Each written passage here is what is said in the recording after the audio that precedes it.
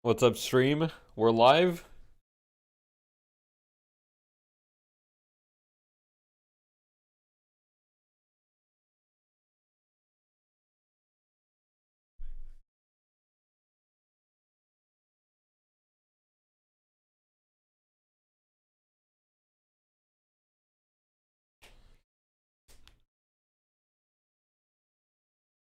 What's up, Matrix? What up, what up? Whoops.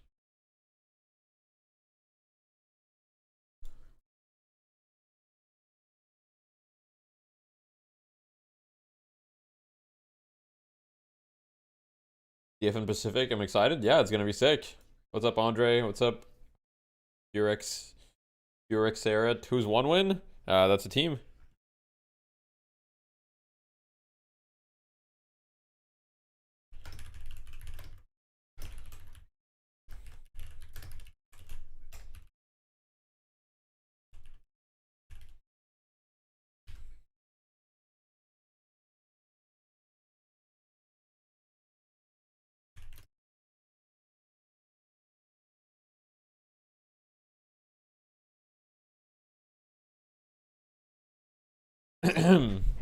Played your first game on Ted Luck in 2 months and had fun. Why did I ever stop?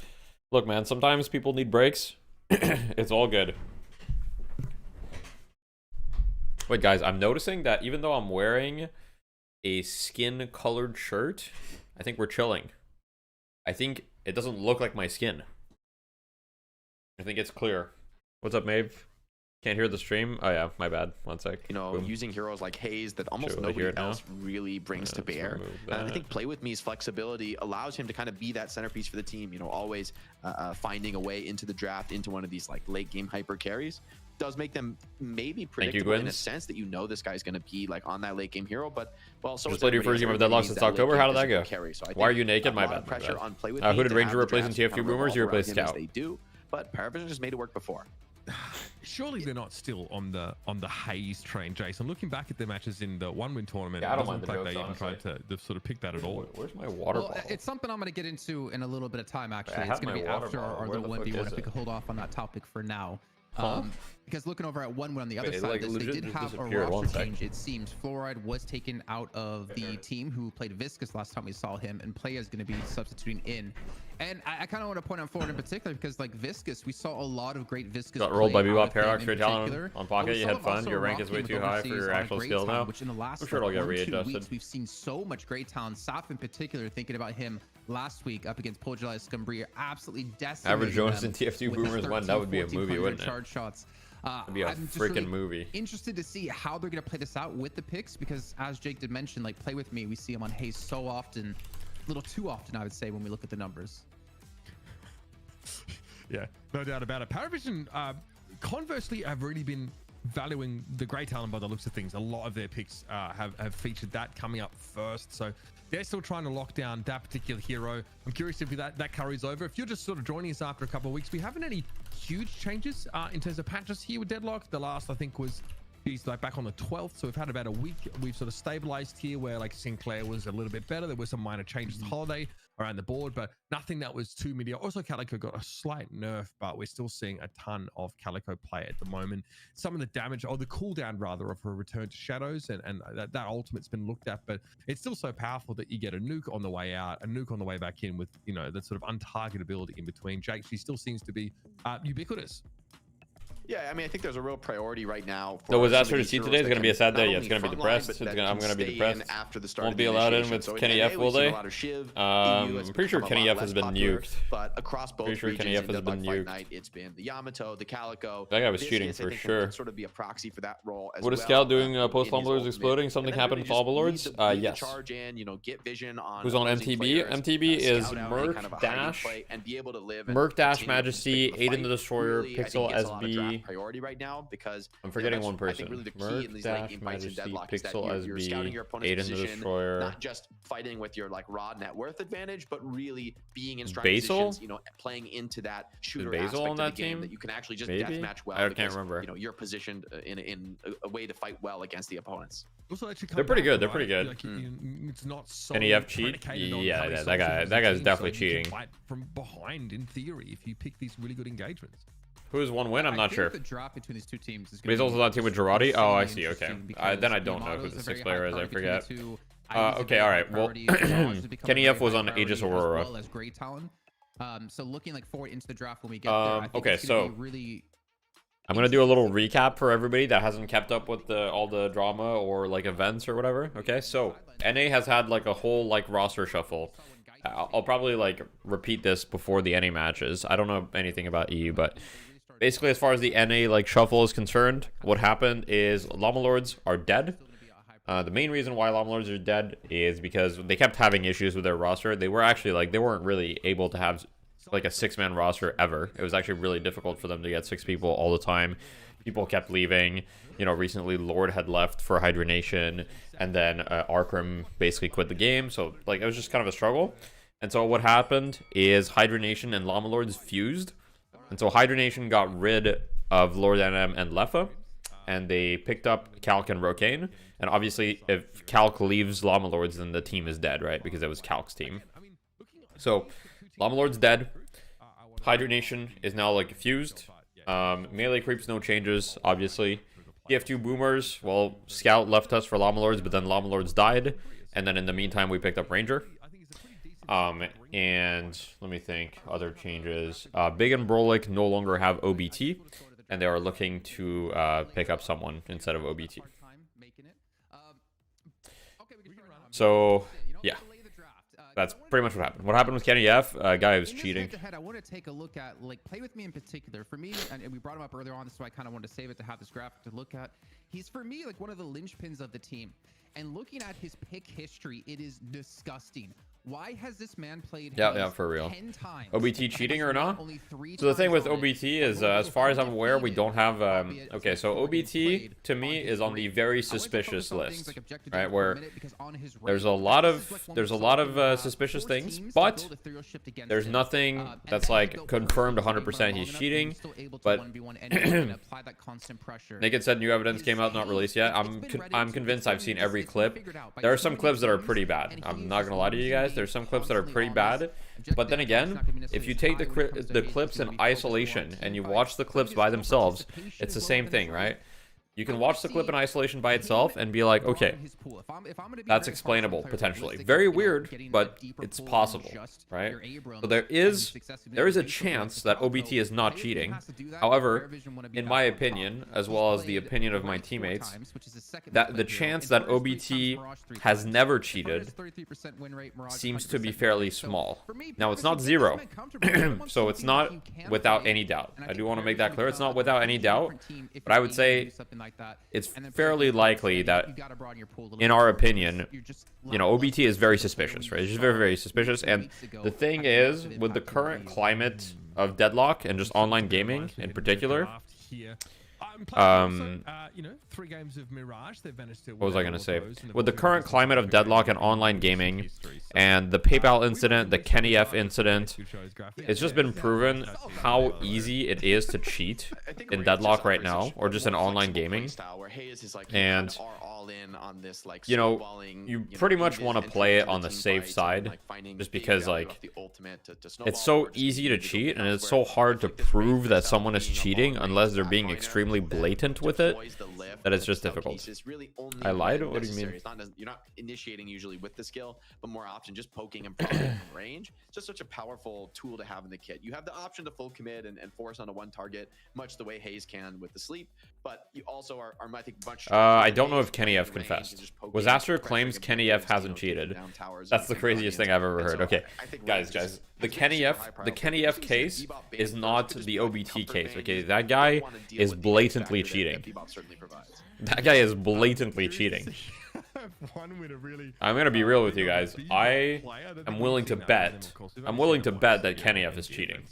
We'll see. Paradox, though, much more of an expected ban. Like, that guy is cheating, bro. On the, like, the haste topic last week, we talked about... The thing is, he's using, like... Shift away from those, okay, so the difference between, like, Kenny F and OBT, right, is that OBT, if he is cheating, is using radar or wall hacks or something like that, right? Kenny F is just straight up aim locking. He's just straight up aim locking, bro. Lefa joined an EU team. Really interesting.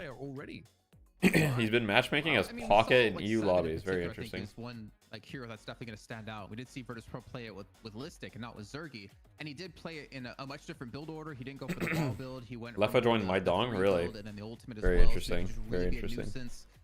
And he had such massive impact. So I think maybe we'll see Seven played a little bit more.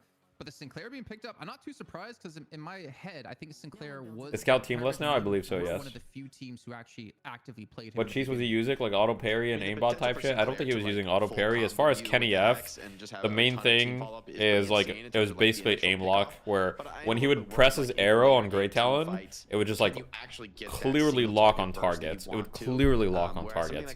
Like you watched it?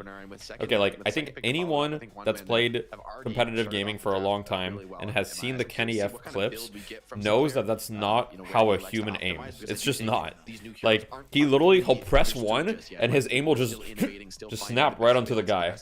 Like the moment he presses one, it makes no sense. It makes no sense. A lot of the people I'm talking to are saying he plays a much better support than he does like a carry when we first. It's like it makes no sense. Like no human actually aims like that. What's weird about him is I know like Ivy is going to be definitely a heavily contested pick between these two. I'm also wondering who's going to be playing. Normally cheats aren't like that anymore. No, I mean there's all sorts of cheats. There's all sorts of cheats. Obviously, like he still misses sometimes. They're so advanced that they don't lock. Yeah, well, I don't know. Maybe he's using cheap cheats or something. Anybody have a Kenny F clip? There's like a whole Google Drive. What's up, Citadel? What is in Paravision's game plan that necessitated the banning of Bebop, or whether it was just a not wanting to deal with it in general? Check the Deadlock Discord server. The community is going insane. What, like, should I check something in particular, like Deadlock chat? Like, what's happening? In some cases, she's been referred. What do you want me to check? Like a budget paradox, but there are some games where she's able to absolutely take them over here. And I'm seeing Lady Geist here pick all the. I'm in general chat right now. I don't see manifesting patch, return to monkey. Picked a little later than in some of their other games. I think it was Task that played Holiday versus Virtus Pro last week, and he just thoughts on one win DMCAing people watching games in game. I mean, it's obviously extremely cringe. Did I see TF2 news? Yeah, great news for TF2. It's actually sick. They released the source code and everything for everyone to use officially. Just on a Tuesday night randomly. The damage amp from his head doesn't work. But yeah, the one win DMCAing people is like super cringe, and it's also like, you know, definitely like overreaching. Like they don't have any right to DMCA people for watching games in game. Let's watch this game in game. Yeah, I'm down. Valve so base for TF2 source code. Yeah, it's awesome. I'm really excited to see what's going to happen if we're going to get like TF2 Classic available to everyone and things like that.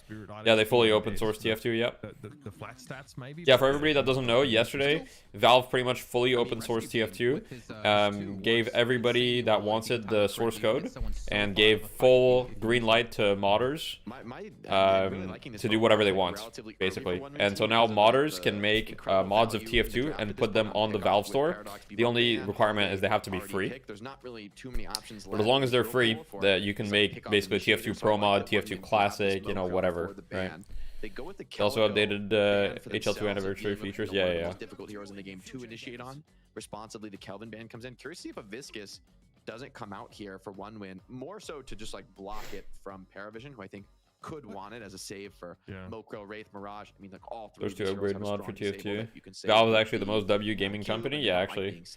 They managed to remove the coconut. I'm not sure. Love when Deathy isn't wearing a search. Thank you, Icy Slush. Now you can make a Deadlock TF2 mod. That's true. You can do whatever you want, really.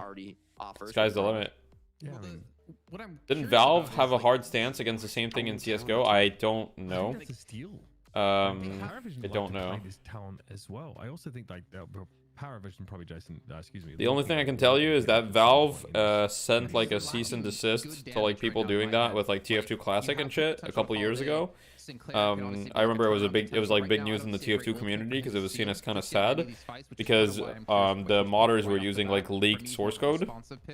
right? A very set plan. But then Valve a couple years later is just like, here's the source code. Now it's no longer leaked, so you can do it properly. You're overloaded on more of like your supporty kind of plays. So they need some like hard front damage in my eyes still. And I'm also surprised to see Yamato get this far into the picks, and obviously with Moen currently on the enemy team, but to see it this late in is something really kind of new this week.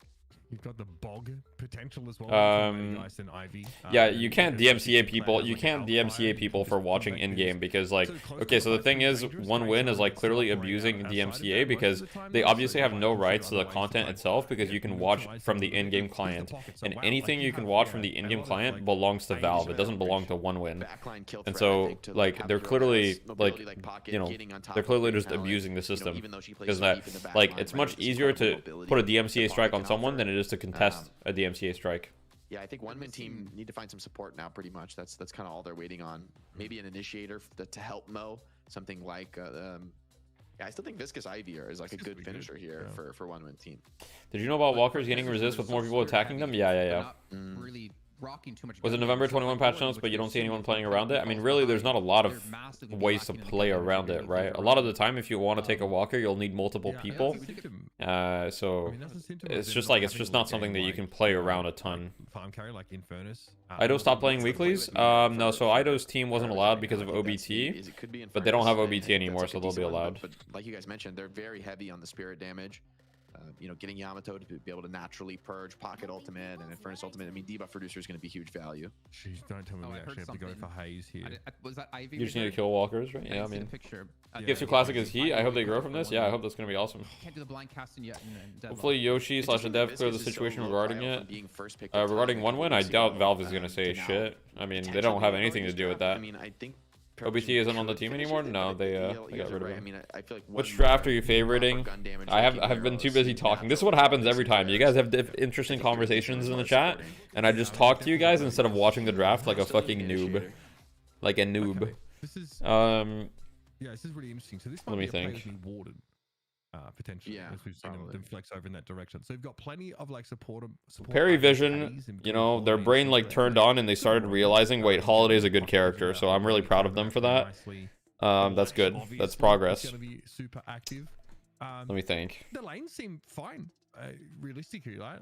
We'll see if like Lash can actually get out. Okay, so one small issue that I see on the side of Perry Vision is I think that they're very, very stacked when it comes to spirit damage.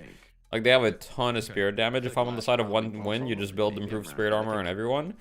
So this needs to be Gun Warden for sure. You can't have Ult Warden, but I know EU prefers Gun Warden, and I know they like Tank Geist, which is kind of some gun damage. But I still feel like debuff remover and spirit armor are gonna have insane value against a team of Perry Vision. So that's one thing where I'm a little bit worried about that.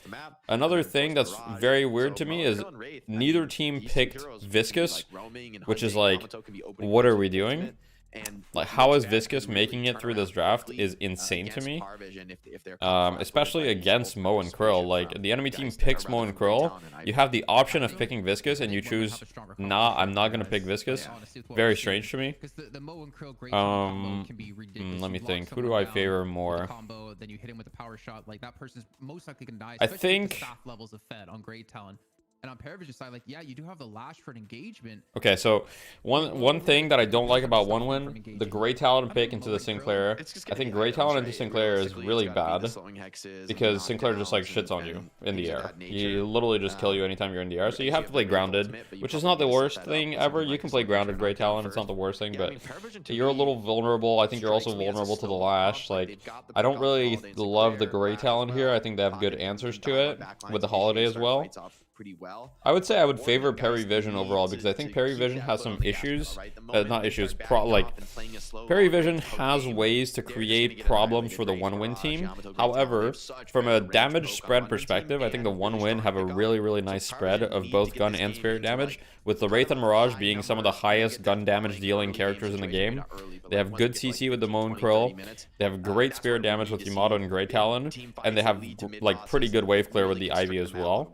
So I don't hate their draft either. They are going to get kind of out of control just off the back of. Are they still doing Mo 1v1s? Yeah. Turning to their advantage with global presence. The outer lanes are going to be really interesting. Like Paravision are going to have like Lash and Holiday moving outward a lot of the time to try and intervene in a lot of those solo lanes. And the Sinclair meta, somewhat yes. He's fairly frequently picked. He's quite strong, I think. Well, as well, moving out, presumably like we have Wraith and like Mirage. And what are the criteria for having a Gun Warden? Does it need to have a good spirit damage and good front line? I mean, it doesn't really need. You don't need any criteria.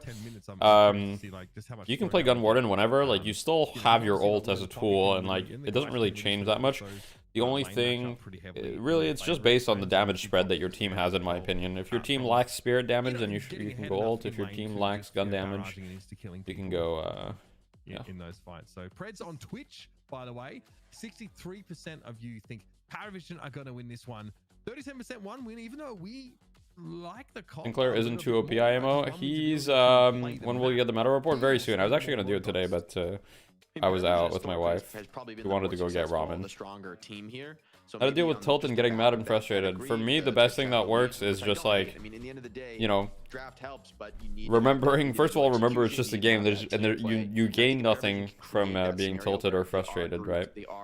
I'm a very pragmatic person. All right, let's watch in game. Let's see. 3-3-1-1-1 360. Okay, that should be the match ID. Of course, we'll be catching up. I'm a very pragmatic person, so to me, just remembering that it doesn't serve any purpose to get upset or to get tilted usually helps. And just like focusing on your own gameplay and thinking about what you could have done better also helps. Of course, getting frustrated is like the normal, and everybody's gonna get frustrated, but you can at least diminish it a little bit.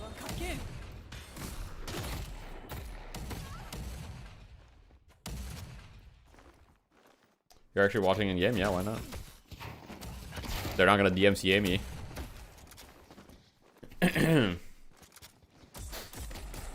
No, you're allowed to watch in game for fight night. I've already I've cleared this with them many times.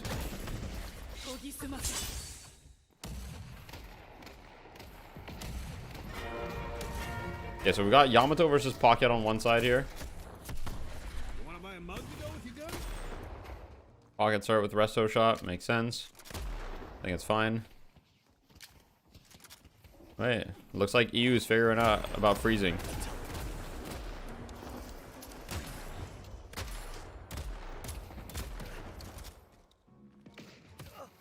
Okay, on the other side, oh, we got Lash solo lane. Wait a second.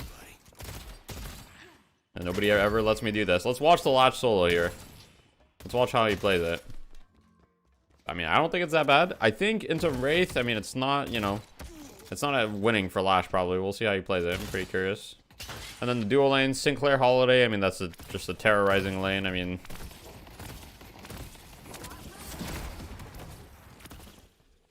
not great usage of the assistant there, but all good. I mean, I guess you can just insta-clear the way with it.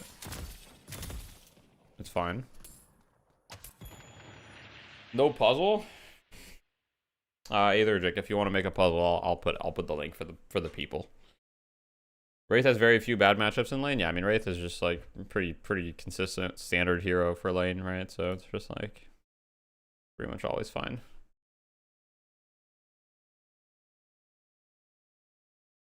If Perivision do solo Lash, then I have permission. No, I still don't have permission from my team. Trust me, they don't want anything to do with it. Sinclair in solo lanes feels so oppressive. I don't know. Well, he's just better in dual lanes, to be honest. But yeah, you can definitely play him solo. You can definitely play him solo.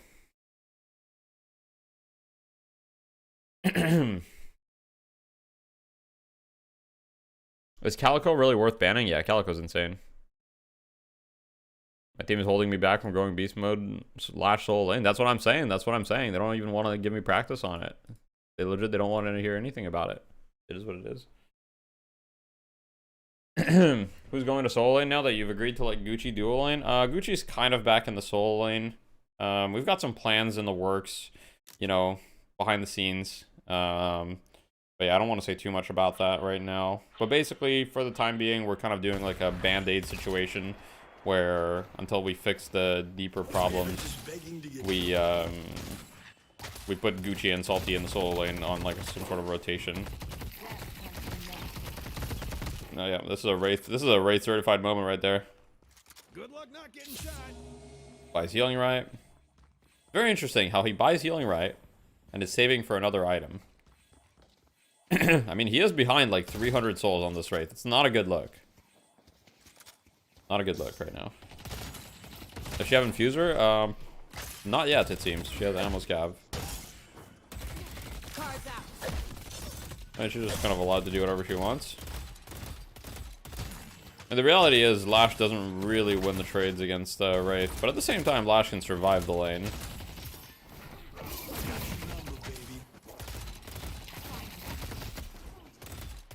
Kind of getting bullied, but I find it very interesting that he's holding to a lot of his money. I'm curious what he wants to buy.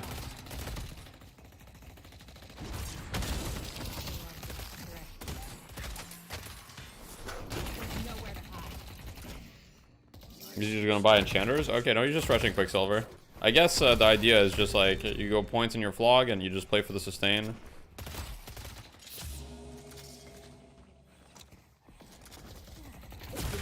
Okay, I mean, this Wraith is being a psycho here. That Wraith just lost her entire health bar for that. That was not worth it whatsoever. There's no way that's a good buy, the Quicksilver. I mean, the idea is basically like, you know, you just get as much damage on your flog because you heal from like the Quicksilver, right? So the extra damage you get from Quicksilver, which is 65, you heal from that on your flog. So you're essentially buying one item to like double your flog's damage. So, and the match, like the cooldown of Quicksilver perfectly matches the cooldown of flog. So I actually don't think it's bad at all. Okay, so it looks like he's swapped lanes, right? The very strong dual lane now rotates over to his tower, and they're going to try to take it. And he just takes over the dead lane, essentially. Takes over the dual lane, farms. Very interesting. Nothing like making someone feel helpless. And now it doesn't matter, because now you have a Lash in the middle of the map anyway. I wonder who they'll keep in the side lanes. I mean, it depends. We'll see. How is Infuser surviving so many patches? It's OP. I don't think Infuser is like that OP, to be honest. I think it's very strong. Let me think. I think it's incredibly strong, but like it has like, you know, clear weaknesses or whatever, in the sense that it's a long cooldown, it uses an active slot, you know. But like, I don't think it's like, holy shit, this item is like so OP that you buy it on every single hero. I mean, technically you can buy it on a lot of heroes that are spirit based, right? But you don't, it's not necessarily like insane.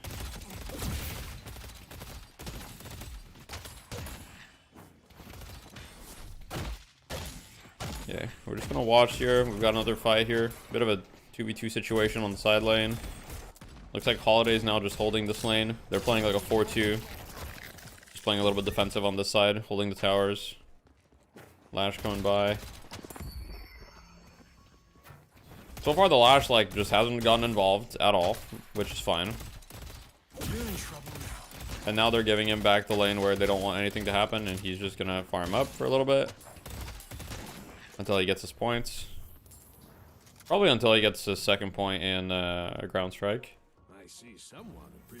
Pretty decent lead for the side of Fairy Vision, but nothing like insanely crazy.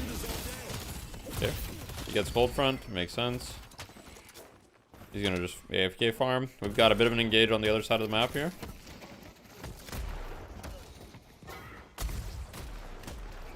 Let's look at the pockets POV here.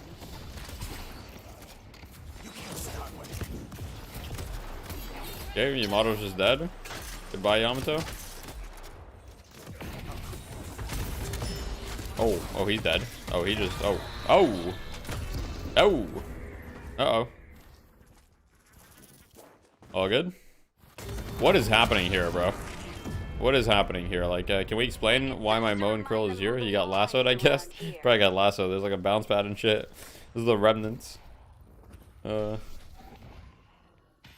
let's look at take a look at the Geist build. So we're going for a suck maxing build. Makes sense. Makes sense.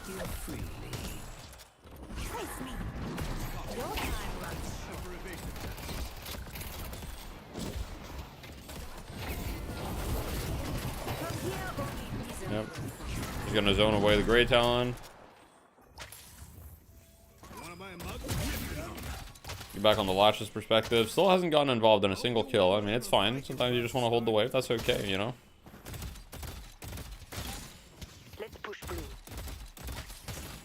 I will say, I think that one part that people are not good at yet is getting the right heroes active at the right time. So from what I've seen from Perry Vision, right, my understanding of their game plan as a team is that Saf is usually going to play a side laner in like a greedy way, in the sense that he usually plays side laners in a way where he farms like a decent amount, right? Now, I'm not saying this is necessarily a bad thing. One interesting thing is that he put 1 point in ground strike, but he didn't put any further points. This is usually very rare. Like, either you're going to put 2 points in ground strike, or you're going to put 0 points in ground strike and go for the flog max right away. So that is one interesting part about his build here.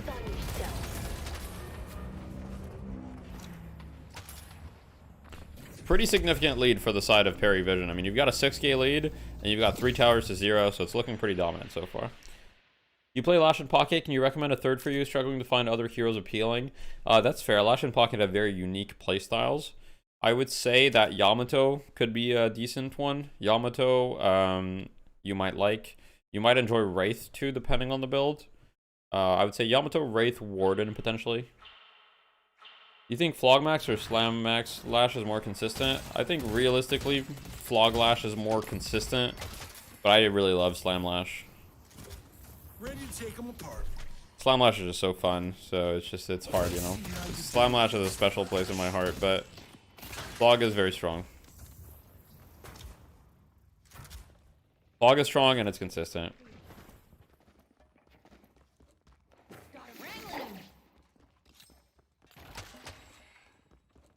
Who's in Fight Night tonight? In the NA, we have MTB, which is Merc's team, versus Hydra Nation, and then in the finals, it's against Melee Creeps, who won last week. And then in EU, it's Perry Vision versus One Win, and then in the finals, you've got VP.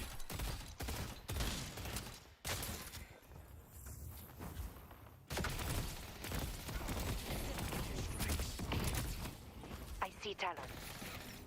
So it looks like here, Lash is going to get his tower pressured. Curious to see how we'll be responding to this.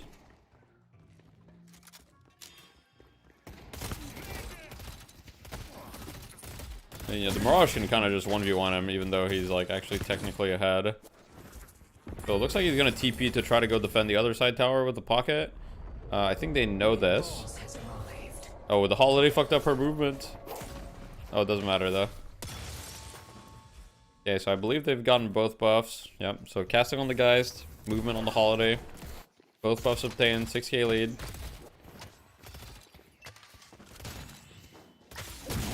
So this is a support Sinclair, which I believe is the correct way to play it. That's why when we've drafted it recently, a lot of the time I just kind of give it to Fickle. I don't really think that this hero is like a super like scaling core hero. I think this hero gets a lot of value even without a ton of net worth. Is it troll to go Infuser as your healing item? Not necessarily, no. As your only healing item, late game, like definitely. But early on, you can kind of have it. Nice Lash ult. That guy still lives, unfortunately. But they should be able to get this Walker, honestly. Or not, they're gonna back up here, it looks like. But they're just backing up. Sinclair's getting chased. It looks like it's gonna be okay. I think he wants to go back in here. No, he doesn't. He's just looking for some denies. I mean, at this point, if you're the side of Perry Vision, all you have to do is just not throw, right? You've got a very considerable lead. You're up 7k at 11 minutes, which is pretty significant. All you have to do here is just, like, stay ahead. Not give the enemy team easy kills. All right, the enemy team is going to get a decent amount of just comeback gold if they get kills and stuff.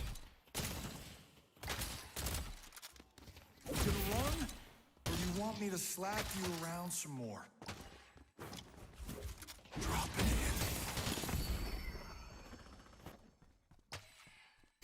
So the Sinclair, he's got DB, Spirit Strike, Cold Front. What's very interesting here is that with no slowing hex on the Sinclair here against Mirage, against Wraith, I feel like this is a pretty good slowing hex game. He may opt to get knockdown considering that he's against Grey Talon as well. Grey Talon and Moan Krill, so we'll see. So he's gonna use his assistant to push the wave and then back up to the assistant, right? This is a very consistent way to use the assistant. If they have slowing hexes, you can't do this. Enemy team has 0 slowing hexes. How do you stay ahead without doing risky plays?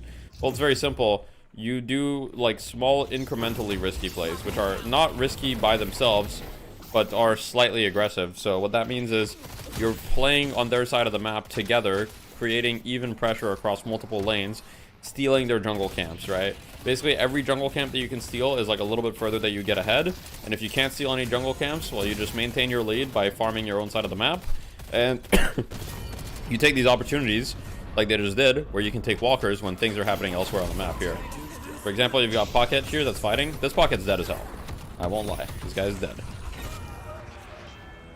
So that's not ideal, but they did get a walker, right? So this guy might die as well, or she might live. Yeah, she's dead as hell. Oh wait, she's alive. Oh my god. That's crazy. What's up, Gil?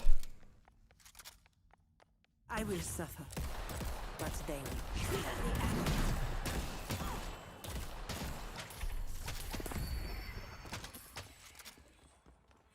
I mean, the Slash still has literally 0 KP, which is kind of funny. He has 0 KP. What's he gonna buy with 3.5k? Majestic Leap, okay. Interesting. Okay, so this is one difference between EU lashes and NA lashes, I guess, is in NA, you would never see a lash get Majestic Leap in this situation. The main reason for this is because lashes only go Majestic Leap when they have max ground strike, generally speaking. Not always, but generally speaking. So, yeah.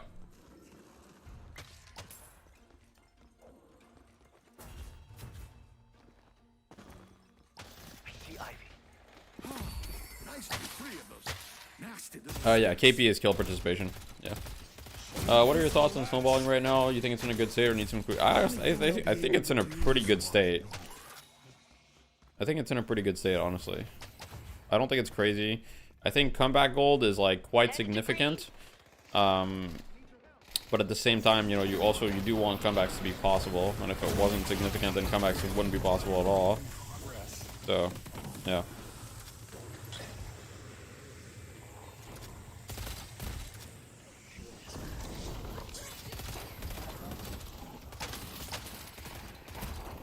So they're just pressuring here. The Slash is not really doing anything crazy. Just being very disciplined, right? Keeping the waves pushed. He's gonna want to on the Yamato. Yamato gets her ult forced.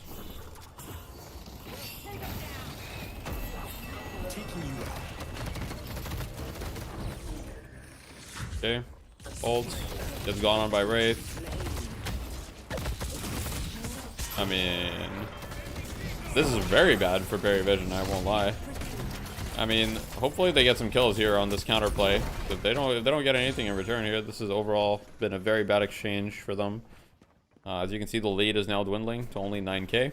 And now Zandia gets the urn and they get the pity urn. And all of a sudden, if you turn in this urn, the lead that was once a very significant lead is now pretty much nothing. So let's keep our eyes on the urn here, because if they turn in this urn, it's quite bad for the side of Parry Vision.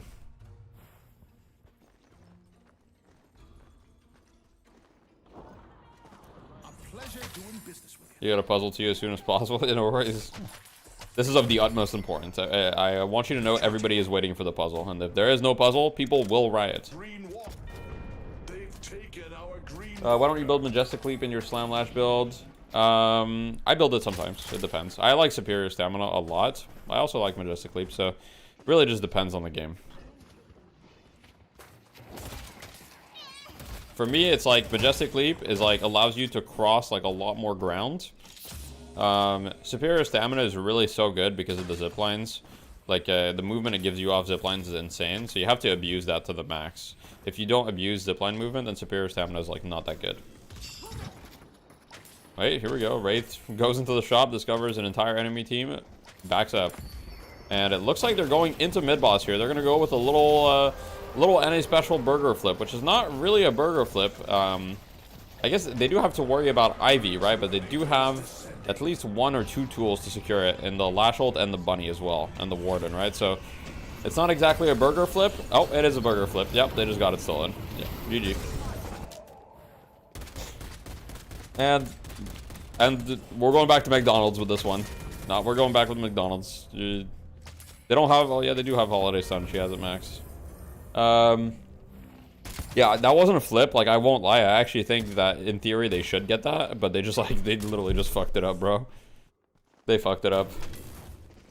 It's over. Russian Gamba everywhere, true. Allow me to open your third eye. Yeah, I mean, that's probably why they called it. I mean, they also have other tools, right? Like, they had the Lash ult, right? Like, they had Lash ult and they have the Bunny.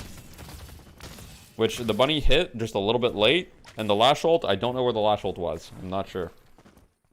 Like, I feel like there's no reason not to throw the Lash ult at it. There's really no reason not to. Okay, so the Slash is transitioning into ult build, which is why he went leave.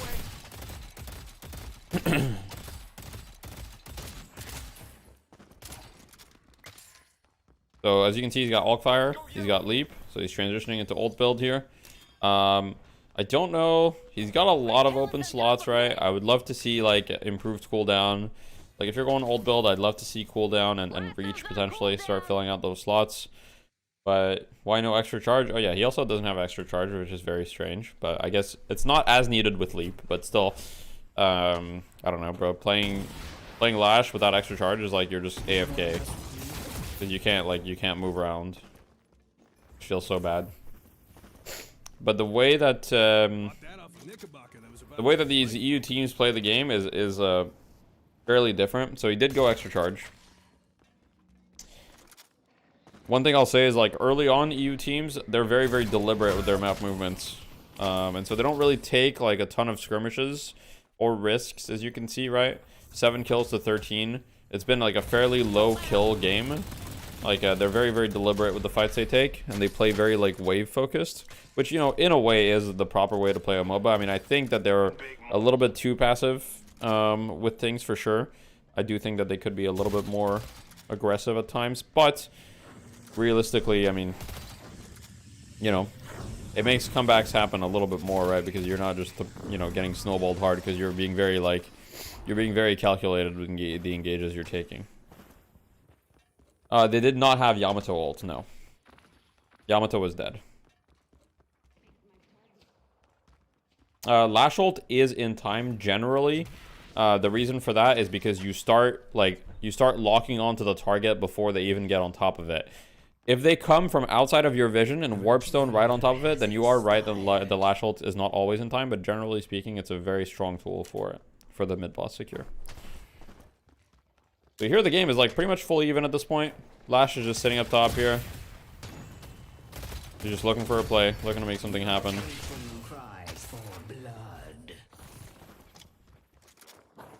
Can't wait for a proper land to see regional playstyles play against each other on even ground. Yeah, it's gonna be sick. I can't wait either.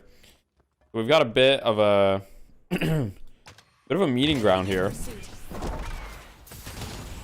Holiday clears the side wave here.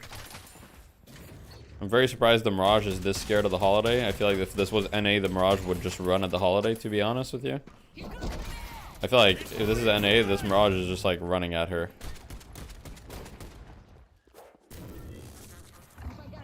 Which I guess he does do eventually. Like, why are we... I mean, to me, the ability usage here just like makes no sense from the Mirage. Like, that was just terrible. I won't lie. Like, no cap. That was just very, very strange ability usage. Extremely strange. I don't know why he tornadoed. I think he tornadoed because he was thinking that she was gonna lasso, which I guess I can respect, but like I don't know, bro.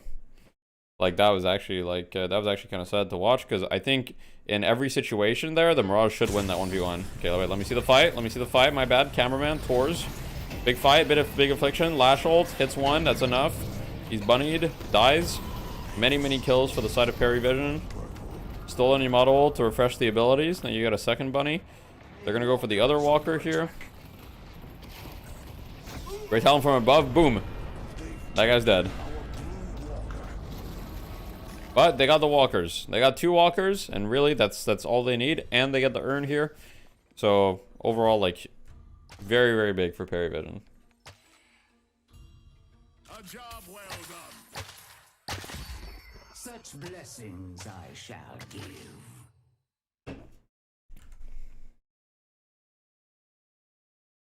They even made a custom URL and shit. Alright, one sec. Let's check out this puzzle. Oh, here we go. Alright, guys. Puzzle just dropped. Any word on organizations getting involved with any teams? Is it far too early? I haven't received any word, personally. I think it's a little bit early still, especially in NA. We don't really have a lot of tournaments. Like in EU, they have a lot more tournaments than we do. We don't really have a lot of tournaments in NA right now. There's really nothing to play for other than Fight Night. I mean, there's some very, very small tournaments here and there that are going to be like $100 or whatever. And, you know, much respect to those tournaments, right? Those tournaments are the heart and soul of the scene to an extent, but at the same time, they're not really a huge reason to play because, you know, it's like $100. Nobody really cares that much. People still play for the love of it. What hero archetypes are missing in Deadlock that you like in Dota? I mean, I think one thing that I dislike about hero archetypes in Deadlock is that it feels like a lot of characters do everything. So I'd like to see more like niche characters that are really good at something, but like clearly lack other features, right? That's kind of why I like Magician. I think Magician is very good at what he does, but also is clearly lacking in other ways. So, a Chen-like character. That's funny. That was mentioned in pre-gun buff. Yeah, the gun buff is definitely... I don't love it. It does make the character feel a lot better to play, so I get what they were going for. But yeah. Alright, so they're going to go for another mid-boss here. I mean, this one, surely they should have it, right? And they still have Holiday. I mean, they still have everything they had, and the map is looking really good. It looks like they're just going to run at the Mo here. I don't even know why this Mo is here, to be honest. I mean, I guess he pushed the wave, but like, it literally doesn't matter. They're going to lose 1 walker for this mid-boss, which is not the end of the world. But the enemy team makes the read that they're going for mid-boss, right? Oh, this is unfortunate from the Wraith's perspective. The Wraith now has to run. They're not going to contest it. Do the Wraith skill build, nothing's really special. Itemization, nothing really out in the ordinary. I mean, remover, E-shift, all great items against the enemy team. Maybe a bit of an engagement around the urn pickup here. So they did get mid-boss, but I will say, on the side of 1 win, they did like get some objectives, which allowed them to close the soul gap a little bit. However, this urn should be pretty much free, so we're still going to see like at least 15k gap.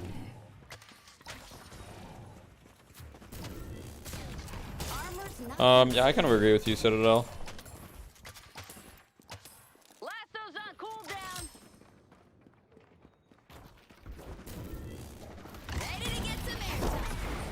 I think Calico isn't nearly as blatant as she was. Yo, thanks for the prime, Brigai. Thanks for the 2 months. Appreciate it, man. EU really prioritizes Sharpshooter on Wraith, and I don't think it's worth. I think Sharpshooter is really good. Why do you not think it's worth? I mean, it's not just EU that prioritizes this. This build is very common in NA as well. This is a like very common NA build, Wraith build. Why are your notifications off? What do you mean? Did you guys not hear it? I heard it. The sounds are off? Let me see. That's weird. I heard the sound. That was weird. Can we see the Holiday build? Yeah, sure. It looks like this Wraith is mega dead here. This is the Holiday build, bottom left of the screen. Wait, the Wraith actually lived. Oh no, she's dead. Wait, Warden's 1 HP. Let's watch this from bird's eye view. Lash, very hurt. A lot of bad health on the side of Perivision here.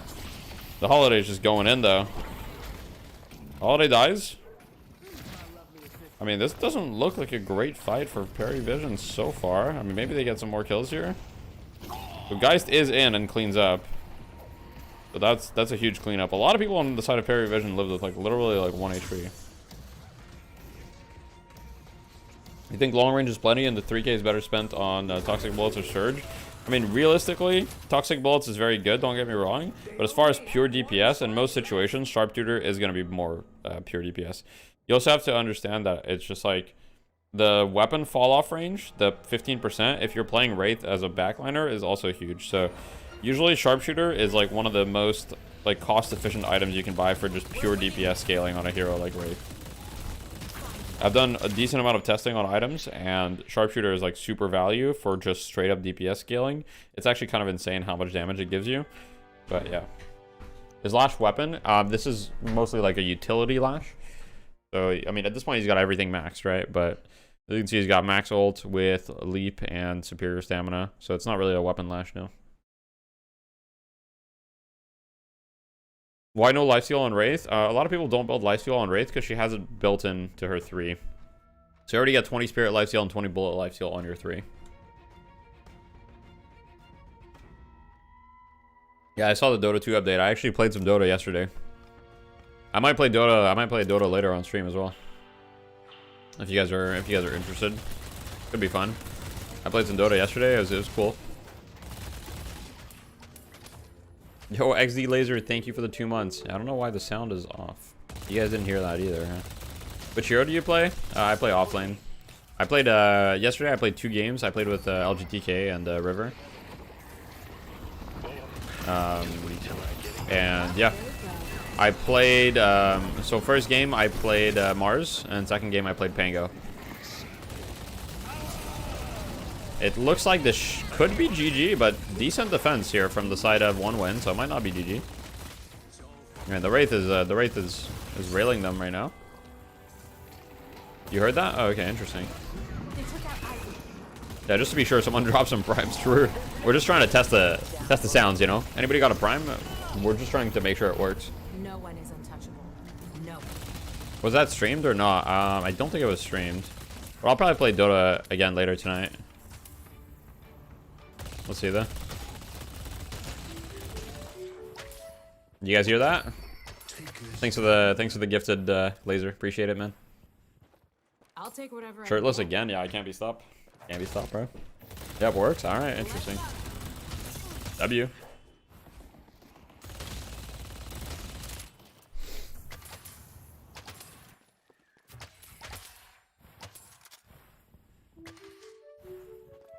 Good evening. Yo, what's up, Cartoon?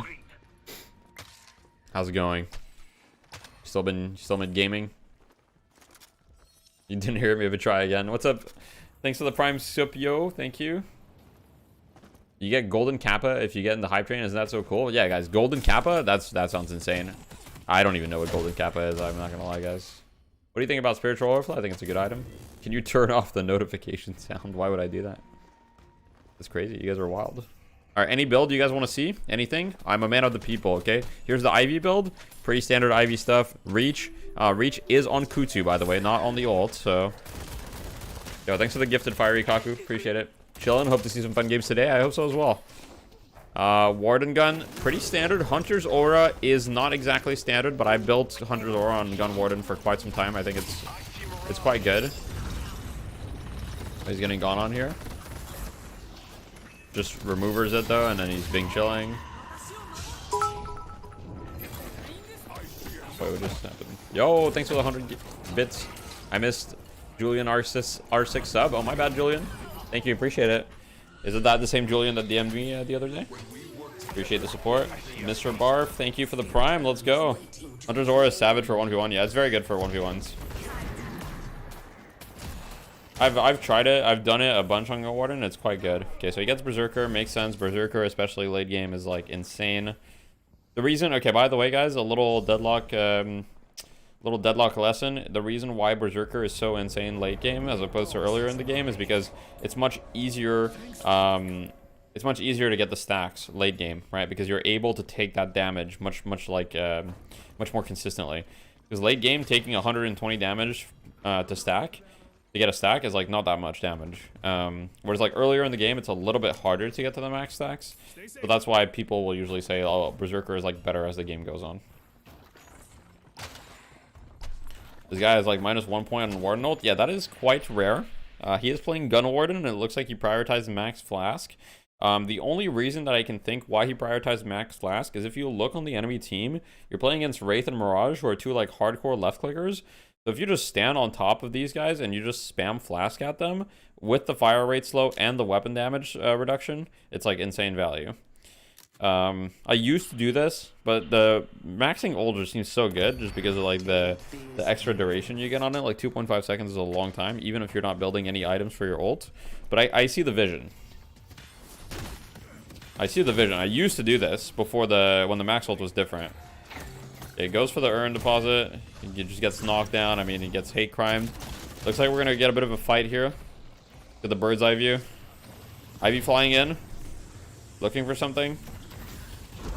Mirage steps on top of the urn. Tries to get it. He does get it. He does get it. Wait, the Moon Curl grab. Lash ult. You get a kill. Yamato ults. Moon Curl dies. Yamato dies. Huge lash ult. I mean, it's just like a dream. It's just a dream position to play Lash in. It looks like most of them might be able to escape, but the Ivy is doomed for sure. I think everybody else should be okay, though. The Ivy's going to buy some time. The base is down, though, so 3 picks should be enough to just simply end the game, I believe.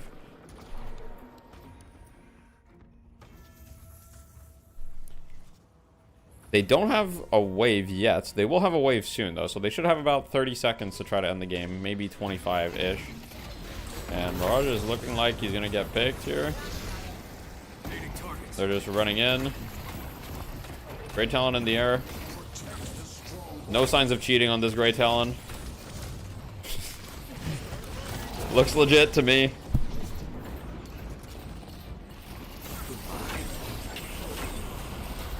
And it's GG. Damn. GG. Congratulations to Perry Vision. Moving on.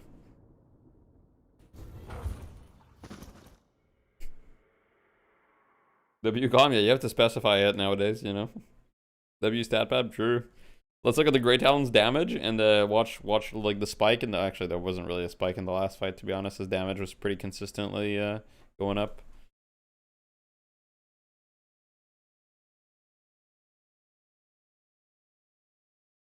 Phantom Strike Pocket was insane because it did like 650 damage. I mean, you don't ever really get Phantom Strike for the damage, right? You never get this item for the damage. Well, nowadays. You used to get this item for the damage when the damage was like way crazier and also scaled better. Oh, you mean before? Right, yeah. I see what you mean. Yeah. I mean, it gives you like, it still gives you a disarm for 3 seconds. That's kind of insane. Wraithcraft, so what do you want to see for the Wraith? The damage? I mean, the Wraith had decent damage, and then boom. All of her damage was here.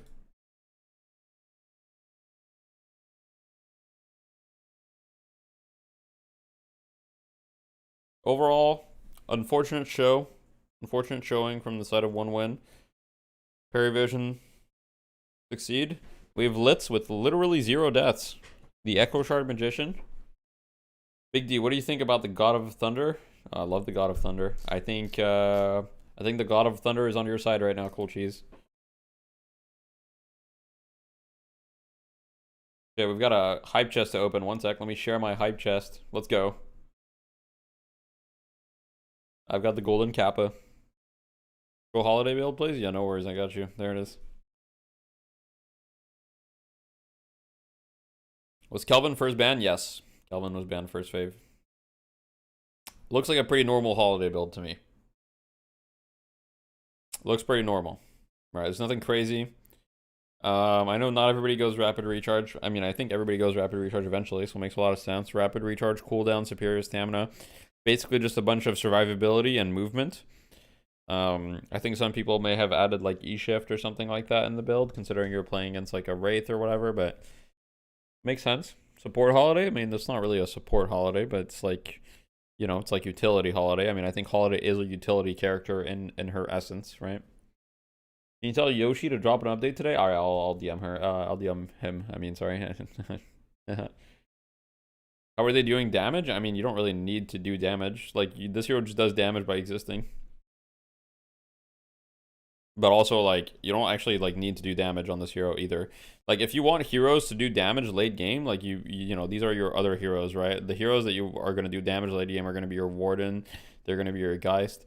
I mean, you can also see this, right? If you look, generally speaking, at the graphs, like, the heroes that are supposed to be doing damage late game are going to have, like, bigger spikes in their damage later on. But, yeah.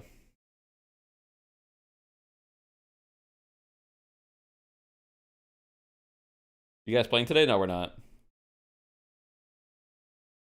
We are not.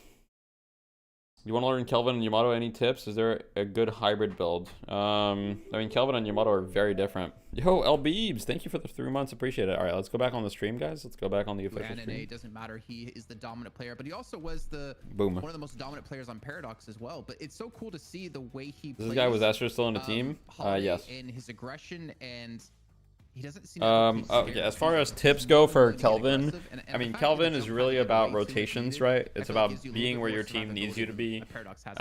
So I would say, like, pay a lot of attention to the minimap. I mean, that's the game in general, but especially so in support heroes like Kelvin.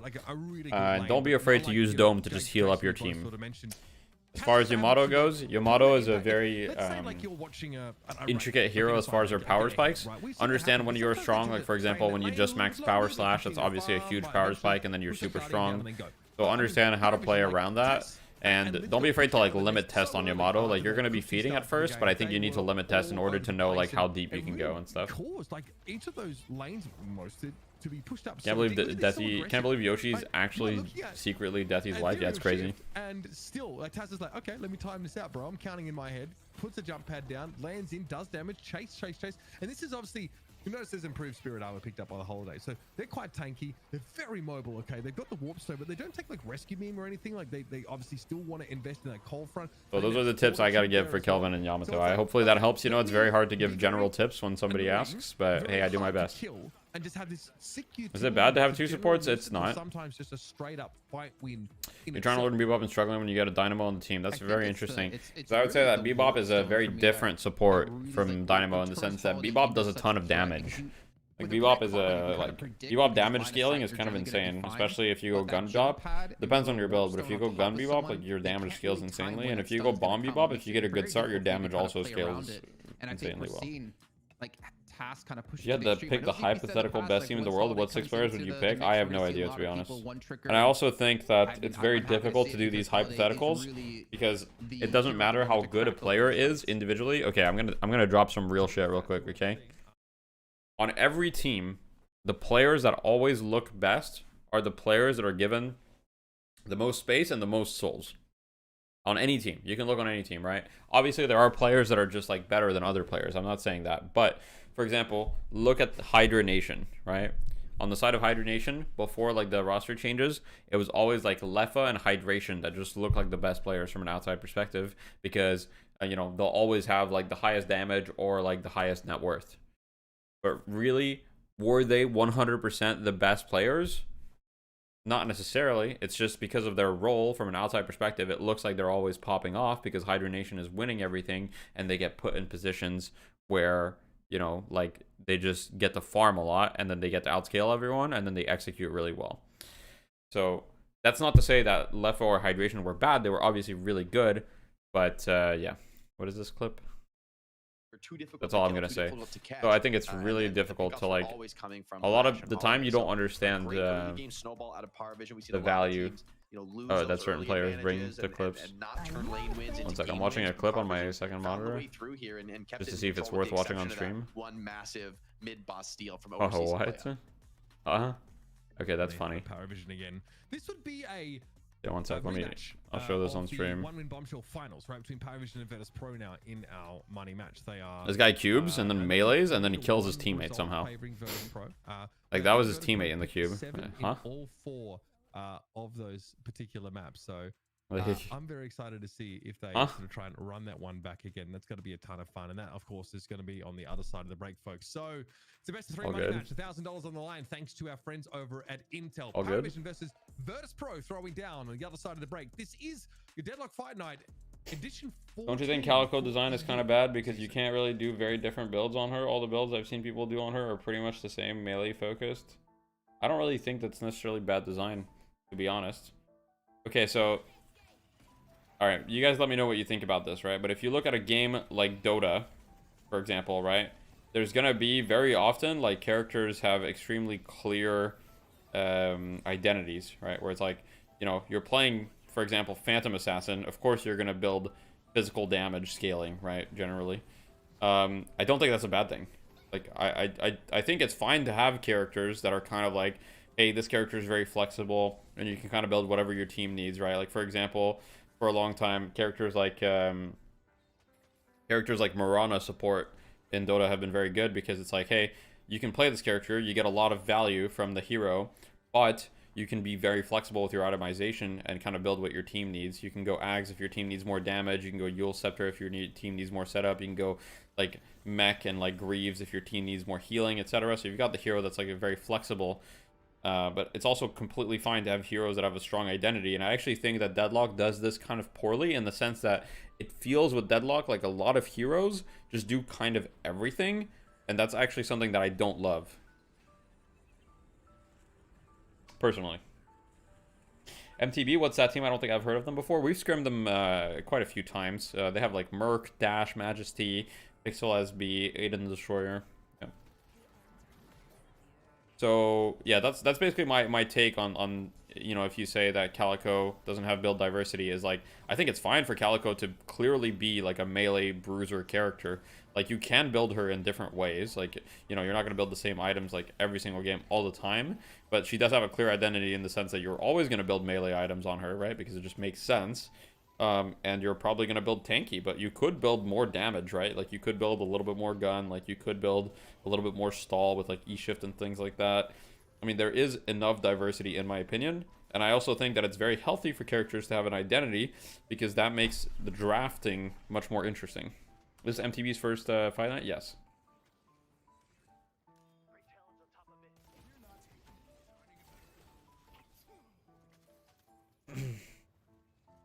You think a bigger roster helps facilitate that? Yeah, 100%. I think if you have a bigger roster, then not every hero needs to do everything because it's just like, you know, you can have much more like specialized heroes in a bigger roster. W watch time. Do you have any scouting info on that Boston Tea Party team for Sunday? That's your team, isn't it? That's the joke. Or it's gonna be a movie. I think the limited item choices kind of forces them to make each character at least a bit well-rounded. I don't know if that's true, to be honest, because like characters like Sinclair and characters like Calico and characters like that are just fine, even with the limited items.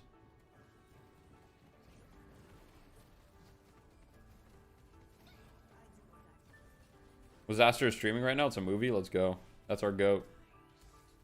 You hope we play TF2 Boomers? Yeah, hopefully.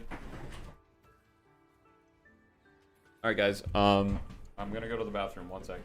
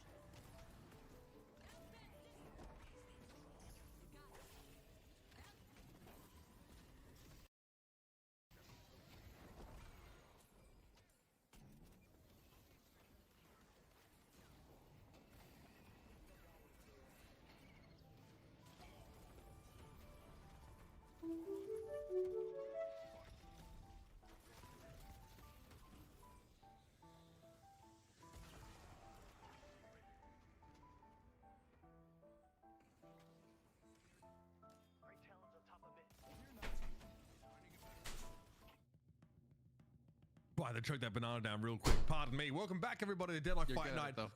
Episode 14, you know I can throw them back, baby. For Europe, presented by our friends over at Intel.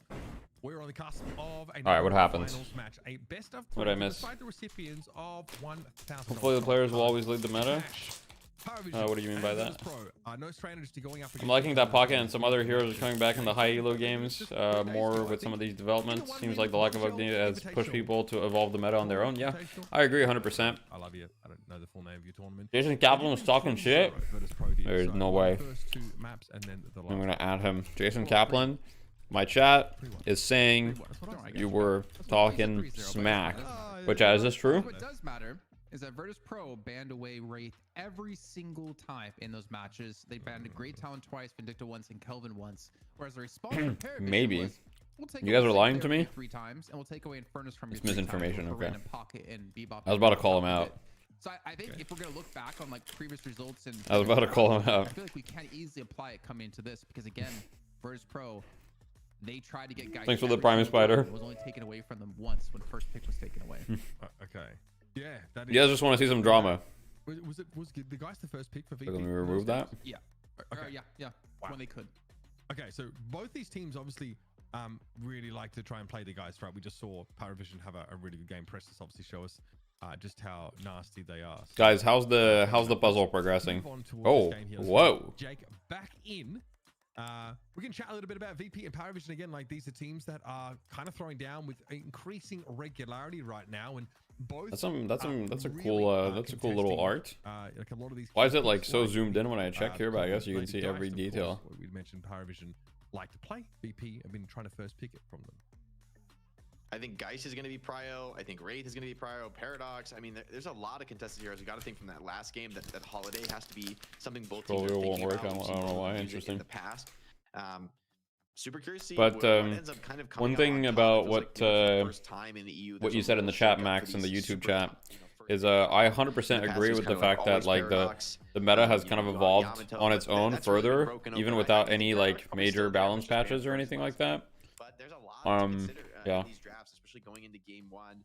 I don't know that anybody has the perfect read on like what's the highest prio. Nice Citadel, that's good.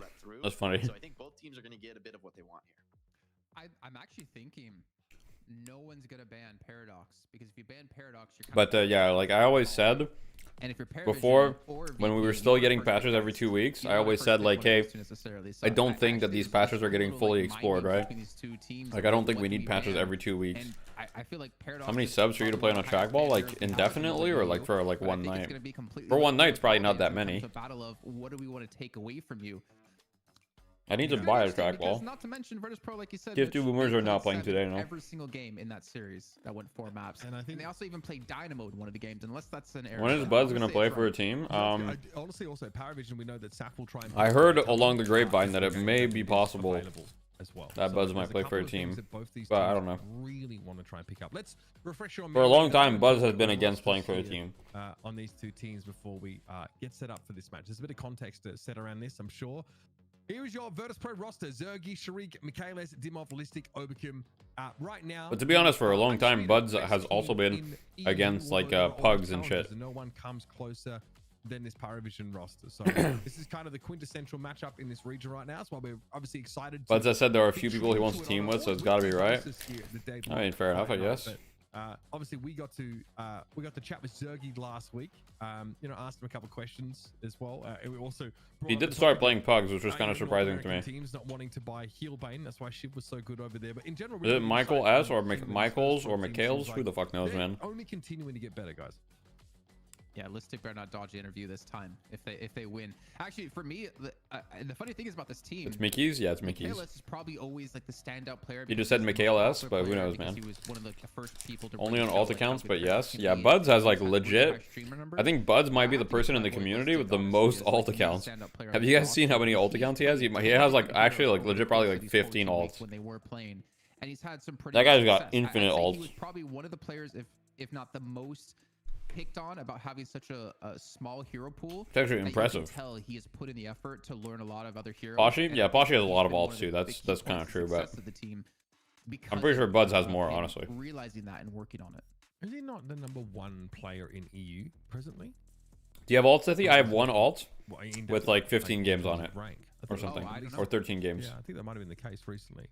Someone in chat I'm sure can confirm or deny that. Let's move on and talk about their opponents. Half the Steam chart is Buzz and Poshy's alts. That's funny. Play with me, Saf, True. Taz, Litz, and together. These guys Zergy, Michaels, and Listic as a demon trio. True. Is always orbiting around the idea of what play with me is. Where you troll innocent people with Death Eating Mirage. I have done that, yes. That's true. A game that felt like it really rose or fell on what they were able to do. Who's smurfing? I agree. I'm not a fan of smurfing. I agree, 100%. Just how much raw farm they had. They have like multiple Grey Talon operating. I will say, I probably shouldn't have any games on an alt account. I do agree. Or even a holiday like Taz is going to be hugely. What's the point of an alt in an unreleased game? They have a slightly different support hero. I mean, I think people make alts to either try new stuff that they don't feel confident doing on their main account, or because like they just feel like they're waiting too long, or they feel like matchmaking is unfair for them. It's usually one of those three reasons, which all have, you know, variable degrees of validity. Most people's alts are Eternus anyway? Yeah, but they're like fake Eternus. They're like fake Eternus. Because I mean, I think this is a team that has really carved out an identity for themselves as they are fake Eternus because the variability in your rank is very high when you have few games. So the matchmaker doesn't actually like consider you Eternus 6, it just says you're Eternus 6.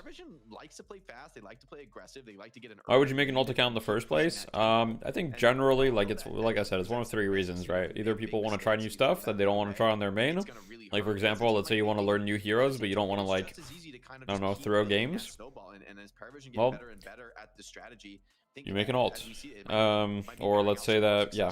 I think I think that's the most valid reason to have an alt is like to learn new stuff that you want to experiment with, but you don't want to like throw the games on your main or whatever. That's the most valid reason. I think the least valid reason is like 2 times. And the other thing is also people also make alts like 3 stack or 4 stack or whatever, which is also pretty bad. But Paravision or the sword to buff and or to Virtus Pro shield, because I think this exactly describes how they kind of play. Paravision, whether they were Pojaliar, Scumbria, or DMS. You just like queuing on other accounts, just a weird thing I've always done. No, that is a weird thing. Against them to look for that victory, whereas you know buff enjoyers then they just kind of sat back and played the macro game. By the way, for people anyone know if it's true if there's rank decay? I don't think there's significant rank decay. Isn't there different elos for different characters? Not by much. I'll still be considered like high Eternus on any character, even if I've never played them before. History about what play against bots, honestly, better than smurfing against alchemists. I mean, there's a difference between smurfing against alchemists and also playing against bots, right? Like there's levels to it. Like if for example, if I'm to make a smurf, I'm gonna get to like ascendant games very quickly, right? I'm not gonna be smurfing on like alchemists for a long time. And bots are horrible. Like bots are legit horrible. You get Oracle lobbies on Red Arrow characters? Interesting. I literally like, it doesn't matter what character I played, and it doesn't matter how Red Arrow they are, my lobbies are the same. It's kind of following suit. Even on double Red Arrows. But yeah, I would agree with like Jake. Like I was feeling sick after tuning to your stream. I'm still sick, but less bored. Let's go. Letting things through to specifically snipe some stuff up. So to me, this is a Geist pick for Paravision. Do an impression of Michaels saying he needs to get milk from the store. All right. Let me let me lock in for this. One sec. I just need to play like a clip of Michaels to get into the mood. One sec, guys. But by banning Sinclair first, one sec. I need to like. I just need to like remind myself. Okay, one sec. I just need to remind myself. Michaels deadlock. Okay, wait. Okay, wait. Here we go. I'm against Pocket Infernus / Paradox. Okay. Okay, wait. I need to let it cook a little bit. I need to hear a little more. I need to hear a little bit more. Okay, so the voice is it's low, and he kind of like slurs his words a little bit, right? Okay, now let's think which situation. Now I need to think about. I need to enter his mind. Okay, I need to enter his mind. Which situation is he getting milk in? Let's think about that. When is he getting milk? Let me think. He's getting milk. It's probably 11 p.m. He just finished a long day of queuing deadlock and scrimming, right? And he just won another tournament, right? It's not a big deal. It's just another one. And now he needs to go get milk. Mirage here. Okay, so together. So am I guess I need to do the impression at the store now. Like I'm at the store. I don't speak Finnish, so it's gonna have to be accused until 2 a.m. Okay, so it's 2 a.m. Surely there's a store open still that sells some milk, right? So let's say 2 a.m. at the store. He needs to buy milk. He would probably be the type at the register to just say almost nothing. So he'd probably just walk up, just put the milk there, and then the guy would be like, "Oh, that's gonna be like $4 or whatever," and he'll be like, "I pay by credit." And then the guy would be like, "Okay," and then be like, "We'll just take the second option, and we'll bye. prioritize Mirage for his, unique global presence that no one else in I the don't know. entire pool really." I don't know, bro. He doesn't talk much. I feel like he wouldn't say anything. I think like that impact until like a fight is over, and then you can see the damage of a Mirage play with the. We would say card in Europe, bro. Oh my bad. Oh, fuck, dude. Kelvin gonna be locked in here for Paravision, of course. This is obviously a pretty heavily. I legit think you spoke too much. My bad. That's true. Yeah, he's right. No, that's true. They're taken out the game or brought in via. Actually true. Pretty solid look here for Paravision, and that means that Virtus Pro can like say this holiday pick until later. He said, "Bye." It's too much speaking. You think he would just leave? He was like, "Pay my card," and then he just leaves. I think you might need to grab it. I think Paravision probably should. Does he pay attention to draft challenge impossible? Oh yeah, okay. The draft. Let's talk about the draft now. Sinclair banned, not surprising. Pocket banned, that is surprising. We don't really, nobody's banning Pocket in NA, to be honest. But it makes sense if you are gonna pray picking Kelvin. Hello, I am old man with old man eyes. The chat overlay in stream is a little small. Yeah, I don't know if I can make it really bigger, to be honest with you. Sorry. Maybe that's what Paravision want to take off the field. Or Grey Talon as well. He'll go like 5 minutes on stream without talking, and then he'll go ouch because he got Talon arrowed. Because Listic currently doesn't have a hero picked at the moment, at least a typical hero he would play. But then again, yeah, we have Calico available. That's just every Finnish person. I think when I was in Finland, all I gave was a nod for the cashier. Really, that's crazy. These two teams, this is such a curious the way this draft has panned out. Obviously, like Spencer, thanks for the 5. Deathy, you are a genius method actor. I was captivated by your brilliant performance. You should tap into that next time your team needs a paradox. I'll make sure to do that. Thank you, I appreciate that. What's Zergy gonna play? I like to compare myself to Christian Bale. You guys know Christian Bale? That's basically me. My favorite Michaels moment was when he was muted for a whole game and no one even asked him if he's muted or just not talking. That's funny, bro. How are you, Batman? I'm Batman. 40k plus souls to then start to show up in these fights. I do like the 3 into 4 build on 7. Like that's pretty good, right? Farm with your 3rd skill, that chain. That's pretty good. Come on. Creep camps, and then the ultimate is low key kind of crazy in some of these late game team fights, right? When you get the full stack ultimate with like a bunch of infused items on it. How much the cast and Batman voice, bro? I don't think my voice could handle it. If the enemy team is committed. Lady Geist, Mirage, Holiday 7. Okay, very interesting. I mean, you do kind of need. Virtus Pro is like, don't pick 7 challenge, impossible. We're doing some videotapes. Let's see Paul Allen's card. Yeah, I need like a card to do that, Do I have anything that like even remotely resembles a card? Let's see. Some fights, but it's just a fun little adjustment. And now, obviously, for those that may have played in a while, Stormcloud expands way more quickly than I've got like a clip. Like really dodgeable, just slowly billowed out. I've got like a clip right here. That could be like a card. You've got to be ready for that, for sure. Warden here going to get picked up for Paravision, so... again, Bro's already got the slick back hair. True. That's true. Yeah, I would say. I don't remember what the dialogue is in the scene. I think it goes like, let's see Paul Allen's card. And then he goes like, impressive. Very nice. As he's like, he's the guy shaking and he's like, oh my god, it even has a watermark. Or whatever. You don't really give away who's going to be playing the 7 necessarily. Is he a Zillennial? I thought that he was more Zoomer than Millennial. Okay, in age, technically I'm a Zoomer, but I grew up with an older sister and an older brother, so I would say that culturally I am fairly Millennial. Good response to something like. How about a Leffa Raging Impression? Ooh, that's a good one. Leffa Raging Impression. Let me think about this. Kelvin from Old Ding. I mean, there's a lot of these skills that Paravision really need to get off, and so Repeer.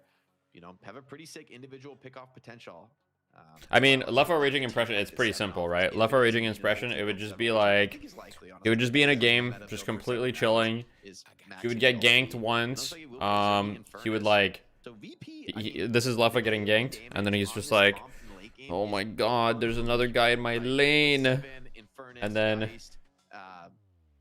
which is kind of like me. I do that all the time too, so I understand the pain. And then he would be like, and then he would type cringe. He would probably type cringe or something like that. And then he would be like clicking, and then he would do this, right? Here's what he would do. He would do like a little bit more pick off centric as they close with the Shiv. I would say the king of this full commit pick off style. That's been, I mean, Shiv's been really deprioritized in EU, but we've seen big games out of it in NA. I'm scanning my man. To see if we've actually seen this pick from Paravision recently. No, I want to say we haven't. We haven't. Okay. Okay. Sorry, I was doing a left impression. I was. What do you think? What do you? Oh, I'm bored. I'm bored. No, I just started typing in my chat. You know, the Shiv he would. Oh. Round us out. What is the tip off to you? This is kind of like the that worked, capstone dude. for this team. True. How's fun night? Is it shit? Is it gas? It's good. It's good. It's good. I'm excited, and I'm excited. The grand finals are starting very soon. I'll watch in game. They're happening right now. Yams impression. Okay, Yams is the one person that I don't even think I could do an impression, bro. It's just like. And also, Yams is too unique. Do 700 damage. Oh yeah, no wait. Actually, yeah, that's true. He would do like that, and then he would go like. Are the devs even working on the game at all? It's so stupid. Yoshi should lose his job. Like that's Yams. And also, you're forcing Mo and Krill to be like. There you go. That's true, That's actually. a whole Much love, Yams. Much love. Kill Calico or maybe someone else. I think it kind of like. What's another guy do a salty impression? This guy needs to get a job at McDonald's. Salty gets ganked, and he's just like, my teammates are literal coughing babies, and they have nuclear hydrogen bomb on the enemy team. These guys need to get a fucking job. This guy's queuing Shiv in a pub, going knife Shiv. I have fucking, like, I don't know, Spirit Haze on my team. Merry Christmas. Yeah, Merry Christmas. This particular game, if VP rather get to that late game that they like to, where you know, they're stacking tons of ADs. That was brilliant. That was brilliant acting. Yeah. Thank you. Poshy, please? Ooh, I don't know. Poshy, let me think. Poshy. Poshy guys, is like, get up close. guys, I love love Ivy, Ivy. guys.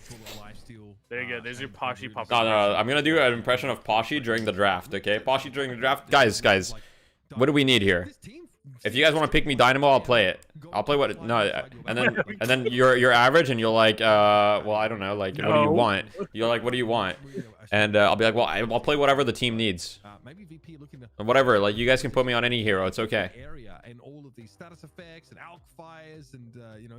And then Poshy during the game is like, guys, what do we want to do right now?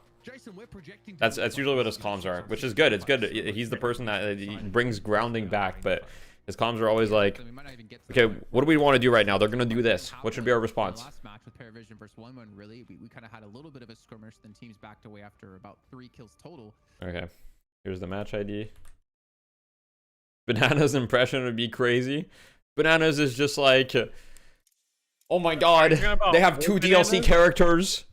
They have 2 DLC characters, bro. I just like, I hook this guy, I hook him, I hit all of my buttons, and he just, bloodletting. How is it still in the game?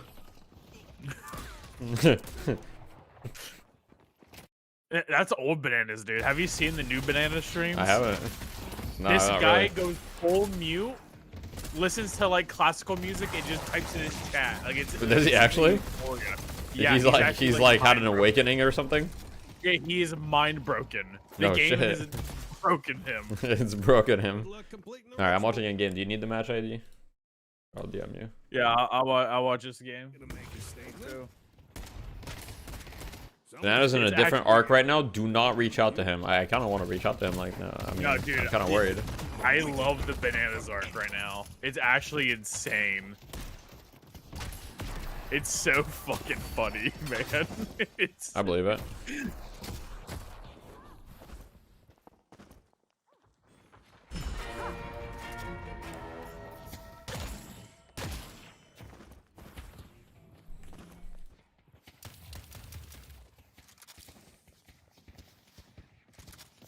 Oh shit, Megachu's playing the game.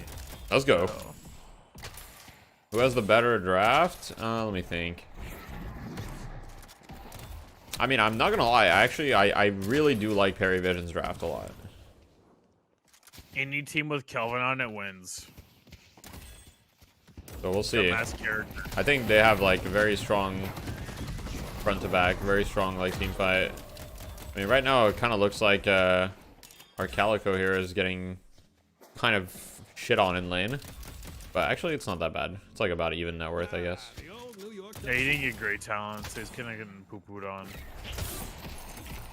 No, this guy doesn't play great talent that much. He plays it sometimes when his team needs it, but he's not like, yeah, no, Saf is not like he's not like a great talent spammer. That's Prestis. Oh yeah, that is true. Yeah, that's true. Saf last game played solo in Lash. Oh. So that's because they. No, I mean it worked. I mean, you know, it just didn't do anything. Like he just like, you know, he just traded the lane and then he just swapped he just went to a different lane after, and then it was like, and then it was just normal Lash from then on. I mean, it's fine. But I mean, the reality is because like they drafted Lash and Saf is their solo lane dude. So it doesn't matter what hero he's gonna be playing. He's gonna be in the solo lane. Solo lane guy. They put him in the solo lane Talon. They put him in the solo lane as Lash. I mean, they do whatever. Realistically, how bad is solo lane Talon? I don't know because I don't play Talon.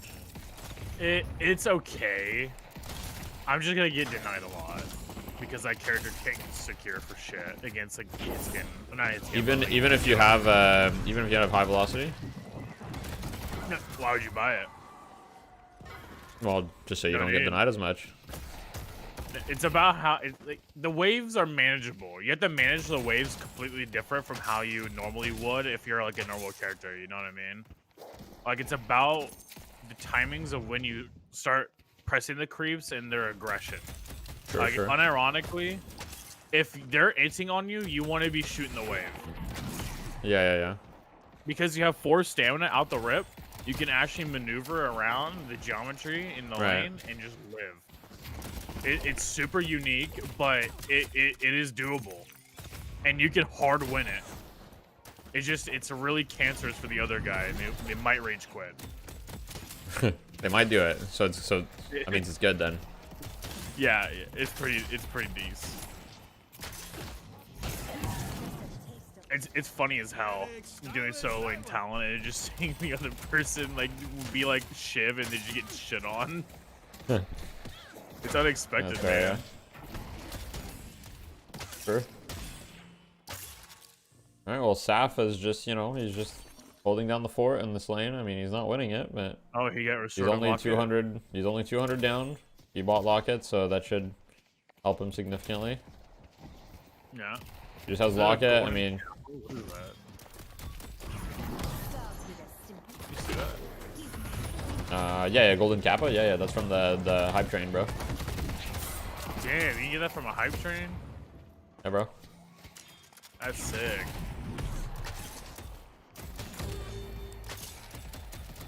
I'm gonna talk about how Saf was out of range for like 3 of the Geist bombs and it still hit him. Want to talk about how Mikhail's already has Healbane? There's no way. I feel like you just like, buy the K at that point. I don't know though. Stay safe. Oh, and he's been sniped. No. Oh, noob down. Tragic. Okay, Caliban. Let's just hear the Caliban shooting your wave. Shameless. So we've got a Wraith here in the dual lane. Shiv in the side lane here.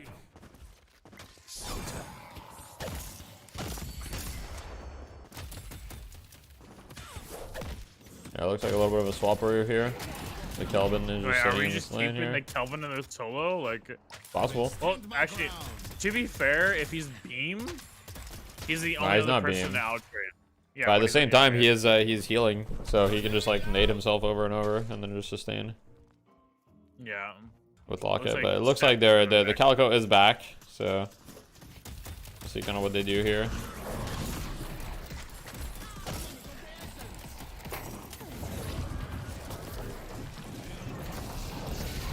Time is of the essence. We're gonna push the wave. Listic shows up.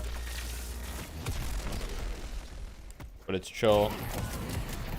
It's not chill. Wait, Obi Kim is going crazy on the holiday. Oh, he's getting hate crime. Never mind. Hey, Michael is 1 HP. I see the enemy. I'm actually curious to why. Hey, Michael's is legit 1 HP. Oh, he's dead. 16 HP. Oh! Yeah. I'm not sure about that Listic. I want to do that. Oh, he almost killed him. He only lived because he got locked by the Kelvin. He just has infinite sustain because he lockets himself and the Kelvin also locked him. He just has infinite sustain, bro. That's painful, bro. He Just gets double locketed. He double locketed on, and then he dashed Double into a locketed. wall. Like, Meanwhile, though, Zergy diving on the other side of the map, getting a kill. But he has no tower damage, and now he has to peace out, I think. Zergy's got the cold front. Zergy's going for the 1 max build, it looks like. Or maybe he's going to go 2 max, but he's got 2 points in 1. Guess he likes the life steal. But, I mean, I feel like he's going to go for the max one, because there's no way you go for just 2 points in 1, because, like, the 3rd point is where it's all at. yeah. So, like, just the life steal is, like, 12% life steal. Like, it's kind of a joke, but... The life steal's insane, but the amp. Yeah, the amp and the minus heal. Like, the anti-heal. Oh! Oh, Zergy got... Oh, they got him. Oh, it doesn't matter. He's ready to get TP out because he's a cool hero. Oh, Warden ult. Oh, and he's alive. Someone know a tier 1 gamer with a trackball? That'd be Zergy. Okay, Yeah, so on this side we've got this aggression, and then VP's also being aggressive on the other side, pushing the other side tower. But they're about to get crunched on by Paradox. Green tower's down. It's over. They lost the game, GG. It looks like they backed up just in time. VP backed up just in time not to get crunched on. Wait, are we gonna go back to spawn, Zergy? Yeah, bro. Like, let's go back to Gotta spawn. get some health. Going back. Wraith is low-key broken. I think Wraith is very strong, yes. I think Wraith needs a slight nerf. Not a ton. I think just a little bit of damage scaling nerf from her gun. I think she'll be in a perfect spot. Wraith is the best hero in the patch right now, other than the Kelvin. Kelvin and her are like almost on the same level, but Kelvin's a little bit lower than her. Because like Kelvin naturally, you want to play him as a support because Beam is strong early, but the heals is insane later. Oh, what a parry! Oh wait! Oh my God, he just went flying. Wait, he just went flying on the Inferno style. See ya. See ya. Oh, now he's owned. And he's dead. And he's dead. Aggression on the other side though. Kelvin makes it out just barely. We've got a decay on the 7th. They're pressuring the Walker at the same time. A lot of anti-heal coming out. They have like the Crow has decay. Listic has got max 3 right now. Listic has decay, yeah, max 3 and decay. Gilbane 2. Oh, Listic is dead as hell. And Zergy. Oh, we're just dying? Okay, we're just I mean, they got a ton of damage on the Walker though. I don't know if he needed to die there. I think he could have just backed up a little bit earlier and it would have been okay. And now with the comeback, well, it looks like all of a sudden Parry Vision are, you know, fully even now. And they might even get a lead here if they get another kill. Or towers.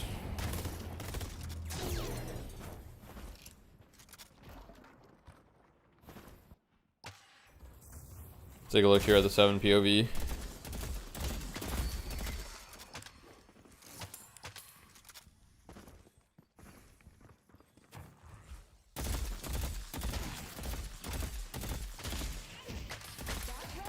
Infuser makes sense. I mean, you know, you pop it at the same time as your 3 or whatever.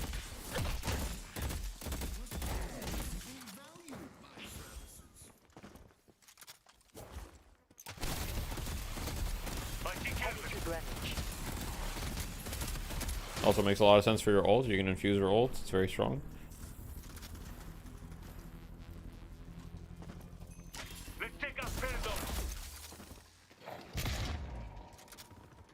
Paradox is looking in the middle. pretty much full even gain. I mean, if you know, one thing on the side of VP is like their playmaker is going to be Sharik. He's already got max burrow on the Mo, so he opted for 0 points sandblast, 0 points combo, 2 points scored, max burrow. That's insane, by the way. I've never seen like. I haven't seen that in a while. Yeah, it's max burrow. Sure. That's crazy. Like, it could be just because of the farm priority they're putting on him, but yeah. Sharik is playing curl the old-fashioned way. Like, what are we doing right now? Like, what the? He's in fuck 1980. Is this? Let's go.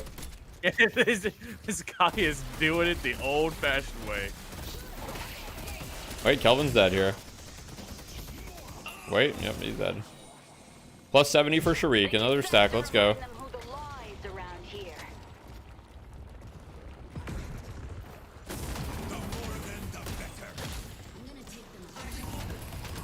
No healing booster on the Mo as well. Seems a little odd.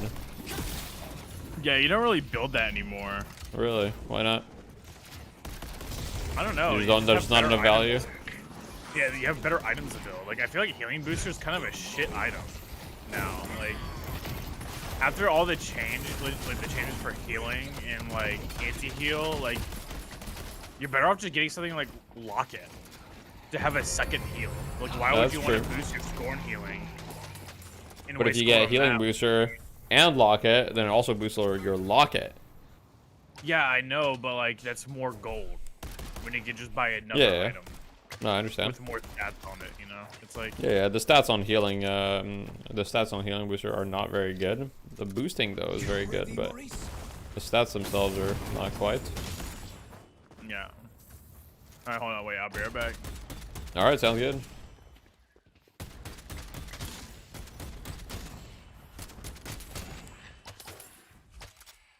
USR plus heal boost will make score and heal for insane amounts. Yeah, true. So they just give up the urn here.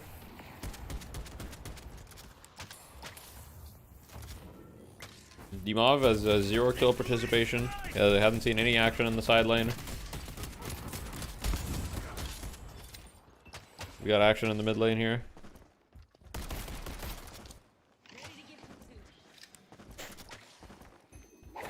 Who's playing on later on in NA? It's MTB and MTB, the new hydronation. Oh wait, Mo and Curl should be dead here. Wait, there's no way. Okay, he dies. It's a lot of people they brought to that fight though. They trade 1 for 1. But look at the pressure that VP's got everywhere else on the map. However, they are losing this fight quite badly, it seems. They did lose 2. Zergy shows up kind of late. He's going in. I mean, this seems insane of Zergy. I think he's just dead here. I come back in Zergy's inting. What's going on?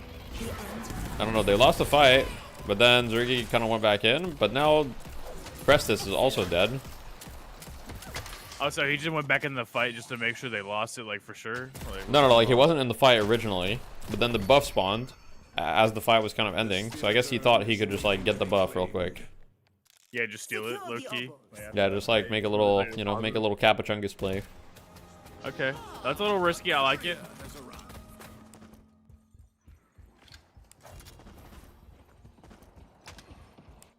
You know, Dimov still hasn't seen a single action. He's got 6,300 saved. Is he gonna go Siphon? Probably. No, he goes Crippling.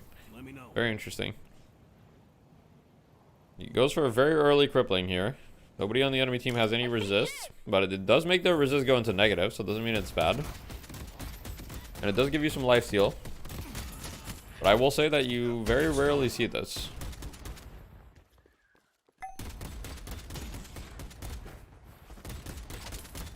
Dimov is spectating? Yeah, Dimov is playing a different game right now. True. I've never seen Dimov on Mirage. I'm gonna be real. This might be a hero that he picked up recently for them, because I feel like I haven't seen him on Mirage before. Yeah. Oh no.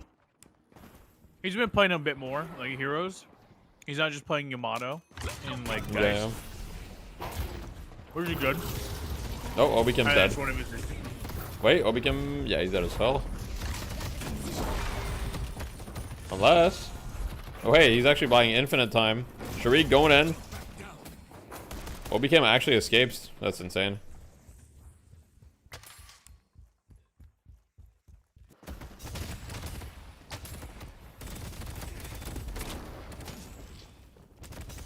Yeah, I just realized that this didn't like come out as unusual to me, but there's a Shiv in the game, which is not that unusual for NA, but for EU, last time we saw 0 Shivs picked at all.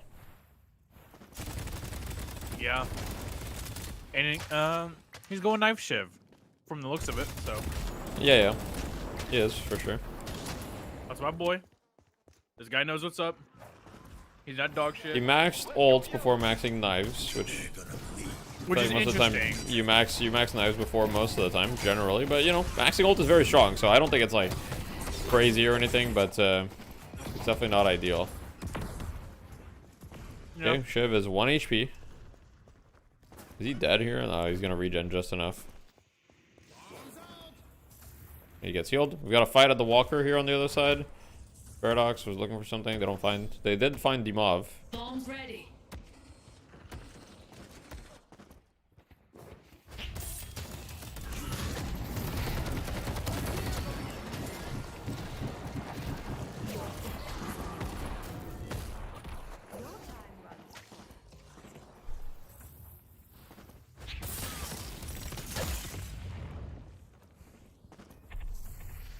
Berserker on knife Shiv is kind of weird. It's not that weird.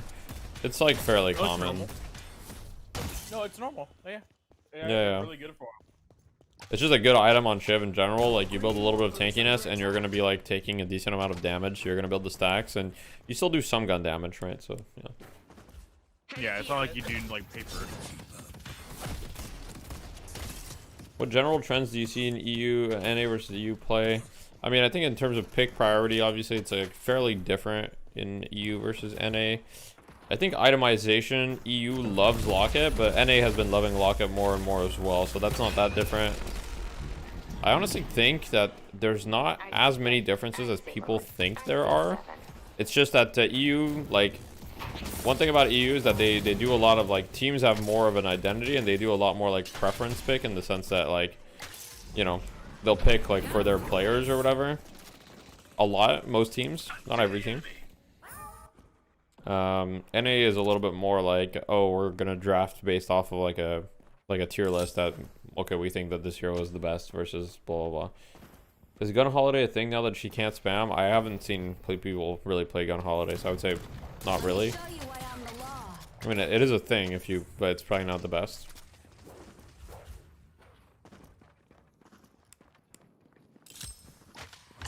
Unless you're PayPal.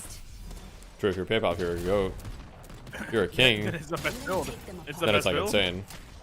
If you just hit every headshot, like holy fuck, let's go. Yeah, you build sharpshooter, hunter's aura. I know how to make it hurt. Seems like EU builds more actives. I would say that's a little bit true, but I would say NA buys quite a bit of actives as well.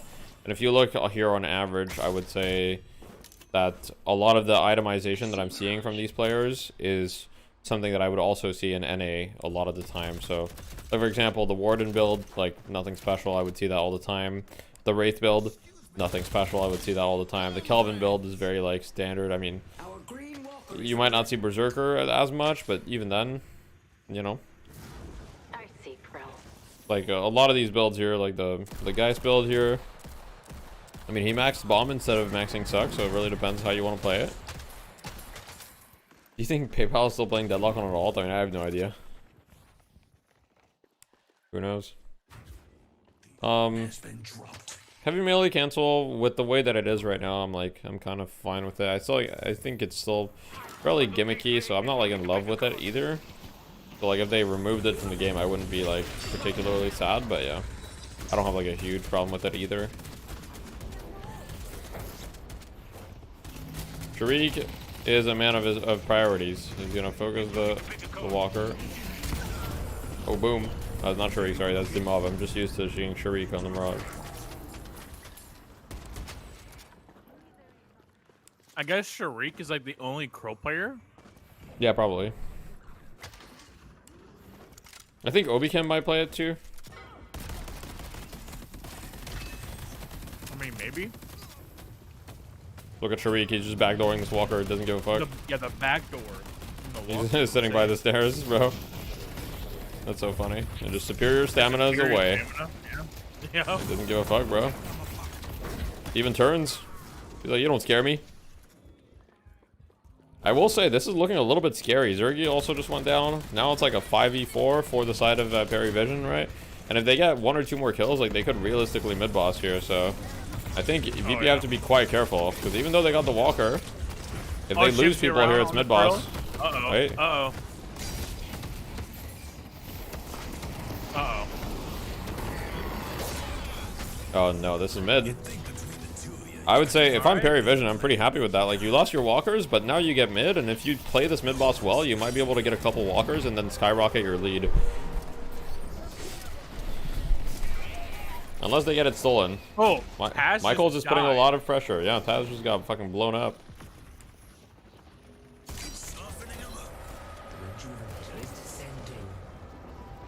I mean, they're trying to contest this, right? It makes sense on the side of VP to want to contest this.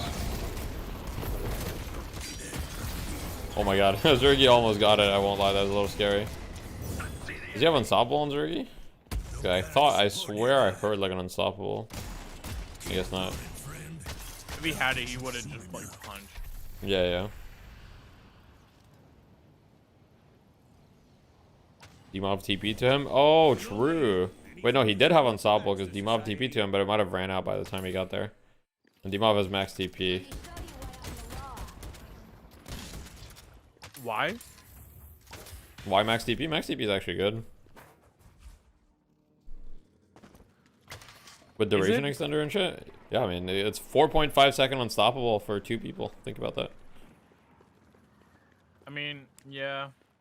That's a lot.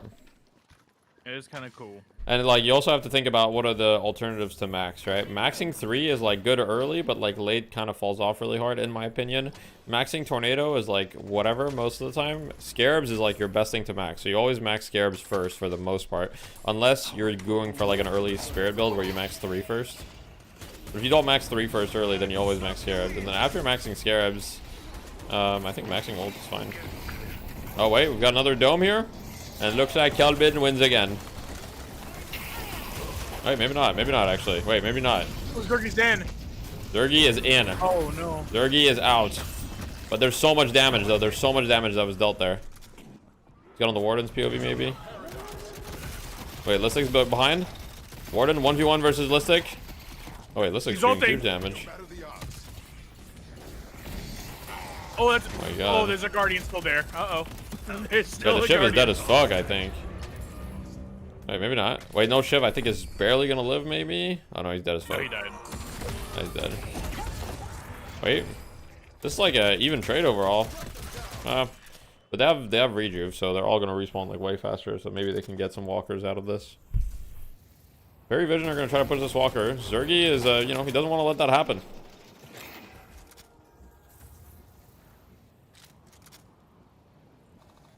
The spirit urn is waiting to be claimed.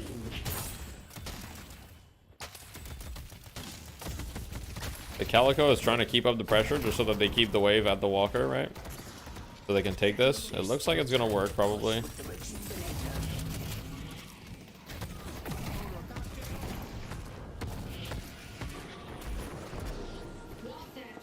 Very interesting E-shift, like a little bit late. You've already taken all of the damage. Oh my god. Wait, Listic is here, and Listic dies, instantly. We've got a bit of a team fight here. Fortitude is kicking in, healing Nova. Huge healing. Boom, he's in. And he's been comboed on the Calico. But doesn't matter. And we've got another dome. And Sharik is dead. Executed. For all to see. And the walker finally goes down. Everyone's just like always living on the side of Perry Vision with just like very little health. It's like this Calico's about to live again, I think. Yep, she's alive. Yeah. Now Perry Vision get at least 2 walkers, and they're trying to go for the 3rd here. And this is kind of the snowball effect I was thinking about. You know, you play you play your rejuve well, all of a sudden you just get like every walker. And now, even though Perry Vision were behind, now they've got like a 15k lead. Yeah, some really good domes from the Kelvin this game for sure.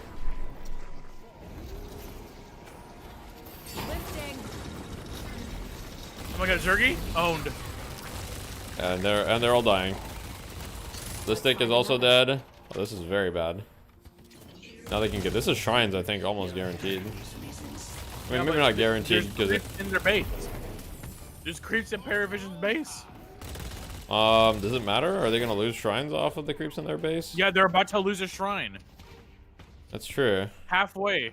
But if they get 2 shrines, actually, I don't even know. They will lose a shrine. It's true. Yeah, so they're all in the dome. They're all in the dome, all healing. They're doing a very good job playing together here. All right, they lost a shrine. And they might lose the fight too.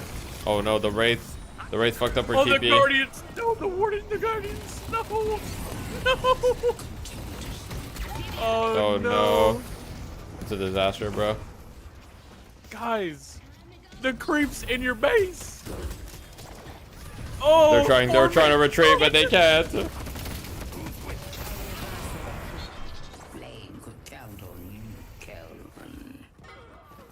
And now Listic is zooming into the base, bro. And he's backing up. They only have 1 wave pushed in, though. Wait, okay. So the Mirage is going to TP. Now they get unstoppable. They're going for the other shrine here. Maybe they try to down here. Okay, the entire team is in the enemy base. The entire VP. Yeah, they're going to go for down here. I don't think they can do anything. Oh, no. They got the cheese! What do you mean they got the cheese? The insta drop. Watch the patron. Oh wait. The insta drop. And they're out. True. I mean, yeah, the cheese doesn't really matter in this. I don't do that. They couldn't end. Yeah, I know, but like, it's an option. You know what I mean? I mean, I don't really think it was an option. There's no way they can end. You never know. And I also think that they're weaker in like a 6v6 fight. Like they're behind a little bit. Okay, look, you might be right, but I'm just like saying I'm like trying to. You really wanted it to happen. I want to see good deadlock. I want to see. I think backing up is the good deadlock there. Allow me to open. Yeah, but like there's like an inner like beast in me that wants them to like get hit a little bit. You know what I mean? Like okay, so you don't want good deadlock. You just want exciting deadlock. Well, that's good deadlock. If it's exciting, it's good. If it's exciting, it's not necessarily good. It's good for I mean, for a viewer. Yeah, exactly. It's good. It's good for the viewer. That's good deadlock. Well, look at the kitty cat. The kitty cat is moving at very high speed right now. Meow. And gun buff. Beautiful. So can we get superior stamina on this Calico? That'd go hard. Actually, you probably need... Let me see.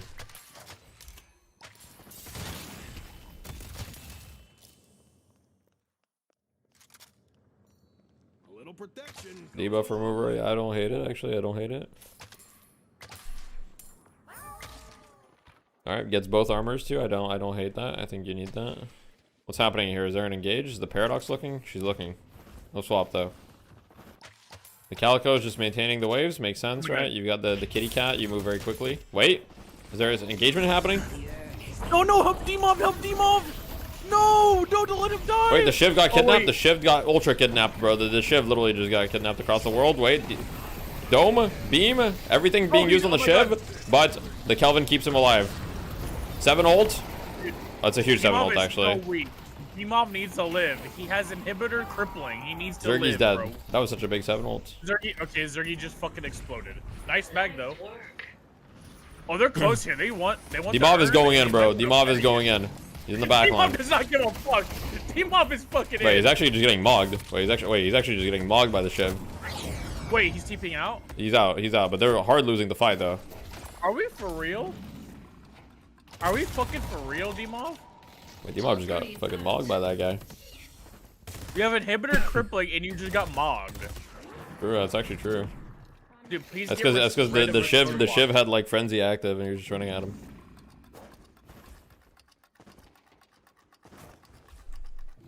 I mean, but you're Mirage. Yeah, I know. But the Shiv's got 4K up on you and he's got like frenzy active. Oh. All right. Kim, it's all you, buddy. We're pausing. Fuck. What are we typing here in team chat?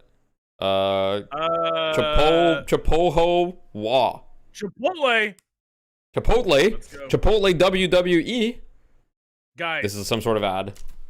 Deadlock Fight Night sponsored by Chipotle. Let's go, guys. Let's go get some Chipotle. Chipotle is getting in Deadlock. They're getting in early.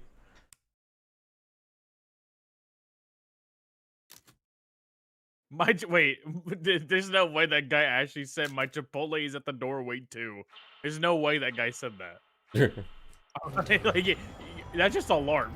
That guy's like, wait, Obi keep leaving. All right, they got the mid boss. Obi Cam, wait. I just got reports. Obi Cam disconnected to get his Chipotle from the door. Is that real? I just got reports. Hashtag sponsored. I think Obi Cam. No, I'm just kidding. Imagine. Yo, Sharik, what are we doing here? Honestly, bro, fuck Chipotle. Just get the Taco Bell sponsorship. That place is more heat. All right, chat. Taco Bell or Chipotle? What do you, I do agree. Baja Blast is top tier, but what do you guys think? Taco Bell or Chipotle? No Chipotle in EU. Yeah. Is expensive as fuck now. It's mid. The Bell, Chipotle, not close. Neither. Yeah, let's say you have to choose. Taco Bell after 10. Pass. Yeah, like, you have to choose, bro. You're British. You don't have either. Okay. Okay. Get fucked. Maybe next I don't think a conversation topic has been as heated as this in my chat before. Dude, Taco Bell all the way. This could divide the community. Taco Bell, it's not close. Everybody says it's not close. I don't think we have them in Montreal. No, we don't have them in Montreal. But I'm a man that I've been around the world. Oh my god! I've been around the world a little bit. Oh, but the combo lasted 4 seconds. Like, not even 4, it's like 1 second. True. Oh my god, rescue beam out of Kelvin. You sure? What and all coming in on Mikhail. Oh, run away. Wraith on Obi Kim. He's okay though. Like, it's just like ult trades. Like, nothing's really happening. They're just leaving. True. You got infinite healing on the Calico, bro. Died. Oh, the VP is going in. VP is in. This could be a mistake, bro, because they're just gonna turn with Dome, no? Are they not just gonna turn with Dome? And now the Calico's got Fortitude. Calico's got Fortitude kicking in, and she's back to full. She's back to 4,600 health. OP item, no. Wait, Together has Fortitude on shift. I mean, at some point it just gives you a lot of health. I think at some point it's actually kind of worth it. Wait, the Fortitude just started kicking in. Let's go. I don't know, 400 HP. I actually think like at some point you don't even care about the passive. It's just the swap into the dome, and he's just dead. Yeah, it's over. That's GG. No. Fairy Vision take game 1. Surely, right? Wait, actually it's not GG. They don't even have the down. GG. They're living. I didn't realize they didn't have down. Oh my god, Sharik is busting it down on them, doing tricks on it. He's dead. dead. Was that? Are they gonna try to go for end? Wait, if they get one stagger, they can end. Wait, actually, Sharik is dead for 40. I think you stay. You look for something. You've got swap in a second. This is it. This is GG. Oh, he misses the swap. No. Oh man. Oh fuck. You look like me on Paradox. Fucker. Sure. Looking like Ranger on the Paradox. Ranger on Paradox. Uh-oh. DUI Paradox. Like, oh shit. Oh wait, big Zergy ult. And it's over. It's over. No, it's actually over. They're just ending. Yeah, GG. GG. Hey guys. Hey guys. Nice try. So we're gonna talk about how Dimov had 3 kills. Dimov is a spectator of this game. Like, are we just like? Do you love to watch? Are you like in the corner watching? What's no, but then again, Zergy had even less. Like, bro, it's not that simple. Okay, man, come on. It's a MOBA. Okay, it's not that simple. They were doing other things. No, Dimov was maintaining. Bro. It's not. It's really not, bro. When you have crippling headshot, inhibitor, double armor. Yeah, those are not damage items. Yeah, where's the dam? But yeah, he has no dam. He wasn't building for dam. Bullets? Yeah, not having toxic bullets is kind of insane. I will not be. I will be honest. We kept restorative locket and then we bought double armor. Like we have toxic bullets on the 7. We should have toxic bullets on the Mirage too. You know, but it's all good. Now the toxic bullets on the 7 is the tag. It's actually. I think it's fine. I think it's good. I mean, I think toxic bullets is honestly good on anyone That can apply it. Ranger said it's the tech. When Ranger says it's the tech, it's the move, it's the play on this character. He's right. Tech. He's right. It's that simple. It's really that simple. Like if Ranger speaks, you listen. That's king. That's king. When the alpha speaks, I won't call him alpha. I won't call him alpha. Let's not go that far. All right, we all know who the alpha is, and that's me. Well, whatever you need to believe. Big Zergy build. I mean, Zergy build is like pretty normal. I would be, I don't really think there's anything super out of the ordinary on the Zergy build. I mean, there is 0 tier 4 items, right? He was kind of like not that rich. I mean, the way Perry Vision played the team fights this game was just very nice. I mean, they made great use of the Kelvin. I mean, you've got a Kelvin with 58k healing. Think about that. The Kelvin healed enough to nullify the damage of Zergy, Sharik, and Dimov combined. That's crazy. That's crazy. Isn't that insane? I think we should give this guy another buff. I think just give Kelvin. I don't think 15% spirit resist starting is enough. Let's give it 25. What do we think? 25? I think it's good. Wait, damn, I'm going to get a $5,000 check from the government? Like Wait, why? Damn! The government loves you? I don't know. Okay. In fact, some of them, they just got I don't know. Anybody else getting a 5k check in the chat from the government? Swap into Probably not. Swap into guys, shelter. There's just a whole lot to punish like individuals. Guys, America, number one. Yodi? Yeah, Yodi's getting a 5. Let's go. 14k check. Holy. Let's go. I think your math is off. Yeah. Obviously, I was exaggerating a little bit. The Kelvin didn't heal enough to cover all 3 of those damages. Like, he was off by a few thousand. Because combined, they have like 66k damage. You only did 58k healing. But like, very close. God bless the USA, man. You have 5k to pay? Uh-oh. Damn. Broken, man. I've been seeing this. How? Not good. Damn. Man, this hero just looks so insane, especially when bro's gotta pay taxes.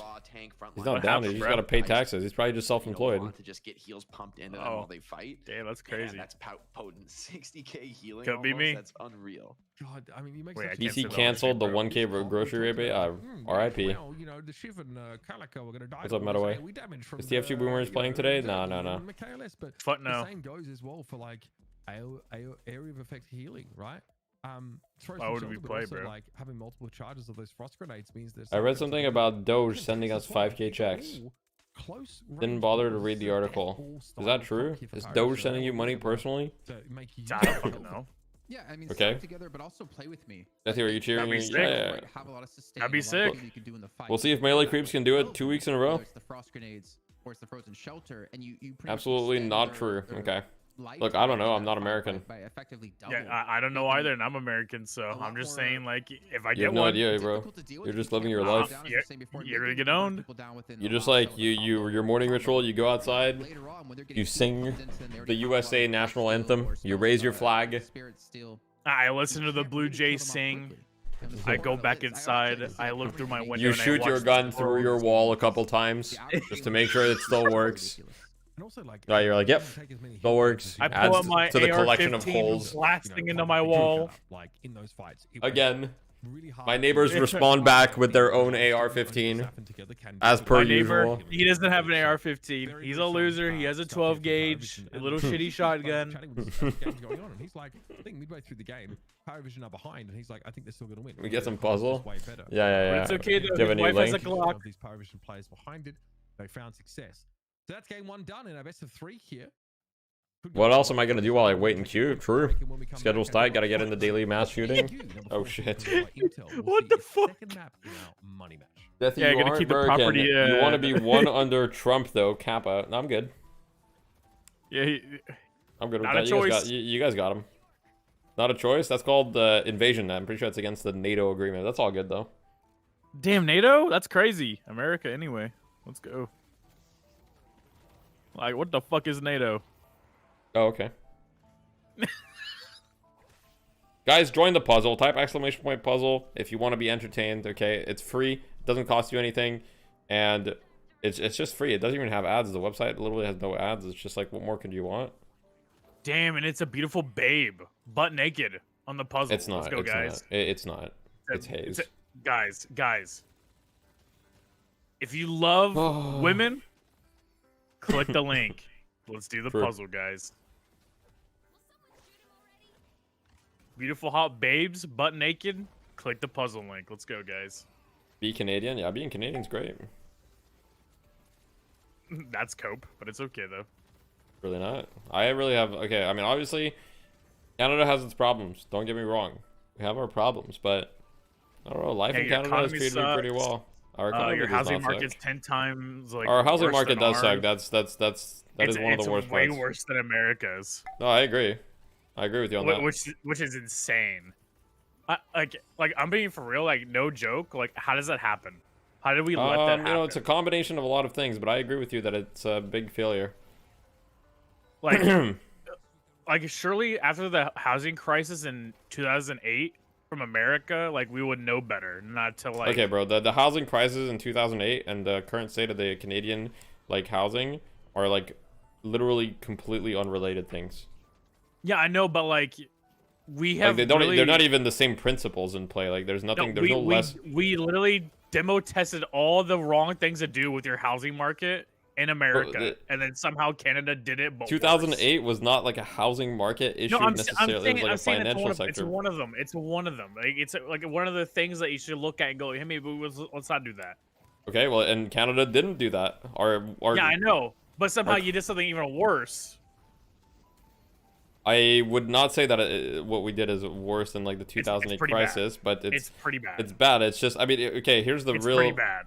Here's the real reason why things are so bad. I mean, there's a couple reasons, right? But it's a combination of a lot of foreign investments into the housing market, a lot of regulations that make building housing difficult, and on top of all of that, it's also the fact that we keep putting in measures to make access to housing easier by, you know, giving things like the HFSA, which is like a tax-free account that you can basically use to like save up money to buy your first home or whatever. But all of these measures do, and like the first time buyers like tax rebate, blah, blah, blah, all these measures do is just like make it so it's easier to buy a home, but it doesn't help like reducing the price of homes at all, right? So just a lot of issues related to that. I mean, makes sense. And homes in general are like seen as an investment by a lot of people, which is obviously like the wrong way. Like, I mean, homes should not be an investment in my opinion, right? Homes should be like, you get a home because you want to live somewhere, right? Like that's where you live. It's not like, you know, it's not like an investment. Shouldn't be. Makes no sense. Yeah, that's true. Hey, but hey, listen, it's okay. Yeah, but I own property, so like I guess I'm like benefiting from the system, so I guess I can't really talk. Well, here's the thing, like I think many people can benefit from it, but it's like I think we can all agree that it sucks dick. No, I agree that it sucks. Like I'm not, you know, I obviously agree that it sucks, and it's like even though I'm a homeowner, like I don't really, you know, like I don't like want the system to stay the same, because like it's just like young people that get fucked by it. It's not the people that are already in the market, because if you're already in the market, then it's like not that bad because you're solid. You know, you're chilling. Yeah, I know. Like you're well off. Like it's the same problem like here in America, but it's like way less. I think because your population isn't as big as America's, your problems are gonna be way more emphasized. It sucks. It sucks, bro. I don't see how that's necessarily true. Like, how is a smaller population going to make our problems more emphasized? I would say in general, it's just like a more mellowed out version of America in a lot of ways. I don't know. There's way more shit going on with the giant population than like what's going on over there. You know what I mean? Like it's. Welcome back, folks. Yeah, people are gonna be doing other shit like making companies and all that. Like I'm not saying that like, Canada's not happening, but it's like, you know. Friends over at Intel. Intel. Thanks, Intel. It should be a lot easier to get into that. You don't get it. It's okay, bro. No, I don't get it. You don't get it. It's okay. This game expectedly close. This is not an upset, right? But we come out of the draft maybe, you know, coming at it from a different direction, I guess, than the game actually goes, because we see like a composition from Virtus Pro that does have like a lot of AoE. Whoa. Like it looks pretty good in a brawl Interesting. scenario. Look at Discord. And then we look over at the side Yeah. of Paravision. Yeah. And, Holy shit. No way. Didn't factor just What how the powerful fuck? Kelvin would be when he Big things are coming. those bruises, those close range. Guys, stay tuned. That's essentially guys, Sex 2 just dropped. Jason from Paravision, right? They just 60k healing for a Kelvin in that game. You've got to ban that guy. That is absurd. No, we're talking about the TF2 boomers. We're talking about the TF2 boomers Discord. Big things are coming for TF2 boomers. Yeah, what? Fuck you guys. This isn't Deadlock related. Are you insane? But I don't know. I feel like there was just so many. Fucking, I think as you guys just thought. so many pieces Fucking of the idiots. comp that Paravision drafted that work so well together. Fucking thought. It's kind of hard to just ban things away from them or to say take what things about away me? from them without them still having some like insanely good potential with how they want to make very these fights happen. Yeah, I think 7 also fell a bit flat for VP. As much as 7 had like a decent start, is what you're hoping for to kind of get the snowball rolling. Then there's like a bunch of fights in a row there where 7 is just like dying, popping ult right as he gets picked off. And they're not able to really sustain the engagement the way that 7 wants it to go. And you know, it's a hero who, as much as he did get the early start, his snowball got completely cut to pieces from those mid-game engagements that went against him. And then we had the Zergy and Furnace that I feel like never really had the chance to. Oh my god, Deathly. I really feel like you need like at least 40k souls on the Infernus sometimes. Is your PC lagging, bro? You know, pop off in games like this. And I think your PC's lagging, bro. If you see what I'm seeing, bro, I think your PC might be lagging. I gotta say, on the side of Paravision, I think your PC might be lagging. Lead there, but, holy shit! Holy fuck! They get Wraith, they get shit. Oh my Luke, god! In this case was good. They get Paradox, they get Calico, they get such a powerful setup here, and it's you know, a slower start. Wait one sec. Start to get ahead of themselves. I feel start. Oh fuck. To one take sec. some of these fights and roam the Let's map do while they this. have map control. End up walking into Oh a few whoops! too many I just traps fucked up. losing that momentum. Sorry, chat. One sec. And it's all over my monitor. Unlucky guys. For the pickoff heroes here with Paradox and We're waiting for draft here. Game. I mean, I kind of feel like they were both great. Like I don't know that one was clearly better than the other. But it's super interesting to see those two heroes. Yeah, Spencer. The news is that we are adding you to the roster. In different drafts. Well, the thing is, with Virtus Pro having first pick, I'm kind of assuming they're going to go for a Geist again, but I really want to see them stray away from this. I mean, we did see Michaelis. God, I fucking love Radiohead. Game, but if you lose Can we go to like a Radiohead concert as a whole team? But if Wraith's we could. Do we see them? That'd be so good. Or do we see them go for the Paradox? If Paravision gonna leave that open out, I'm assuming Paravision are gonna leave at least one, or probably leave both. Those Goober would have like ego death. He'll listen to fake plastic trees and he would just like melt, bro. Like he's gonna melt into a puddle in the ground. Into a puddle. That poor kid. Shit. Yeah, bro. Also, Why is my have you internet listened to fake plastic trees? I'm sure I have. First banned the Sinclair when the other team has first pick.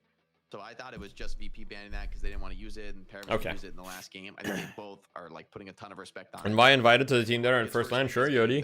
You better bring your anime car. Wait, Yodi has an anime car? Yeah, he's got like an anime waifu on the car and shit. No. Does he have a picture? I want to see. Yeah, he has a picture. If you want to share it again, Yodi, I'll permit you. Just let me know. Yeah, Yodi. He shared a picture in chat the other time. I think it was a couple weeks ago, though. Obviously, kind of know generally okay. they'll lean towards. I mean, I feel like when we saw it earlier tonight. He says I'll drive with it if it's close. Whereabouts are you, Yodi? It was like a combo. Or you don't have to say exactly where, but. I mean, God, given what Paravision have been picking. Are you like East Coast? Or are you like Frozen Shelter, New Jersey? Okay. Last Stand. Like that's big enough. Nobody's gonna find you. Lady Geist here. Obviously, we saw Michaelis on right. In the previous. I know where you live. I know exactly your address now. Good luck. I know where you live now. Prioritizing getting Wraith in here. Could you imagine? Yep, that was your one mistake. That was your one mistake. All good. And I literally have your IP. This is a press. I think Paravision can still. Oh, there should be a package arriving at your home in 25 minutes, Yodi. At some point in the draft. I don't mind VP sticking with the guys. I mean, in the end, yeah, they lost, but the damage stats pretty bonkers for Michaelis, and he did like 20k healing on top of that. If you say an anime car in Jersey, you know who it is. Yeah, how many anime cars are there? Like, there's got to be like very little. Oh my god. Maybe Wraith Warden. Holiday or even something like a Kelvin get prio'd super early, but okay, it's the Warden. Yeah, I guess Paravision don't care which one it is that they actually end up getting. if their belief is that it'll be one. Obviously, it'll have to come up with the next pick, right? You have to Now that I think about it, I actually really like for Paravision's style. I think they love the fact that Warden helps you pressure objectives down super early with that ultimate. You do give up the Paradox VP, so curious to see if that's going to be Mikhail's, and maybe like you guys mentioned, swapping the Geist over to somebody like Dima. But for Paravision, I think maybe for them this draft is a lot. Why do people keep saying if I'm new? Both of these heroes are two of the strongest objective takers. Are you new?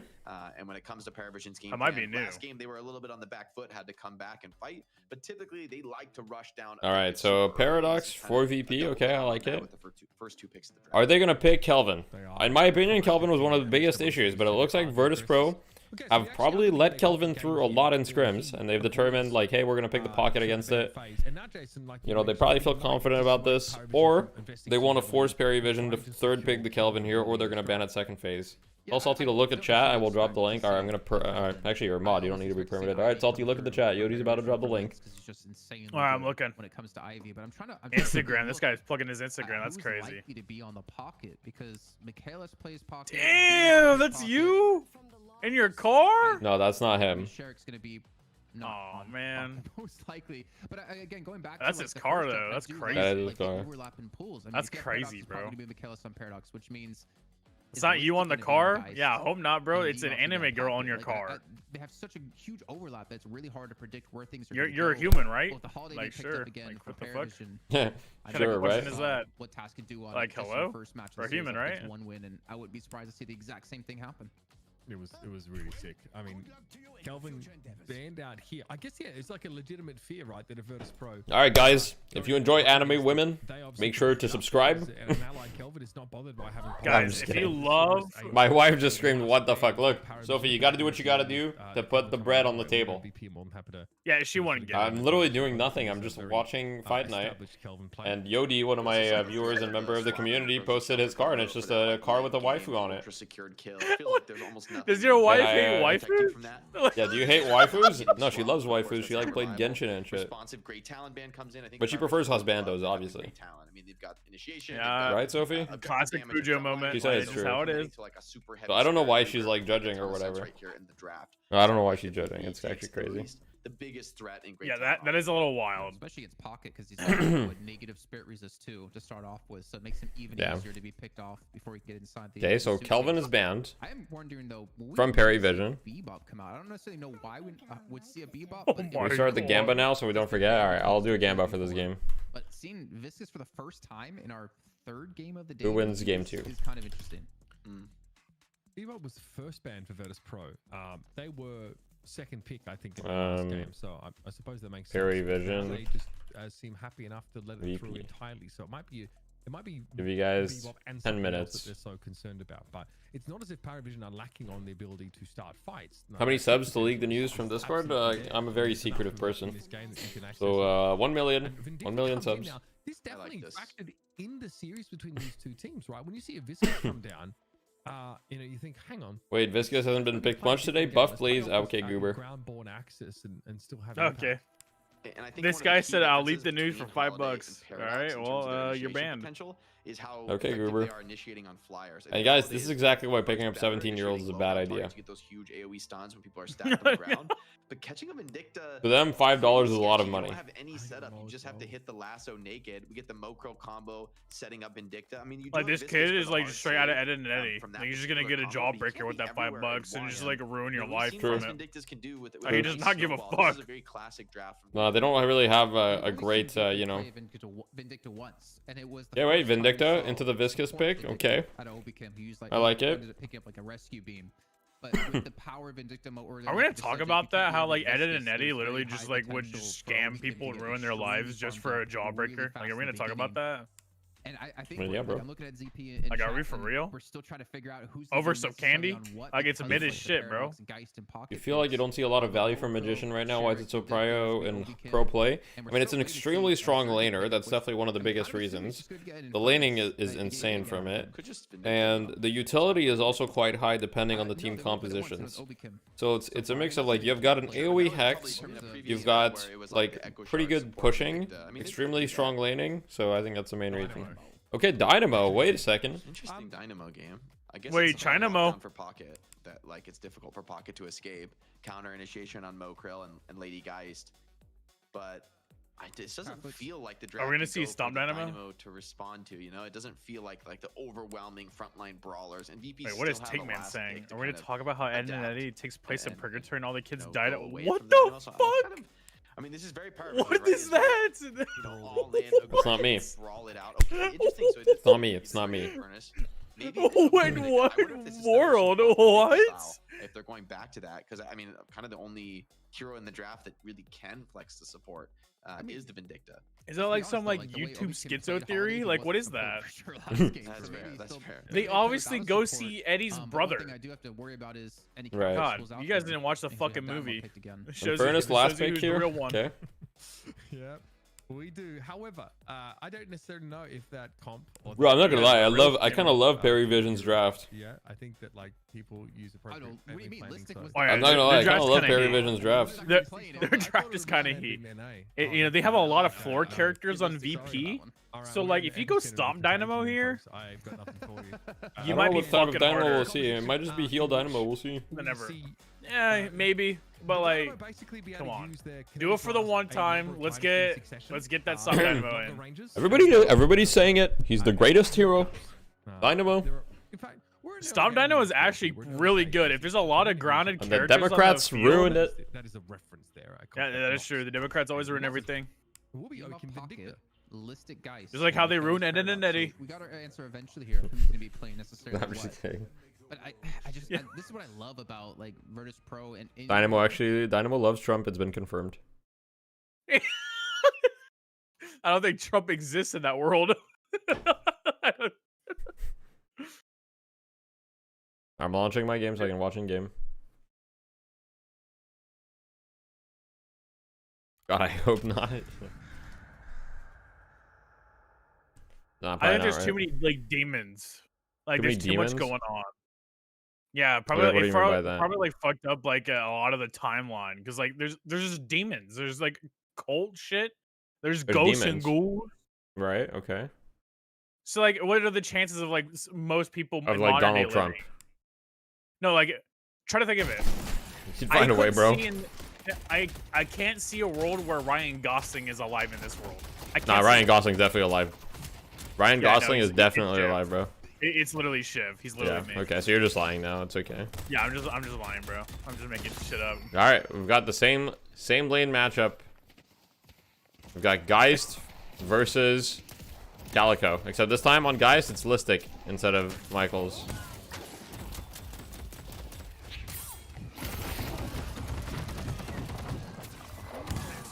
We'll see if Listic can do it better than Michaels did.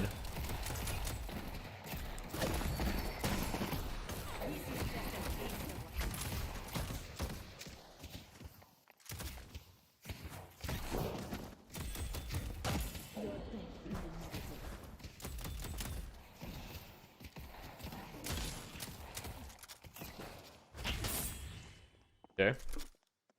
What's up, Deathy? Komasava? Going good? How about you? Mid boss will give everyone the hamburger buff. They need to make Trump the mid boss next patch. No? Wait. No, you got There's an idea. There's an idea. I want to see that guy. All right, Wingstop driver, we need you in charge. Wingstop driver, you're fired. Apply to Valve. Yeah, you're done, buddy. That was your one chance. So. Yeah, no, you burnt down everything with that. So yeah.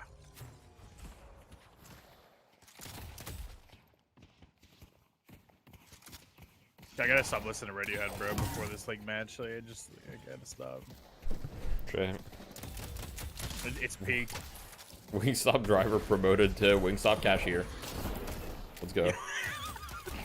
You lost your license. Sorry, bro. Demoted.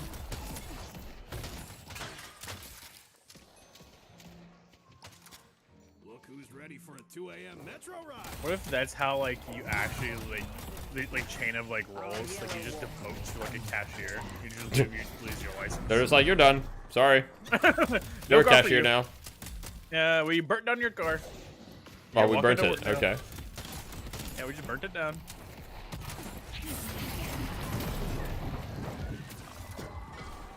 Bro, I can't wait for a LAN. Like it's solo lane against the Europeans.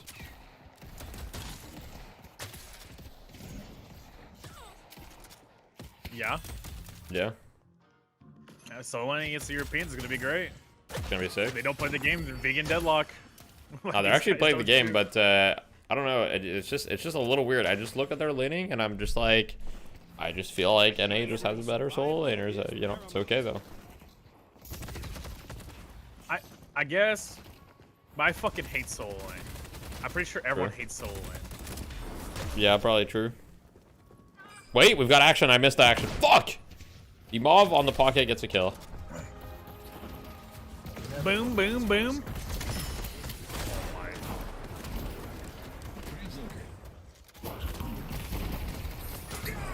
Oh, the Mauve gets another kill. Let's go. Oh, he almost just got fucking clapped by the tower, though. Wait, guys, dies to the tower, but doesn't give an assist, so it's all good. Just a full reset.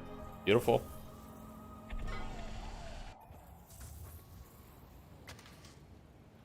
Yeah, let's get back on the Calico's POV here. Might be time to improve my gear. Was there a patch today? Not that I know of. Be brave.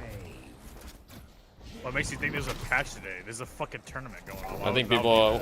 Okay, bro. Valve does that all the time. That'd be literally the most Valve thing to do. Like, they just don't give a fuck, bro. It was bait. It was bait. It was bait. I just wanted to see. You know how many times Valve has just updated Dota in the middle of a major? And many. Yeah. Yeah, I know. They literally don't care.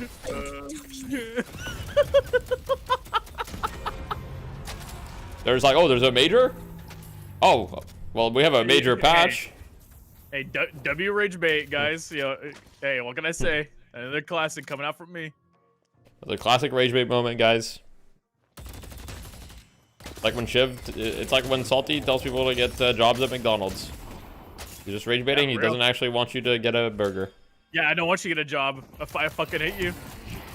Kidding. There you go. You heard it from the source. Flip that. I don't hate. Ship that. Yeah, it's a lie. My words are taken out of context. You're letting that happen to yourself.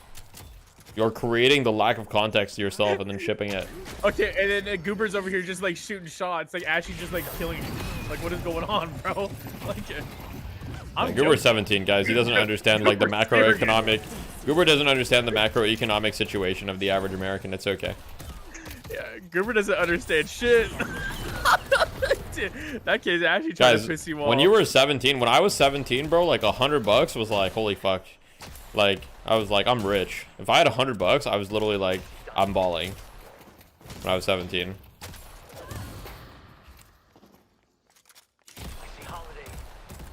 I was like, holy fuck, like, I have $100. I can probably buy like a Counter-Strike knife with that. Back then, Counter-Strike knives were actually like $100 when I was 17. Nowadays, good luck. Good luck. Do you remember back then when the Karambit, like Crimson Web, like with the full web on it, was like the best knife in the game? Well, I don't think that was necessarily. Well, that's always been subjective. I don't know. No, that's like 2014. I think it was 2014. Was it no, but the Karambit Fade was still like the classic, you know. Yeah, but like back then, everyone was like oozing over the fucking Crimson Web. I mean, the Crimson Web is really nice. Don't get me wrong. If you got a perfect one, like that is nice. That is nice. Yeah, I'm a big Tiger fan. Crimson Web is Tiger too. Crimson Web is mid as fuck. You all tripping? Okay, buddy. You probably never owned a knife in your life, Goober. You were like 12. No, it's a mid now, right? Because you have all these other kinds of knives. You have the Blue Gem. You have Tiger Tooth. You have all these like the fucking what is it? You got the sapphires, the emeralds, sapphires. You have all these like cool, unique ones. The rubies, and then like the pearl, not the pearl, but like the black pearl, whatever what it was. I don't remember. Yeah, I think black pearl. Back then, there was only the fade, the Doppler, and the black Crimson pearl. Web. We didn't have the cool skins back then. The coolest skin that we got later was the Doppler. And that was it. Goober was 12 in 2020. Wait. Yeah, that's true. He was like 13. So imagine, actually. So imagine how old Goober was when Counter-Strike got skins. Yeah, he was like not born. When Counter-Strike got skins, bro. When Counter-Strike got skins, Goober was like probably like 6 or 7. He was actually like a baby, bro. He was actually like a literal child. That's crazy. Bro, was a Goo Goo Gaga. Dude. We don't have a lot of action here. Oh, wait, here we go. Group. Bro, he was like 2 years old when TF2 got hats. True. Oh my god. He was literally born at the same time as TF2 itself.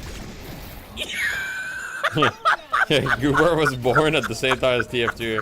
TF2 just turned 18, I think, or is turning 18. That's actually crazy. TF2 is older than him. Oh god. That's bad. It's bad. Insane. It's bad, bro.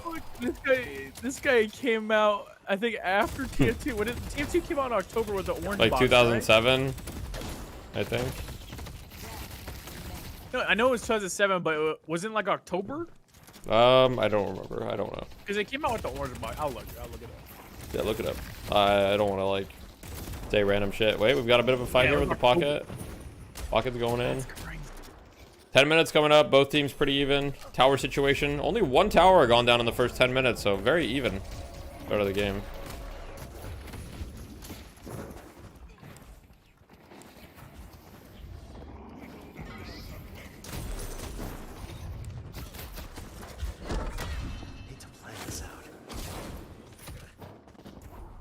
Our pocket pieces out.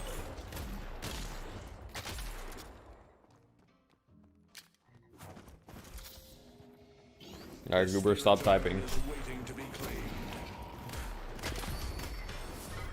Alright, Goober, let's shut our fucking mouths challenge. That easy challenge. The best challenge actually for Goober. Oh shit, pocket's dead. GG. Wait, Calico's TPing to stop Zergy. Let's watch it from Zergy POV. Wait, he knows. He knows. He's chilling. Holiday versus Paradox. And Michaels uses a hit. Restorative Locket. It's very effective. And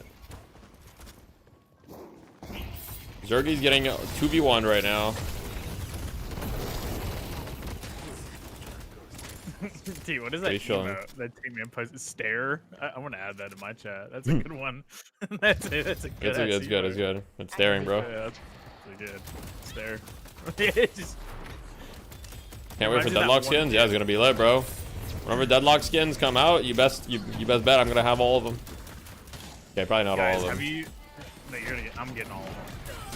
Okay. I'm dropping like a band on this game. I've dropped one band. I've dropped more than that on Dota. I won't lie. I've definitely dropped more than $1,000 on Dota. If I'm being real. Fair. That's fair. But I'm saying like as soon as this game drops and everyone has a skin, I'm dropping a band. I'm getting every single one. Cause you know how expensive that shit's gonna be in like 5 years. Oh, you're investing early, huh? Yeah, bro. Yeah. Bro, smart. Bro, smart. Yeah. If they're all in loot boxes, well, all I gotta say is I might open up 100 loot boxes on stream. Maybe 200. Guys, don't gambling. Do not gamble. Just buy the fucking skins on the market, bro. Just literally just buy the skins on the market. It's gonna be cheaper. It's gonna be way more efficient than buying the loot boxes, guys. No, fuck no, I'm gonna gamble. Goober says I'll open some with you. No, Goober, you won't. Goober. With what money, Goober? Think about that. Yeah, Goober. You're 17. Go get a job you don't have a job. and then maybe like get like a paycheck going. Let's get like a few paychecks in, and we might consider it. Goober, for my first job, I made some donuts, bro. You better get started on that. I made some donuts so I could afford my CS:GO knives. Just saying. That's actually crazy. Yeah, bro. My first paycheck, unironically spent my first paycheck on CS:GO skins. I'm not even kidding. Like, that's what I did. That is crazy. I was like, oh, I got like 200 bucks. I was like, I got 200 bucks from part-time. I'm just gonna buy like a karambit. Honestly, I can't blame you. My first paycheck, I ended up getting like TF2 hats. So you and I are the same, bro. Yeah, we're the same. No it is what it is. We are no different. We fell. Wait, Infernus ulting. Wait, here we go.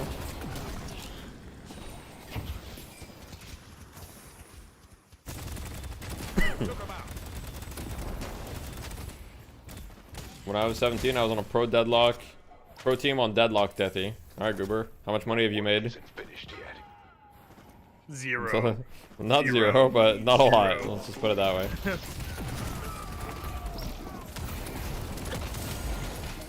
I got enough to buy a mop at like Home Depot. Like, bro, we get shit from winnings, bro.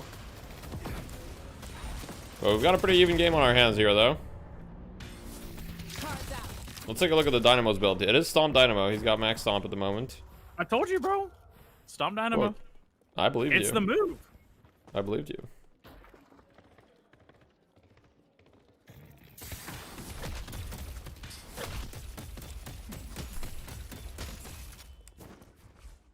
How did the first game go? First game was a really good game. Perry Vision took it home at the end.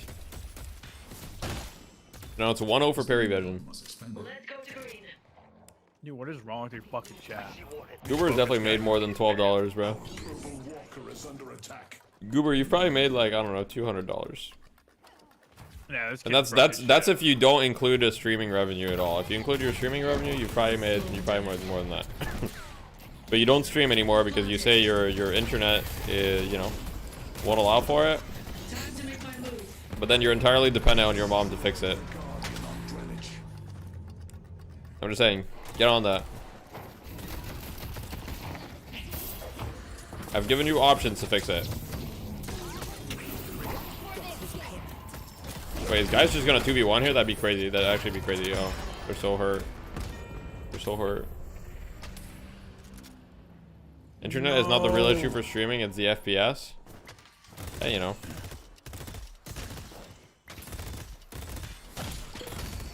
It's actually kind of weird that your FPS would be lagging. I guess we'll see. Maybe if they optimize the game a little more, but even then, like streaming should have so little limited impact on your FPS. Yeah, but like you also gotta remember his like CPU is like ancient. Like no, CPU is not. No, it's like a 10th gen Intel. It's like not even that bad. No, it's dog shit. It's Intel. It's a 10th gen Intel, bro. Like, stop LARPing. Like, I know you're just like hating for fun, but like it's really not that bad. Intel just sucks.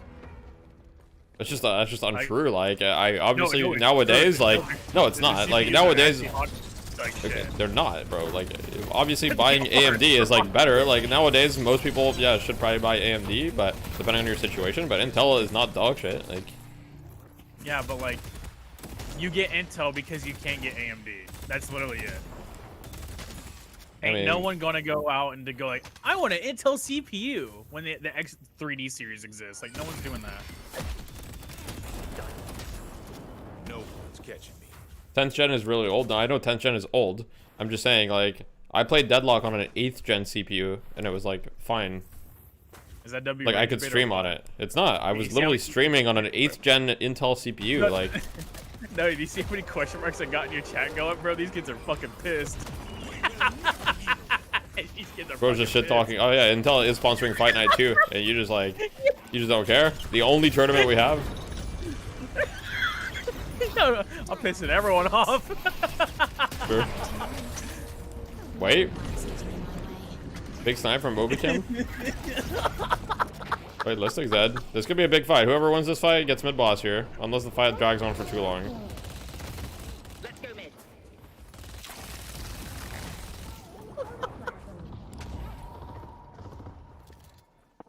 What's the difference between 8th and 10th gen? 5%? I literally have no idea. I'm not gonna lie. Not enough. Alright, looks like we're resetting. It. Huh? What? What do you mean not enough to be buying? I'm sure the upgrade was like pretty decent. I'm sure it wasn't 5%. Like maybe back then, yeah, maybe. Intel is only on 15th gen. You're talking about 10th gen. Yeah, I know it's old, guys. Don't get me wrong.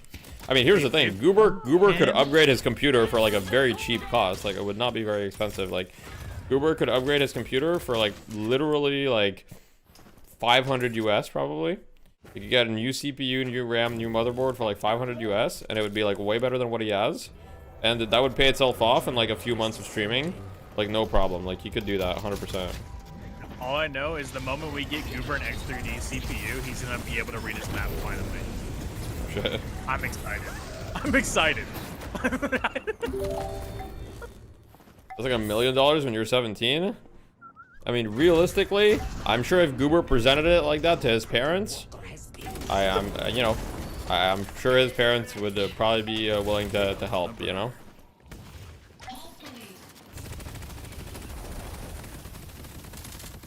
Also, I'm pretty sure this match is over. Yeah, it's not looking good for Perry Vision. That was a very, very hard snowball here from the side of VP. I mean, they're probably gonna get the last, 3 walkers here. If they get the last 3 walkers without losing too many people, they're gonna have like literally like a 30 or 40k lead, and then it's just gonna be over. Yeah, they've got like a 30k lead. Was Asterisk class, okay. All right, guys, new puzzle. What is this LARP that I'm Goober's dad? What is this? I don't know, bro. I'll be a great dad, but I'm not gonna be Goober's dad. That kid's he's too much. I'll lose my marbles.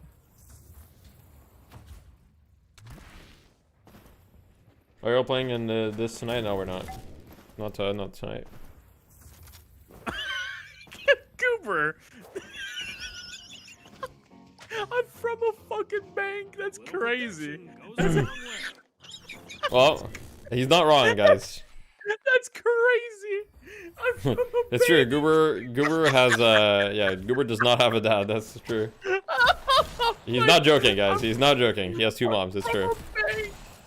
Oh, that's crazy. Ain't no way. Well, technically, he has a dad, right? He has a biological dad somewhere. Wait, isn't there this thing? Don't they do this thing with the bank where, like, when you're 18, you can, like, contact your biological dad or something? It depends. I actually have no idea how that works. Like, Goober, do you know how that works? I wonder. You could, but you don't care? Yeah, I don't know if I would do it. I actually don't know. I feel like I'd be a little bit curious. I don't know. I feel like I'd just be curious.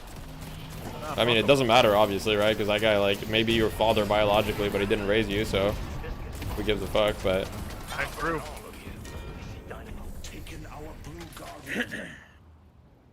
Dude, Obi Kim is just getting like juggled right now, but he lives. Yeah, this one is over. You're 100% correct.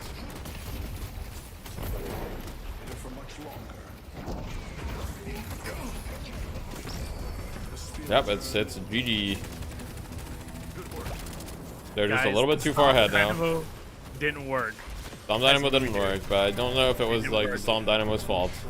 I don't think it's Storm Dynamo's fault, but like we tried. They just lost like a really, really bad fight, like really bad, and then they just got hard snowball. It happens. Which is kind of like what happens in Deadlock right now. I mean, if you lose one really bad fight, and you lose mid boss off it, and then you lose every walker, that's like it's as bad as it gets, really. And then you just VP just tried. Okay. Okay, yeah, true. Okay, so they're just throwing the first game. Okay. The old New York tuxedo.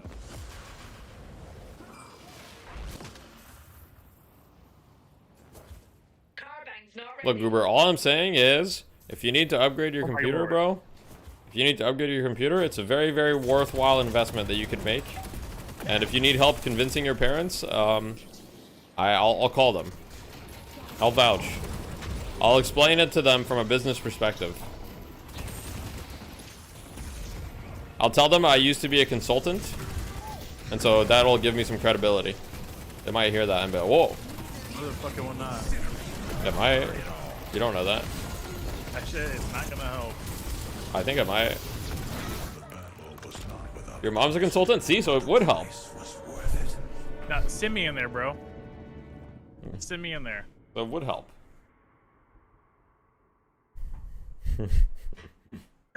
I'll convince Goober's mom. Give him a loan? Alright, Goober, I'll give you a loan. 5% interest. It's best loan you'll ever have. Actually, I don't know what the interest rates for loans are right now. I'll give you a loan, 0% interest.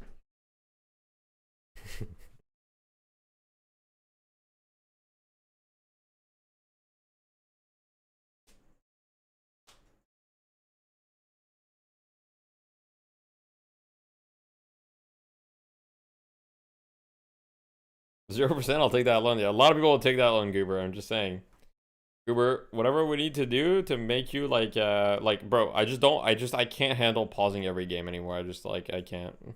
It makes me lose my fucking mind. I can't handle it, bro. We need to fix it, and I feel like I just don't feel like you're doing everything in your power to fix it right now. I feel like you know, we got to do a little more. Yeah, Goober doesn't give a fuck. He doesn't care. No passion these days, bro. Kids have no passion. Obviously, the mid boss he was, but I believe he got 2 of those. He has no initiative. Stats, I think, like, He says, "I'm losing my mind too, bro." Okay, well, fucking be solution oriented.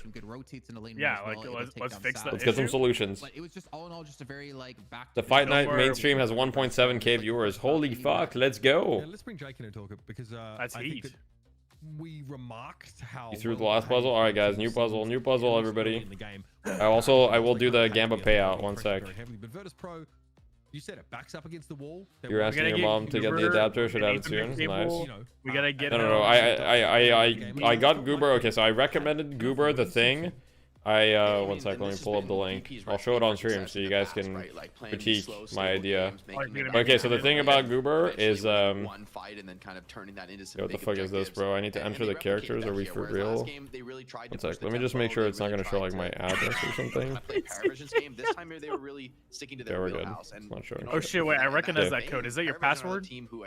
Needs to be a little bit more. All right, so this is what I told Goober to get, or something like this, right? Which is, you know, you plug it in the power, and then you plug the Ethernet cable from your router into this, and on the other side, you also. But in the end, you're basically having an extra core on VP's side, so scaling into the late game becomes a huge problem. I mean, it's. I think realistically, he can't get. He told me he literally cannot get an Ethernet cable. It's not possible. So I'm like, okay, I feel like this is the next best thing. I mean, okay, wait, someone says, oh yeah, I use those. Does this actually work? I've used those before. They work surprisingly well, better than Wi-Fi, worse than Ethernet. I mean, of course it's going to be worse than Ethernet. But if you can't get Ethernet, the wall things work, okay? Not perfect. Hella upgrade from Wi-Fi. Okay. Well, it looks like the people that have actually, used them seem to say that they work for the most part. You dead ass have an Ethernet cord running through my living room, through all the way up a stairwell, through another hall. Yeah. I mean, if I was Goober, I would run the Ethernet cable however I needed to. Trust me. But Goober said it's not possible. So I say, okay, that's fine. And kind of with that, I feel like they felt. And so I go to the. I'm solution oriented. I go to the next solution. The Holiday struggled to find pickoffs, you know, trying to catch. He already has an internet booster / net thing. Holiday's great at catching the low mobility characters, maybe better than Paradox, but those super high mobility opponents are a real problem, and I felt like that was felt here in the inability. Deathy, are you a gooner? No. Landing stuns from the jump pad on the Flyers. That's just a fucking lie. The Dynamo really fell flat. Hey, when I lie, we've seen Dynamo be feast or famine before. It kind of is in the nature of the hero. But no like big early game team fights, no real, you know, multi-enemy ultimates. You have a date with a bodacious babe at 6. Gotta go. Peace. Yeah, okay, bro. Yeah, nice. Nobody believes you. Literally no one believes you. Nice try, though. Those are your end game scores here. And yeah, we can definitely see that. You know, while Listic doesn't need to have such a yeah, me when I lie. The guys we saw previously, like it's okay if your electrical circuit is okay. If your wiring's 50 years old, it's not as good. Depends how clean the electrical wiring in your house. Worth a try. Okay, so it seems the thing is at least worth a try. Too much early in the game. He's not trolling. He DM'd me about it, asking for advice. Damn, Vegas is. I guess Goober goes to Vegas instead of his teammates when he wants advice. I'm literally married. I got you, Goober. You can come to me next time. It's crazy. It's actually crazy. It's actually crazy, bro. So we have a 1-1 series here on our hands, folks. Once more, Paravision and Virtus Pro just like Pickle Frog. That's crazy. Just like Pickle Frog. Oh no, bro. 14. This is the EU part of the He's the GOAT. Intel, so don't go too far. People hate him, but he's the GOAT. I'm already in endgame. He needs fresh blood advice. Wait, that's true. You're kind of like saying it's kind of like if you're like I don't know, like an initiate player in that like the lowest rank, maybe you shouldn't go to a Eternus player. Maybe you should instead go to like a Phantom player because they'll understand you better than the Eternus player. When did I get married? I got married last year. Congrats, dude. Thank you. Well, actually, technically, it's not last year, but yeah. A little over a year ago. Oh, so you're fucking lying. Okay. Okay. I mean, it's not last year. I hate it when It's okay. It's okay, man. Will you come to my wedding if I invite you? When's your wedding? You know, depends. Am I over 50? No. Yeah, yeah, you are. What's his name, bro? Show us the dress you wore. No, I'm good. That's private information. Show us the dress. That's crazy. Show us the dress. Tactic, show us the dress. Let's go. Yeah, come on, guys. 25 subs for that, at least. Come on, guys. 25? Make it 50 at least, dude. Come on. What are you, cheap? Please don't actually give 25 subs. Like, I didn't wear a dress, so there will be nothing to show. Like, so if you donate 25, be aware it is a scam. Okay, if you donate 25 subs, just be aware you got scammed. All right, I just want to make that very, very clear. Like, you just got rug pulled. That's insane. Like, they're just letting you know. Like, okay, bro. You just got rug pulled. I told you got rug pulled. There's nothing. I didn't wear a dress. There's nothing to show. I don't know. Like, I was honest. I told you got scammed. Thanks for the $2, Spencer. I don't. This is just like when the people, they do, like, you know, the fucking, like, influencers that do, like, meme coins, and it's just so obvious it's a scam, and people just, like, buy it anyway. It's like, I mean, thank you for the 25 gamers gotta play. Thank you.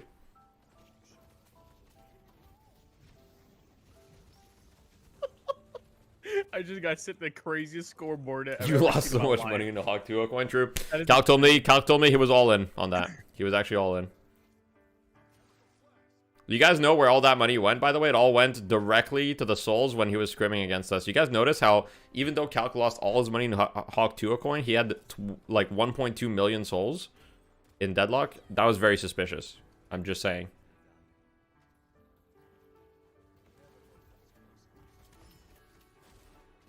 Now, Calc, be real. When they come out with the Deadlock Battle Pass, are you gonna be like one of those guys that's like level 100 right away? You know how the max level? You know, like the Fortnite Battle Passes where you would just, the content creators, they just buy the max level right away so they can have the skin? Probably. I mean, honestly, probably same, so I can't really blame you. You used to buy every Fortnite Battle Pass max level every season? That's fair. I mean, I feel like if it's like your job, like, who cares? You know?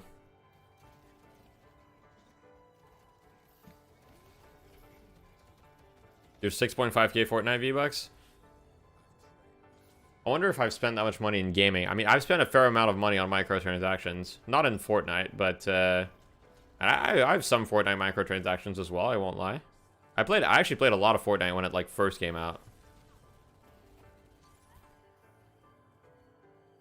I've spent a decent amount of on Path of Exile. I've probably spent like at least 1,000 on Path of Exile, and I've probably spent like at least 1,000 on Dota as well. You don't buy microtransactions? Damn.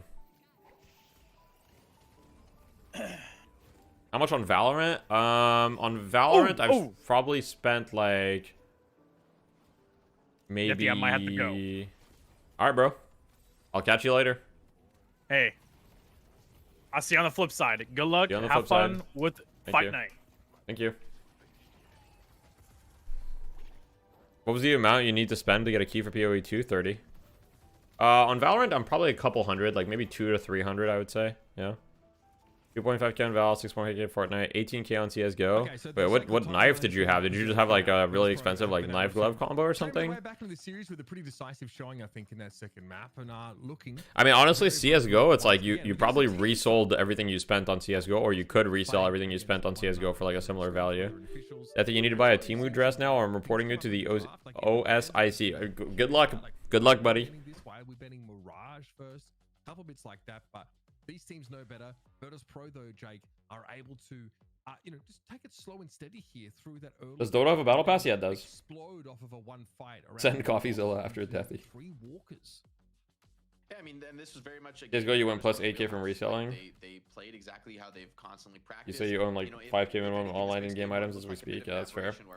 I sold a lot of my CSGO stuff, but I still have, like some CSGO stuff remaining. Let me see. I can go inventory. Not CSGO, but I guess it's CS2. I used to, okay, so I bought like a bunch of like capsules and like cases back when they were cheaper. Like the snakebite cases, like I probably bought all of these snakebite cases at like maybe 10 or 15 cents or something. And I just bought a shit ton. Not a shit ton. I just bought like a few, like I guess a few hundred maybe. Do you have TF2 unusuals? I don't have TF2 unusuals anymore. I sold most of my TF2 stuff like back in the day, so I don't really have much. The coolest TF2 items I have is probably the vintage competitive matchmaking beta pass. Which is like, this is actually like a very, very rare. Not a lot of people have this. The vintage one specifically. That's probably one of my coolest TF2 items. Dota, I mean, I don't know. Dota, I have a bunch of stuff really. For me, it would be the Iliad, clearly. The Dota, I guess, like the Arcanas, right? So like the Faceless Void Arcana, probably, right? Which is somewhere. Classy and Apostasy. Apostasy. And this one, yeah. I mean, look, just fantastic artwork here. Also legally distinct. No Crimson items? No, I don't have any Crimson items and shit. But I have a lot of Dota stuff, as you can see. You know, 2,000 Dota items. To do it as we try and so I have quite a bit. Capable of on the broadcast, and also like we talked about, we're expanding into the Pacific region. DFM Pacific, man. You have a Night Stalker set worth a bunch? Exactly. Yeah, I don't know what I have that's worth like the most, to be honest. I mean, I have some Immortals, but I don't think any of them, as you can see, I have 195 Immortals, but I don't think most of them are worth like that much. Like, you know, they're all worth like a couple bucks each, right? Sit back and enjoy the show. We'll get our not crazy. Here, just around the corner. MQ with Wallix. Alright, Tankman, have a good one. What's your opinion on tax evasion? Don't do it. It's not good. Paravision had to go through to win the first match versus how Virtus Pro won the second match. The CRA is watching me. The early parts of the game were drastic. You have a Crimson Darkseer head worth a nice bit? Yeah, that's gotta be worth a few $100s. Can you trade items in Dota? Yeah, you can. You think they'll have the same inventory system in Deadlock? 100% for sure. Yeah. Definitely. I mean, and I think that this is the future, guys. This is the future. We'll all have these Deadlock items. The game down, it feels like they're just unbreakable. Like you can't find any ways in. Whereas Paravision, you know, a lot of the games they win are. Desi, what's your opinion on vehicular manslaughter? You know, I think don't do it unless you have to. Going to be coming out of that unscathed, even though it may be to your advantage. So for Paravision, do we want items or full scales for Deadlock characters? I like items because I like being able to customize. I like the system that Dota has. If the lanes are just even, payout, yeah. You really can't. What would that be? All right, guys. I can imagine at least one situation in which you would have to commit vehicular manslaughter. Okay, it's very simple. Imagine this situation, right? Let's say that you're in a zombie apocalypse. You're in a zombie apocalypse, okay? And you're with your family. You've got your wife. You've got your kids in the car, and you're trying to escape the zombie apocalypse. But then there's one guy. Let's say that one guy is Lord NM, right? He's in front of your car, and he's preventing you from escaping. And there's zombies behind you, right? And they're chasing you. And if they get to the car, you will die. And you have to commit vehicular manslaughter. You have to. Right? It's just, see ya. By a zombie apocalypse, do you mean downtown LA? Depends. LA, San Francisco, depends where you prefer.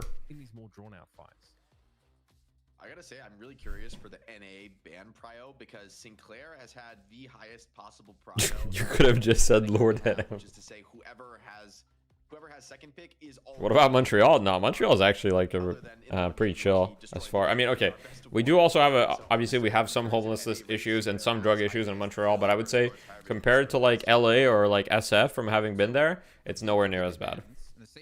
It's nowhere near as bad, or even like Vancouver in some places. This is a classic Deathy outfit. He owns many skin-colored shirts. Yes, it's true. Why is Lord NM getting flamed? I didn't flame him. If it's Salty, Salty's getting run over. Sorry, Salty. Sorry, buddy. It's over for you. Don't mind the start, but it does give Wraith up potentially. They've got to take it though before. Okay, Parry Vision, first pick Paradox. Lock the Geist in It seems the Sinclair and Pocket bans are pretty consistent. That's what it, you know. Parry Vision and VP, I mean, they just ban these heroes. They don't want to play Sinclair. I think VP just probably feel like they're not practiced enough on Sinclair. That's probably why they're banning it. I obviously think it's really strong too, I'm sure. Holiday a third pick if they really want to bring that into their composition, have access to that lasso, which we've seen. Montreal, some beautiful churches. That's very true. That's very true. Have you ever driven in Toronto? Drivers here are what? I have not ever driven in Toronto, but I've been in Toronto a good amount. Yeah. It's just when I go to Toronto, I'll take like the bus or the train. That gives Wraith over for Paravision here. Yeah, it does give Wraith over. I'm a little surprised. I would have expected to see the Wraith go second. But, I mean, Kelvin has had ridiculous... You almost committed vehicular manslaughter a few times in SF. Those zomboids will just walk out into the street. Holy fuck, bro. Toronto has nice public transit. Yeah, it's pretty nice. Kelvin, I'm a big fan of these early drafts. Does have some big delays sometimes. And the rest of the heroes you pick, what's the coolest city to visit in Canada?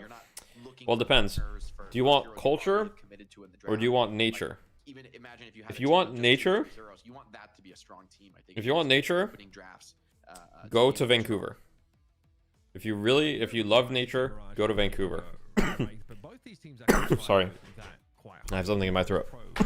Still take the Wraith. They were trying to pick it up. I mean, I think it's pretty likely to take the Wraith here. If they don't, I'll be honestly surprised. It's almost certainly going to get snapped. I am dying. Well, my question is, are we going to see a Grey Talon ban out of Virtus Pro? Because they've been banning that consistently to deny that away from SAF for Paravision. They could grab it here too. I think it's crazy. Do French Canadians use the term acadien, or is that only the ones that were exiled? French Canadians do not use that term generally. Are we going back to the 7 here as well? Like after the game 1, that was something that really didn't really sort of. Alright, so you feel like the 7. Yeah, if you like nature, go to Vancouver. If you like culture, I would say that. I mean, I'm a little bit biased, but I think Montreal is really awesome. I mean, the Geist and Warden combo with the help. Most underrated place you've been? I really enjoyed Vermont. I don't feel like a lot of people talk about Vermont, but I really enjoyed Vermont when I went there. And it's a dirty lane. Toronto is cool. My only thing with Toronto is, I mean, I think it's fun. I think there's a lot of activities to do. To me, Toronto is like a little bit like New York light. Like I feel it just has like that big city vibe, that bigger city vibe. That I feel like Montreal has like a bunch of smaller neighborhoods that are really awesome to sit in. You can sit in like small corner shop cafes. Toronto's got a bunch of like really big malls. I don't know. I just enjoy the vibe a little bit less. But obviously, it's cool. I think taking away Holiday could be nice here. I think VP would love to have that as their. Would just like to say today's connection puzzle is wild damn. But I don't think either of those are quite. If you like culture, just go to EU. That's true. But if you are in Canada, there's plenty of culture in Canada as well. I mean, Montreal is a very, very old city. You know, over 400 years old. Oh, is that true? Is it over 400 years old or like? I think it's just barely over 400 years old or about to be 400. He's been pulled off the 7. I think he played it. I really enjoy Vermont. It got to be the most Canadian thing ever. That's fair. I see the ulti build on 7. I low-key think the ulti build is not too bad if you can get like unstoppable. Yeah, you're in EU already, so you need to see some other culture. That's fair, yeah. Montreal's like 375 years old. You like the old port of Montreal? Yeah, old port's awesome. You love the library in Toronto? That's cool, yeah. I just hope they don't put it in the side. What's the best Canadian dish? Donair, very underrated, kind of niche. I mean, there's a lot of Donair for sure. But I don't really think that's a Canadian dish. I mean, the best Canadian dish, I'm very biased, but it's poutine. Should almost always be in a dual lane, but him and Warden together, you know, I'm very biased. For sure. Yeah, obviously, you do have the potential of Kelvin Warden, but like binding word and the stun at 7, you're gonna kill something. So Mo and Krill is available. Obviously, there is still like a Grey Talon there for SAF if they want to go. I don't think there's anything. This is the moment that's going to dissuade that. If you don't grab it now, I think VP could even steal it from you. I think I want to say they're going to delay it to last pick potentially because like you don't want to see a bebop when you pick a Grey Talon. Obviously, like Grey Talon has the ability to get away. Whereas you a hockey fan? Sorta, not really. You had cold gravy on your poutine. What? Okay. Yeah, you might be right because at this point, like picking a Holiday might have that same issue catching a Grey Talon flying away. struggling to actually get on top. Yeah, they have to double fry the fries. I agree. You need crispy fries on your poutine, otherwise it's not the fucking thing. To select their pickoff choice. I think it may still have to be. What's your other favorite sports to watch? I mean, I like. Okay, so I don't love watching sports in the first place, but if I am to watch sports, I like watching like high score sports. So like basketball, I would say hockey is my favorite to watch, and then second to hockey would probably be basketball. No, the best Canadian dish is poutine. Poutine, as it's pronounced the English way. That's not, yeah. You ever been to the EU? Yeah, I've been to the EU more than once. So thoughts on the Luka trade? I don't have any thoughts. I don't actually watch basketball. It's just if I were to watch a sport, basketball would be my second choice. The stun is really nice. The roll stun is nice. I was gonna say, what was I gonna say? I've been to Paris twice. I've been to a few cities in Italy. Rome and Venice, notably, but we went on a cruise kind of in Italy. And I've been to Germany most recently, where I spent, I think, 12 days in Germany, mostly around, mostly around Berlin and Munich. Have a bit of global presence with Mirage. You'd love to have more. And we went to the Neuschwanstein Castle and whatever. So it was awesome. Back with the Shiv, which I really liked Munich. I didn't actually like Berlin that much, but I really enjoyed Munich. The matchups for Shiv are a little tougher this game, right? With the Kelvin on the other side, being able to sustain through this with somebody like Spencer, I'm not that funny. I'm not that funny. From certain death on the ulti. Ooh. But Kelvin, in the end, let's look at the draft here. So VP have Great Talon, Kelvin, Warden, 7, Lady Guys, Viscous. I feel like they're so hard to kill. All of their heroes are so survivable. But Viscous and Kelvin, both I think is a little like pretty early game heavy as far as you know, the draft goes. Like heroes that want to, you know, sustain and get early pressure, but that will fall off in like the ultra late. They're sort of both in the support role, unless Viscous goes for like a scaling spirit build, but I'm not sure how viable that is in competitive. Looks like EU always first picks guys pretty much. Yeah, these comps are super interesting. Paravision definitely have. VP doesn't have pick. You don't necessarily need pick though, so kind of wherever they want across the map. Did I go to Berghain? I don't think so. No. Decent roaming here from Virtus Barcelona and Lisbon exchange. Okay. You know, pocket. In your pocket shield. Is it true people in Berlin have the Berlin look? I have no idea what that even means. Level of global presence. Berlin is better than Munich, no contest. Yeah, I don't know. I liked Munich. Do I have any pets? Yeah, I have 2 cats.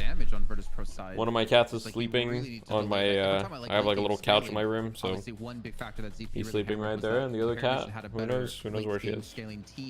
In match 1. But like, I'm worried if you're probably because I didn't eat all of Berlin street food. Yeah, probably. Is your team just going to be lacking? Poutsineville is the best poutine spot. That's just the biggest lie I've ever heard. I'm sorry. Like the paradoxical swap and the combo to Mo and Krill. Okay, well, folks, this is it's a bit of a head scratcher comp for us, looking at the Virtus Pro setup. But everyone is on pretty familiar. Apparently, the person that asked about Berghain is because Berghain is one of the Berlin's kinkiest clubs. Someone was messing with me. I see. Was it actually Zergy? I was tricked. Wait, they're starting with 2 people on the side lanes. Here we go. Lane 4. Oh, they looks like into the guys. Sorry, lane 1. Okay, so it is a solo lane 7. So it is going to be Zergy back on the 7. And yeah, Michaelis has realized. Hang on, I've been had.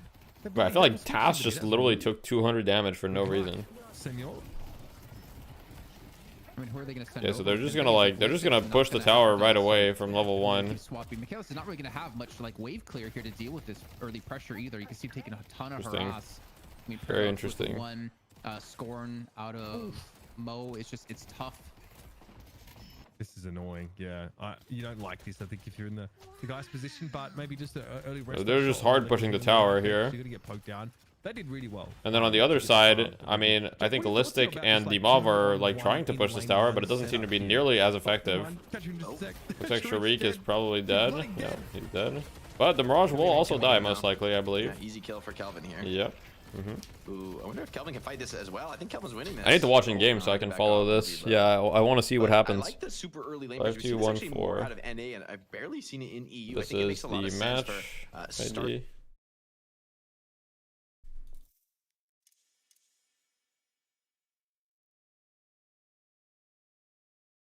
Game 3 Gamba. All right, I'll do a little prediction.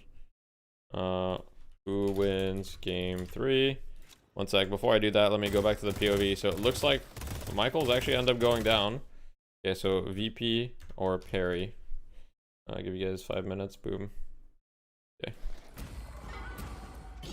So this tower here is almost dead, whereas this tower is half. So Saf did end up going down, but I guess they're prioritizing in their head. Probably the bet that they're taking is like, hey, it's better off that we, you know, make sure that the Geist is a really bad start, as opposed to we don't really care that much if our Calico is a bad start. Although it looks like Calico's tower will actually end up going down slightly before.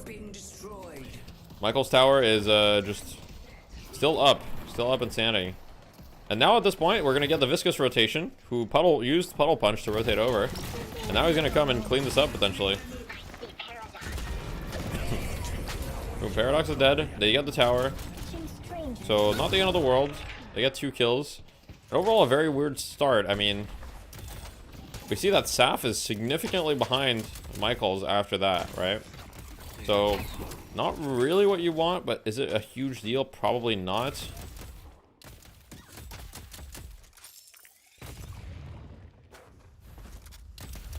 Is Saf gonna freeze the tower or the jungle? No, it doesn't look like he's freezing the wave or anything like that.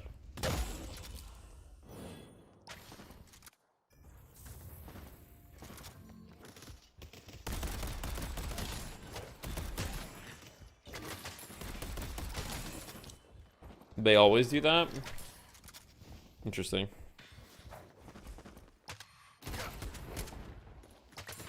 Mid Guardians and Walkers are worth more than their purple yellow counterparts, right? No, they're not. They're all worth the same thing. In terms of souls, they're all worth the same thing. In terms of like perceived value, they're not necessarily worth the same. Simply because people consider like inner things to be more valuable, because like they give you like a zip line towards mid in the mid boss area, right? So people consider like inner Walkers and inner Guardians slightly more valuable generally.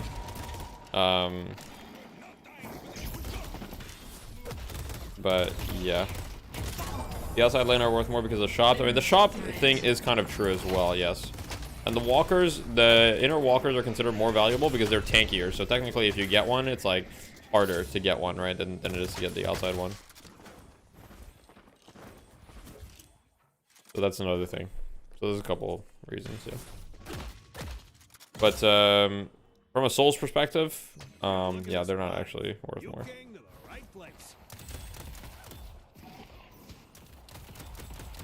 Yeah, the shopping thing is definitely true. You definitely feel it when you lose your outer tower. Like, if you have to shop, like, it's just, you gotta go really, really far.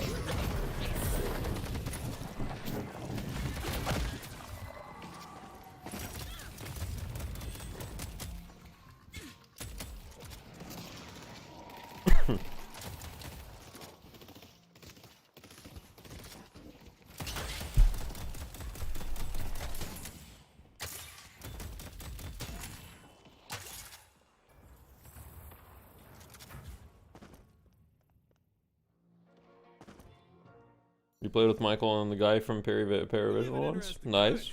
What's your opinion on Sinclair after the changes for both solo queue pubs, also pro play? I think he's very strong.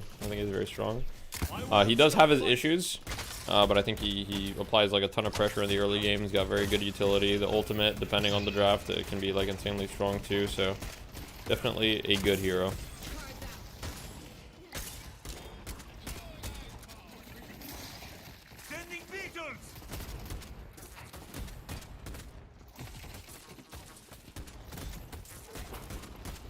We almost hit that beetle.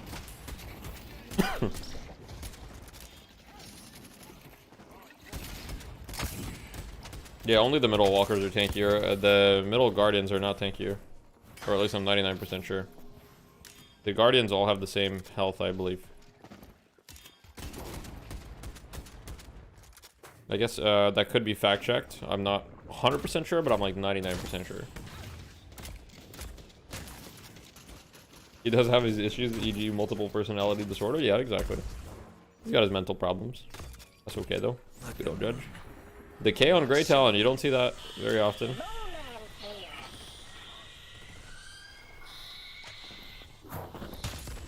Just birds him. Yeah. I mean, pretty even game so far, right? I have eyes on them. All the wikis are filled with misinformation. Yeah, it's true. That's unfortunately true.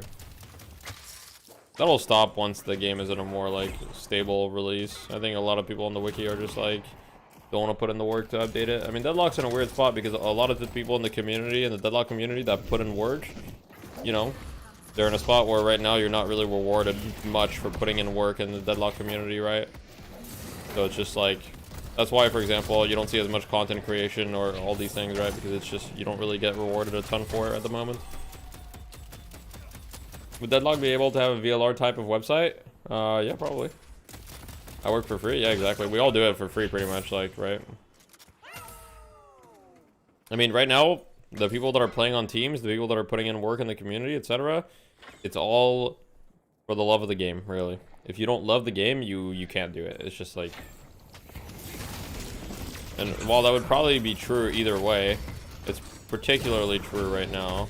Oh boy. Bit of a feed. All good though.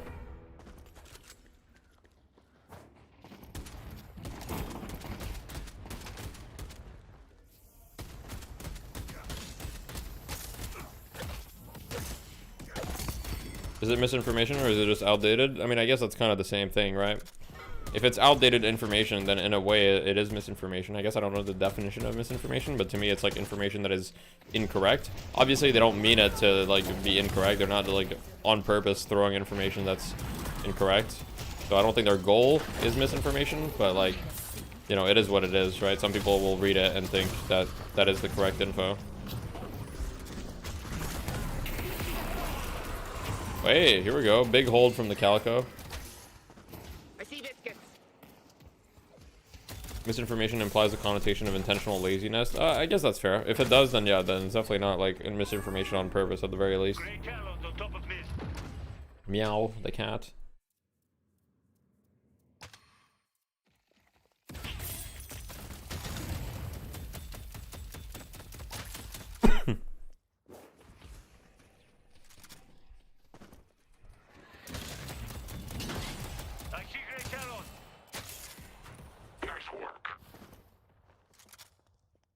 Okay, we've got a bit of a fight here in the other lane. Looks like that tower is going to go down. I mean, this is, I would say, a pretty dominant laning stage so far from the side of VP. I mean, they're up, you know, they're up one tower, which is nothing crazy, but they're also 10 kills to 5, right? So they're definitely, like, dominating the kill department. As I say that, Zergy goes down, so maybe not, and they're going to lose a tower. But Play With Me should also go down. Wait, maybe not. Yep, he does go down. They give the casting buff to the Kelvin, lose a tower here. Saf got in a bit of a 1v3 situation here. He's got 14 stacks on his locket though, so he should be okay. Oh, big damage. Wait, Michael's going in, but he doesn't have, does he have locket? No, he doesn't. No locket, no nothing, he's just dead. He died for the tower, but I don't know if that's necessarily worth. I mean, I guess it is their flex slot, so could be worth.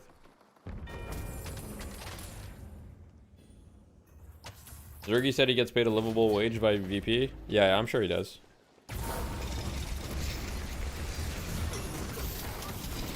He is the only on the only team that is with an org right now as well. Well, that's not entirely true because like One Win, for example, is an org. Perry Vision is an org. So there are a few teams with orgs. So it's not just VP, but VP is definitely the most respectable org, as in like the biggest org, right? No disrespect to the other orgs.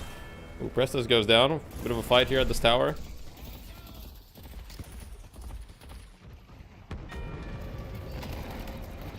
Wraith comes in to turn it around. The bird. Oh my god, wait, it's a nail biter.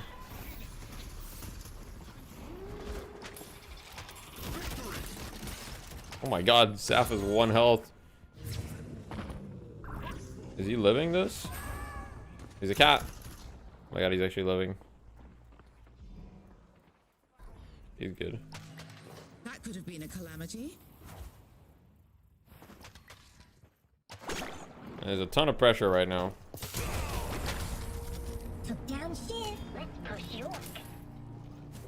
They've got a lot of pressure on this Walker. I don't really think they can keep going.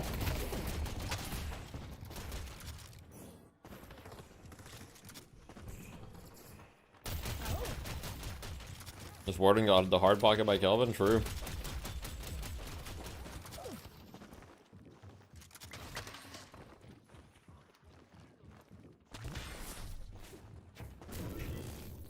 He's got the health nova and he's got the health nova and the locket.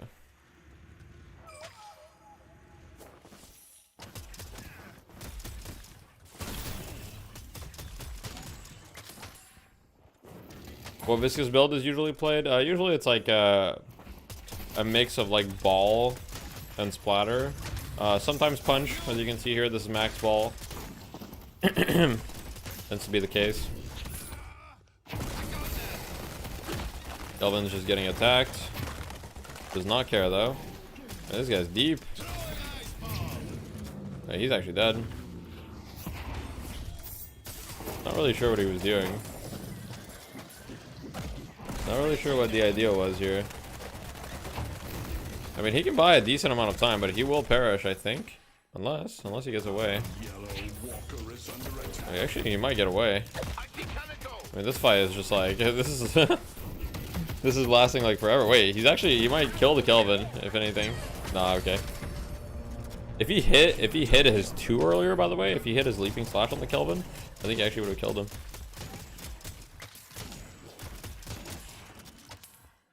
Yeah, Calco bought infinite time, and they actually pushed a walker during this duration. So if they get this walker here, I don't even think the Calico's death is really that bad at all. They got a walker for it. Like, that's quite good. They are counter pushing another walker, right? And Shiv is going to try to prevent that. I don't know if he can. I think this walker is going to go down. And there's another walker being pushed here, the middle walker, which is quite hurt. I think they're more concerned about defending this one. And they do defend this one. But still a little bit of a lead in the favor of VP. 7 and finite, let's go. Yeah, we've seen 7 quite a lot. Oh. Bit of a pause.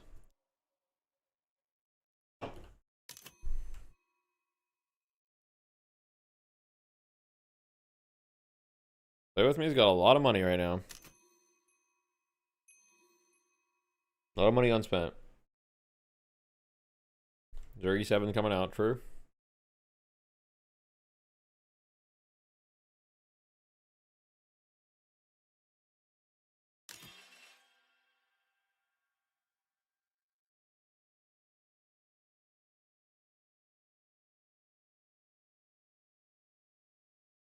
Do you think they'll remove the pause system once Zedlock leaves alpha or beta? I think it's extremely unlikely they'll remove the pause system. I mean, Dota still has the pause system. And Dota's been around forever, so. What is the Kelvin building? The Kelvin is building for his ult. He's got Alk Fire, he's got Locket, he's basically he's building for healing and his ult.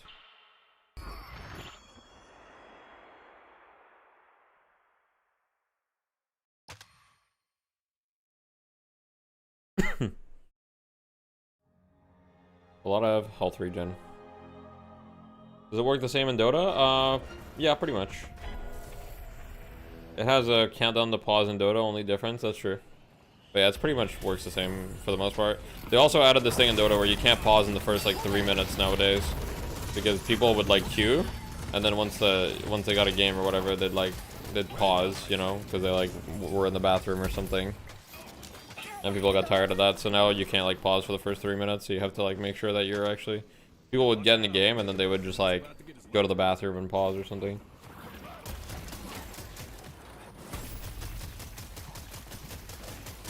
Countdown is necessary because pausing mid-fight is just terrible. No, I think countdown is definitely like, they'll add that, I'm sure. I think the pause feature is like kind of the least of their concerns at the moment, if we're being honest. Oh wait, he just fucking domes, he doesn't give a fuck.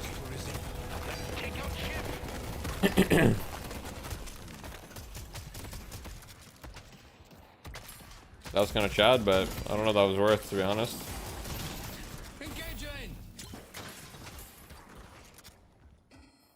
Don't know if that was worth. So they get the pity urn in exchange, right? So despite VP getting mid boss, if VP don't get like significant advantage from this, from a Souls perspective, well, Perivision's not going to be too upset about this, right?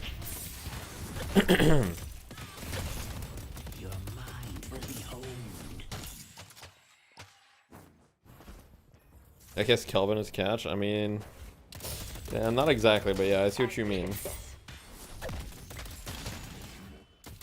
Calico's just got 6K monies right now. Calico's are rich as fuck.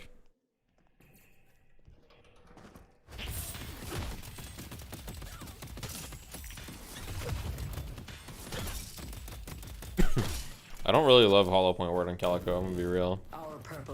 Feels very strange to buy a hollow point ward on Calico.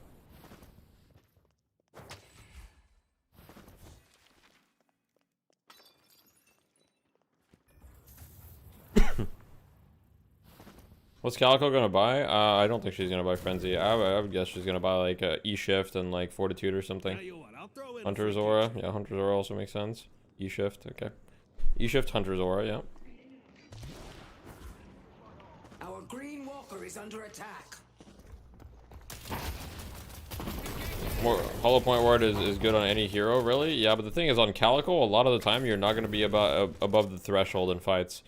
65% health. Like, Calico is a hero that really likes getting in there and like fluctuating life a lot, so a lot of the time you're not going to benefit from the bonus. Now, I'm not saying it's terrible. Like, hollow point ward is fine on any hero, realistically. It's not like a throw. It's just a 500 cost, right? But I feel like maybe just like basic mag, for example, gives you like a similar amount of damage as well as more ammo, which Calico kind of needs. So you get 18% total damage from basic mag, but all the time, as opposed to 26% damage from hollow point ward conditionally. I think in practical scenarios, you'll probably get more value of basic mag compared to hollow point ward. Good to see you survived, hell yeah.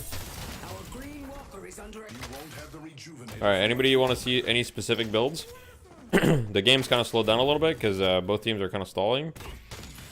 In early game versus guys, since shield is very useful. That part is true, yeah. The shield is nice. Zergy? Okay. Looks like pretty standard 7 stuff. Surge of power, I'm assuming, on the 3. So he went from max 3 into max ult, which is a bit interesting. I think most people go max 3 into max stun, but that's fine. Mystic Vuln makes sense. I mean, Infuser. I mean, all of these items kind of make sense. Is hollow point ward not that good in general? No, it's quite good. It's quite good. Is he using his 3 build? I mean, it looks like that, yeah. I would guess next item we're gonna see, I mean, we're probably just gonna see like improved spirit next or something. We'll see, maybe not. Yeah, so he's maxing his stun. I'm completely ignoring ball pretty much in this build. Seems to really like Mystic Shot. Yeah, I think Mystic Shot's good. I mean, it's just a nice little extra burst of damage, and on top of that, the stats are nice. 12% weapon damage plus 4 spirit power, like that's quite nice. The only item that has better stats is slowing bullets. So I could also see slowing bullets, but Mystic Shot with that extra like 139 damage when you have a lot of spirit.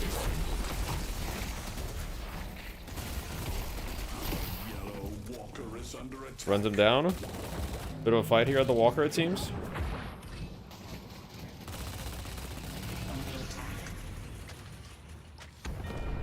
They get the Walker. They have to concede. Buffs in 20. Pressure a little bit on the other side of the map. Saf is looking like a little bit in trouble here. He's gonna have to E-shift here probably.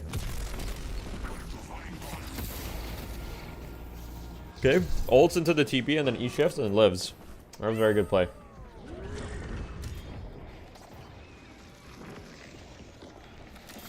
Okay, they dome right on top of the buff.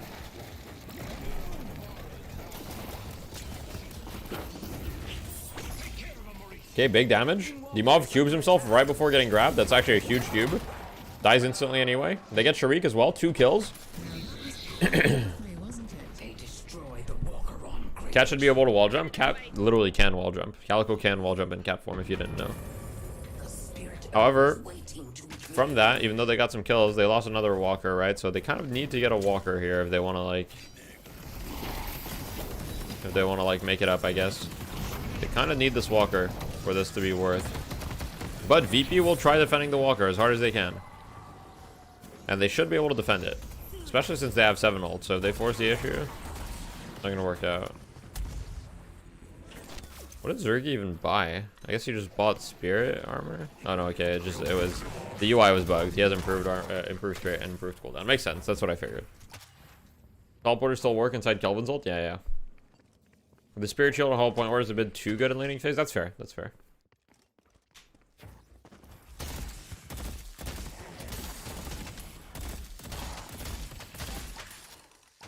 All right, so VP picked up the urn. They've got tempo. All right, they're you know what I mean by tempo here is that they get to dictate the pace of the game right now, simply because they picked up the urn, which means that the enemy team is forced into making a decision. All right, because here Sharik is just gonna run straight towards the urn, and he can pretend like he's about to go turn it in, right? And they kind of have to walk up. So 4 people from both teams are on the side. It kind of looks like the Paradox is just sitting in the teleporter just in case. Because of the threat. How many more games today? Well, there's still all of NA. So this is the last EU game. But then there's all the NA games. So.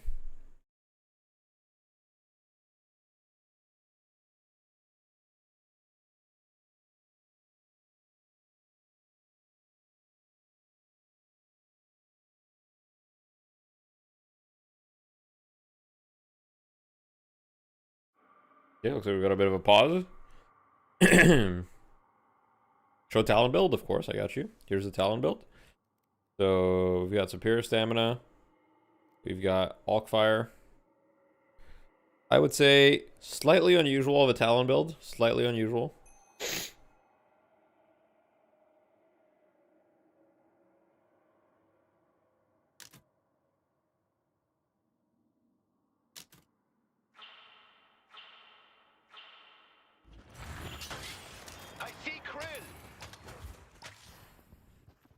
But, you know, Alk Fire is a good item.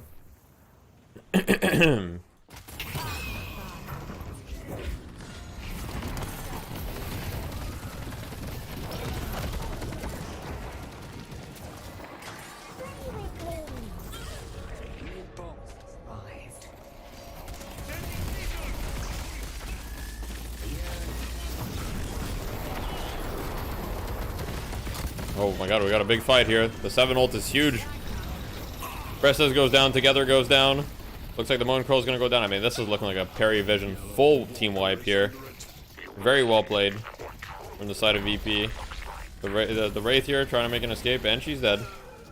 That's a full team wipe right there.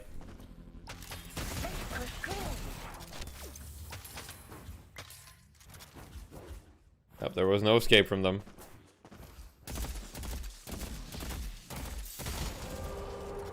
And now they get another mid boss. I mean, this game is not looking good for the side of Parry Vision. The Rejuvenator is descending.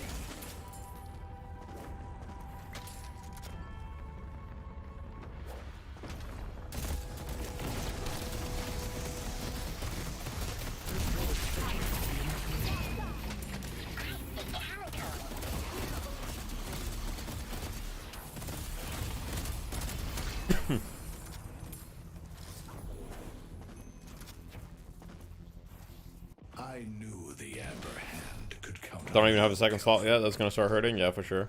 Right. Yamav is hiding. He's waiting in his little spot.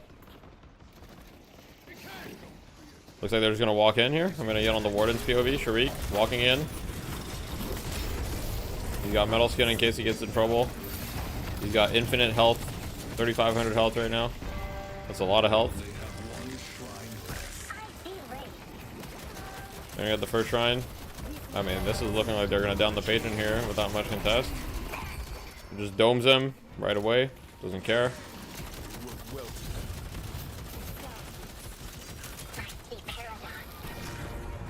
What 68 did Zergy just buy? He bought Crippling.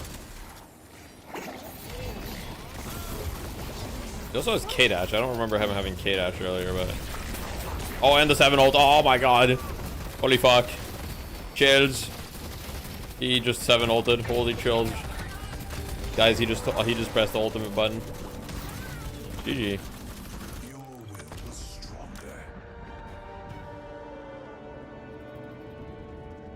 How does mid timer work? Well, basically, the timer changes every death.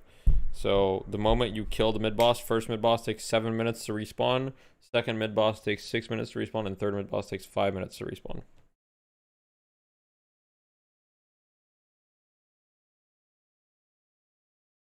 Very well played from the side of VP. Lose game 1, win the next 2 games. GG. The thing is, losing that first match must have been so frustrating for them, but to see them mentally reset, come into match 2 and win in 22 minutes, and come into match 3 and keep that composure. Fourth mid boss stays 5. Yeah, it doesn't go below 5 minutes. Basically, third mid boss onwards, they're always 5 minutes to respawn. Wipe a mid boss and then push to win. Like, I was expecting a little bit more. Yeah, this is how Virtus Pro do it. Let's bring Jake back in. Plenty to talk about in this kind of game, right? First of all, for me, are there more games? Yep, there's NA now. So powerful. Whether you want to use them aggressively to like start those fights, or you can use them to counter a lot of those initiation tools. But let's start from the beginning. Paravision end up swapping their lane 1 and 2. I would not say that the okay. So the second game was kind of a stomp. I would say game 3 was pretty close for quite some time, to be honest. I would not say game 2, game 3 was a stomp, but it was very convincing for sure. Merc team versus Hydra, yeah. Yeah, I mean, and that's a subtle trade, right? Like you think Guardian for Guardian, pretty decent. Sinner sacrifices the boxes. Okay, so the regular boxes spawn at 3 minutes. But ultimately, the inner Guardian, when that. So the boxes around spawn at 3 minutes. Small camp spawns at 2. Boxes at 3. Most of the jungle at 5, and tier 3 camps and sinner sacrifices spawn at 8 minutes. Stay in the solo lane and get farmed up. That's not a shop that's all that relevant for that's true, Pyro. That's true. The single solo lane player. Whereas losing that middle lane, I think it opens up a lot more options on the map, and a team like VP are great at finding the best use of those options. I mean, and Jason, this is classic VP style as far as I'm concerned, right? It's like take good early advantages, have like a 3 to 6k soul lead, have a fight around mid boss, or just sort of clear the map, like take one big fight win and then blow the game completely out of proportion, like blow the doors off, so to speak. They definitely don't want to play that chaotic Gambit payout, true. When they get into the driver's seat, they don't shift down any gears, that's for sure. Yeah, I think that's why I've always said. Anyone running Viper lately? It seems in EU it doesn't seem to be a popular pick. In NA sometimes we'll pull out the Viper. And I would still even say a better macro team than Hydronation were at their peak. Just from what we've seen, they were the first team I've ever seen take a 5, 10, 20k soul lead and close out games with that. Whereas you see a lot of other teams in EU and NA, they need like a 50, 60, or if your melee creeps, a 70,000 soul lead to take down a team like Hydronation in match 1 last week. But I'm so flabbergasted at how anticlimactic that finish was though out of Virtus Pro. Like I'm still just like, how do we go from match 1 being insanely close to match 3 where, one fight turns around the entire game and they close it out? I was hoping for more out of Paravision, honestly. That's got so much more to do with the team that's leading in those scenarios, though, right? Like Virtus Pro don't give you those exciting finishes; they give you very decisive, like shut the door. Cool Cheese just messaged me for the match ID. Back into the game, whereas Paravision always plotting something loosely enough. I feel like to give you some openings, right? To want to play flashy a little bit, and VP on about that life. VP did that in game 1. Remember, they had like those they did pretty well out of lane and went for these like dives behind these Guardians. They didn't clear them all. They were like ahead like 4 Guardians to 1. I think Devious is brewing, true. 6 objectives to 1, yeah. Yeah, just got a little bit too ahead of themselves. So I think we should start talking about a player of the match here, though, presented by Intel. Over the course of the whole series, by the way, not just for this one map. And our player of the match is going to be... Player of the match? Notes. Mikhail S, guys, and a lot of it's rigged, guys. It's rigged. From Mikhail S over the course of this series. It's rigged, guys. We wondered, like, there was like the second game, there was like a paradox. I have a little bit of leftover chips, guys. I'm gonna have them. In general, now for the Canadian people here, I see average in the chat, right? Yeah, and I think that a lot. What do we think of this chip flavor? I mean, game 1, I think for the Canadians in the chat. Even though they lost, wait, let me see if you can see it. Ridiculous stats. Let me try to. Lobby on Geist with a ton of healing. Any Canadians in the chat? For as long as it did, largely because Mikhail's was so strong on the Geist. I'm trying to make it flat so it's readable. Paradox, just a masterclass from Mikhail's. At this point, bomb flavor, true. He has the paradox. You just expect it at this point. Agreed. It's almost normal. Like he's gonna find this is sick favorite right there. Huge hero damage, huge objective damage. But sweet chili, sour cream. This guy is the best paradox. It's top tier right now, and he's been that way for a long time. He's been on top. Trust. It seems to just continually get better and better. The Geist is a nice addition to the pool. I think it fits his, playmaking semi-carry style. But you know, it's another. If you guys haven't had Miss Vicky's, I mean, think about when drafting against just him. look at this chip. Doesn't it look beautiful? I mean, look at it. Quietest of all the games for Mikhail's, you know, relatively. Doesn't that look like a nice chip? But I felt like he endured really well. Yeah, they're kettle chips. Yeah. 2v1 early lane. He brought it back and was still very much a relevant force. On top of finding a lot of swaps that really complicated some of these team fights for PowerVision. And then you have the end of game. Obviously, Zerky gets a pretty decent showing here on the 7 in the end. Well farmed up, and a couple of these, you know, cheesy storm. Go back who won VP. End of this game might have padded those stats a little bit. You know what I mean? Diving into the spawn might have had something to do with it, but in general, yeah, great showing here. Virtus.pro showing us that it doesn't have to be just you know, at least Vicky's is lit. True. Move that around a little bit. We think back to how we thought about this comp, right? We were like, where does VP's like hard pick, hard catch potential come from? But it looks like they were able to force fights like around objectives and give PowerVision a reason to come to the table without them having to literally lasso them, right? Without them having to drag them into an engagement. Plus, they all have like slowing hexes as well. So they were able to, like, as soon as someone overextended a little bit, like they could super punish, and then they had enough mobility to sort of dive them. But Michael Zergy wins again through. They said, come to us. We're going to fight. We're going to fight you under your walker. You know, if you don't fight us, you will lose these objectives. And that's kind of how they win without like this true. I feel like Zergy's been streaming a lot less ever since he got signed. Really like the use of the 7. It seems kind of memey there at the end to be like ulting into. Have you been streaming less, or have I been missing the streams? That's like one of the best uses of 7's ultimate, right? Like in the end of the map, you got to think, right, in this huge map of deadlock at the center, these 4 lanes so spread out, but they all terminate in each base, right? So if you're 7 ulting in the enemy base, I feel like I barely see him streaming anymore. Enemy creep on the entire map. At the same time, you're zoning the enemy back. You can out. Who are my favorite deadlock content creators? I mean, it's incredibly hard. I did really like Zergy, actually. The 7 first. I'd say my favorite stream to watch was probably Zergy. So whether it's defending the base in a push, or just going all in and finishing the throne. I mean, the 7, I think legitimately I just slapped my cat by accident. Strongest point in the game is when he's ulting above the enemy spawn. Oh god. Now we have an opportunity here to interview one of our winning players, and much to their chagrin, I think we have selected Listic to join us here. So we're bringing Listic. It looks like she has taken the stage. Thank you so much for joining us. I've told Jason to go easy on you for this. How are you feeling? Once again, our Deadlock Fight Night champions. It's feeling really good, you know. I'm Calico right now, true. Bag. Pretty easy for us, you know. Not at all humble. Yeah. Good to hear, mate. Look, you guys are prioing. He said pretty easy. He literally just walked up and said easy. We saw it in the 1-win tournament. We're seeing it here as well. You guys are like first picking it or getting it in that first rotation. What is it about the guys that you as a team are really, you know, that makes you really want to get her in early in these drafts? Yeah. I mean, the main thing about Geist is like the damage is just the damage, the sustain, the tankiness. Like it's just like a presence in fight. It's always like. The swap is like the most broken. It's one of the most broken abilities in the game. The fact that you can just like shove a Geist in and completely annihilate their carry if she just warps down, like swaps the guy, it's just completely takes the guy out of the fight. It's ridiculous. That's like the main reason. She's just like really stable in laning as well.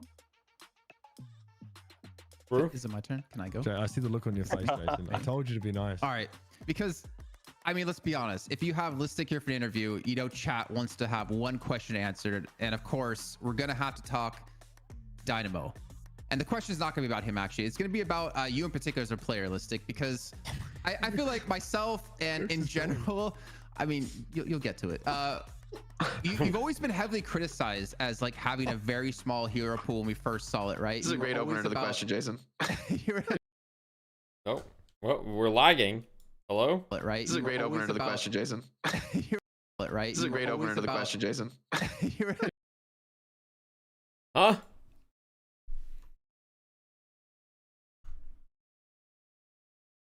I would literally, bro. It's just cooked. It's cooked, bro. Right? This is a great opener to the question, Jason. It's cooked, bro. It's fucking cooked, man. Right? This is a great opener to the question, Jason. I'm literally stuck. I'm stuck in a time loop. Wait. Until I take it into scrims.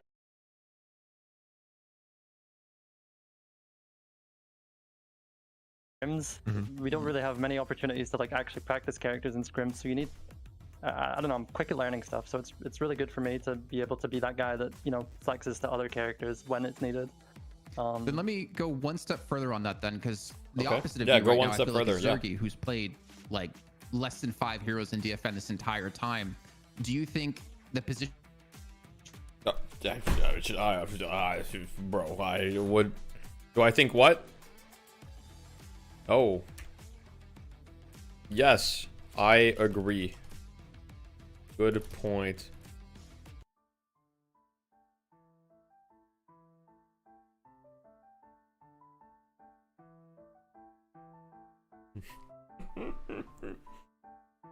Unfortunate. Did you scrim with MTB? If so, how are they as a team? Yeah, we scrimmed them. They're pretty good. I would say I'd be very surprised if they beat Hydra Nation. I don't think they're that good, but they're definitely like good enough to at least have a game with them. We'll see though.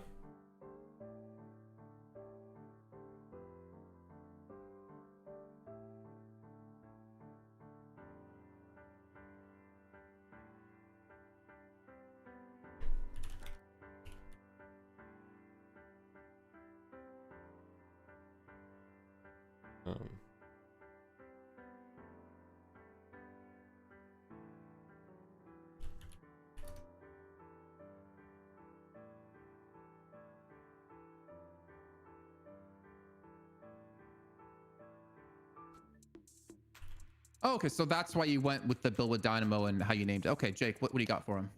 Yeah, that was a fantastic answer, Listic. I can't believe they let us air that. Wow. That's crazy. Yeah, He's, you know, the audience are going to be mad smack. That's all right, let's go. We're back. Yo, Mike, thanks for the 5 months. Clips, but you know, of course, Holy we'll leave that to them. It's crazy that I've had people that have been subscribed for 5 months. I mean, I really appreciate the support, man. How good Thank your you. team is in a defensive situation. When you're in a That's actually defensive crazy to posture, me. you guys look really strong playing. The Scout's still on a really team well. at the moment. I don't curious, believe Scout is on a communication-wise, team. Who on the team is Scout, if you're in the really chat, you leading can confirm or comm-wise when deny. you're in that spot playing defensively, holding the game down?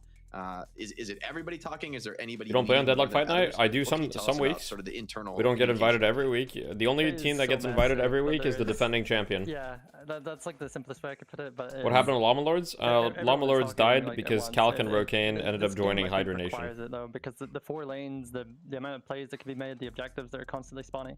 There's a lot to keep up with. It's not like as simple as being able to have that one IGL guy, you know, and like Overwatch or something where it's just 2 teams fighting. Yeah. I mean, even Overwatch comes, you know, it's quite messy, but yeah, Deadlock has so much to. See, even Lestic said it's not pay as simple attention as to. having one IGL. You can't see as well. That isn't always also like. You guys that always clear say in the from chat, the, oh, you guys, you know. Listic, thanks for joining So us. to play, you man. have to be invited? Yeah, you have to be Congratulations invited. on another Fight Night win. Hopefully, we see you back same place, same time next week. What do you think? There's only 3 teams, right? So. Should be. And Arkram also quit? Yeah, Sounds Arkram good, quit buddy. too. Thanks Another for one? joining us. Alright, see you. Realistic. Jason, I said be nice. I can't believe he said that though, like about Dynamo. Yeah, Like man. chat is gonna go crazy. I'm surprised Virtus Pro even like signed these guys. I with can't that believe kind of he talked about the knockup comp. You know what I mean? I finally got to hear the name of it on stream. That's crazy. Anyway, guys, that is it for the time being here for our EU component. Of You mentioned the Once again, Impregnator. Virtus Pro that have gone all the way. Hear me have out, won 6 themselves IGLs. There you go. Is Leffa gonna play $1,000, thanks, my competitively friends, still? over Apparently he at joined my Intel. Dong, a When we European come back team, after the so break, it will be I the don't know if that's NA actually true, portion but of people in our chat said show, it and there's was. much to be discussed Twitch chat over has there in literally never TVL. lied about anything, He's ever. here. Team of I'm pretty sure. faces. I think Guys, has Twitch chat ever lied about anything? I don't think they've had. There's only 3 top NA teams right now? No, there's more than that. It's just, there's only 3 teams in Deadlock Fight Night. That's just the format, right? Whether it's EU or NA, they have the format of Deadlock Fight Night is they have the defending champion from last week, and then they have 2 teams that are invited. So it's just 3 teams. We don't know about officially joined, but he's practicing with them. Okay. redemption week for Llama Lords, as they have been re-invited back for the first time since they were caught with the cheater on the team.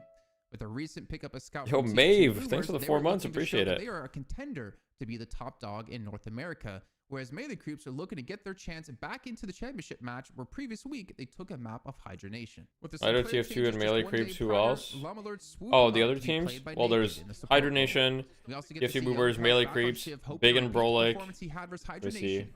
With Paradox I mean, I would fans, say they that those get are like decided the first obviously the holiday, main so they have 4. pick potential. 9 minutes in, Melee Creeps have 3 guardians And then, down you to know, there 0, used to be and Llama Lords. 6 Llama Lords is not there anymore. Viper with MTB some is nice like catches pretty in good, 1-1-3. I think. Llama And then Lords there's able other to close teams that that are in gap the down works back to too.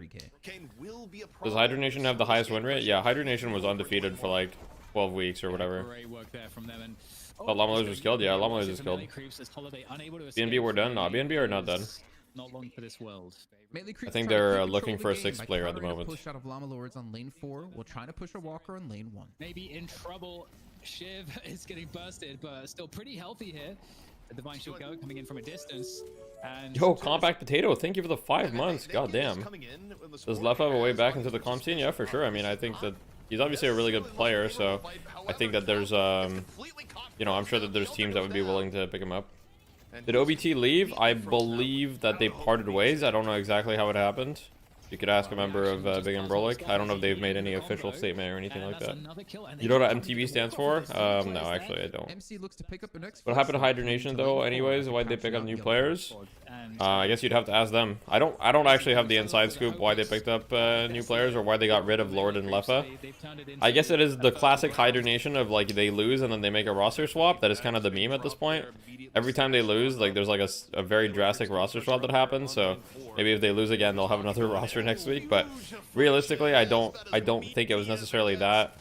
I think it's just the players just weren't working well together. Most likely is the most likely reason, but I don't really know. Managed to disengage without losing anyone else. Yes, this is a problem because if Melee Creeps lose another 1 or 2 players here, this could be a mid-boss conversion for Llama. Takes bub shots, interesting.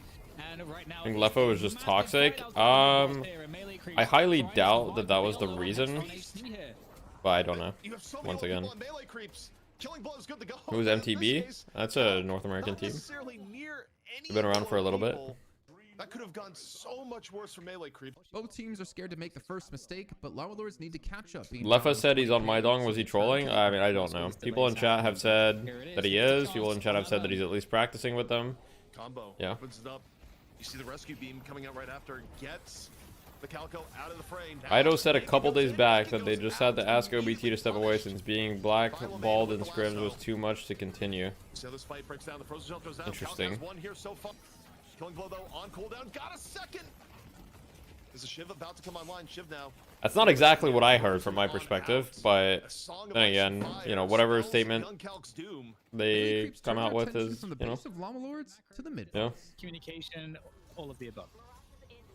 Llama Lords are going for the steal. They're gonna get it. No Melee Creep securing it. No naked magic this time. However, can you please update the game? I know you have infinite powers. All right, guys. Okay, wait, one sec. All right, I'll do something for you, Senor Ritingo. Okay, here's what I'll do. All right, clip this and ship it to Yoshi. Okay, Yoshi, I know that you are hard at work right now. Okay, and we get some pray emotes in the chat while I make my prayer to Yoshi so that he updates. I know you are hard at work, Yoshi. All that we ask to our Lord Yoshi is we want a big update. Okay. Look, I know you said no more standard update schedule, right? And we respect that, and we respect your work, but we just want a big update, all right? We're going to keep it simple. How about you give us a very big update, like, let's say next week, okay? Like, I'm not even asking for much, just like next week. I want a really big update. Ideally, fundamentally change something about the game, you know, make it exciting, right? Let's get something cool. Maybe we do something about the solo lane. Maybe we do something about mid-boss. Maybe we do something about a new objective, right? These are all options that you can work on. You know, thank you, Yoshi. And we'll see the update next week. I'm waiting for it. Relatively for free. There's still poker on the outskirts. Melee Creeps, though. Not too low to send. Of course, as I say that, Cool Cheese bursted down. Frozen Shelter now out in return. Naked down. Remove Holiday Yoshi. I'm begging. Every objective is now the mid-boss. Can you imagine? Instead of 4 walkers, just 4 mid-bosses. Can someone send the clip URL? Yeah, we need the clip, guys. We need the clip. When we get the patch next week, you guys can thank me. You guys can thank me once we get the patch next week. Trust me. Making a little bit of something out of nothing, but how long can they do that again? Another trade. Llama Lords managed to delay the mid-boss take by Melee Creeps, pressuring them when they tried to take it, buying time for respawns to get back in, but eventually... All right, once we get the patch next week, what I want some Reddit threads, okay? I want some Reddit threads that are saying... Can you imagine if there's actually a patch next week? That'd be insane. That'd actually be crazy. Because then... Dude, if there's a patch next week, I'm fucked. I'm fucked. Because I'm like, okay, you know You guys know Rainbolt? You guys know Rainbolt, the GeoGuessr player? You know how like when he makes like some super wild guesses and like he sees like pixels and he's like, that's got to be South Africa. That's got to be South Africa. And then it gets clipped and then he just looks like he's like literally like he just knows everything. That's gonna be me if there's a patch next week. Like people are gonna be convinced that like I've like created this. So in fact, I hope we don't get a patch next week, bro. That'd be kind of bad for me, I think. I think there would be a lot of Reddit threads, bro. But look, I'll give some credit. If there's a patch next week, we will also thank Senori Tingo. Senori Tingo in the chat. Well, that's the guy you gotta thank for the patch. Dan, they are in the money match. The patron is dead. You're drafting threads right now. First one, Yoshi cooked on this one. Second one, patch unplayable. Alright, that's true. You kind of look like Rainbolt. Is it just because I'm white? We're both white, so like. The question was, could they be the first team to take down Hydronation? There's only one way to find out. Go check out the recap of that and make sure you guys I'd also love a patch to Locked In. Melee Creeps managed to get back to the championship match up against Hydronation, where last week Loki sound like him. Okay, one map wouldn't be enough to take down the Titans. All white guys look like Rainbolt. Confirmed. Champions now for last big patch were January 17th, so we're kind of due. Finally be the day some team took them down and claimed the title of the best team in NA. Heading into the draft for the first time in the series, let us once I love how EU logos are so official and NA are just made in paint. Yeah. We don't have orgs, bro. Some signature heroes from Hydronation with the bands on. If you take your glasses off, you'd look like Banny. Interesting. Is Deathy shirtless? I'm not. You only watch me because you're a Valve agent. Are you saying you're not? I'm not. Bro, I hope you guys realize that Valve. Okay, so there's one thing about Valve versus other games is that Valve don't care about content creators. Yeah, that's one thing I hope you guys realize is like and I'm not saying it's a bad thing, by the way. I want to be treated just like any other person in the community, right? I want to be treated the same way. But like if you're a content creator for Marvel Rivals, like I'm sure you get like hella preferential treatment if you're a big content creator, right? I'm sure that they've got like their contact at Marvel Rivals and like, you know, they've got like their agent. I mean, Jonas told me that he used to have like when he did Valorant stuff, like he had, you know, his person that was taking care of him at like Riot Games and shit. Like, bro, if you think there's someone taking care of me at Valve, you guys are crazy. You guys are crazy. Because they don't give a fuck. I'm just letting you know, like, they don't care. You're a content creator, they're like, okay, cool. With Hydronation running the urn, Melee Creeps try to take down the last two remaining walkers of the game. While this is happening, go pants. I'm not gonna show my pants. Why aren't you guys playing today? We just didn't get invited. I mean, they wanted to give a chance to some new blood. Riot cooked any protein by catering to content creators. That's fair. Valve doesn't have to pander as they just produce quality. Very true. No, I mean, I think it's great. I think it's great. Being down now 40k, Hydronation tried to push the lane 4 walker to open up their second 300 people working at Valve. Who should take care of you? I think Yoshi should take care of me directly. Thank you. Thank you, Yoshi. She is the destroyer. Why you lie? Where you must run from. I thought you own Valve. I am actually Gabe Newell. That's true. Tries the tornado away, is just getting sliced to ribbons. Melee Creep believers, let's go. Axe with the quick kill. Knockdown in onto I bet those chips you ate came directly from Yoshi. Holy shit. I'm spotted, bro. And it's just devastating. And also you got this guy, the original Lash, not to be replicated nor duplicated by Vegas, bringing in a hot urn to the turn-in. Yeah. They should make the tourney larger. No, I think it's cool. I think the format for Fight Night is perfect. I don't think they should change it. I like that different people get invited every week. I'm sure that the spectators like it too. It's exciting. Staggering for Melee Creeps. With mid-boss respawning, this is the last chance for Hydronation to make a stand. Step number 1, can Hydronation get the steal? Going in. It was a sweater the whole time. Right, Geki, did you actually like believe this was my skin? That's funny though. The rest of it, they even get a kill on the axe. Love the format, yeah. Yeah, exactly. It's just a weekly show match. It's not like even like a tournament, really, right? Like a proper tournament has like a double elim bracket and shit like that, right? But yeah, I mean, you might be telling yours like, why so many jokes? How can someone acquire a T-shirt the same color as their skin tone that makes it look half naked? Well, look, I know a lot of ways. Some of them are illegal. They're just not making I'm just kidding. You just go to the store, bro. Difference in spades. With these deaths here, Dan, Melee Creeps gonna put themselves one map away from dethroning the champions of EU in Hydronation. This is the path they must take. He paints his skin to match the shirt color. Yeah. Kick it off up 1-0. We didn't decide that we didn't want to play this week. Every week we're invited, we play in Deadlock Fight Night, by the way. If we're invited, we play. They just didn't invite us. Own form of the pick. With AVG dominating DMB for a second match, Melee Creeps focus their ganks onto the other solo lane as they turn around to fight. For the Mirage, oh my god, the point blank bird coming into play as well. There's no escape. No escape. Portugal will go down. And that is Hydronation getting some dubs here on lane 4. Here comes some assistance though. Actually, this could be a great trade coming in for Melee Creeps off of the back of losing Poshy Pop. They get the trade. Yeah, Vegas was just pinned in. Deathy, can you can a face cam like Fred the Fidge? That would increase the viewers tenfold. When's Tocam? Never. Yoshi's taking care of all of us. Yoshi is my hero. The next patch will be awesome because Yoshi is awesome. That's true. Yoshi is our messiah. Can you make an Archon team and sign up for Deadlock Fight Night? No, you can't. To catch on to Hydration, MC go for a risky play of mid. Definitively, yeah. Yeah, no worries, Greg. Why are you shirtless? Can you not afford shirts? You need Prime subs? That's true, guys. I'm only shirtless because I can't afford a shirt. It's tough, okay? I spent my last $5 on this bag of chips. Okay, and now it's empty. So not only am I out of $5, I don't have any chips. I don't have any chips. It's rough. Chips are expensive as fuck, by the way. You guys know, like, a bag of Miss Vicky's is like literally like $5 Canadian. It's literally $5 Canadian. Like, okay, if you get a good deal, you can maybe get these for like $3.50. That'd be like a great deal. It'd be like $3.50. Hydration not so scary right now on the Shiv. It's not the gap you need soul-wise, and they 5 Canadian is like 0.5 USD. True. Nah, it's more like 350 USD probably. It's unironically the best bag of chips in Canada. And yeah, it's top tier for sure. And the first loss of Hydronation's ledger. He's gonna be able to get out of this one.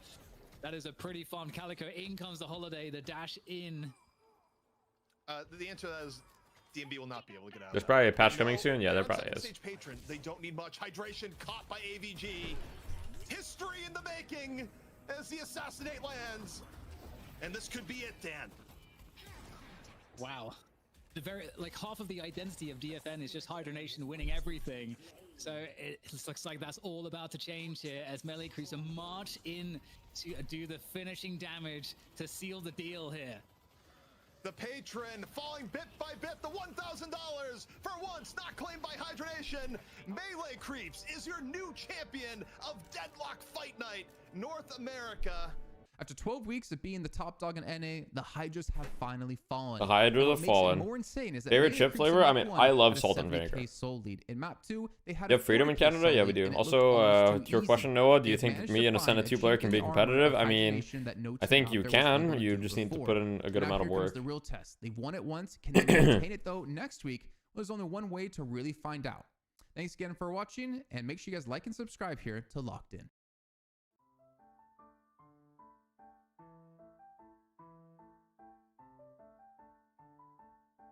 You fuck with all dressed? All dressed is like decent. You know, I know it was a question for average. I'm gonna answer as well. It's decent. Vicky's like $8 a bag in US, or you guys are getting fucked actually. You excited about becoming the 51st state? No. Can you become a commentator on Deadlock Fight Night? If I asked them about it, maybe. Maybe they'd let me commentate. I'm not sure, to be honest. I'm sure they'd be willing to have me as like a guest commentator one day. That could be fire. Should I do that? Well, the only problem is I watch party it, but I'd be probably willing to do it.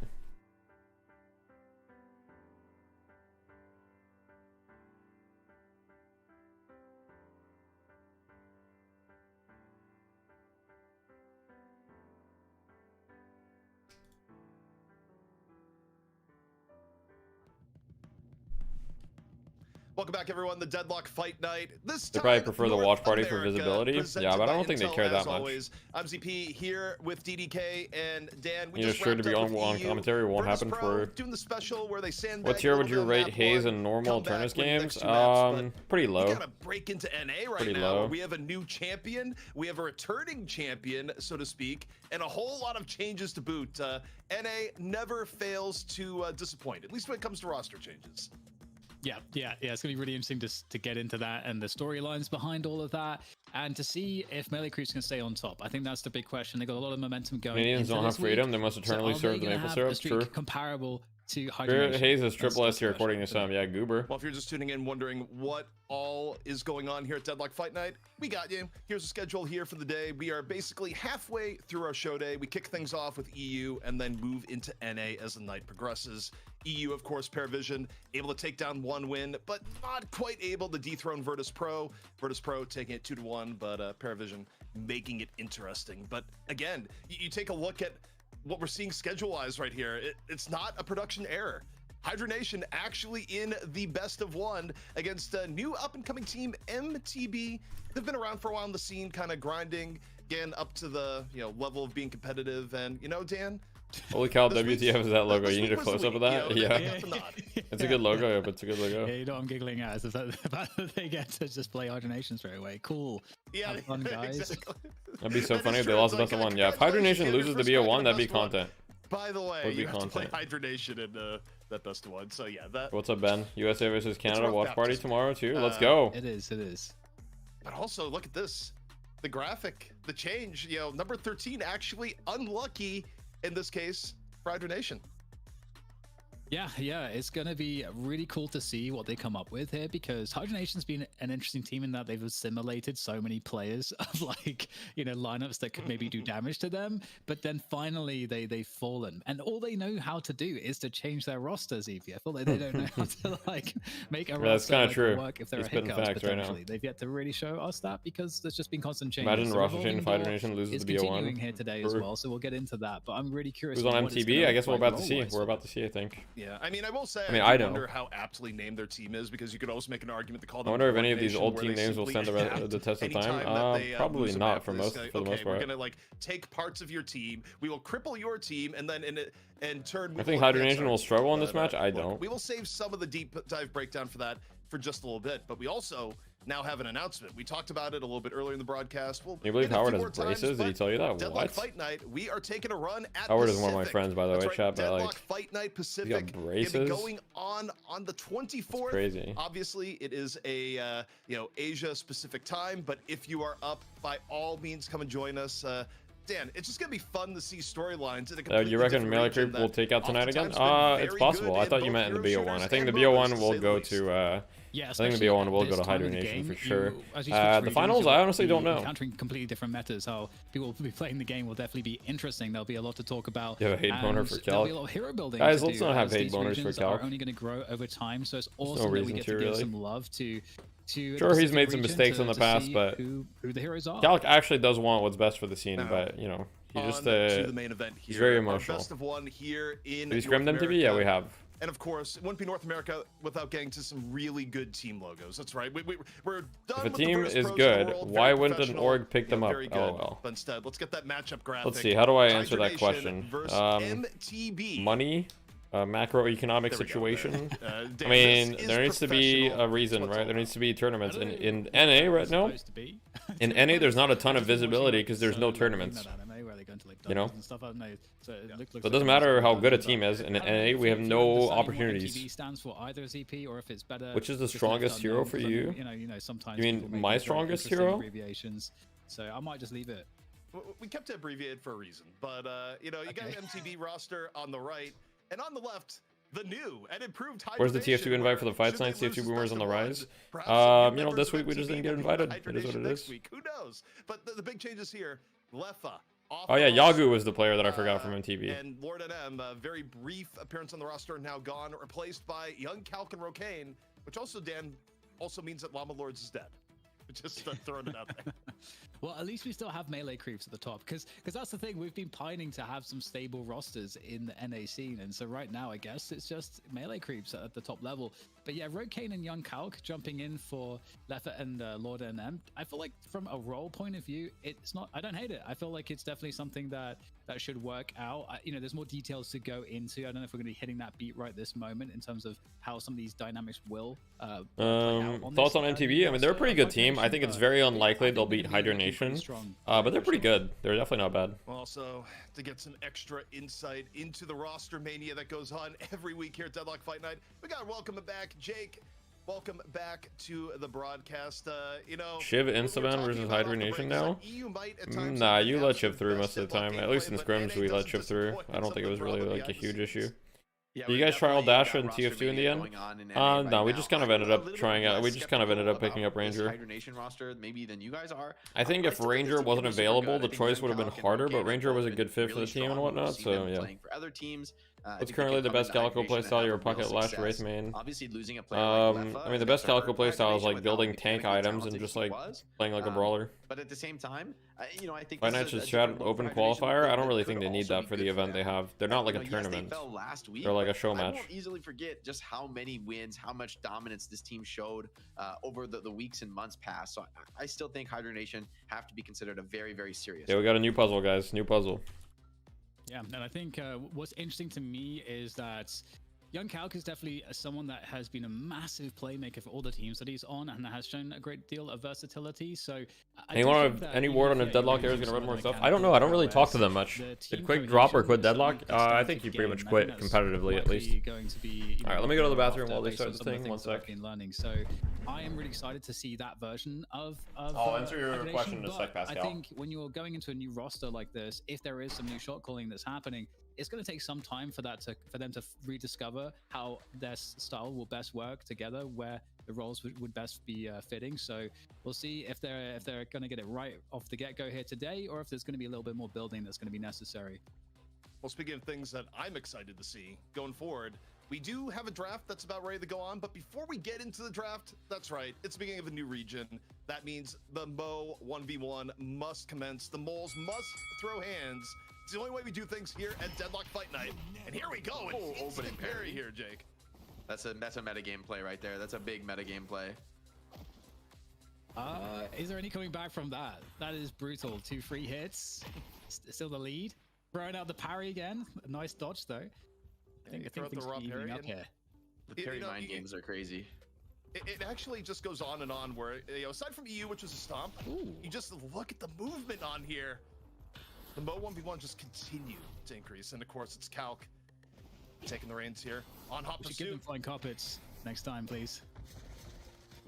Parry and then the hammer fist at the end, and Calc taking it at the end. You love to see it, and you know, Jake, the meta just seems to evolve week after week here in the 1v1s. People are actually kind of practicing on all right, the full opening parry, like no damage trade, right? Just walk up and parry. I mean, we do see them always trade the all right, usually at that so phase, I think that's actually well played by Calc.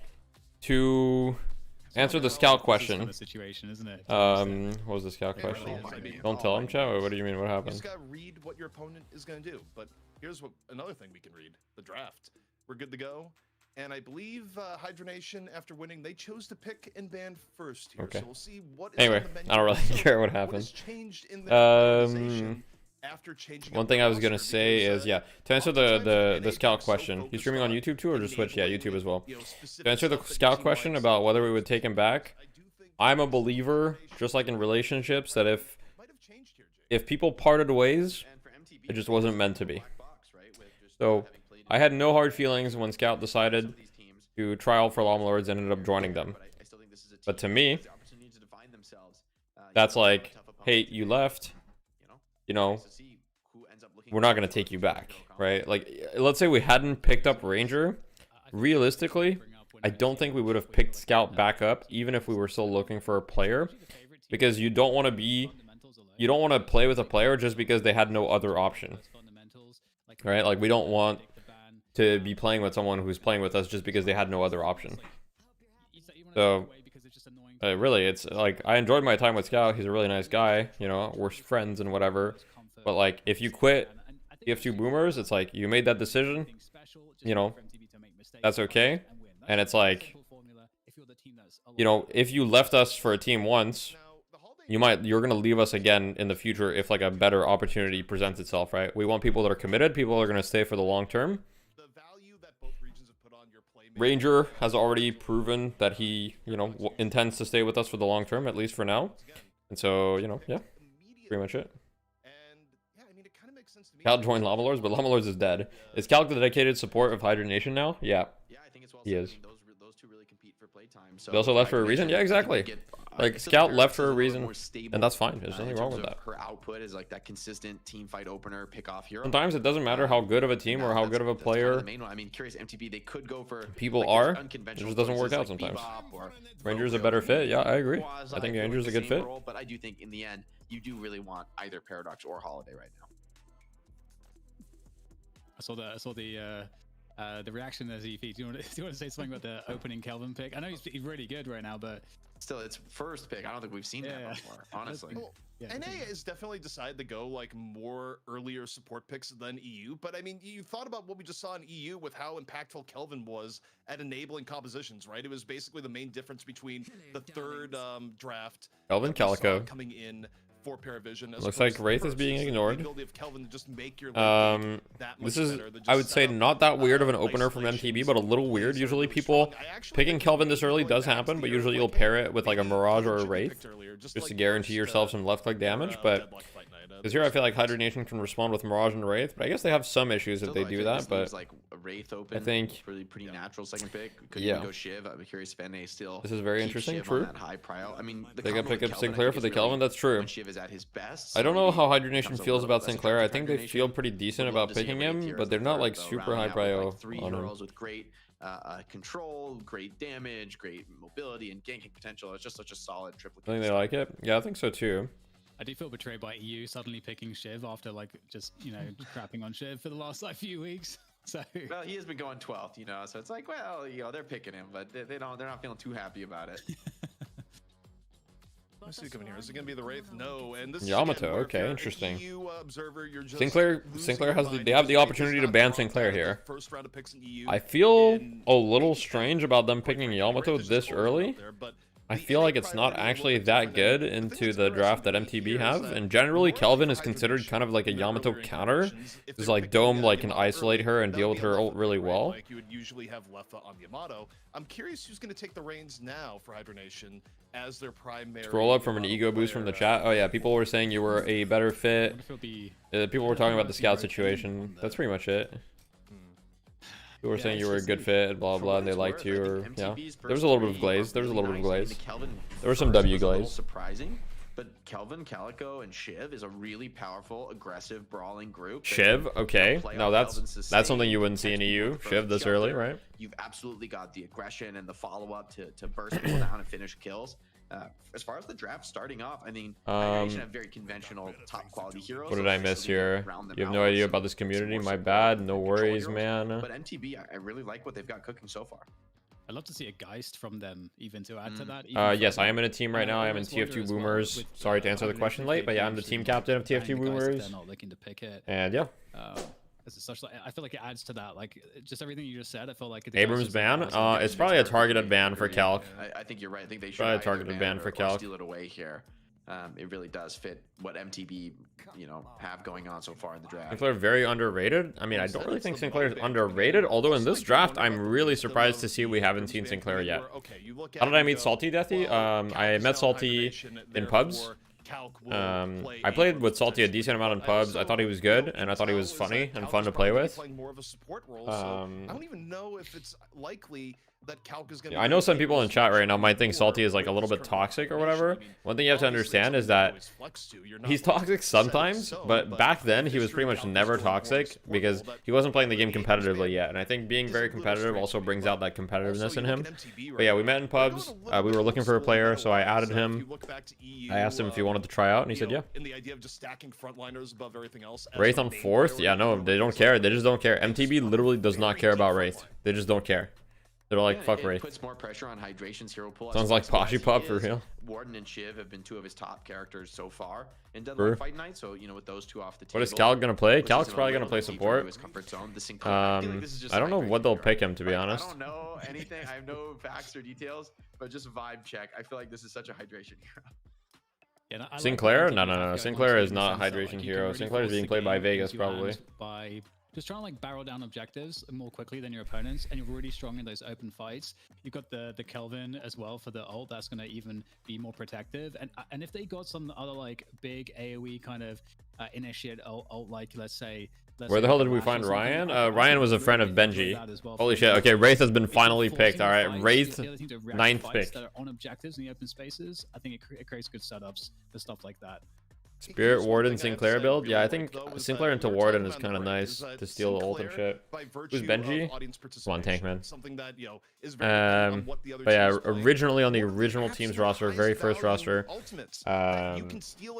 Benji, Ryan like knew Benji somehow, and he got in contact with him, and then that's kind of how it started. Yeah. I have to think throughout the course of this match, every time audience participation is up and a ward is on screen, it's going to be copied, and it'll be even more funny if it's hydration playing. Yeah, Salty's not actually toxic. He just like he also makes a lot of jokes, and he's also just very unfiltered. And it's kind of hard to tell when he's joking versus when he's not joking, especially when you're like a third person like on the stream or whatever. So yeah, the real Benji Fishy? No, another Benji. That's kind of the flexibility that you see from Sinclair. This great talent pick is interesting. It's kind of the only bit of high mobility. Okay, Lash for the last pick here. Now, okay.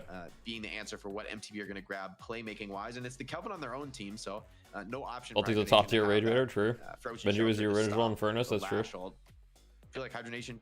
I don't know what he's up to these days. I know he had a small stint in Marvel Rivals, but I don't really think that lasted, but I'm not sure.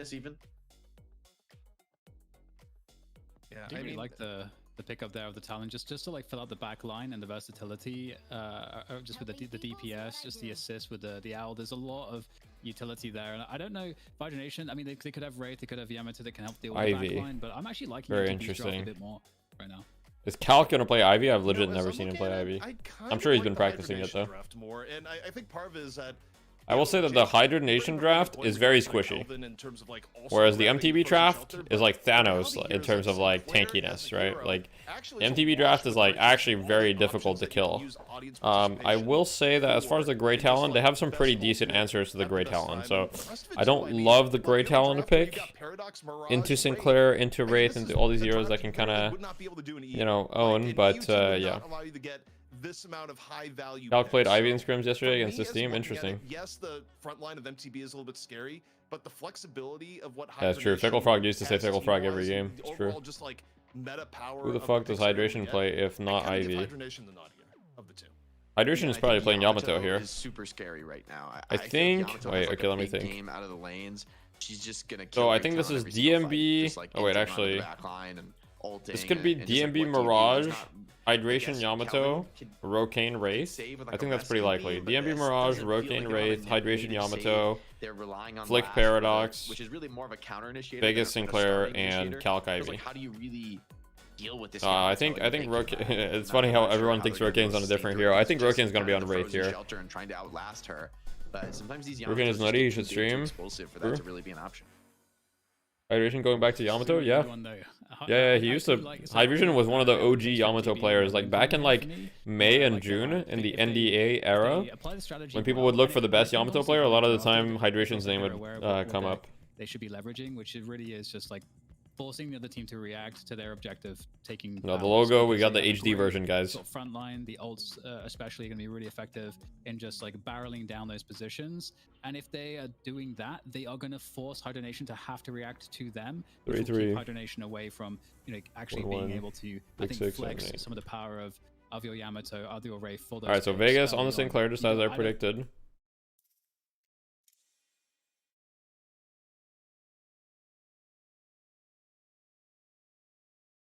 Please Gamba? Alright, I'll do Gamba. No, actually, I'm not going to do Gamba for this one, guys. I'm not going to do Gamba for this one. This one's not interesting enough, in my opinion, because it's very, very likely Hydronation wins.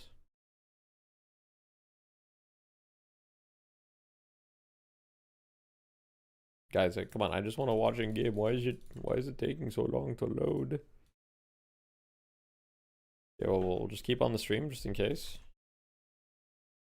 Just keep the stream going for a little bit. Behind Jake, it just kind of feels like it's going to be. That'd be reflected in the odds. Yeah, I agree. All right, guys. All right, fine. I'll give you guys who wins the BO1. It would be Hydra Nation or MTB. All right, you get 2 minutes. Quickly, go, boom. It's kind of a scary spot to be. I feel as a newcomer to the tournament to be putting yourself in this all-in like. All right. So hydration is okay. I predicted it. Rokane on Wraith, hydration, Yamato. Makes sense. Makes sense.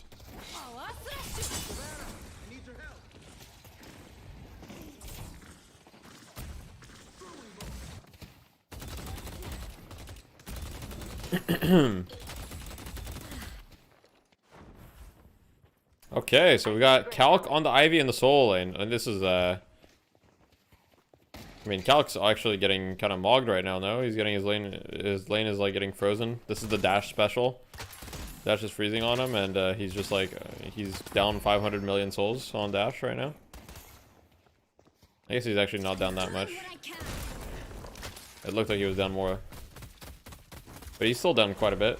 Has Calc been watching Zergy bring back the gun Ivy? I think this is going to be a support Ivy, I won't lie. Calc is support on this team. Alright, guys. I'm gonna... Should I divulge some tech? Should I divulge some tech? I'm kind of... I don't know. I don't really like gatekeeping, so I might divulge some tech here. Alright, guys. I'm gonna divulge some tech to you guys. This is actually tech nobody does, okay? Like, I promise you, nobody does this, okay? Fickle Frog and I figured this tech out at like 1 a.m. I don't think this tech is going to matter that much, but I'm going to divulge it. But, okay, so if you're getting frozen like this, what you can do, okay, so if you're getting frozen like this, is you can stand on the bridge right here, okay? And you shoot the enemy troopers on the zip as they are above the walker, okay? So when the enemy troopers are coming right here, when they're right here, you would like shoot them off the zip. Like we're about to see the wave come, right?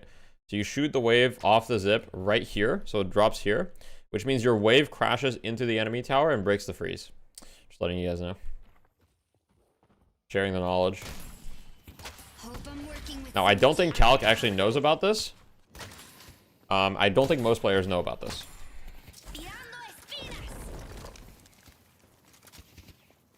You would give this away? Well, like... Knowledge fairly obtained is knowledge fairly given away. I'm just saying, if we give this knowledge away... If it becomes a problem or it's something that wants to be balanced, it's going to be much better if more people know about it so we can get it balanced faster. I know Seinkin has the same opinion about a lot of things.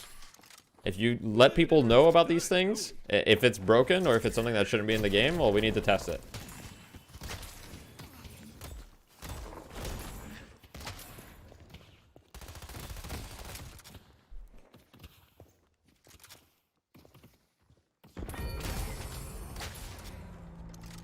That doesn't work reverse. It does work reverse. So the other side can also do it, right? You have to understand the other side can also do it. There's the angle right here. You can also shoot them off the zip on the other side. It works on both sides.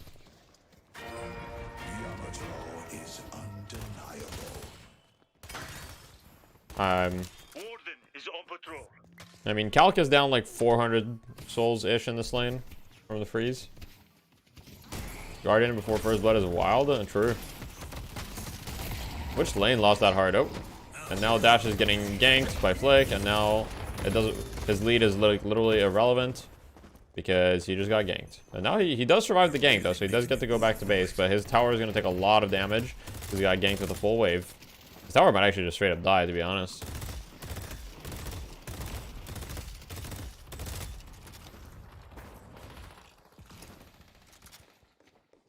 Scientific was telling me to do that, shoot creeps off the zip things months ago. Scientific was out of his time. Where has that guy been? How about mid lanes and freezing? I mean, it works in every lane. It's just mid lanes is like more finicky, right? Because you don't really have an angle.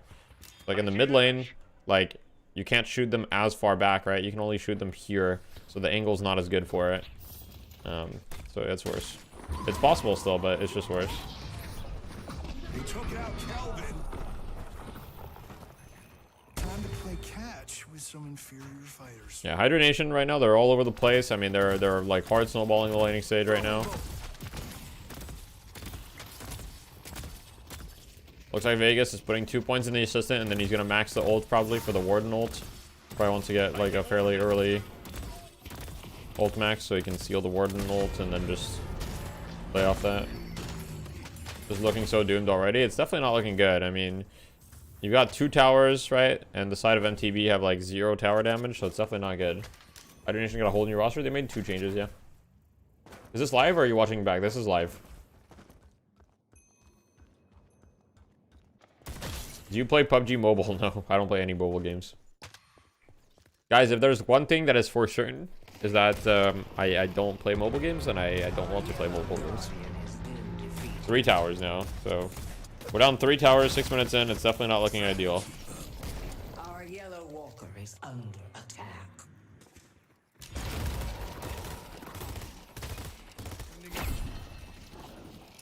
Looking not ideal. Not even Clash of Clans now. Are you naked right now? Yes.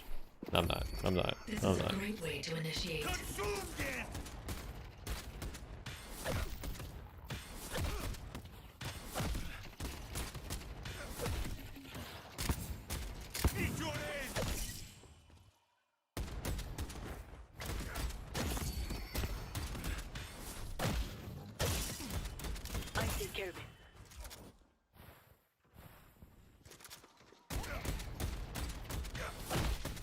If side lane gets ganked and they try to take that tower, maybe it's better to let that die and take mid lane. Yeah, generally taking trades is kind of good.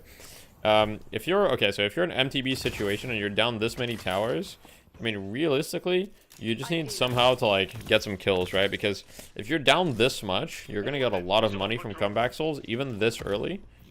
So I think it's just like you gotta get some kills. Long time no see, you handsome motherfucker. Hey, what's up, Mr. Smooth? Are you naked right now? Maybe.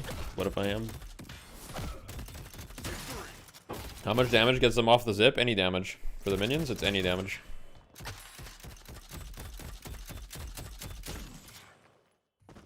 If you're not, can you be? No, I'm good. So this guy's just farming. It looks like Hydronation is playing 6 people in the middle lanes right now, applying as much pressure as possible and making it so MTB doesn't have any easy plays. I mean, Hydronation is just kind of rich right now. Hydration is living in the land of free farm right now. He's allowed to do whatever he wants. Got the Calico applying some pressure.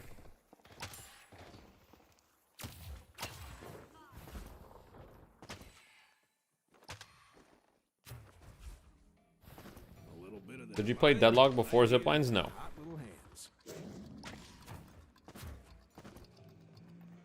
This is a wrap. Yeah, I mean, the 10k lead this early is kind of insane. Like, they really need to get some kills, like soon. This is the perfect spot. But they're kind of like playing a little bit too afraid. Like, they need to make something happen. What is this Lash build? All right, never mind. This Lash build, Pixel. If you're watching this VOD, this Lash build is reportable. By the way, just letting you know.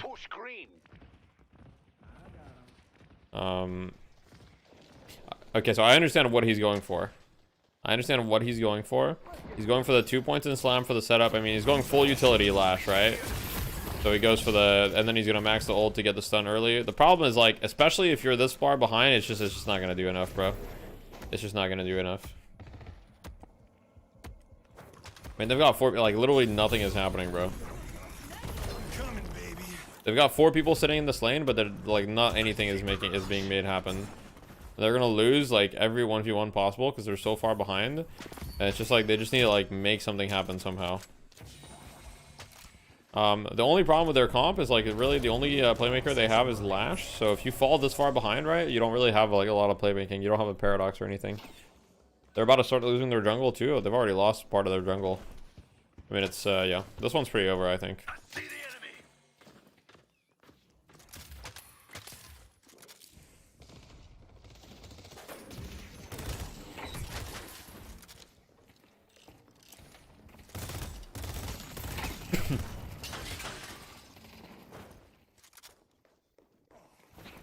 Alright, so Hydronation's got the urn. I mean, it's looking pretty free if you look at the wave state. Like, they've got insane wave priority, like, everywhere. Hydration can just do whatever he wants, because he's already got 2 points in his grapple and max power slash at 10 minutes. He's got 11k. He can literally do whatever he wants. He's just walking in, bro. Forced his dome under the walker, like he's just chilling, actually.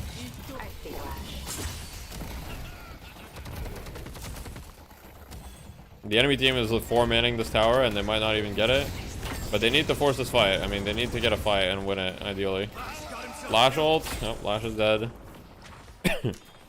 Hydration's getting gone on. I mean, they need this kill. They need it badly, but I don't even think they're going to get it. Hydration's actually just going in. Yep, and yeah, he gets that kill. They can't do anything to him. This one's over. This one is over.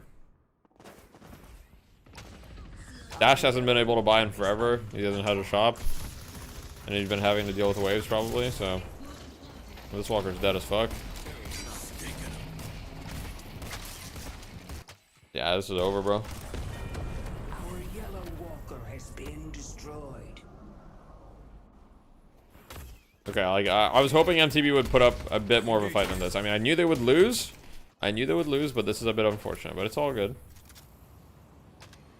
They're all pretty good players. They're just not, you know, they're just not quite there as a team yet. You liked it more when Deadlock was more comebackable? Bro, Deadlock is super comebackable. Like, who won in EU? VP won. Dash has got this. Boshi, bro, you're on some fucking copium right now. He gets a 6-man execute? Yeah, on his Diviner's Kevlar power spike? Yeah. Once he gets his Diviner's Kevlar power spike, bro, he's about to execute all of them. VP made a comeback? Yeah, they were down to 1-0 and then they won the next 2 games.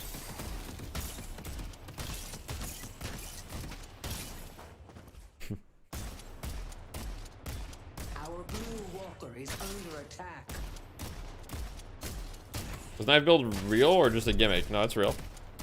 Knife build is real. I mean, I would love to watch someone not farming, but this is legit. Like, I think MTB is taking no risks at all, and the problem is, I mean, the lead is just becoming bigger and bigger. At this point, if they do nothing, they will just lose. I mean, I understand that they actually like can't really do anything either. Their best chance is like defending a walker with like Lash ult. I mean, Lash ult is about to be maxed. I mean, Lash is just dead though. Hydration just walks in. Maybe they can get this tower. Alright, they got the tower. Oh. And they're losing a walker for it, probably. Oh, wait. He just domed the walker. If you lose so far behind, you can get a kill. You lose, yeah.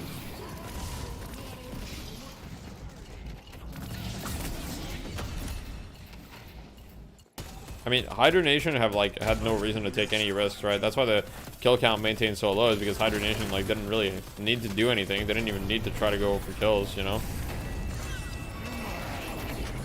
Yeah, wait, Lash ult? Wait, Hydration went down. Wait, this could be it, guys. This could be it. Vegas is going down.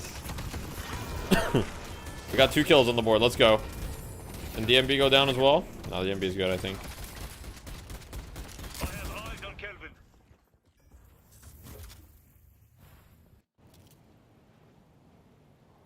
Unfortunately, Rokane is also Thanos. He's just had like the freest game of his life.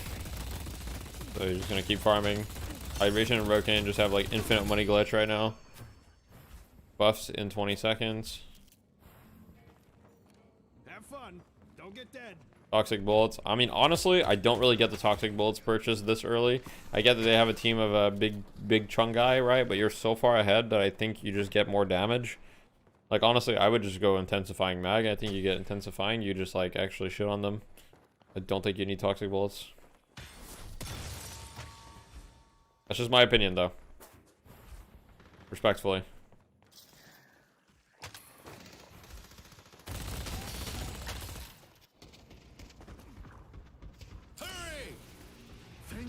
For Kelvin Shiv? No, I understand, but you already, like, is it really necessary? Because you already have toxic bullets on your Mirage, right? You've got heal banes. I guess you don't have a single, and you've got 2 decays. 3 decays. You have 3 decays. Like, do you really need the toxic bullets on top of it?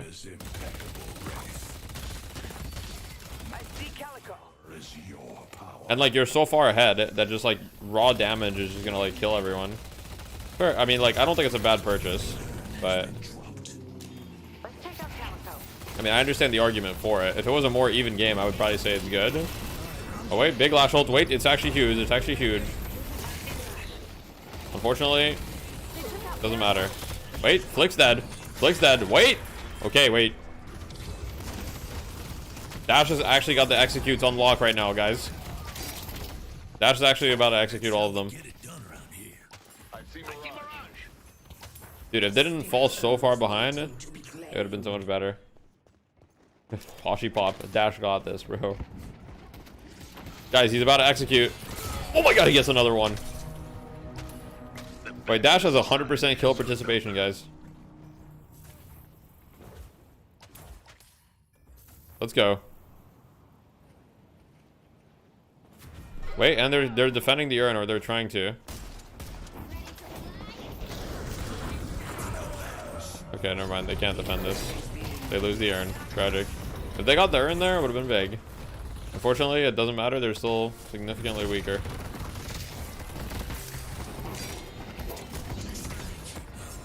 He's dead as fuck. Goodbye. Broken and calc on hibernation? Yep. Alright, well, it's GG. Feeling right, Pop? You gotta try everything there. Well, here we go. We got a bird.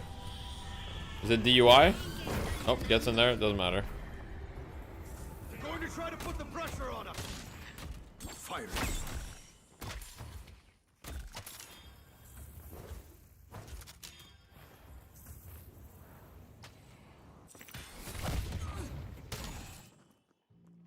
You got expensive taste. I love it.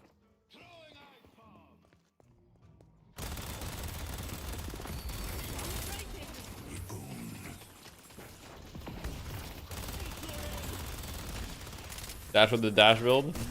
True. I mean, I will say that this is definitely like as dash as it gets, right? You got the improved burst, you've got the torment pulse, you got the max dash. I mean, you know. Spirit life, steal, heal bane. I mean, all he's missing is E-shift, but he doesn't have a flex slot. That is a bit of an issue. What's up, Deathy? What's chilling my villain? You know, not much. We're just vibing. Just having a good old time. Missing his Kevlar, true.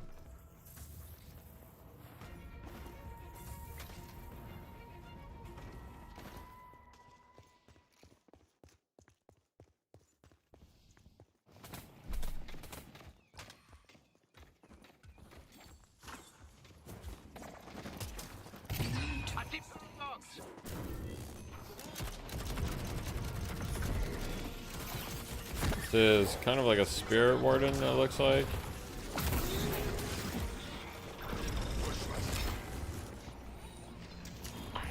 Okay, wait, Lash looking for an ult. Could it be big? Could it be big? They used knockdown, so they hard countered him. He was knocked down. GG. Merc, dead. Goodbye.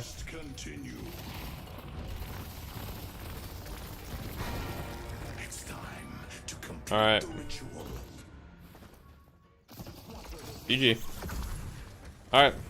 Good luck to melee creeps. 20-minute game is kind of tough. Yeah, I mean, you know, this happens, right? You would hope for a better showing, but it happens, right? I want everyone that's watching to understand that MTB is not like a bad team. You know, they're pretty decent, actually. It's just Hydronation is very, very strong. The players on MTB are all, you know, high Eternus players, right? It's not like these guys are Ascendant players or anything. So, you know, yeah. STF2 Boomer scrimmed MTB? Yeah. We have many times.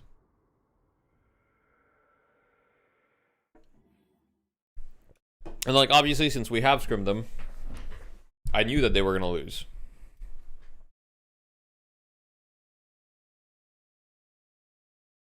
But I was hoping that they had a better chance.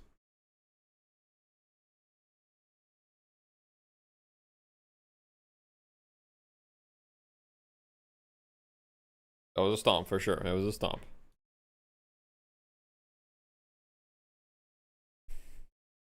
I mean, it really is just if you lose the laning stage this bad, you don't recover. It just is what it is. Alright, Axe, lock in, bro. It's your turn. Lock the fuck in. Oops. One person that contributed to the success more than anything else. You might think we would look at the end of match stats here and be like, wow, Hydration, you know, essentially had the rainbow of overall stats in the game. But no. Your player of the match, presented by Intel. That's right, the one and the only. The absolutely new and redefined Young Calc on Ivy. A new era of they gave Young Calc. Let's go. Young Calc MVP. Makes me happy for it. Yeah. What a performance. Can't wait to see the highlights that got cooked up for this. Hydration had a decent game. It was all right when he was taking the enemy double vault as it spawns at 8 minutes. I don't think I've ever seen that, by the way. Like waiting for the enemy double vault to spawn, you're in there. But Young Calc, he won our hearts. True. Young Calc won our hearts. Let's go. A ton of highlights from Calc here, but the reality is that Calc may have been doing God's work the entire time, where it is the most exciting, evolving massive MVP playthrough. You look like you enjoy Soylent daily. I'm proud to tell you, I don't enjoy Soylent or eat Soylent ever. But I appreciate the compliment or insult. Yep. Yeah, I totally agree. I think he will probably redefine whatever it is. It's either a compliment or an insult, but I appreciate it either way. Thank you for the support. Zero deaths, guys. Let's go. Good players on 0 deaths. That's all I have to say. He's got 0 deaths. I mean, you got to give him MVP for that. You got to give him MVP for that. The KD ratio. But tied for assists at the same note. That means that is not a compliment. I appreciate it regardless, man. He was in there, and he was getting it done. Soy sauce enjoyer here. Hydration, who is very I love soy sauce. By comparison, you know, just more kills, not anywhere near the amount of assists. I mean, clearly, thanks for the first time, chat. True. He's amazing. He does. The engagement farming confirmed. Yeah. For his teammates to get them. He allowed Hydration to farm those camps. He made that possible from the other side of the map with his aura, with his presence. Here, I'll post the coffee boss on YouTube chat so you guys can feel included. The item timings, that's a quick. Unfortunately, YouTube chat doesn't even fit the whole coffee boss. All the vaults, all the creeps. I think part of it too might have just been motivation, where Hydration. You have to paste it in 2 messages, dude. YouTube chat sucks, man. Like, Calc, are you sure I can get in there at 9 minutes? And Calc just yelled at him. Like there was like primal rage, and Hydration knew he had to get in there and punch those vaults as hard as possible at 9 minutes. That's my headcanon, Jake. I love when the last showed up. Do you plan on doing more educational content on YouTube? Yeah, for sure. I'm not gonna lie, I've been a bit of a video drought. I don't know, it's just I don't know. Like, oh, it's been bad. It's been bad. I've been in a drought of motivation for videos. I just haven't had any motivation to make videos. But I will get back on it. And then on top of it, I need to get back on it. Great display of courtesy by Pixel going like, yes, Hydration, please like take our vaults like it is our offering. Hydration still hunts down Pixel by the secret shop like a minute later. Well, he farmed a camp, again. It was classless. Which was, of course, against the law in Hydration. I mean, honestly, there's still a lot of content to make. Like, there's a lot of content to make, even without updates. Oh, man. Well, again, feel like there's... Okay, so, Jake... But I appreciate the support with Chersky. Stay tuned for more videos. They will definitely be coming. And I appreciate you. I appreciate all of you guys for watching the videos and supporting. And just know that you guys watching the stream also contributes to me staying around to make videos as well. This was just a lane loss. Like, they lost all lanes. Make 5-minute video about unfreezing lanes you spoke about earlier. That would be good content. See, that's what I mean. There's plenty of content to talk about. Team like Hydration just isn't going to let you back into the game. Now, do I want to release that tech to everyone, or did I want to release it to the privileged stream viewers that were watching at the time? Little thing. I think honestly they're gonna need to come out of the lane strong. You just hate watch? Fuck you. Fair enough, man. But Hydration, probably one of the best laning teams in NA, easily one of the best in NA, if not one of the best in the world. And so I think for MTB, I don't think they should be too discouraged. Just go back to the lab, keep grinding away. And these are all players who I think we could see more of at Deadlock Fight Night. I actually think, from a personal note, that is whenever you're competing, it's actually pretty motivating and helpful to even get crushed in your first experiences playing like the really good teams in a competition setting, because it's different from a scrim setting. So that feels kind of good, I think, even if again it's not a great result. So I hope they leave this motivated. Teach me on freeze tech. I'm bad. Well, if you're bad, realistically, people, you know. Well, on that positive, I said your last name right. That's crazy. You just have a hard time improving without the lack of educational videos because this is your first MOBA, and that's perfectly valid. And you're exactly the type of person I want to help, so I feel you. Can you put on a shirt? No. As you can see, my skin is very, very stretchy. I have this condition where my skin is extremely stretchy and also looks like a sweater a little bit.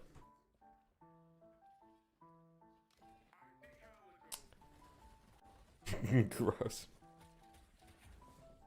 How's the weather where you are? The weather was pretty alright. It was a little cold. I went out earlier. My wife and I had ramen for lunch. Biggest thing is to be aware of the map of everyone's positioning. Yeah, I mean, you know, as any MOBA, map awareness is king. Yeah. You think Ryan will ever cast Fight Night? Maybe? I don't know. Fight Night specifically, I don't know. Ryan will probably cast Deadlock at some point though, for sure.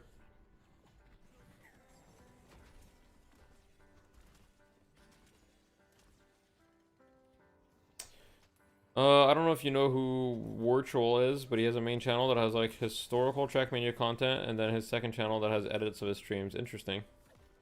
I didn't know you went outside. Yeah, it's actually a very little known fact about me, but I do actually go outside every day, pretty much. Yeah. This guy with the Soylent. Wait, what did he say? What color is your Soylent bottle opener? Bro, why are you obsessed with Soylent? That's actually funny though. Why are you obsessed with Soylent? I just need to know now. Now I need to know the lore about you, right? Because you guys have to understand, whenever like someone types these messages, like that's a real person. That's a real person. It's like I need to know like what's going on.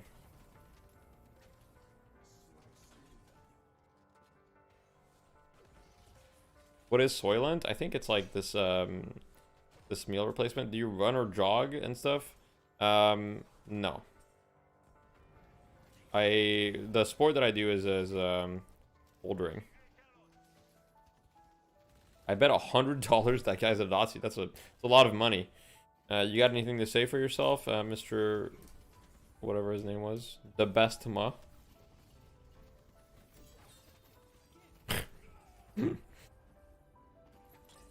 That's a good copy process, Citadel.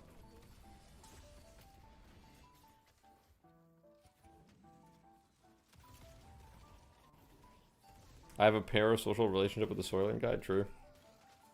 You got me.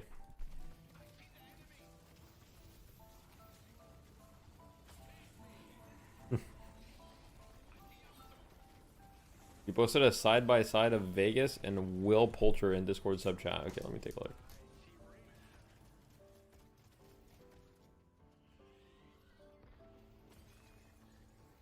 Wait, that's kind of true, actually. Wait, that's actually kind of true. Wait, I see it, actually. Wait, I actually see it. That's Vegas? I see it, actually.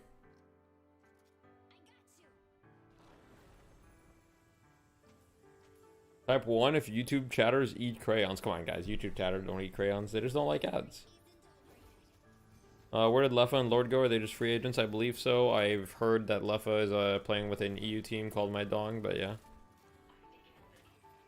Have you seen the Line Pro builds? Yeah, I've seen the Line Pro builds. I don't know what you mean by the troll Line Pro builds. I mean, to me, his regular builds are troll. So, like, is there more troll than that? I gotta know the T. What T?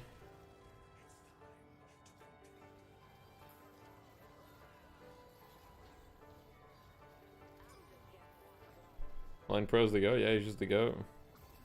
True.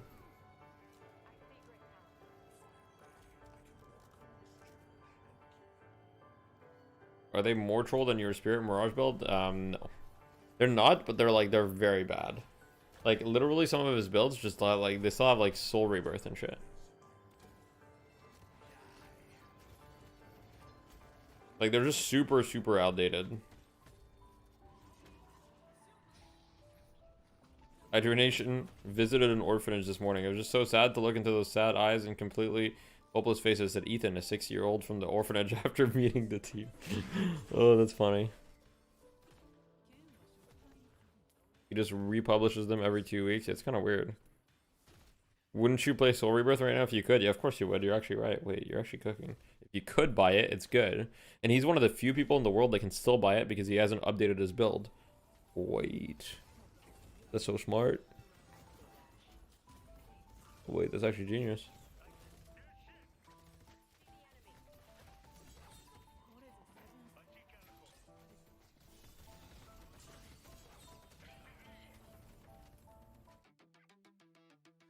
We are back here at Deadlock Fight Night, presented by Intel. Can you actually still buy Soul Rebirth if it's in a build? No, it's a joke. You can't. You can't. You can't. It's a joke. Versus Melee Creeps. I'm ZP here with DDK and Jake, and it's been a wild one. I have about 700 hours and you're stuck in low Archon. Finally made out of Emissary. It's very frustrating to solo queue or duo queue with matchmaking state. What would you do if you were in your position? I mean, it's very simple. what is your goal? To me, it sounds like your goal is to improve, right? You're probably a player that's similar to me in the sense that you get enjoyment from improving. If your goal is to improve, very simple. Focus on 3 heroes. Stop thinking about your team or their builds or whatever. I understand it might be frustrating because of matchmaking, but realistically, games in Archon are very solo carryable. You can solo carry games in Archon for sure. So focus on 3 heroes. Yeah, getting a coaching session could help you as well. I do offer coaching. But regardless, focus on 3 heroes, and just like every single game that you lose, ask yourself, could I have done anything better? And you need that type of mindset. Don't ask yourself why you lost. Maybe it's because of your team you lost, but could you have done something better? The answer is always yes. And try to think critically. Where you fucked up? Was it your build? Was it your positioning, etc., etc.? If you want a serious answer, that's my answer. You got a coaching session from Deathy, and I went down 10 ranks, and my wife left me. That's actually a true story. That's the best advertisement I could ever get. Or even what's the one I'm looking for? I lost it. Whatever. But you gotta have a lot of hero pool on support, right? Like, question: can you solo carry a game if you have more kills than the whole rest of your team, and one team member has 920 damage to heroes throughout the entire game? I mean, yes. The reality is yes. You can. Now, is it going to be difficult? Yes, it's going to be very difficult. Realistically, if you want to climb ranks, you don't need a 100% win rate. You just need a 55% win rate. How do you get a coaching session? DM me on Discord. That's the best way. Just join my Discord, hit me up in the DMs, and we can talk and schedule something. That's the best way to reach me. Can I get an unserious answer for that same question? I don't know how to answer that unseriously. When are we going to need another session? I don't know, Maeve, it's up to you. But when they dethrone you from your spot, that is where your draft strategy will change a bit here. And Dan, on top of the roster changes, I do think for me, I look at this and I think that if nothing else, Hydronation will have better drafting this week than they did when they lost the title. Yeah, I think that's a great point. We definitely felt like we saw some toes getting stepped on with Lord and M coming in there, and then sort of Vegas sort of playing roles that we were not used to seeing him play. But also, Vegas has been extending his hero pool quite nicely. We saw like a really good Viscus actually from Vegas not too long ago, whereas previously we saw Vegas playing tonight. No, we're not playing. We weren't invited tonight. Was kind of where he was just living. So Vegas is a bit more versatile, but even Vegas I think was. Melee Creep's got this for sure. I guess we'll see. Position. So hopefully that is all remedied here today. I do love the signature heroes here, Jake. Calc on there. But looking to the other side of Melee Creeps. This is a best of 1 match. This is a best of 3. This is the finals. Right now, there's a lot to be said about, strengths of the different players here where, it's funny on the signature heroes part. I would just edit it here and be like, all right, cool cheese holiday, because to me, that was one of the biggest stories last week. Can't wait to see another 10 win streak from Hydronation. Guess we'll see. Appreciate that, man. 2 things I've been trying to improve is positioning. You die a lot, and what items to buy when. Is there one big difference that you can think of between a high elo and low elo when it comes to itemization? Yeah, I think the biggest difference when it comes to high elo and low elo is low elo sits on their money a lot for no reason. I've coached, like, at this point, I've probably done, I don't know, I don't want to say a crazy number, but probably between 80 to 100 coaching sessions at least. And one thing that I noticed consistently is low elo, quote unquote, I don't know, by that I mean, like, I guess Archon or lower, or even, like, higher ranks, hold onto their money for a really long time without any reason. And they don't think about power spikes. What I mean by that is, people will get, like, 3-4k souls, and then all of a sudden they'll just buy a bunch of 1250 items, and you realize, so they weren't saving up for any reason. Or they'll even like sometimes get up to like 5k souls, and then they'll fight. They'll like take a fight when they have 5k souls unspent, and it's just like, what are we doing? Like you're like a total of 11k, but you have 5k unspent, and we're taking a fight. I think people don't understand that you need to fight around your power spikes when you buy items and shit like that. So as far as itemization, that's the biggest thing. And then late game itemization, like people at any rank can follow a build, but people at high MMRs are much better at buying items that are good for the game when it comes to utility buys. So items like Decay, Knockdown, Heal Bane, things like that. And also like people at higher ranks are much better at not being too greedy and like buying defensive items that they need to survive in order to do damage. Do you think Mirage is top tier? I think Mirage is very strong, yes. roles and some of these like weirder comps. So, and that was like one of the ways in which they were able to make Hydronation kind of uncomfortable in the draft. Even the best players gonna have less than 100% win rate. Yeah. I mean, realistically, if you want to climb, like you should aim for like a 55% win rate. 55% win rate is more than enough to climb. Anything higher is like you're not in the right rank for sure. The broadcast, the idea of, hey, how deep is Calc support pool? I think with the Kelvin. What's up? My wife is in the chat. Let's go. Really like the idea of melee creeps here. What are you doing? Ivy, because I don't know. Like maybe there's a world. He's like not even answering me. Calc actually plays secretly sick Dynamo or McGinnis. Okay. You're just vibing. Less likely to me. But also in terms of calling it, Jake, you had mentioned the idea of, well, they could still pick the holiday to deny it, and they do just that. He's infatuated with Glore Pass. She can't see Glore Pass, guys. She doesn't have 7 TV on her phone. You know, I still think Shiv is up there. So, although, you know, you guys are safe. And in EU, the prio is super low. Curious to what see is a Glore Pass? Their 2-pick. Vindicta, of course. Like, oh boy. You know, you stop banning it for 1 second on Hydronation. Download Frosty on her phone. She can do that if she wants to. Catch for holiday. And now that I see this, this is the perfect opener for me. Thank you. I know you charge for coaching. I plan on buying a session soon. Thanks for the free guys. Yeah, no worries. I mean, realistically, I answer a lot of questions in chat for free, and my goal with coaching sessions is never to like milk people for their money and get like and gatekeep content. Realistically, the reason why people get a coaching session is so they get in like personalized advice for their situation specifically, right? It's very like the advice that I gave you is mostly generic, so it applies to a lot of people. Coaching sessions are so you can get personalized for your situation, so it's very different in my opinion. Go off the board because Hydronation is one of the teams in NA that highly values Wraith. So I think has gone here 100%. And also, I think Calico is probably gone, with how Calico has been valued as arguably the number one priority for frontlining, right? So Deadlock is very nuanced. Yes, it is. Yes, it is. Okay, all right, so let's talk about the draft. Melee creeps, first pick Vindicta.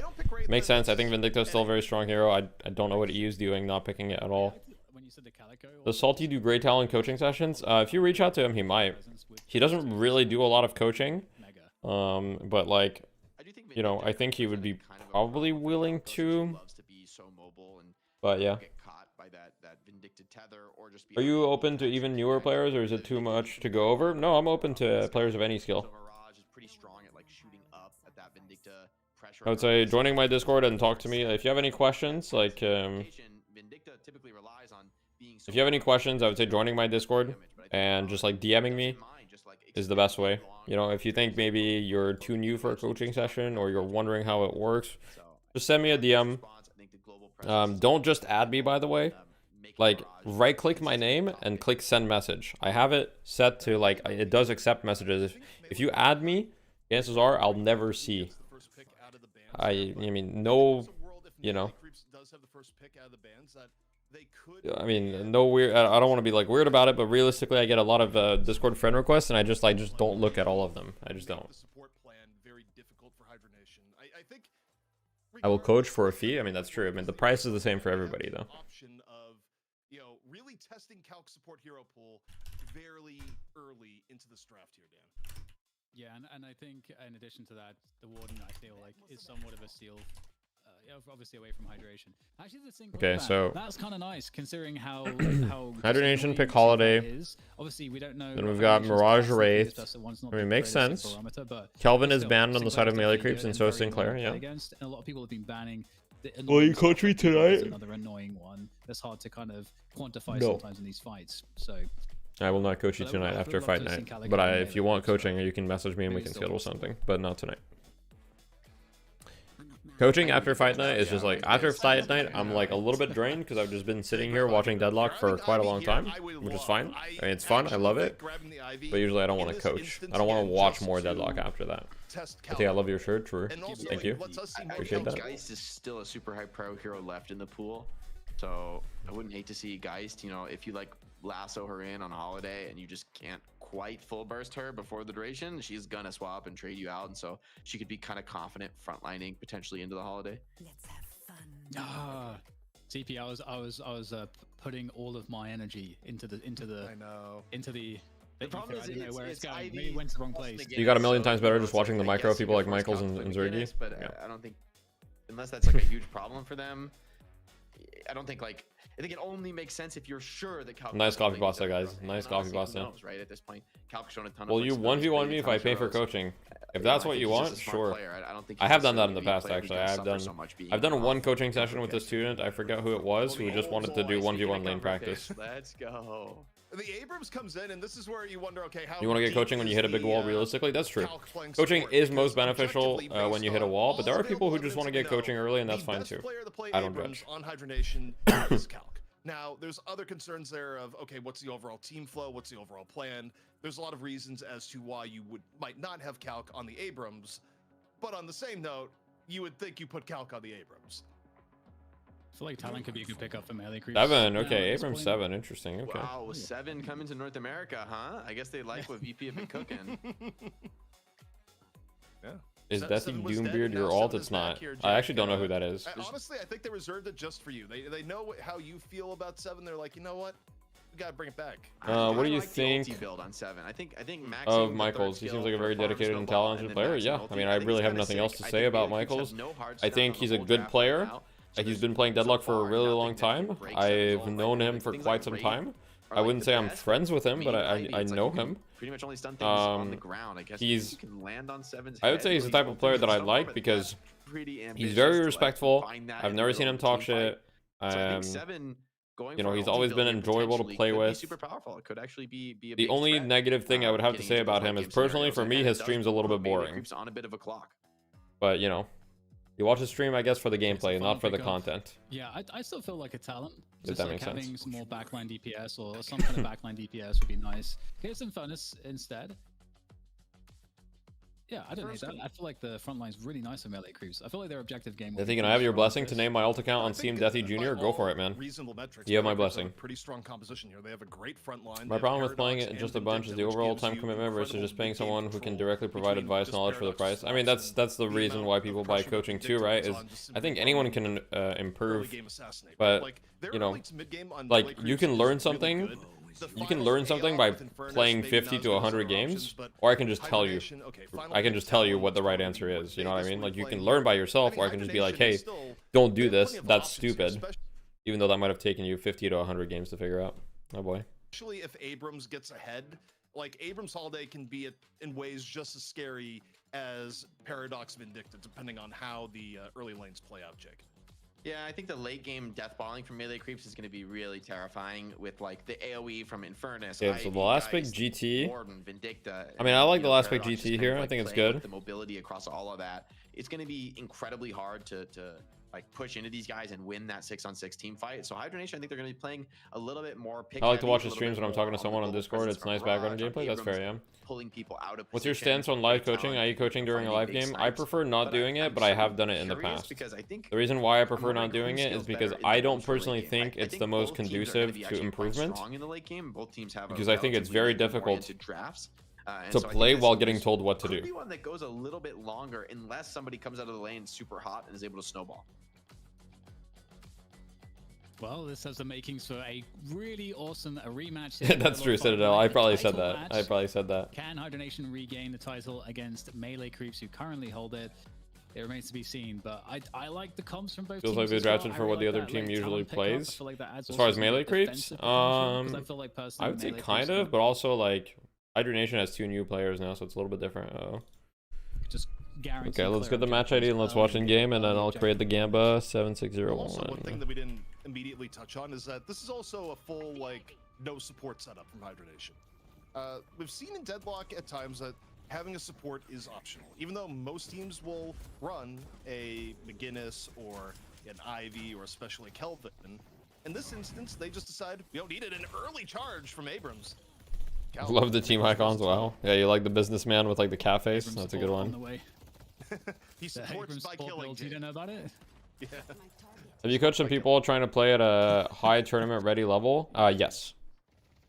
Jake, though, quick thoughts. I've coached, I would say, 1 or 2 people that would fit that category. Feeling right now on this game, lane wise, and also the fact that maybe 3 people actually. The typical support. Yeah, I think melee creeps have like the more conventional strong.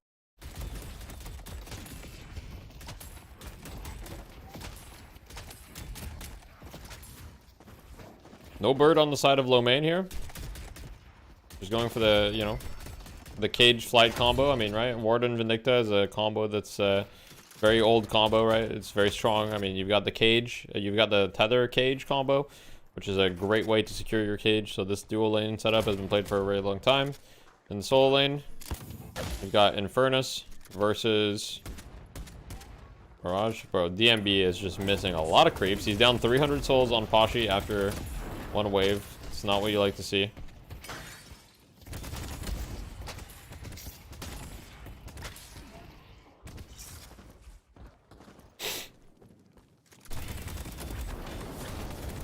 No, Pashi just gets to do this. In the other lane, Average versus Rokane. This should be, I think, a slightly guys favored matchup, but, you know, nothing crazy. I think Wraith can do fine in this matchup, but Geist has just a lot of pressure in general in this matchup, right? Look at that. That's 300 damage right there. Infuser, first item from Average, right? Nothing too crazy. Very common. This is the finals? Yes, it is. Oh, I need to do Gamba. 1 sec.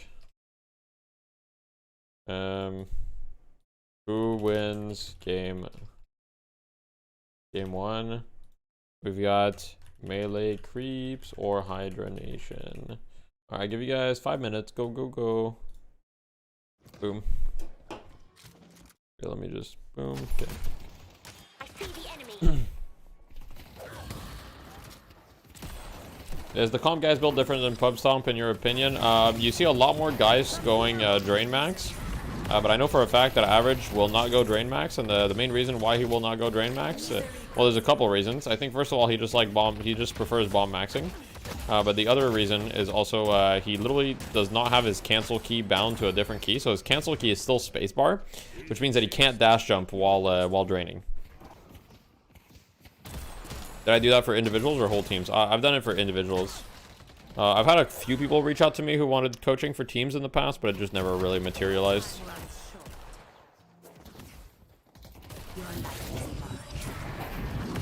This is just a taste of what's to come.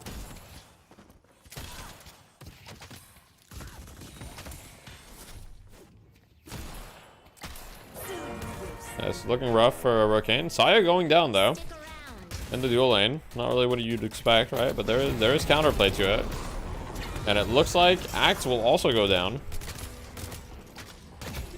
Some unfortunate deaths in the dual lanes, but, you know, nothing crazy.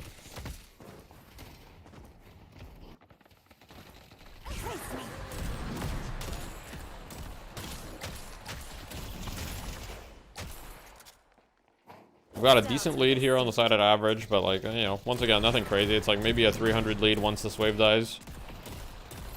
Which is significant. Very significant, but also it's not, you know, it's not the end of the world.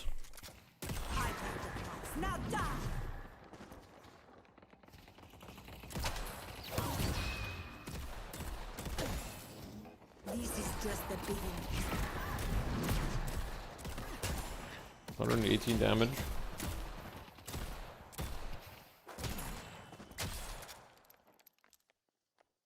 Literally just unbind it for guys. Okay, so you can't. Okay, so one thing right now is the way the deadlock is. You can't. So like hero specific cancel keys don't actually work. So if you go to unbind your hero specific cancel key on guys, it just like literally does nothing. But, wait, DMB's kind of got the pressure back up on Pachi though.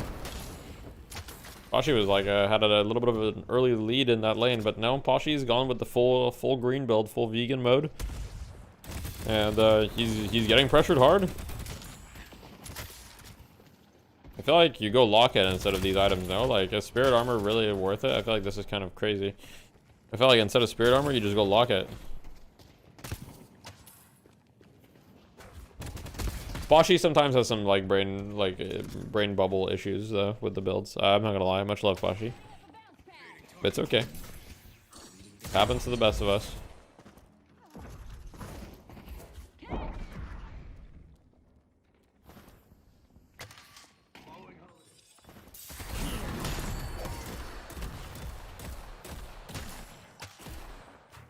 Infuser as well. Yeah, I mean. Your enemies will curse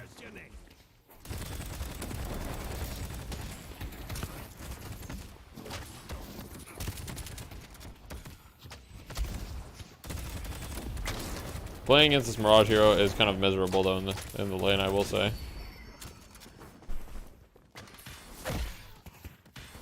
We just have the 0 purple items flame dash build. Does Locket proc on each scarab? It does indeed. Yes, it's very good against Mirage. Very, very good.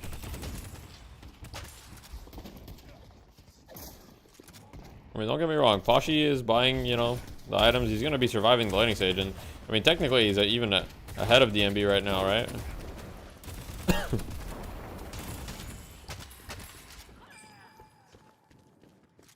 But, yeah. Let's see, don't lose lane build. Yeah, Pashi definitely would not go this build if he wasn't getting pressured this hard. But he is.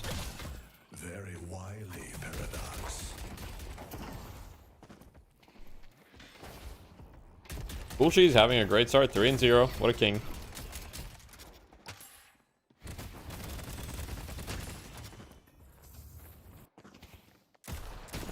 Average is getting ganked here. Looks like 3 people coming to him. Good on the holidays perspective. 1 million damage was dealt, but it doesn't matter.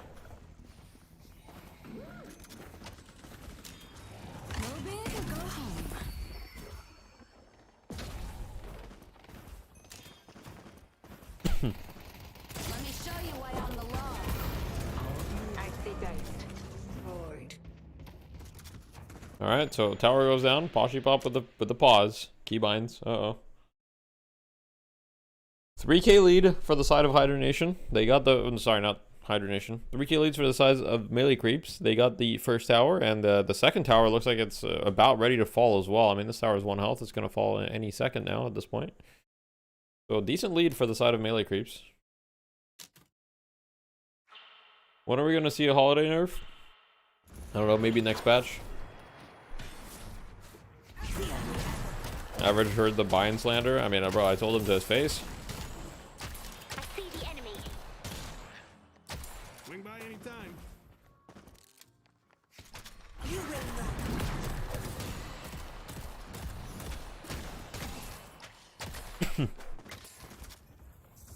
Does Lockets say an ability needs to be pressed? I mean, it needs to be used. What games did I play before Deadlock?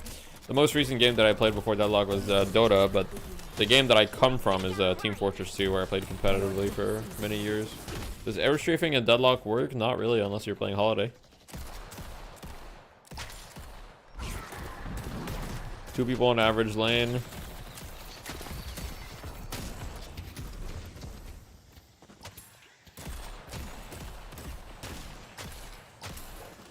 Ivy comes over. Let's go about a bit of a 3v3 situation here.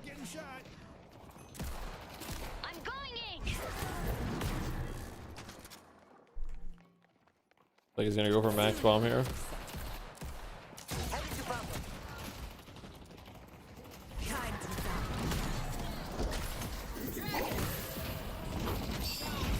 And he's dead. He's been perfectly lassoed into Wraith ult. Great ability usage from the side of Hydronation. We've got young Calcure in the back line. Gets the charge. Boom, melees him. And they're both just going to walk away probably. But he's creating enough space so that the Ivy can't defend the tower. And that's actually really all that matters. They should be able to get this tower here. I mean, Calc is just like on the space creation train right now. He will die. But they do get the tower. Wait, actually, do they? Oh, they do. Okay. And now, all of a sudden, we've got a slight lead for the side of Hydronation. And Hydration here is on the 7. He's already got his max 3. 1 point in ult, 1 point in stun. 0 green items. Doesn't need those if you're just hitting the jungle. Now he buys them. You ever play Titanfall, Apex for the movement? I played a bit of Apex, yeah. Not much. Would you play in TF2? I'm guessing Soldier in demo? Yeah. That is correct. I played Soldier in demo in 6s, yeah.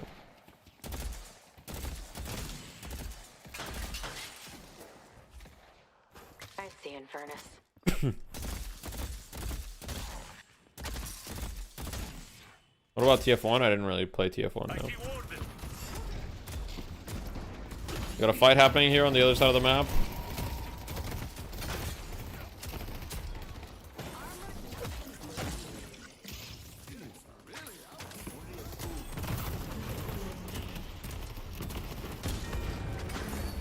Okay, Calc looking for a charge here. He's going in. Gets the charge. Saya, 1 health. And he gets finished off. And we've got a Mirage TP here. Mirage TP in the mid lane. Low main gets the tower. Ends up going down. All good, though. You got the tower. You got what you came for. The fine death. We've got the Ivy here being chased by DMB. DMB says, no mercy. I'm going to get you. Meanwhile, Axe is a little bit of an Ivy Gooner himself. And he ends up going down. He gets the fate that he deserves. I'm just kidding. I don't think he's an Ivy Gooner, guys. I spread misinformation. Never believe what you see on the internet. You and Salty should special stream Portal 2 collaborative mode on edibles. Yeah, that could be content. Oh, DMB just gets 1 shot. Cool cheese, 4-0-1. What a king.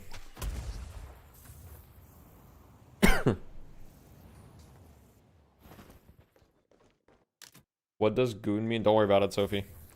Guys, please don't spread the knowledge. She doesn't need to know.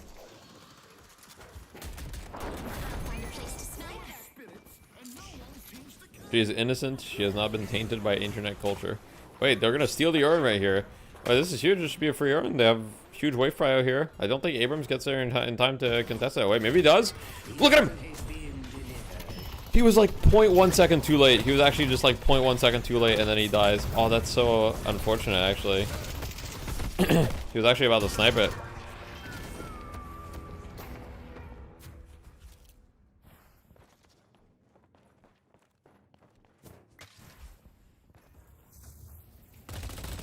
Is tracking enemy boost timers important? It's at least somewhat important, yes. It's definitely like it's one of the things that gives them the most mobility on the map. So like knowing them is definitely like an advantage for sure.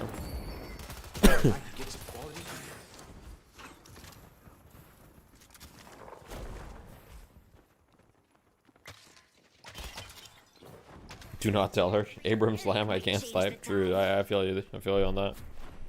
Alright, what do we got here? Any interesting builds? And the Abrams build looks pretty normal. The Holiday build is pretty normal.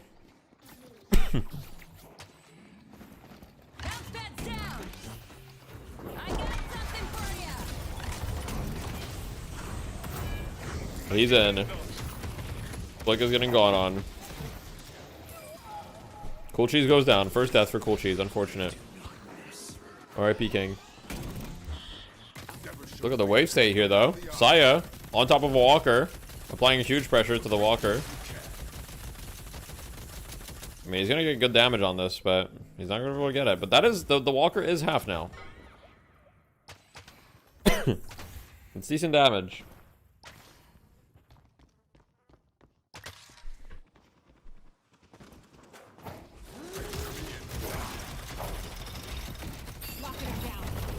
Saya's in. He doesn't give a fuck. Mirage is kind of on the chase right now. This is kind of psycho of Mirage, no? Doesn't this guy just die? Like, hello? DMB? Hello? Bait actor? Wait, maybe not. Wait, maybe DMB is just a goat, actually. Wait, he might just be a king. I mean, he did die. But he traded. I thought he was just dead. I'm not gonna lie. Yo! Peyote Queen, thank you for the 1 gifted to Tankman so you can watch without ads. Let's go. Let's go, Tankman.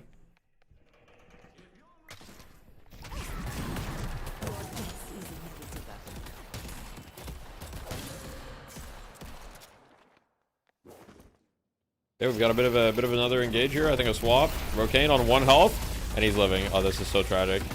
Rokane lives on 1 health. Saya goes down. I mean, this is just not Saya's game. Just very unfortunate for our King Saya. But like all these trades, you know, they're not the worst thing.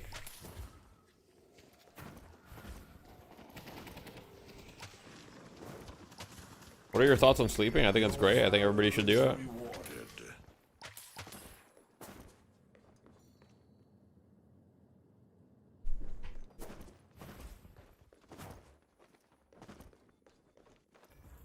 Close match, yeah, for sure. Time to do my thing. Oh, big swap. Can't get the urn. See ya, your swap.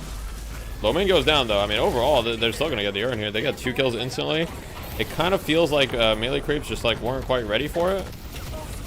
Oh god, he swaps, but he swaps nothing pretty much. I mean, DFB does end up going down, but that's about it. And I think it's going to be a pretty clean victory here for Hydra Nation in this fight, and they're going to get the urn as well. Actually, they might not get the urn. The urn is running away. Calc really wants this urn, though. He's going to run after it. He uses his shoulder charge, picks up the urn.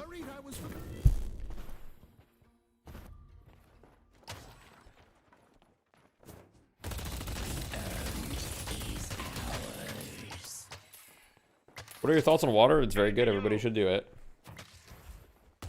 Everybody should drink some. In fact, I'm gonna drink some right now.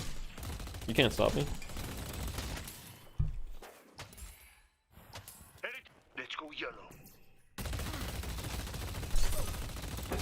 Alright, we're watching the exhilarating POV of a Wraith player farming. Let's go.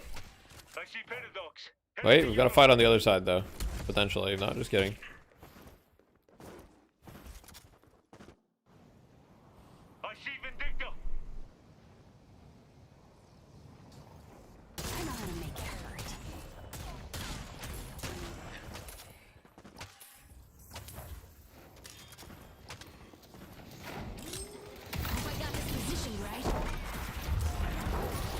Blake kind of going in. Oh, the lasso. Here we go. Cheese dies. Beautiful lasso. Now he's going back for more. Or kind of. Not really. Let's go yellow. And 2 more kills on the side of Hydra Nation. And we've got now a 10k lead. And Hydration has just been free farming this entire time. And he's getting out of control. Let's push yellow. Let's push yellow. Let's push York. I see Warden. Warden's on the bridge.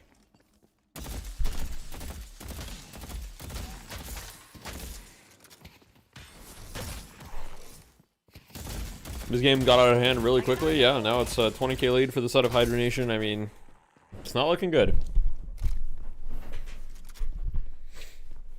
Not looking good. However, if Melee Creeps wins one fight, that's all they need. One fight, and then they can maybe bring it back.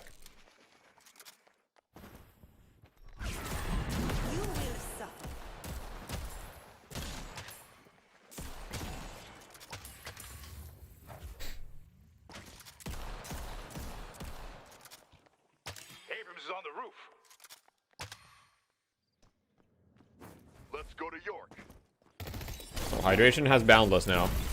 Everybody be very fearful. This man does a lot of damage. He just straight up has Boundless. That's terrifying.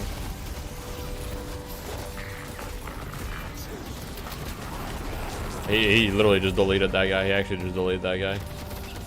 I mean, he's actually dead though, I think. I think Hydration is actually dead. Wait, maybe not. Yeah, he's dead. But this should still be like a positive trade for them overall. I'm gonna take them apart. Because I mean, especially if they get the Vindicta here. Oh my god, the barrel. The barrel was perfect.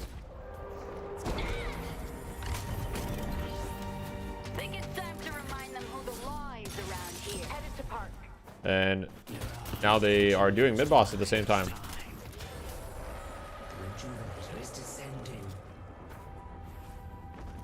Yeah, a 7-ult does a lot of damage, so that's true.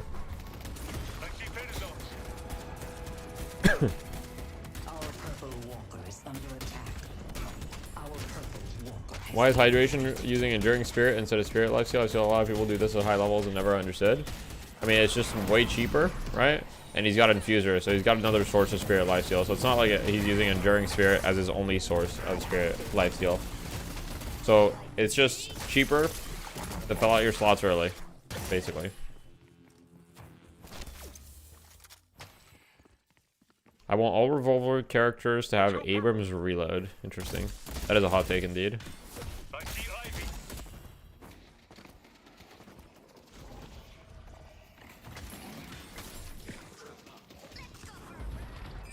Galk is just gonna go straight in with the urn here. He goes in, gets the urn, gets the turn in.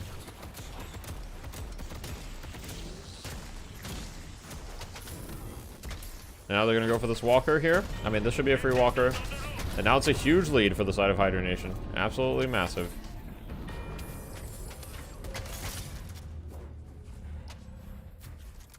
What do you think of a hero who's stronger the more souls he has in his bag or bank? I don't really love that concept. I think that's a dumb concept in my opinion, respectfully. That sounds stupid. That sounds like it would reward bad play.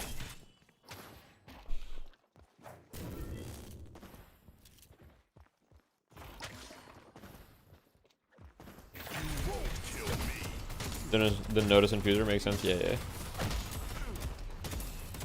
Generally speaking, when you see people that have only Enduring Spirit, you'll see very often they also have Infuser as their source of lifesteal. And also like Soul Shredder, right? So you get a decent amount of lifesteal from all of these sources. So a lot of the time you don't necessarily need Spirit lifesteal. They're going on the 7 here. I mean, 7's just gonna insta-die. I mean, that's a great, that's one of the best skills that you could get.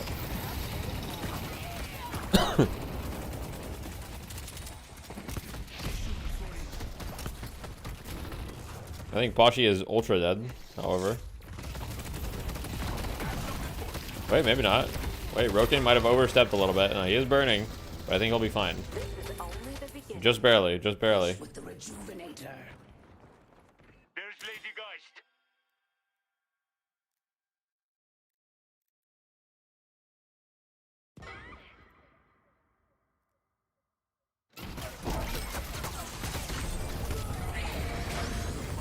This is first map? Yes, this is first game, yes. It's not looking good for the melee creeps. I mean, they're down almost 40k at this point. I think it's, I would say that it is looking pretty over.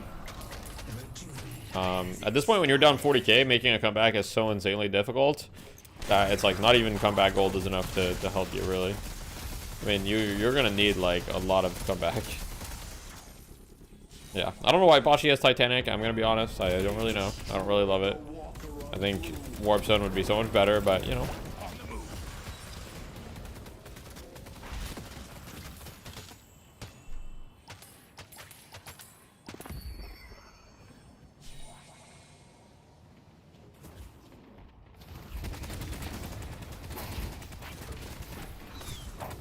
The MB will die though.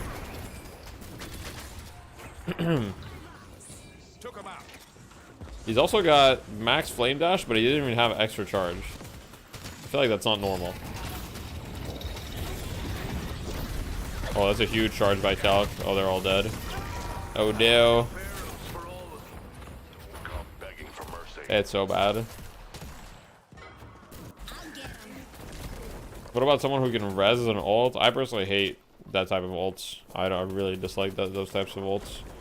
Unless you mean res themselves. Like someone who can, like, for example, like Wraith King and Dota, like I'd be fine with that. Res somebody else? I don't like that. Tell some bullet lifesteal on Abrams? I think it's fine. I mean, Abrams, you can build bullet lifesteal on any hero that does a decent amount of gun damage.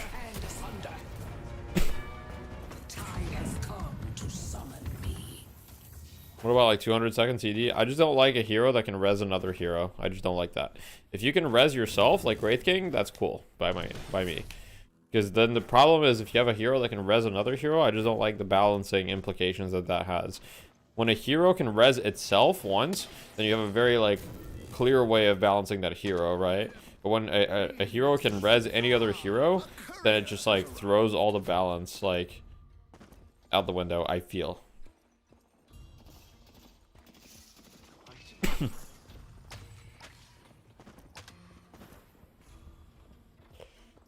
You'll be the last one standing. Yeah, I don't think they'll add that. Alright, Saya, he's dead. It's not his game. It is what it is.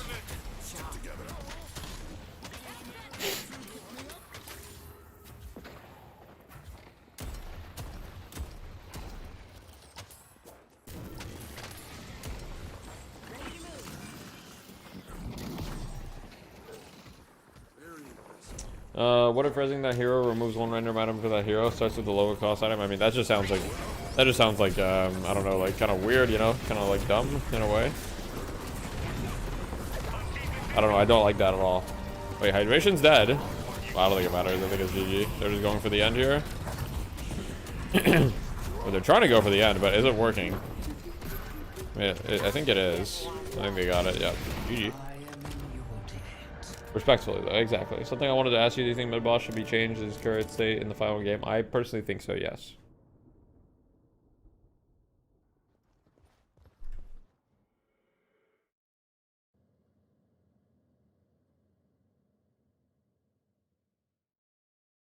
Tough game for melee creeps. Tough game. Hopefully they can bounce back game 2. I mean, this game, honestly, like, they were doing fine for a very long time. There's just, like, well, hydration was kind of an issue, but the GT also just pumping out damage. Realistically, I don't think that this game was, like, one player's fault on either team. I think from the side of melee creeps, they tried to make a lot of plays happen that got shut down very reliably. Like, there's multiple times Saya tried to go for a kill and the person lived with like 1 HP. There was a lot of just like execution where they were just short of actually making it work. And then they got one really bad team wipe and then it snowballed from there, as is very common, because they never really got like a redeeming fight afterward. What team Leffa joined? He hasn't joined any NA team. I hear he's on an EU team by Dong, but I don't have like confirmation of that.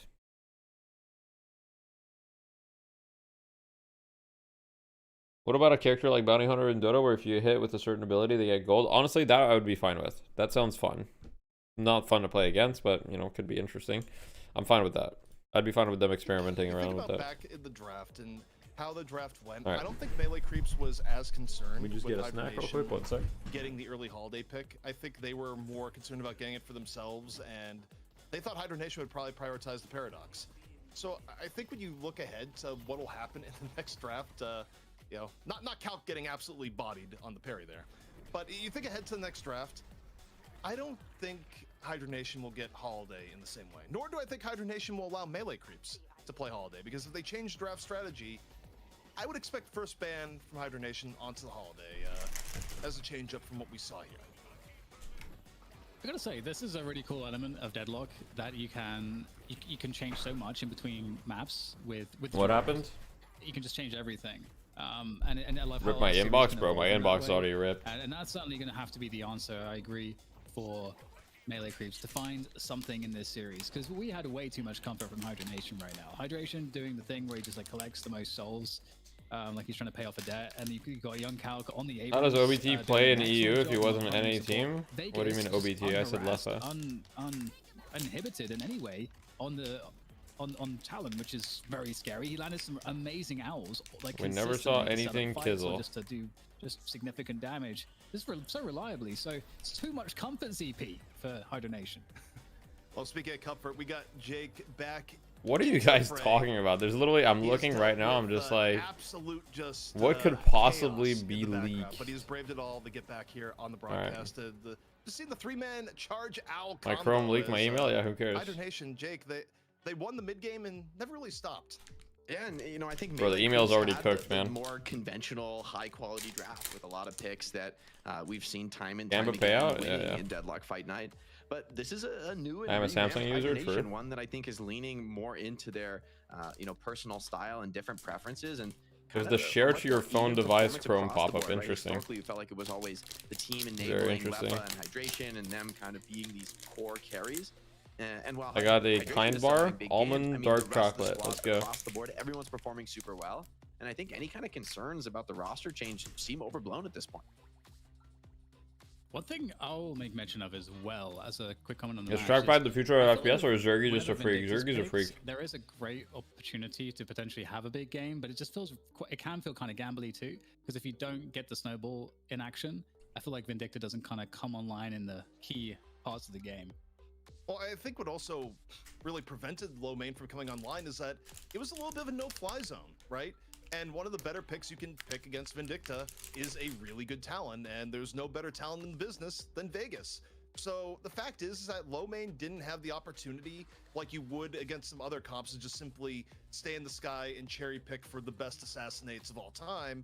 I mean, low main really had to pick and choose the amount of times that they're in the air when Vegas was around. Otherwise, I mean, a Flying Vindicta is just free damage from a tower. So I think you have to. What about someone with like an ISO ult, like isolating them, like the fucking Valorant character? Okay, I will. I personally don't love that. Well, the props have been given. Anything else really show to you there on the stat screen there, Jay? Because the thing that was surprising to me, where I thought maybe would have been bad for Hydra Nation, is that historically, Hydra Nation really banks on Hydration himself getting super far ahead on a hero that really exploits. What are your thoughts on global ult for Deadlock? Yeah, I'm down. While he got very far ahead on the 7, you know, 7 has attacks baked in on his performance almost that he's expected to get far ahead. So domain expansion to be as effective for Hydration as like maybe a super fed Warden. Yeah, and I think Hydration though. I mean, stuff to spend points on. Yeah, that's fair. Brings out his farm is kind of inevitable, and in that way, I think a 7 really fits his style. Like if he's gonna farm on anything, you might as well farm on a character that farms really fast, is very efficient.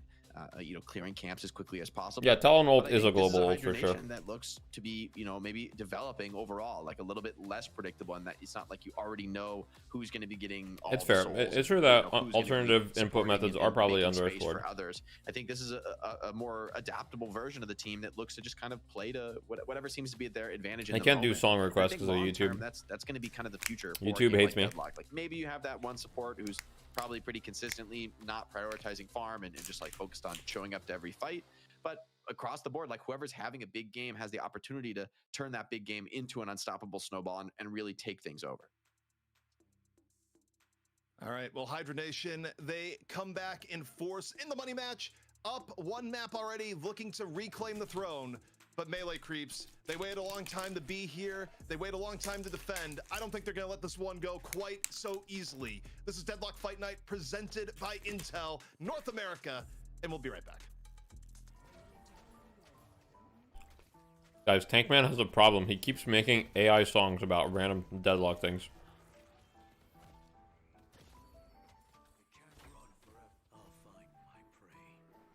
Like, he has a real problem. And he really wants me to play them on stream.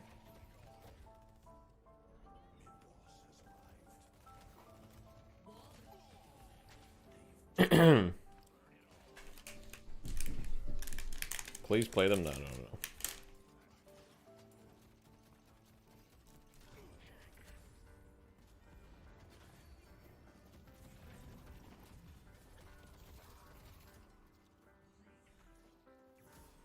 Oh yeah, I need to pay out the Gamba, my bad.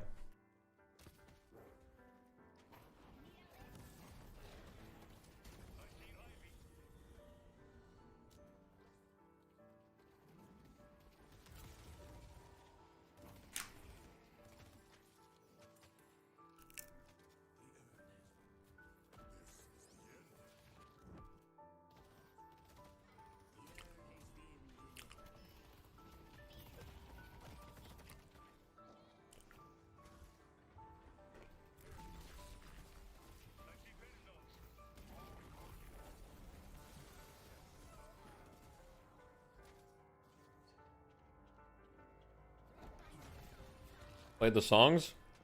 The fuck? I'm just eating peacefully. Alright. I'm gonna play one song. Which one should I do? The Ballad of Danjo's Elo Pirates?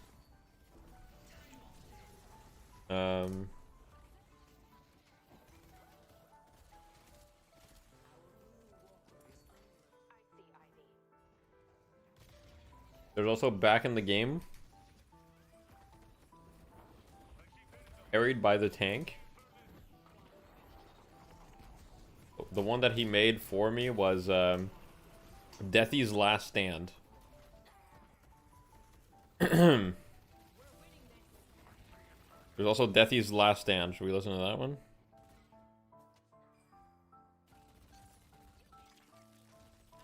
Or the Sad Fight Night song? Elo Pirates? Alright, fine.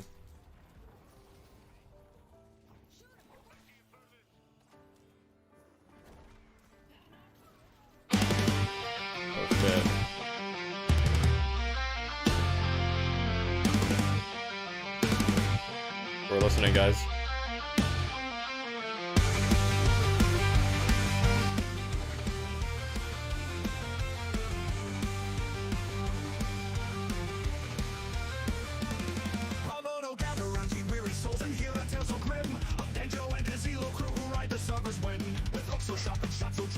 This is so bad, dude.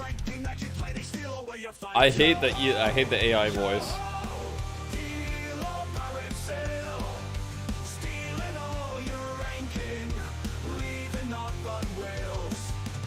How can Valve help get toxicity out of the game? Otherwise, I was a bit high out of it, going 2-11 and 13.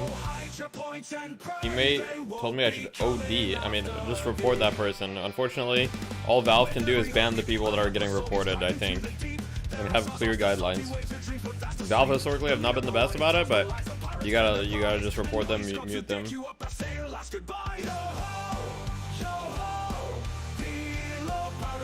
I can't listen to 4 minutes.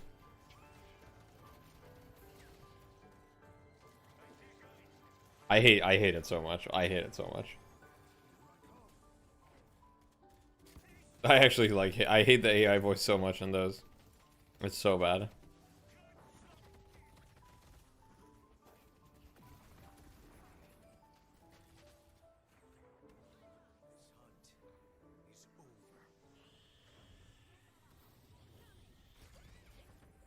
They're all funny for 10 seconds, go on way too long, true. What if you sing for us then? No more AI voice? That's true. That's somehow that sounds worse.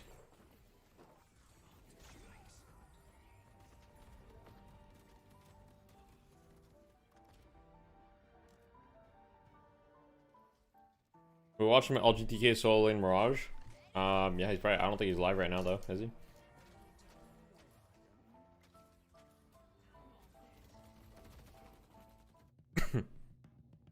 The money match continues here at Deadlock Fight Night. I've also got some granola bites. Hydronation striking first blood against Melee. That one had a bad AI voice. Some of them were really good. Interesting. A new roster. And now we get to see if they Podcast said Vegas is far and away the best talent, and your best unbiased take. Who would you have, Salty of Vegas? Of course, I gotta go with Salty. That's my boy. That's my homie. The new roster, and so far, it looks like they're it's Salty. silencing some of the doubters. It's not silencing me though, man. I believed in this squad. I just want to put it on the record. I think Young Calic and Rokane have come in. They've looked strong. They've looked effective, and they've played a variety of heroes. This is a great start for this new roster for Hydronation. And coming up against the melee creeps that we thought would be super dominant, while this early game was competitive, honestly, Hydronation mid and late game looked amazing. Yeah, and I feel like Hydronation probably have like so many different comps and pull, like they can do so much with their pull right now, which is really intimidating, I think, especially if you're melee creeps coming into this and being like, okay, how do we do a better job in the draft? Well, it's like there's so much more that's unknown perhaps to you, so it's gonna be hard for them. You hate DDK, just you. Why do you hate him, bro? What has he done? That's right. Go over to deadlockfightnight.com. You can pick. What is the YouTube Gamba for this year? Unfortunately, YouTube doesn't do Gamba. We got what you need here. You know, all legally distinct enough, but enough that you can look at it and be like, yeah, I like what is going down on this piece of merch. I'm waiting for the undies. Oh, that's a good idea. Saving up for the Deadlock Fight Night boxers. We need to get some fight boxers, like actual boxing trunks to go along with it. Look, you make it, someone will wear it. That's all I know. Honestly, I like that idea. That could go. You can't Citadel. I'm sorry. I'm down. I will never I'm not gonna say compromise my competitive integrity for channel There's points. so many different things I could say. I'm like, you know what? Can we just change topic actually? Can someone... Okay, we're hitting the escape lever for Dan because the draft is ready anyways. Everyone else forget what was even mentioned here, but it's Melee Creeps. They have chosen first pick, first ban. And Jake, based on what we saw in the last game and its effectiveness, I think Melee Creeps, they open up here and they strike down Holiday. Yeah, I think taking Holiday out is a decent first ban, but I'm worried. I mean, as good as Holiday is, I think Paradox is a decent substitute for it. Maybe you could ban it first and then also grab the Paradox. I would like that. If you're going to ban the, you're right, good call. Holiday's ban. I wonder if they will take the first pick Paradox now, or if Hydronation. I think Hydronation just bans Paradox here, but we'll see. Deny any kind of imbalance on these pick heroes. How many gifted to play Megatus in an official? Once again, I will not compromise my competitive integrity. They've proven that they can just leave that open and just like pick the Grey Talon. So that's not going to happen. Would you consider putting MTB in the top echelon of Sims, or is there still a big gap between top 5 teams and them? It feels like they can work around. I think there's still a gap. So they might want to target their opponents. It's okay, so they take away the Yamato. There's still a gap. That's definitely good. I think they just decide there they don't want to deal with Poshy Pops. That's a weird way to say 10 gifted. Nah. On something like Infernus, where Infernus right now it's not 10 gifted, bro. I think the last few weeks in Deadlock, where it's been played as filler for carry heroes, but would you play my build for a solo queue game for a prime sub? Really going, realistically, oh, man, the Infernus had a great game. That being said, look at the probably not, but it depends what your build is. If your build is really bad, then I probably wouldn't play it. But and it also depends what hero it is. If it's like a McGinnis build, no. But if it's like a Lash build, then like maybe. It's fallen a little bit later. So I can't say for sure. In EU, Jake, but what players are MTV team? It's Dash, Majesty, Yagoo, Merc, Pixel Lesbian, Aiden I think Destroyer. Paradox is a great opener right now for Hydronation, and being able to grab a second pick, I think is really good. I don't love the Mirage first pick. I think Mirage is strong, but I don't know that it offers. Would you play my artisanal sharpshooter and Furnace build in a pub? Really a lot of pressure on the other team. It's just that Mirage can show up to a ton of team fights and split push lanes. Probably not. Those are powerful attributes. But right now, Hydronation boxers? cornered the market on strong opening pick heroes.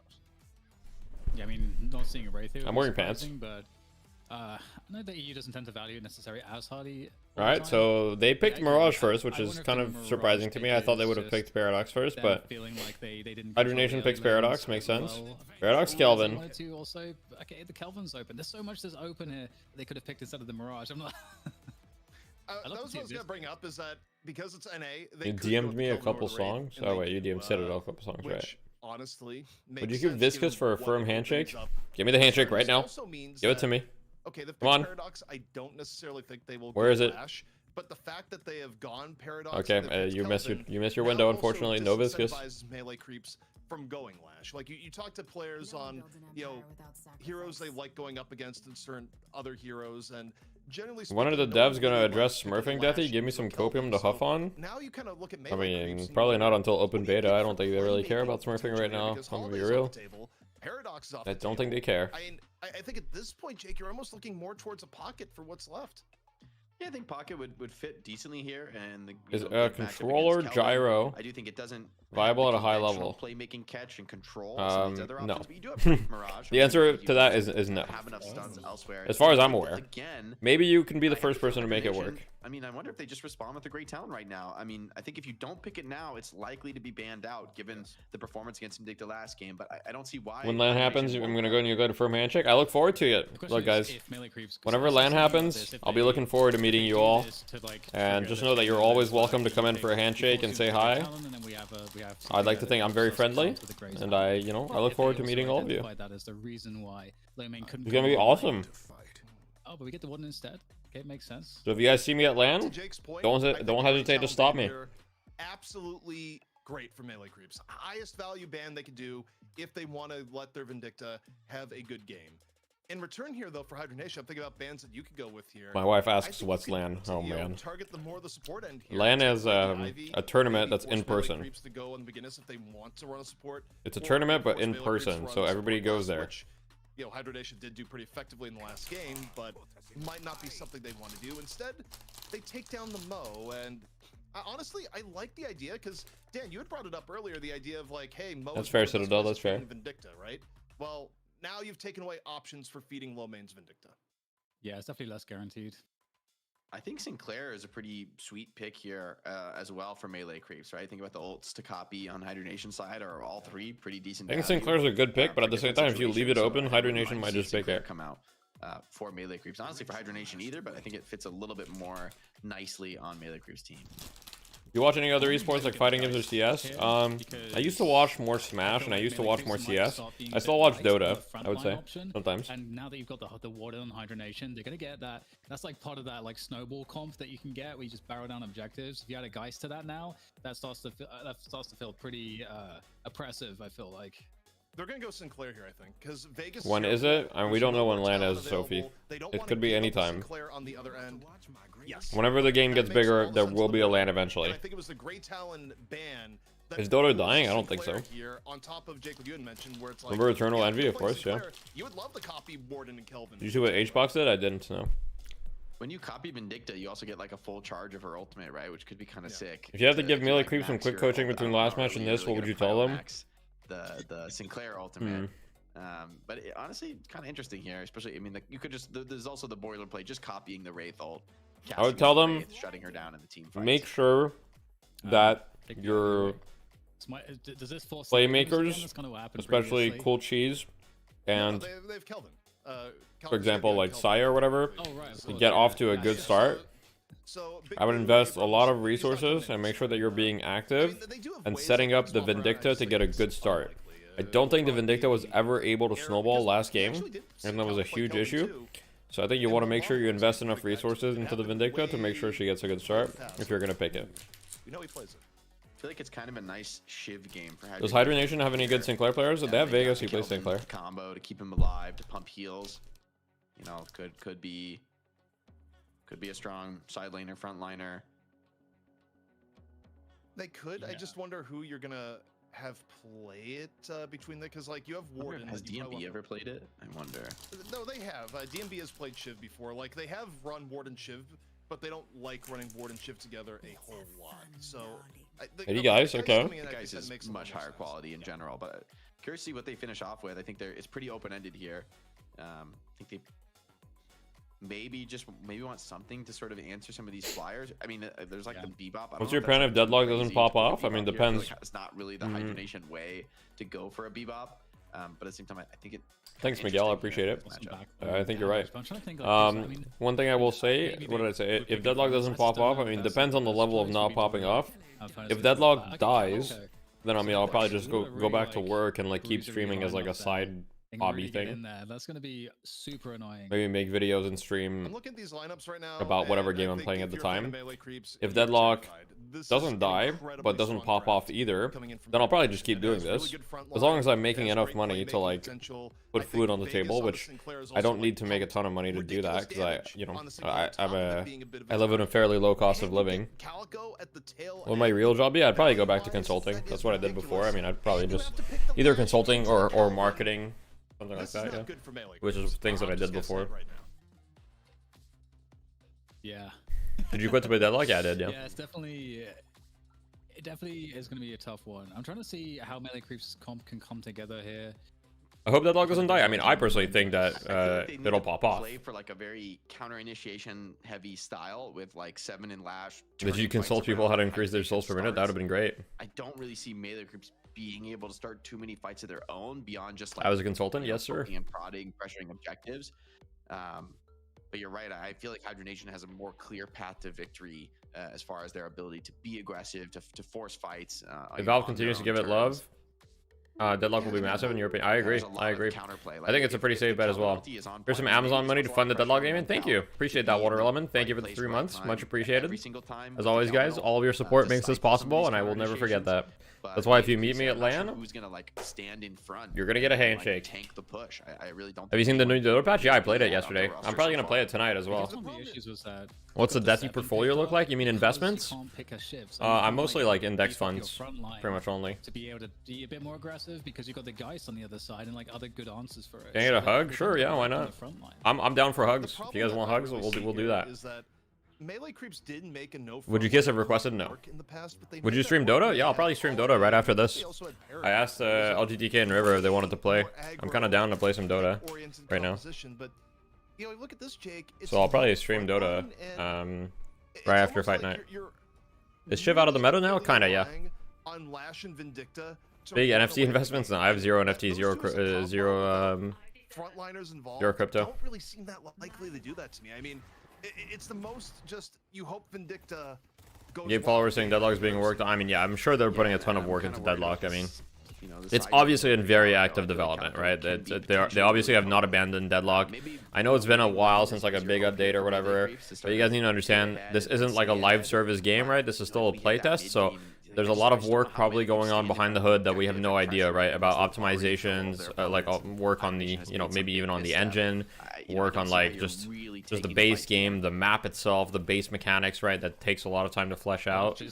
So I know they just added 4 new heroes, but a lot of people are still, you know, complaining. I mean, I'm not complaining, but yeah, the art as well. Yeah, the art is gonna be like, the art is gonna be crazy. Between the teams right now, Melee Creeps is already suffering a bit in terms of their ability to project lane pressure with Saya and Cool Cheese. You work in software and you guarantee there's a ton of people working on a ton of shit right now? Oh yeah, I'm sure there are. Yeah, it is definitely not the start that you want to see. Giving the ice beam over the top as well, young Calc. Just fending them off, and yeah, yeah, we need to see a good early game. We need to see a game where, like you guys said, are you all in on S&P 500? That is a decent share of my investments, but I also have some global ETFs, so it's not just S&P. You know, I try to make sure I'm diversified. Like DPS type of heroes, like they're not going to have as much impact in the early game, but you kind of need that to be the case in this particular instance, because I feel like Hydronation's comp is going to get pretty far ahead by just being able They're cooking up a big update. Trust? Oh, I'm sure they are. With all that front I'm sure they are. Jake, before what the fuck are you saying? Alien language? Game situation here. What do you need to see? You know, just investment stuff. You don't need to worry about that. It's gotta be a the portfolio, bro. I mean, I really just, it's really just like ETFs. Like, it's really the most boring portfolio you can imagine. I'm quite a boring person when it comes to investments. Put it in deadlock terms. All right, in deadlock terms, essentially my portfolio investment is just like the safest items that you could probably buy. All right, so I just have like I have like a resto locket, like a heal bane, like a slowing hex, you know, like all of these items that are just always good. There's nothing but hopium there. I think we were established. I definitely don't have a glass cannon, right? Definitely no risk being taken. So if Jake said a little bit downer there, but also more risk than just like nothing. Is a quick hit before the broadcast, but it's a tough hill to climb. And you know, the one thing we kind of brought up with Melee Creeps, you know, it's a younger team full of a lot of Roblox players. Had to get that reference in, or Jason would, you know, quite literally end me. But you know, this is a team that has a lot of individual skills, so I don't think Vegas has hit a single vexing bolt, but you know, it doesn't really matter. If emos come into this game, I would like to see a Sinclair emo where he's like making like monster rounds rapid. Why not? Party balloons or something. Party animals. Billion animals. That's it. That's what I want to do. He's just building to push the tower because they've got full prio. That works too. Yeah, that works too. I'm considering emptying my bank account and buying Pokemon packs. What advice would you give? Don't do it. That's probably the advice. Oh yeah, I should be watching in game. The vexing bolt seems extremely strong in the laning phase if you know how to use it. Every time I've seen Vegas play Sinclair in anything. Where can I find the new creeps? You never saw that? I'm not sure. I didn't even realize there was new creeps.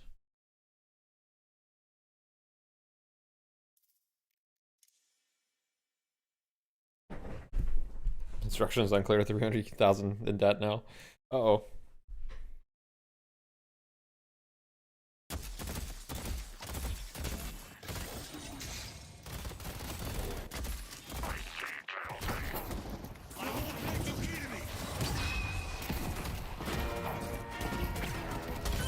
Boom. I see average is onto the new wave of Mirage. Where you just go to 3 purple items in lane. I mean, this is good, right? Like extra spirit, infuser. Sometimes instead of Mystic Burst, I'll have ammo scav, but Mystic Burst is very good because it gives you that little extra oomph as well. And then you just run them down. You literally just run them down. You get 2 points in your 3, and you just run them down. What do you play in Dota? I play offlane, a lot of stuff. Please look at the Mirage Reaper skin on Game Banana. Please, please, please. I'll have to check that out. And here he bought Cold Front. I would have bought Enchanter's Barrier. But I get Cold Front because the jungle is about to spawn as well, so it makes sense. I mean, it's probably honestly... sorry. It's probably a better buy than Enchanter's Barrier. Just because you can farm the jungle so fast with it.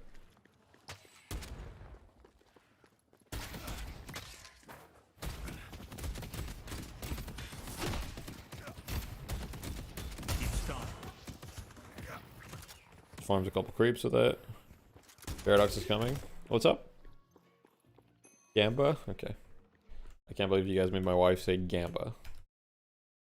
That shit crazy.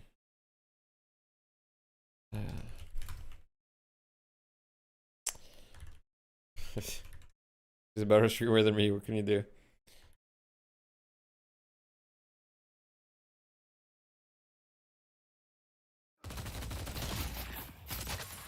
Alright, there it is, guys. Fucking do some gambling. Fill your gambling addiction. Let's go.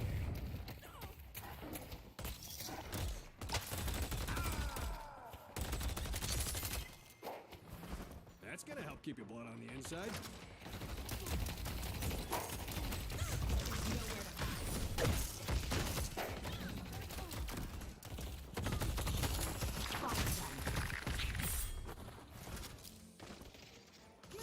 DMB doesn't even have melee lifesteal, which is very strange. I gotta be honest. That's very strange not to have melee lifesteal on this character when you literally, it's like very, very beneficial.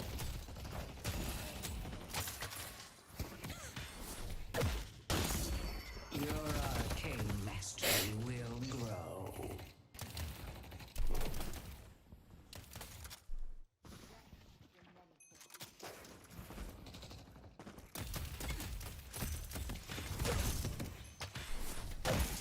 Looks like the side lanes have turned into a bit of a 2v2 onslaught. No towers have gone down yet. Very even early game so far.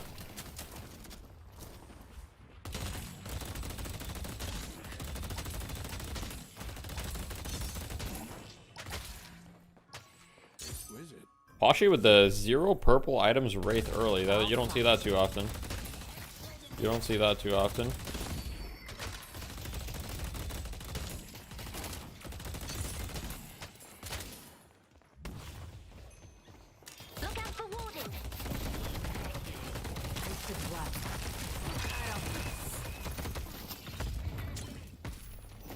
Just heals back to full with the locket. Wait, a bit of a lash ult here. Stopped by the Kelvin ult.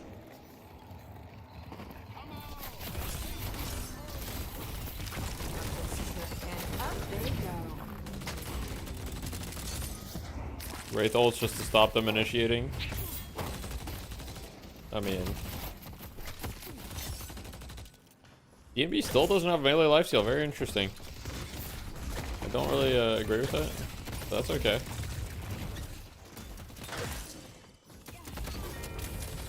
Do you care at all about Deadlock lore or nah? I can't say I care a lot, but I mean, I guess I'm somewhat interested. I'm curious more than anything. A lot of pressure in this lane. A lot of pressure in this lane. I see the enemy.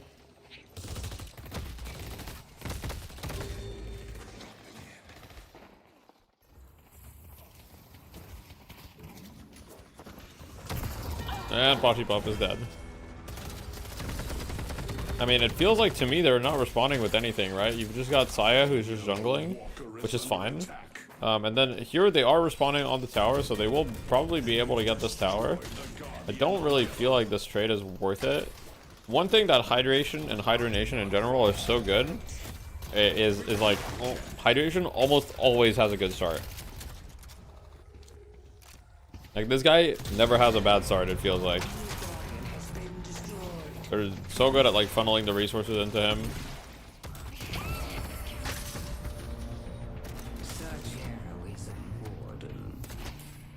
How would you feel if Deadlock got the Marvel Rivals Gooner skin treatment? I probably wouldn't feel good about it, but honestly, if it gave Deadlock a bunch of players, it'd probably be a price I'd be willing to pay. That's about as honest an answer as it gets. Like, I don't really want that to happen, but if it gives Deadlock a bunch of players, you know.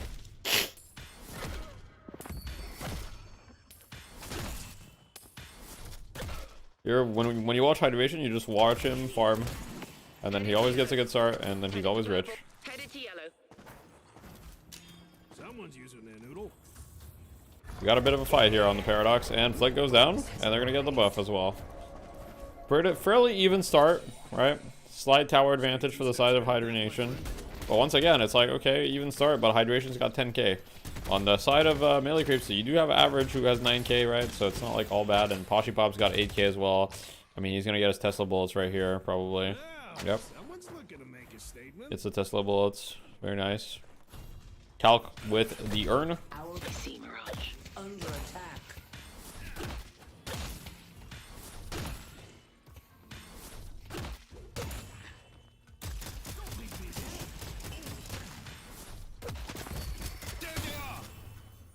Why did Leffa get kicked? No idea.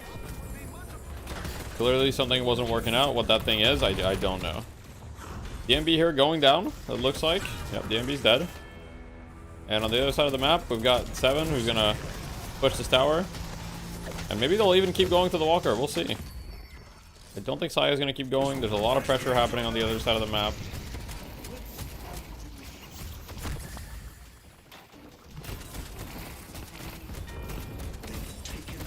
What's Vegas' skill ability? He's got 2 points in the assistant, 2 points in the ult. Makes sense. 1 point in the bunny.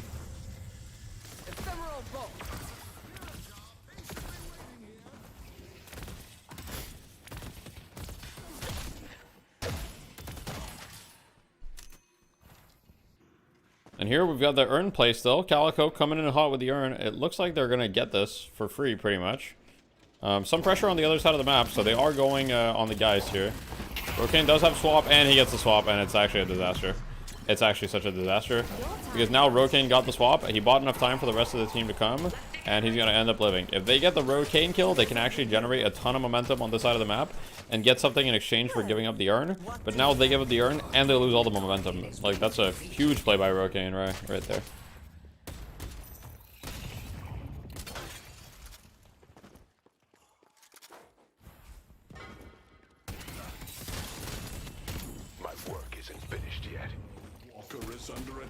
I remember Lefa saying along the lines of no DMB and rocker equals no hydronation, but DMB was still on the team, but there was no rocker, I guess.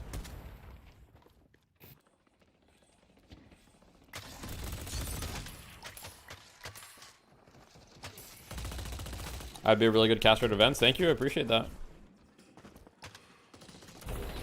I think I'd make like a good color caster, right? Where I would just do like analysis. I wouldn't be the play-by-play guy, but I'd be the guy that goes like, I'd be the Merlini. You guys know Merlini, Dota? That guy's the GOAT.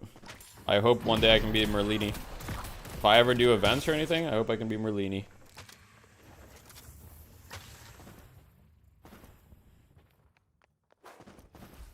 I think you meant Quig. Oh, okay, he said Quig, I see.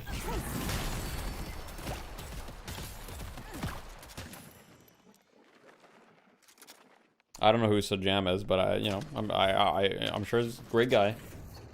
There's no Quig and rocker equals no hydronation. Interesting. I have eyes on Wraith. IV7.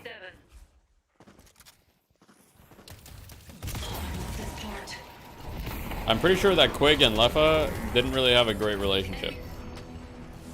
In the sense, I don't think Quig loved Lefa, but I don't know. What's the rationale to getting Toxic on guys? Toxic is just really good, honestly. Toxic is kind of overstated. Just always a good item. If you're struggling with 1v1s and you with people healing, it's like the moment you like proc it, right? Like in this 1v1, it's done a lot of work. I mean, average is probably still gonna win the 1v1 just barely. But the difference versus if he didn't have Toxic in that 1v1, it's like tremendous. Just because of like the anti-healing aspect as well as the percent damage. And average is creating the tempo. He's creating the momentum. Participates in getting 2 kills. Now Vegas is going on him, and he might just live. I mean, he's gonna scare him here, and he's still living it. There's literally the entire team is there. Vegas steals IV ult, but I think he's just gonna die. He misses the Vexing Bolt, and he dies. And now average has single-handedly kind of brought this back. By the skin of his teeth, creating insane pressure by himself. Bashi pressuring a walker on the other side. Bashi and Saya here. Axe was there too. Yeah, Axe was there. No, Axe gets some credit, but let's be real. Like that started with the average 1v1. Him winning the 1v1 on the guys, then snowballed into the other kill. Axe definitely had impact there and was great positioning and great at supporting average as well. But if he doesn't win that 1v1, there is nothing there. They didn't really get anything out of it though. They got a bunch of comeback souls.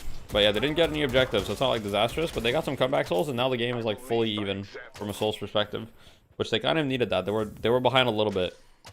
And when you're behind a little bit, that's exactly when you need the comeback souls the most. Low main, he's got the urn.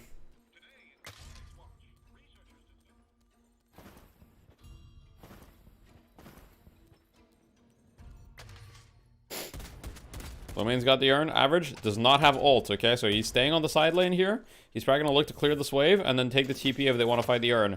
All of Hydration almost, except Rokane. Rokane and DMB are not there. DMB can take the teleporter and show up if he wants to. I will say, if I'm average here, I will aggressively take this 1v1 against DMB, because I don't really think you need to be afraid. And DMB can't really 1v1 you. Like, he's way weaker than you are. I think if you're DMB, you gotta peace out, I think. On the other side, we've got a bit of a fight. Young Cal goes down. Cool Cheese, we got a trade.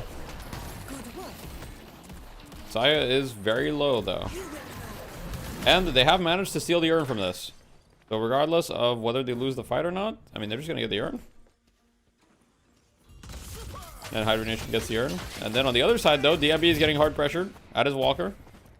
Rokane's gonna be able to show up to this. I mean, this is bad. Average is gonna die for sure here. That's not good.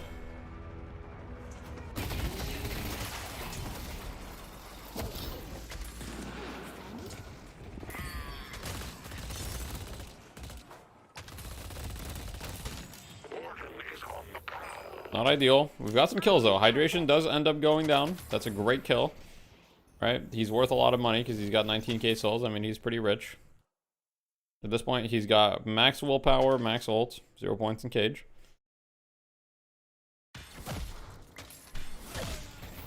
Saya's got max 3. He's going max ult next. 1 point in stun, 1 point in ball. The 1 point in ball is a little bit interesting. I think most people with this build, you know.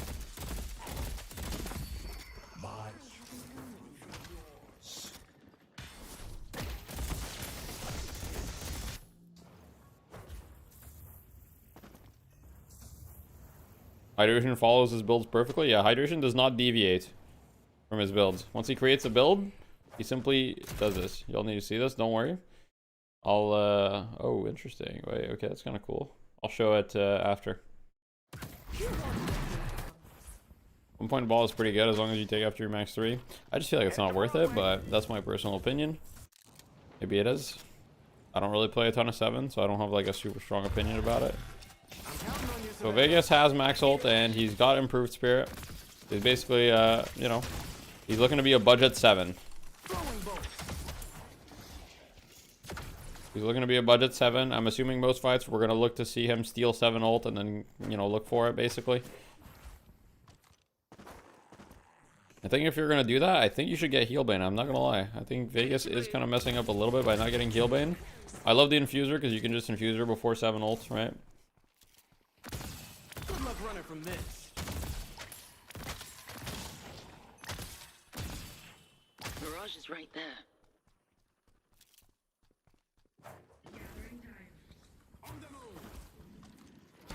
Let's get to work, Savannah. Nope. Paradox missed a swap. Hydration with the Warden ult. I mean, it's really kind of off the mark, but he is still chasing. If he gets the 7 here, it's worth. I mean, his ult is literally lasting a year. Wait, he can't kill him. He legit can't kill him. He actually can't kill him. All right, that's our humble king. That's our humble king, King Saya. That's the humble king right there. Yeah, he literally could not kill him, bro. That's so funny. And now it's just a fight in the basement, and it's a disaster. It's a disaster for Hydration. Oh my god. Now Vega's getting gone on.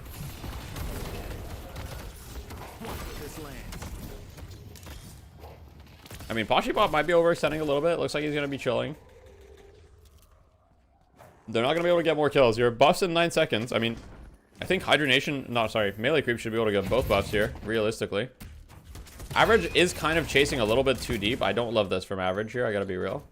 A little risky for, you know, very high risk, low reward, in my opinion. But he pieces out. That's all good. Oh, it made Side so unkillable there. Yeah, it's just Infuser with the ult and Spirit Lifesteal and Healbane and shit. And his ult gives him a ton of bullet resist. And Hydration was all out of spirit damage, right? Because his ult just ran out. And since his ult just ran out, then he only did gun damage. And what you need to understand is that Hydration does no gun damage in the first place because he has no gun items. And so not only does he do no gun damage, but Saya had like 1,000,000 bullet resist there. He had like 55 bullet resist. Oh wait, Cool Cheese Gets gone on, gets turned into a little bunny, and he's dead. Goodbye, cool cheese. But he got the wave beforehand, so realistically, they're probably not going to get much from that.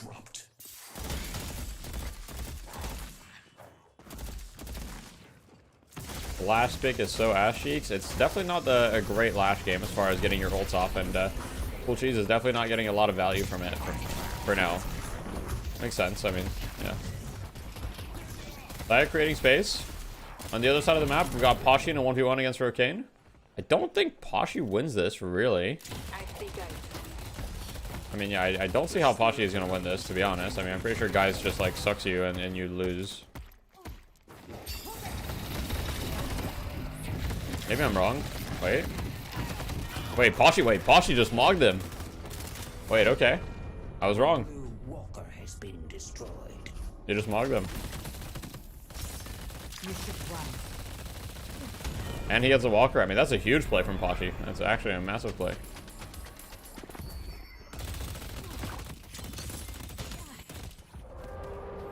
And mid boss is being done from Hydronation, though. It looks like they're going to contest. I mean, this is the correct play. Wait, Saya going in. Let's get on the 7 cam. Actually, pretty decent damage. They have...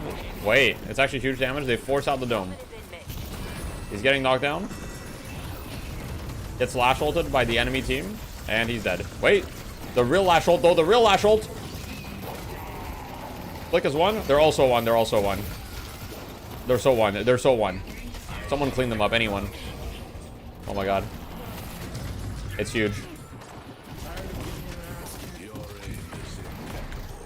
I mean, Rokane, he's a little bit of a raid boss, but I think he's gonna go down. He can buy a decent amount of time, though. I think chasing him here is a little risky. I gotta be real. Wait, Vegas is gonna go for a steal here.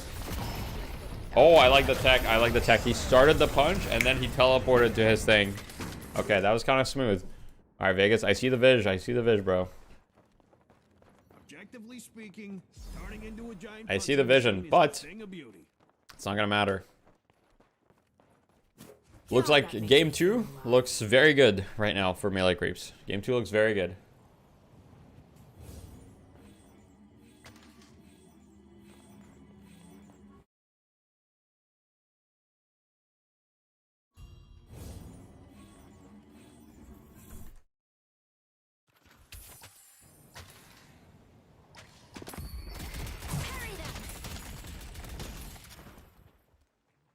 Who's leaving Hydronation tonight? Or they lose? I guess we'll see.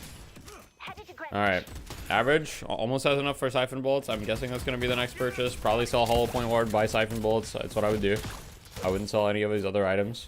I guess alternatives would be like getting stuff like E-Shift and whatnot, but I really think Siphon Bolts feels quite nice here.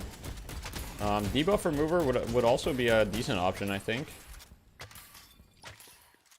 They have a lot of things that you kind of want to remove. Yo, what's up? I'm watching the fight night. Yeah, same. Stop giving Saya the ball, and by the ball I mean the ult. The 7. Did you see the time where he like lived the hydration ult with like a 2 HP, and then just like they couldn't kill him in the sewer, and that's like what turned the whole game? No, I just tuned in. Okay, it was like the game was like even. Hydration like ults on Warden, chases Saya into the sewer, and like gets him to like 1 HP. Saya ults as Hydration's ult runs out, right? And Hydration has 0 gun items, and Saya has 55% bullet resist, right? So he literally just cannot kill him, even though he's like actually 100 HP. And so he just like turns the fight, and they win the fight. And then that was like the beginning of the end.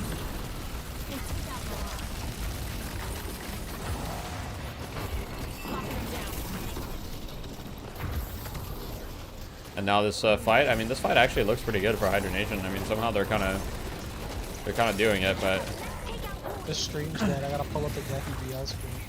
Sure, I'm watching in game. Wait. Oh my god, they're shredding. Mainstream just died. All right, everybody, tune into my stream, guys. I'm the mainstream now. Nah, actually, no. Wait, sucks that DMB died. Anyone see that massive bag there? I was just looking at that the whole fight. You're like, this whole fight was cool, but anyone see the Louis Vuitton bag on the side? I mean, 900. It's like It's like when you get to the end of the adventure and then everyone's like, wonderful, I loved it. I'm not shirtless. With my adventurer friends. Why is Toxic Bullets like a good item? Like, it's not fair. Only one person likes them. Yeah, I think Toxic Bullets is a little too good, I won't lie. Toxic Bullets is so good. I feel like if you get like half your team running Toxic Bullets, you just win the game. I don't know about that many people building it. Maybe. No, it doesn't stack. I'm not kidding. It doesn't stack, but it's like you're focusing in like different people. Like you're guaranteed to kill them if you actually just like hone in and like lock in. You know what I mean? It's very good. Yeah. It just some heroes kind of suck at applying it, but yeah. Yeah. Like obviously you're not gonna get your Kelvin to run it, or your Moe and Curl. No, fuck it. Make Kelvin run it. The ranger shit where you play 7 and builds it, and a bunch of bullshit items. Hey, hydration goes down instantly, and so does Young Cal. Oh. And now we're still playing Spirit War when 5. True. Hydration is not the type to change his build. He isn't. That's true. I feel like Hydration is like the most standard Deadlock player in the sense that like, when he's got a build, he just follows it. He likes the build and he doesn't want to change it. I will not be changing my build. Yeah. They always tell me hydration. You have to change your build. I tell them no. I have the best Okay, bro.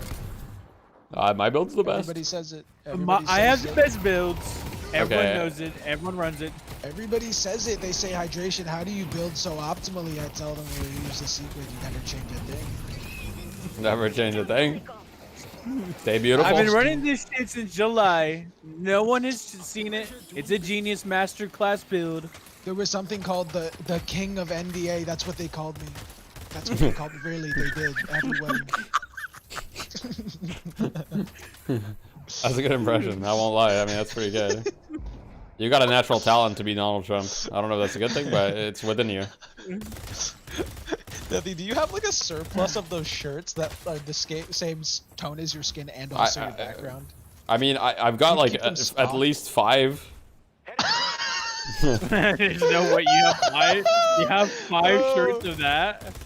No, not of this one specifically. Not of this one, but I've got 5 shirts that are the color. I've got the 5 shirts that are the color that makes it look like this on stream. But IRL? Okay, I mean, I guess even IRL, it's like actually pretty close. Okay, at LAN, if you look like you're butt naked from a mile away, bro, we're gonna have a talk. Bro, I'm not. Bro, it's pink.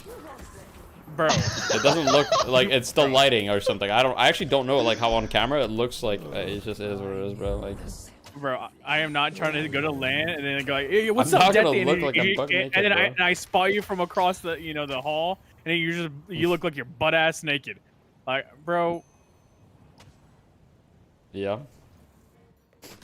I mean, I hear you, right? I hear you. Wait, Salty, look in team chat. You can show that to the stream. What? Oh.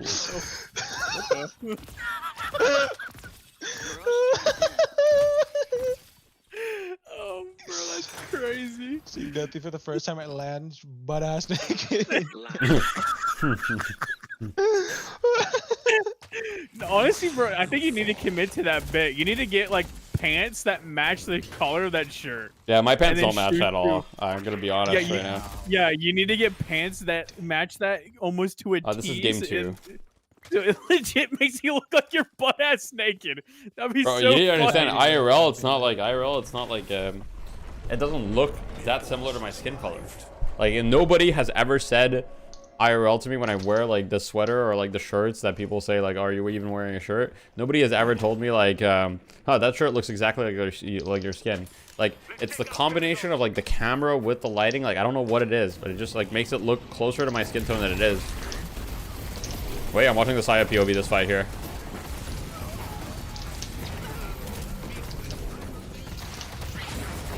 Alright, pops unstoppable and his ult. Doesn't give a fuck. And he's being rescue beamed across the fight. Oh my god, he's actually doing so much damage with the ult, I won't lie. Holy shit. Oh yeah, that he's actually doing a lot of damage. People around shit is dangerous, double deadly. Like when you rescue beam someone as IV when you're flying instead of picking them up. Oh my god. Wait, they've got double rescue beam at this point. The Vindicta's got a rescue beam too. Oh, and it's over for Hydra Nation. They're actually just like hard healing and like what is bro. this? The That's a peel MOBA. on fucking Saya is insane. Sure. I've never seen a man get pocketed so hard in my life. I saw it. I just watched That the is EU fight crazy. night. Oh, okay. They were pocketing some people pretty hard in the EU fight night too. Did they play Great Talon? They didn't. They played some Great Talon, but not a ton. I think. Not as much as in like other weeks. I'm not gonna lie, bro. If Melee Creeps wins this and Saya doesn't get MVP, I'm gonna be pissed. He's gonna be pissed off. Don't piss him off. I'll be. Don't piss me off, ZP.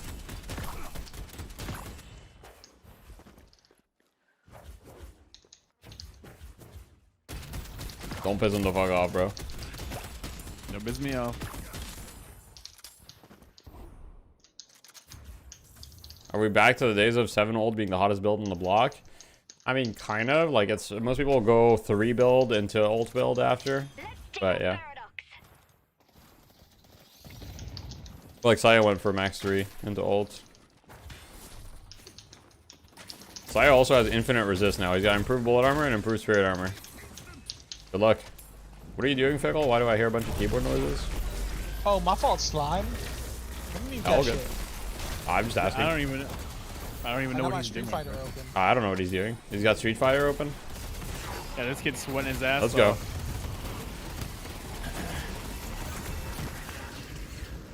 Hydration pops a Warden ult, gets Slash ulted, and wait. Oh, wait, oh no. Osaya thought he had ult. He popped Unstoppable and shit, but he doesn't have ult yet. Oh, now he has it though. Now he has it. And now he pops it. And now it's a movie. He's 500 health though. He's dead. He's dead. Wait, That was close kill. though.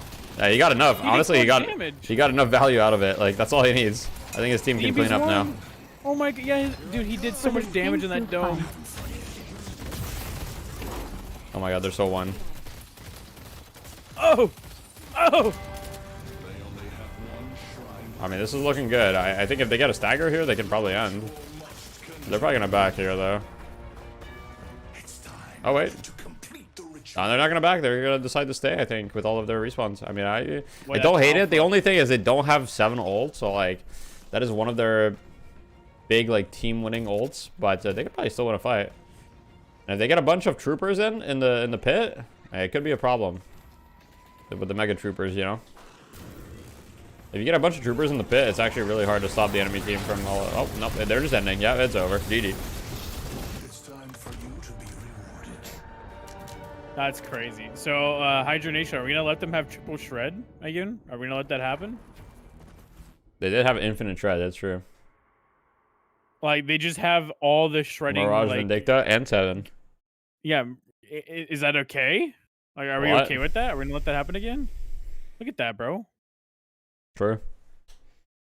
740k damage. Let's go. Let's look at his damage dealt by type. 7. Stormcloud, 20k. Let's go. Hydra Nation loses this. Who are they kicking? That's insane. Stormcloud did as much damage as DMB did. It was the one ability that does as much damage as DMB. And Flick. That's just crazy to me, bro. That's actually just crazy. Yeah. And the only reason Vegas' damage is so high is because Stormcloud is also his highest damage source. On the Sinclair. Alright, have a good night, Citadel, man. I mean, 7's been decently strong for a while. He was just slept on a little bit, to be honest. I've been saying 7 is not weak for a while.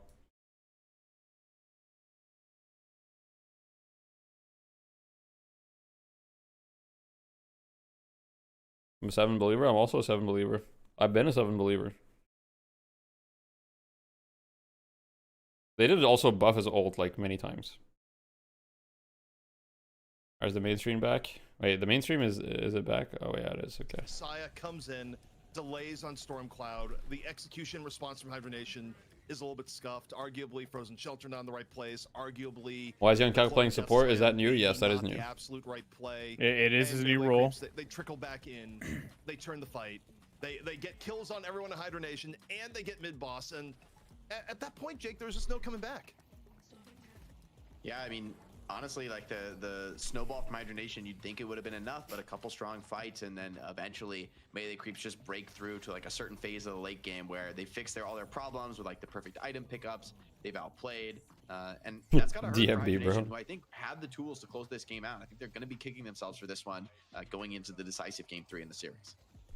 There was one actually interesting scenario I noticed as well before that happened, which was Hydronation were like... Did they show the clip of Hydration not being able to kill Saya? Not yet. Maybe they will in this B-roll, though. They had killed all of the jungle on the entire map, basically. And there was this spot where I think it was where Hydration died. I think he died, and it was like very, very, very close for him to kill Saya or AVG, one of the two. And that fight happened because I feel like Hydronation didn't have any... Guys shooting your body? True. Average lock-in. Why are you in the chat, bro? Lock-in. Lock-in for game 3, guys. What the fuck are we doing in the chat, bro? To leverage their advantage, but the fight looked awful. You're perma-locked? Alright, bro. Also, can we talk about what we just saw in the replay there? That, alright, bro. Get the fuck out of Twitch chat, dog. You're looking like Goober right now. Get your ass back. Looking like Goober. That kinda true, though. Kinda true. That's something Goober would do. Yeah, after win one map, instantly into Deathy's chat, bro. Nowadays, at least until today. So seeing the combination of like Rescue Beam, Stormcloud, they're actually. Bro, Deathy didn't see my dono. Wait, did I miss it? Look, One sec. 7 doubters, eat your heart L dono read. You didn't even read his dono, bro. Performance right now for Melee Creeps in a 0 frontliner comp, no less to force map 3. Yeah, AVG too. I think. Wait, I forgot Gore the Pass. whole game because if we think also back to the points before they got ahead. AVG was very competitive, despite there being a lot of oppressive scenarios where low main was struggling. Poshy Pop was also not like was struggling to kind of be kind of in the spot that you'd want Poshy Pop to be in, and so AVG was like the only person on the team that had that raw damage potential. So I think really create a lot of threat, and there were a lot of fights that came down to like the last bullet where AVG was managed to survive or just get those extra kills, and that I think that really added up for AVG. Yeah, and Mirage, I think. Oh wait, there it is. I see. Scenarios can kind of get Yo, Greg, thanks for the $5 for the skin suit fun. Appreciate it, man. Appreciate the $5. Sorry for missing it. I'm sorry. That's on me. Potential from Tornado is really, really powerful, allowing you to be super aggressive, poking super hard, and then still get out without taking too much damage compared to most heroes that have that late game damage. Again, I think the thing that really is remarkable to me about how Melee Creeps were able to win this, where I mean a lot of it did kind of hinge on that mid fight where Hydronation payouts, all right. up, but also the fact that we talked about keys to victory. We thought that the one way they would make it work without frontliners is that you would have a monster Vindicta game.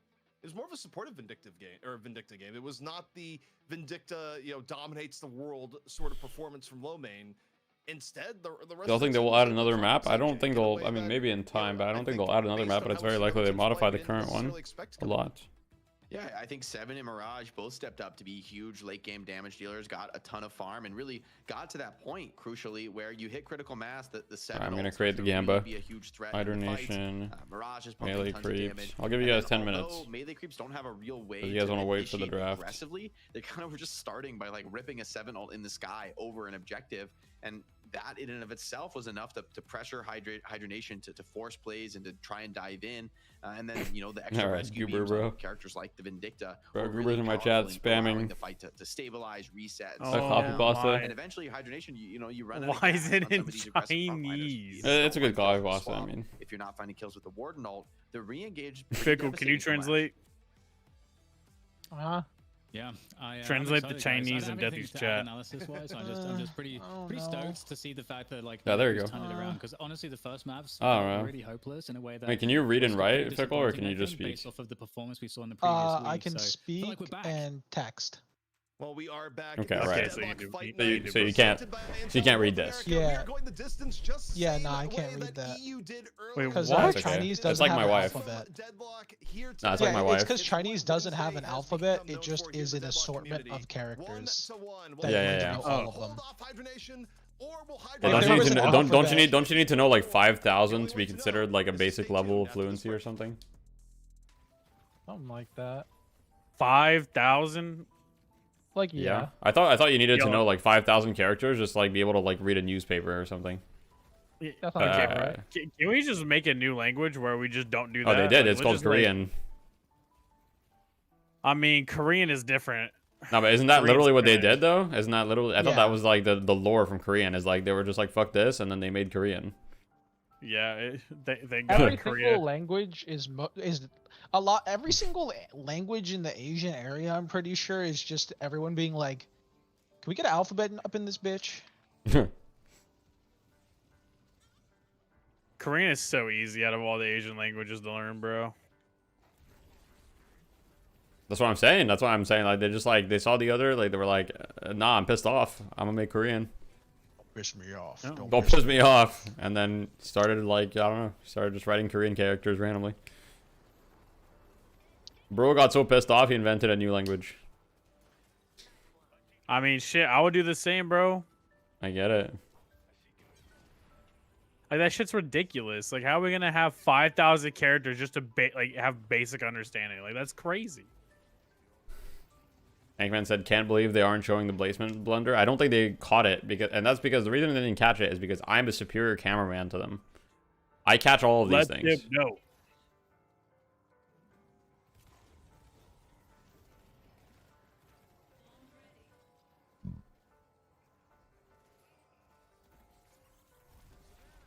Looks like you're shirtless right now. That's because I am. I'm not. I'm not. Imagine though. Buck naked with an eagle eye. Can we ban him? Okay, first of all, being shirtless is not illegal. Right, let's just make that clear. Right? If I want to be shirtless, I can. Second of all, I don't know. Money.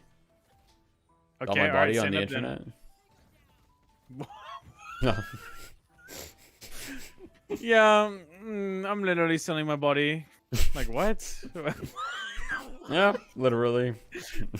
Yeah, I'm literally butt naked for money. I mean, it's really simple. I just go on stream, shirtless, and then I ask for Prime subs. I'm like, guys, it'd be really nice, like, for this content, if you guys use some Prime subs. And then they do it. Watch, it's gonna work. It's gonna work. Someone's gonna use their Prime sub. Just wait. It usually takes about, I would say, 10 to 30 seconds. Someone's gonna do it. All right, chat. Now it's your turn. Make the thing happen. Bro, get on. Nah, Twitter, do your thing. Twitter, do your thing, bro. It's not Twitter. It's X nowadays. All right, get with the times. What the fuck is X? The Everything app, by the way. Yeah, it's the Everything app, bro. It's the Everything app. What can you do on it, bro? Everything. You can do anything. You can buy crypto. You can get rug pulled. You can go why live. the fuck would I want to buy crypto on it, bro? Thanks for the Prime, Varkos. Appreciate it. He explained it. Better get more shirts. Oh shit! Nice Prime. Yeah, you get a little rug pulled. Yeah, thanks for the gifted squish. Swag Monkey 234. Welcome to the club. Don't ever say that ever again, bro. Welcome to the club. Welcome to the Are club. we for real? Welcome to the club, dude. Yeah, bro. I'm going back to 2008 with this one. Let's go. Welcome to the jungle, my doggies. I never said that. You said that. I don't know why you said that. Bro, it's the same. Yo, Lenny, of, like, thank you for the Why are one we doing gifted. this? Appreciate it. You have text to speech? I do on donations, yes. Guys, if you ever want to donate and you want text to speech, you go on my donation in the description for Twitch, and it does have text to speech. Holy moly, we got a fucking hype club. Young Alj, thanks for the tier 1. 3 months, let's go. That's a long time. Clores, thank you for gifting the tier 1. I appreciate that. Gifted subs going right now. I'm bored. If we're going to 2008, you need to also be getting fucked on a subprime mortgage. Wait, true. Thank you for the Prime Sharp Stack. Thank you. All this time, you could have done fun TTS. Yeah. If you guys want to do that, that is an option. So, yeah, you just do the little donation link in the description, right? It's like if you go on my stream, right? Like, oh, wait, there it is. Coach Dethi Yi Ba Shao Shao Ti Chin Zo Chu Bei Shang De Gi Performance Enhancer Zai Yi Wei Bu Lai De Sheng Huo Analysis Gameplay Machine Shui Mian Bai Shou Never Hurt Feelings Yi Ba Shao Shao Ti Chin Zo Conquer Fo Chu Bei Shang De Gi Bing Mo Fa Shi Wise Man by Dethi. North America, 1-1 in the best of 3 match. It all comes down to one final map. I'm gonna talk about how Goober just gave Dethi $5 when he's supposed to buy new PC parts. Yeah, that's true.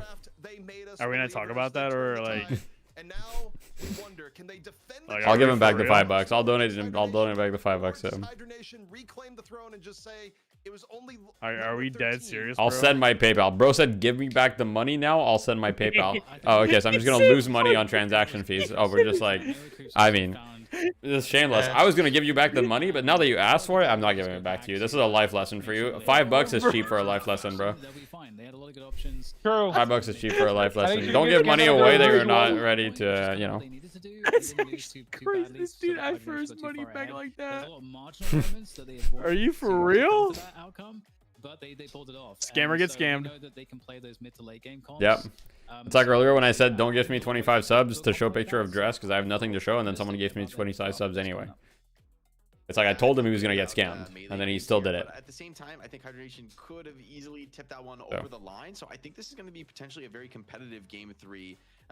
Even if Melee Creeps does go for this, that he steals teenagers' lunch money. Yeah, there it is. Strategy that worked for them last and game. What? Just like one pickoff hero, whether it's the Paradox. I mean, it's true, but like, what? You know, turn the tides, I think, a little bit more. Why would Deathy do that?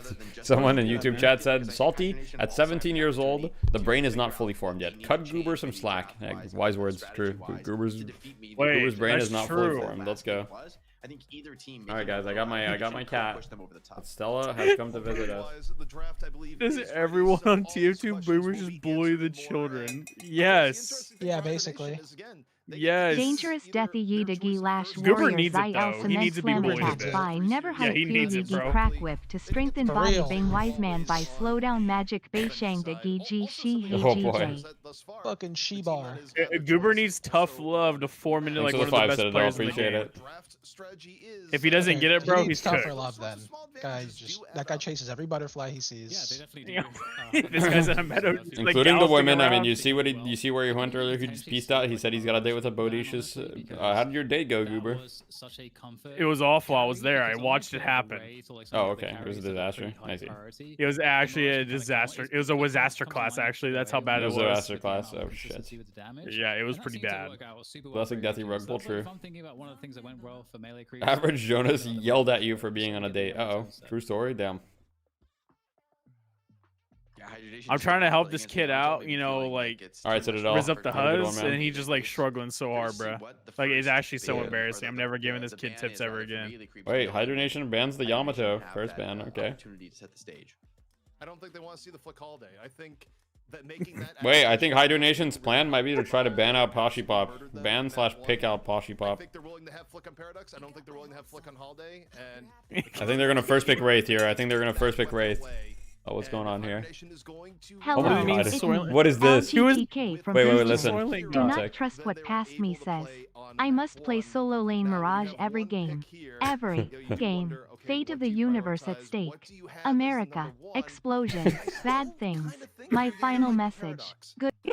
Yeah, it's hard to get away from the paradox. If the holiday's gone, you know, the paradox is... That's weird. Guys, I got a weird donation from LGTK from the future. That's crazy. Like, that's crazy. What happened to Gucci? He hates Mirage. Oh, and the stream died. GG. I Why love does to stream keep play- dying?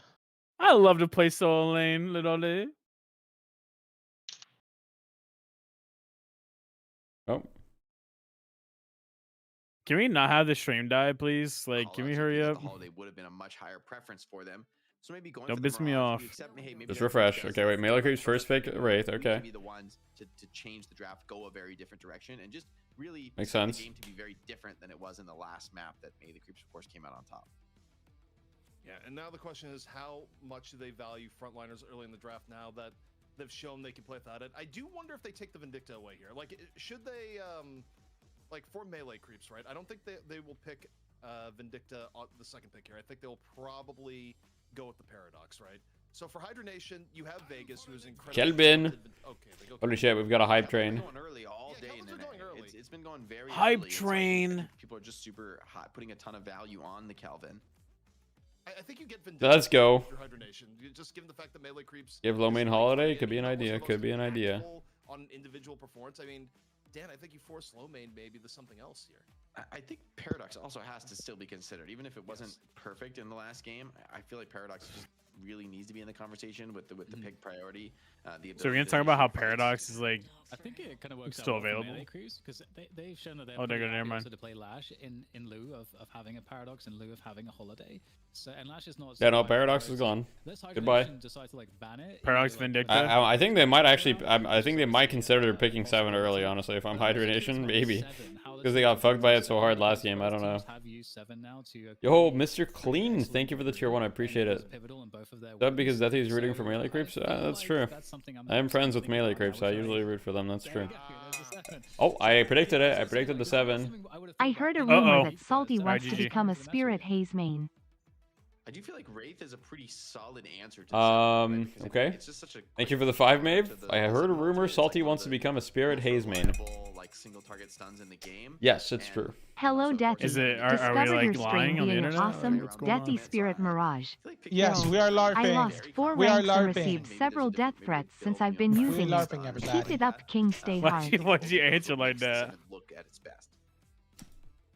Okay, so Vindicta now getting picked up by melee creeps, so the opportunity to deny that going by the wayside of Hydra Nation. I think picking the 7. Yeah, you're welcome. Did in the last You're round welcome, Nathan's. a lot of sense.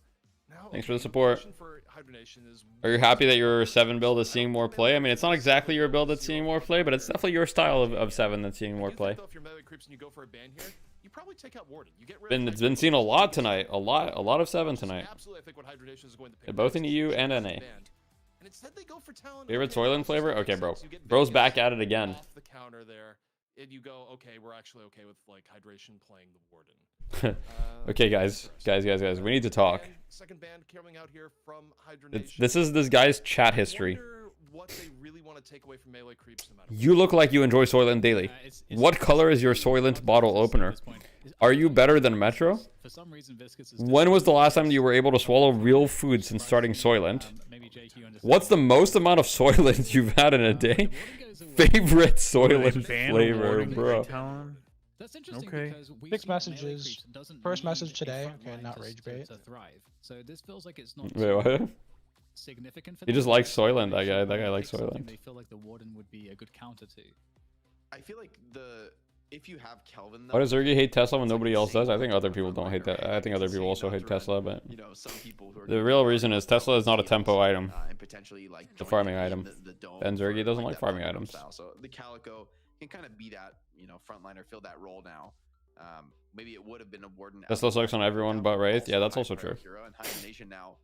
But he also hates it on Wraith. I think we are waiting for the hydration hero here. They're gonna grab Abrams. I think for frontline that they don't have enough viable. Tesla Lash is crazy though. Don't tell anyone. Has to come in. They don't have to pick it now. Like they can literally pick it last because I don't think melee creeps is going to pick the Abrams before then.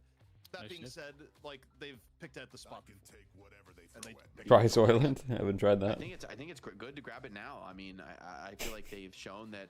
Like the Vindicta, they're great at like comboing down the Vindicta with knockdowns into the pins, and I mean Young Cal's just extreme comfort on the hero. It's a great start. What do they round it out with here though? Like, you give away such good tech that you gotta add in some bait into the mix. Trust Tesla Lash, huge, true. Tesla Lash. I mean, it's a trust me, guys. Trust me. Tesla Lash is where it's at. Hell no. I think you pick Lash and you build Tesla bullets. Let's go. Oh, true. But you put him in the solo lane. You just give him Tesla. You let him farm. Let's go. Yeah, normally guys would have already gone. Real, I agree. Real. Why not? Think about it, right? It makes a lot of sense. Lets you farm faster. Same reason why it's not thinking about Viscous, where Real. Viscous is still here. And also, by the way, given not rage bait that Vegas likes playing, they could go Sinclair again to go for like double dome off the duplicate, or all right, Lash. All right, they pick Lash. They're gonna buy Tesla bullets. Trust me. Make plenty of sense to me too on the Viscous. I told Cold Cheese to buy Tesla bullets on Lash this game. It's probably hard this game for Hydra Nation with the flyers, and the high mobility characters, like Lash and Vindicta. It's just so hard to catch them and really. Damn, Lash's win rate is so bad in Deadlock Fight Night NA. I don't expect to see Hydra Nation do it this game, but you're right. I think it probably is the Vegas. 8 wins, 18 losses. Sinclair just makes the most sense. But to be honest, like win rates don't really mean anything when you have such a small sample size of teams and like everything. Sinclair, late pick. Okay, I like it. I mean, you basically you have 7 ults, right? You are 7. More worried for Hydra Nation what did they find for their? All right, melee creeps' draft is actually kind of crazy. I kind of like it. I kind of like it. I don't hate they draft. I don't hate they then draft. Hydra Nation has last pick. I mean, Hydra Nation has a lot of shred as well, right? They've got 7 Mirage. That's always scary. Last year. They went Ivy. Ivy Mirage 7. I don't think they could go. I don't think they could go Viper because they're giving 7 to Actually, hydration. the lanes would suck too bad. They're giving 7 to hydration anyway. Oh, I didn't know that. Okay. Yeah. It's interesting. I feel like Hydration played 7 in game 1. In scrims where we just get all the shred characters. Just every character that shreds. True. You know how funny that would be? We get debuff 7 and we pair it with Geist. That's crazy. So that's crazy. That's crazy. Or just pick every debuff with like a Kelvin Sinclair. So like 7 Mirage. You just go 7 Mirage Vindicta. Is there any other character that has any shred? Technically Haze with Max Dagger. Ivy has it. Does Ivy have shred in any of his base abilities? Yeah, her ult. Yeah, her ult. Yeah. Her ult shreds? Yes. Yeah, it gives her bullet resist. Like it just shreds it. It's crazy. And when you max it, it gives you a -20 on it, if I remember right. No. You're literally just lying to me right now. I'm not. Oh wait, okay. The first point. Okay, the first point. The first point gives minus bullet resist. Okay. Oh, okay. Okay. I was looking at the max ult. I was like, wait, no. Okay, I see. Okay, so the first point gives minus 20% bullet resist. Interesting. I actually didn't even know that. No, it doesn't. Base doesn't shred at all. No, that's why Ivy's ulti is that's why Ivy's ulti is freaking lit. I think a lot of the key matchups are going to be like Geist and because it does that and it silences and gives you it does everything. Money for your Soylent Fund. Really unfortunate to hear that you are on a liquid-only diet and have been on one for years. But for real, tell that guy your favorite Soylent flavor. Why are you hiding it from him? Physical damage. Thanks to the 5 maybe. I don't have a favorite Soylent flavor. I've never had it. I've literally never had it. We're going to need a rescue beam to deal with that. And even with the Calvin. Who are we betting on winning? Who's winning? Oh yeah, I need to do Gamba. Whoops. I typed it in this. Ranger in the chat, not in the VC. Weird. Yeah, where's Ranger? All good, considering he's my teammate, but weird. Okay, who's on Ivy? Ranger, come on. I already did Gamba. He doesn't want to be in VC, and there's nothing wrong with that. Vegas or not? Okay, it's clearly Vegas, given the Wraith comment of quote, "Welcome to the furry club." I wasn't really aware. Vegas asks, "What's your build?" Okay. Yeah, it's the thing. It's the thing now. I mean, you can't be. Yeah, you know what? I'm just gonna move on. I'm gonna make the. He's watch partying with other people. That's fine. Are we for real, bro? It's all good.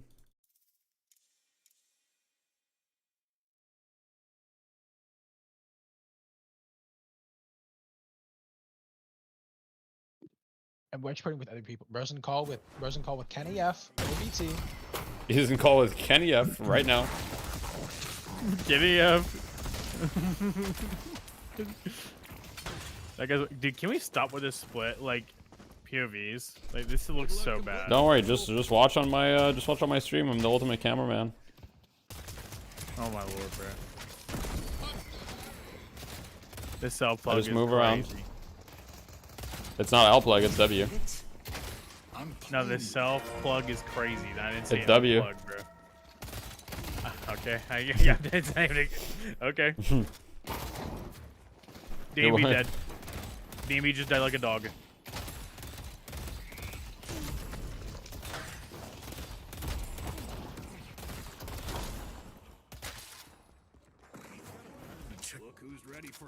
Alright, Full Cheese rushes Enchanter's Barrier instantly. There you are, Gigawatt.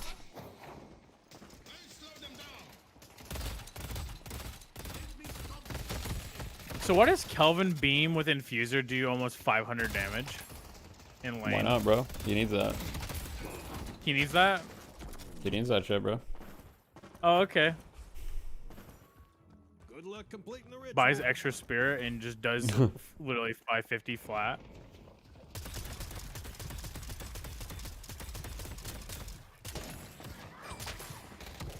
He does 0 damage for the rest of the game, so it's earned. There you go. That's a pilot. That's a W explanation. That's luck. Now, I'm not gonna lie, that is a pilot issue. That's live action roleplay. Wait, Vegas is on Ivy. I just realized this. Wait a second. I don't remember the last time I've seen Vegas play Ivy. Wait, Cool Cheese is being charged. Oh my God, Flick is dead.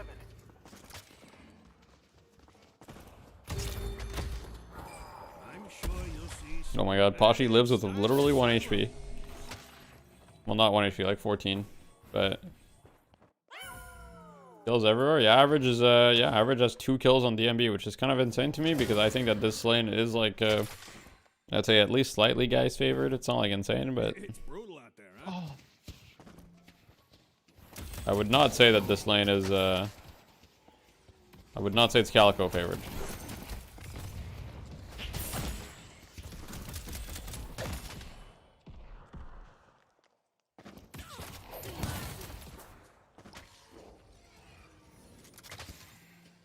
Both times, gas one. Yeah, I remember seeing this lane in EU, but the way that EU plays lane is so different that it's just like the comparison is like it's very different. Like at both times in the EU games, like the Calicos like weren't even like trying to like interact with the guys.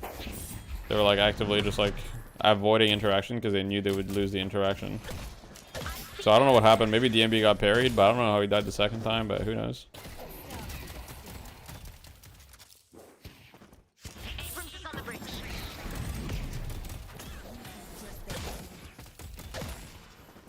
I love how both parties and Green Lane just left.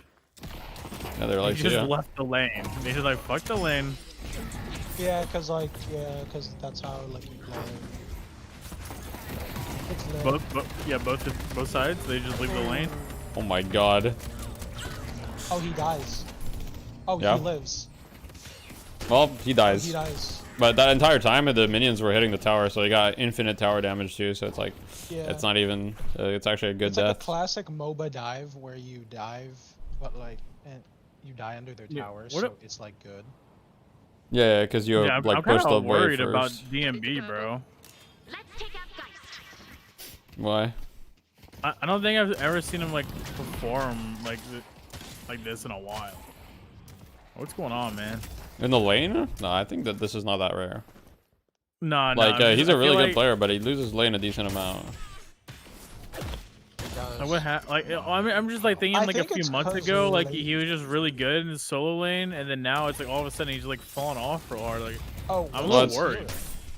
Well, it's because everybody's like figured out like everybody in NA has figured out like wave manipulation to an extent, at least in the solo lane.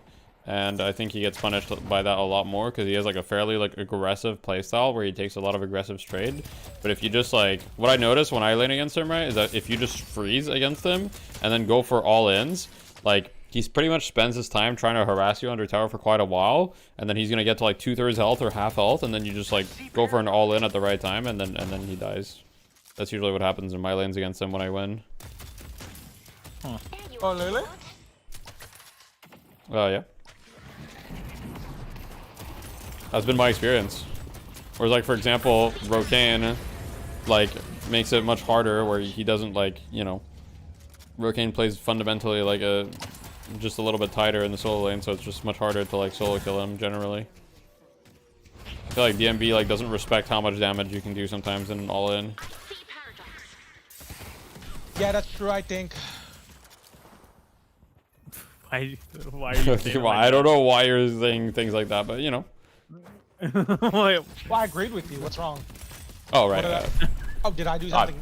No, you're good. Is it always my fault? Okay. So, for reference, Salty, when you say that you really want a girlfriend, would you mind dealing? This is what it would be like. I don't mean that shit, bro. I can't. How you gonna throw me under the bus like that? Everybody knows that. Oh my lord. DMB's getting kicked if they lose? No, I don't think so. But I will say, no this way. is by the way, this is like literally an insane lead I've for Melee Creeps. I didn't even realize, but we've got an 8K lead 7 minutes in. Like, this is disastrous. Like, 2 towers down. Like, this is not what you want to see in the map 3 of Grand Finals. If you're a Hydra Nation, like, you are not thrilled about the state right now.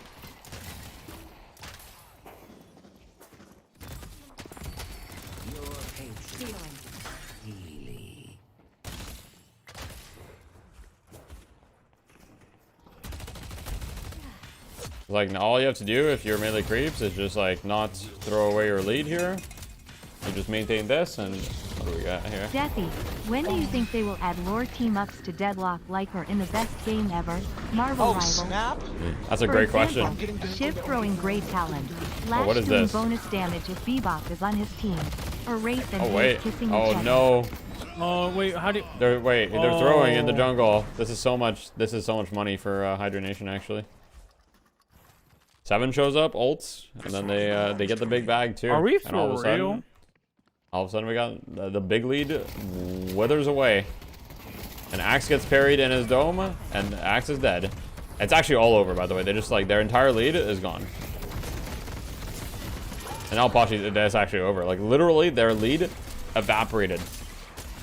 Dude, the thing is that Hydra Nation's like playstyle is kind of standardized to a point where like you kind of know when Hydration's gonna be honest. Yeah. Hydration especially is definitely the most predictable player on that team as well. Not in a bad way. It's like he's a sure value, right? Like you know Hydration is gonna get farmed. And that's a very good thing in a MOBA. Like consistency is king for sure. Yeah, that's true. Yeah, that's I will say obviously melee creeps can still win this game, right? But that's just like that feels so bad because you had such a dominant lead, and it just all withered away instantly. Because like getting like a 6 or 7k lead is not easy in the first like 7 to 8 minutes. Like that's a big lead. Obviously, it doesn't matter as much as like a lead later on matters because it's much easier to come back, as we just saw, because like the net worth differences between people aren't like so insane that you can't win a fight. And if you win a fight, you come back really fast, but it's a bit of a heartbreaker. All good. I got a super ad. Yeah, let's go. What's the code? What's the in-game code? I'm not watching on the stream no more, bro. All good. I got it from Deathy. I'll put it in team chat. I just put it in team There's chat. the code. Bro. You guys could have just asked me for it also. Like, you know, I'm a, you know, the stream keeps dying. My stream. You're a nice guy. No, on the Fight Night stream. Okay. Cause I have your chat open, and I'm watching Fight Night. Oh, Pashi's dead again. Bro, Calc is just all over Pashi. He's not letting him exist.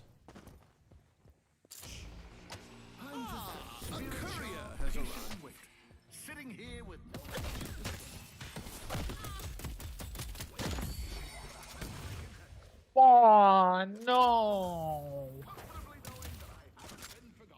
Right. All this shit make me want to play Deadlock, yo. Deadlock is fun.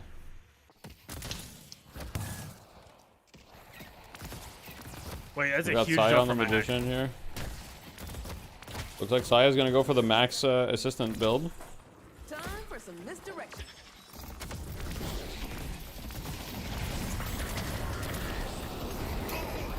Oh no, this 7-all, bro. Oh no, bro. Fuck my I feel like you just give up that urn at that point. I feel like they just got to the urn too late to contest it, and then they still try to contest it. Oh wait, big 7 ult though, and he gets smashed from the ground. Oh. Wait, it's actually still big. It's actually still big. No, it's winnable. It's winnable. It's definitely winnable. Oh wait, they hard win. Holy. Okay, low main's kind of Meanwhile, popping Vegas off. is you know. Yeah, that's pushing. what Yeah, that's the weird thing, because people were saying, the streets were saying really, Lomain in scrims, he just doesn't perform the same. What do you Right, he has Warpstone, Alkfire, Swift Striker. I need some new tricks. On who? On Vindicta, double barrier. So what was that? I mean, Warpstone's the only like weird one. What was that thing about builds that we said like that? Then again, Warpstone for the Paradox swap, I mean, I don't think it's crazy. I think you build E-Shift probably most times instead. Debuff Reducer is not enough, I think. The swap? Debuff Reducer with Warpstone is enough. But like, well, yeah, but swapped. I mean, no, Warpstone is enough. You don't need Debuff Reducer, bro. Warpstone is enough 100% of the time, by the way. You can warp out of the swappy? You can, yeah. You're actionable right away. Paradox has decay? Yeah, the duration doesn't matter because you can use items when you're stopped in time for whatever reason. Yeah, but they only trigger after the stop time ends. I'm pretty sure it's like, I don't know. I get out of it all the time with just Warpstone. Yeah, like you either have to, because it's like the whole thing is that it just like super slows down the time. Like it. Yeah, like I mean, I don't know. Like, whenever I play against Paradox, if I have Warp Zone, I feel like I can dodge the swap 100% of the time. Like, I feel like I've never like gotten swapped before I could Warp Zone. So, I would be very surprised if it was possible. Because then that would mean every Paradox that's done it to me ever is just like fucked it up. The game. I'm watching Fight Night, bro. Oh, okay. I don't. We can test it. We can test it after this game. We can test it after this game. Fickle, do you not want to watch Fight Night? Bro has one monitor. He wants to test, bro. I have 2 monitors. Wait, average a bit of a fight on the side lane here. I'm actually not. He ults and he gets Ivy ulted at the same time. See ya. And now Calca's got fucking. Oh, that's kind of lit. Airstriked. Oh, that's. Wait, I just realized that was the Saya ult. I just realized that was a magician. Yeah. Ivy ult. That's pretty lit. I mean, that is lit. How was that not lit? For the other. It's not lit for Hydration. Yeah, it's not lit for them at all. Hydration gets the tower, and well, now he's getting ran down on the streets. He's fucked. He's actually fucked. If he escapes, I'll be very, very surprised. He's doomed, bro. Wait, versus Lashy Kevin when he has ulti? Oh wait, he gets a kill. They gave up. They stopped trying to kill wait, he actually broke their ankles and then kills Magician. Yeah. That's weird. Okay, wait, he popped off. He maxed his 3, right? Yeah. That's what everybody 7's been doing today. I don't know if that shit is really good or not, because every 7 I see does the majority of their damage with their ulti. Well, you just max 3 for the farm and like the fighting. You farm faster with 3 than you do with ball most of the time anyway. I don't know, I played it in pubs, and I know pubs don't mean much, but it felt like way better than maxing the ball. It gives you farming, and like it also gives you like a decent fighting chance and shit. And early on, it does a ton of damage because it's just like flat damage, right? Because you get plus 12 shock when you max it.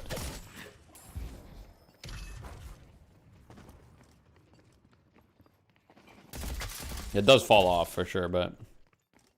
Bro fell off. I see the enemy.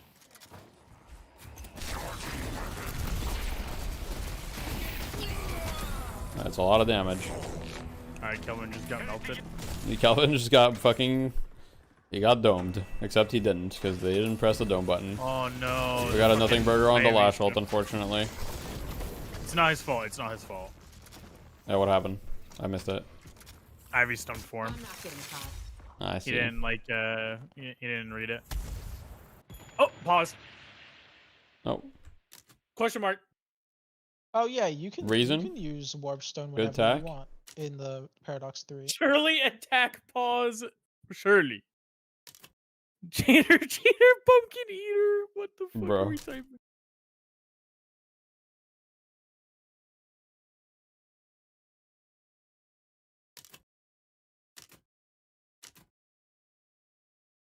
Wait, Calc is peeing?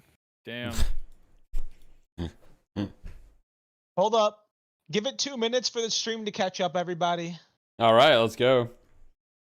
Give it a few so we can catch the stream delay up.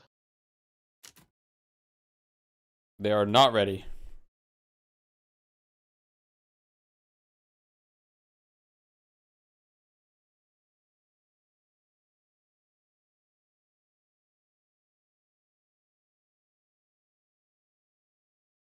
Oh yeah, it's caught up to the pause. Let's go. I don't even know if the main stream has delay. What the fuck? It has a slight amount of delay, yes. So it has enough delay to match the STV delay. So it has like probably a minute delay. But so basically, it should be seeing the same thing that I'm seeing. Yeah, that makes sense. But like, okay, cool. Yeah. Dang, I gotta restart my game more during fight night. Holy shit, they're ready. Here we go. Oh, we're playing. We're back in. It's live. Let's go. I'm so excited. True. The Jinn blessed me with many gifts. I see Vindicta.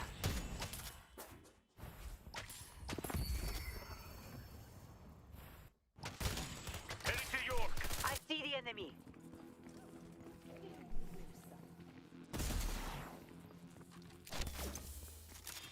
Look out for Lash.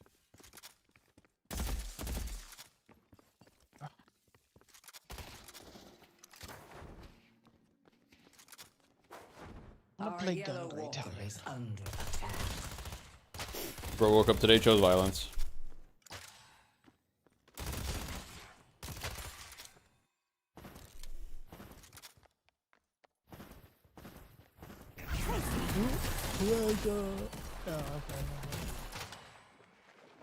Are they playing double support? Oh wait, no. Saya's like magic damage, right? There's a whole lot of nothing happening right now. Yeah. I just don't think. Okay, so here's my take on Sinclair is that his damage in fights is just really not consistent enough to be like a non-support. I feel like he's just a support. Like you can build damage on him, yes, but you never like. I feel like you're still just a support. Basically, you're like a utility character. Like. Yeah. I think he has really good sieging damage when you like build it. When you build like some like spirit or whatever, he has really good sieging damage, but I just feel like his damage in fights is not that great unless there's a really good ult to steal on the enemy team, like 7 ult for example, which is like I like it as anti-7 tech. Don't mind the blood on that. I love Warden ult. Yeah, Warden ult's also great. Yeah, Warden or 7, I think Sinclair is like a really good counter pick into those heroes. Any hero that's just got like a big nuke like ultimate on a really long cooldown, you can just steal it, have half the cooldown. And, you know. Sinclair's rabbit is also bugged? Wait, what's the bug?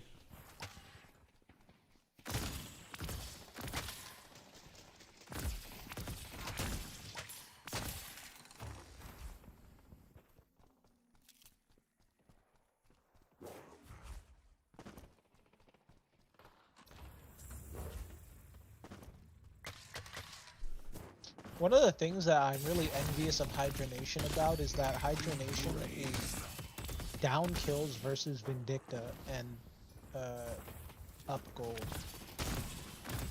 Yeah. Well, that's mostly because the fights that they have won have been like really good, and also like the 7 has like absorbed like every ounce of farm as well. But they've won the fights at the perfect time to get like so much comeback gold from their fights. That's really the main thing. Does low main have his ult max?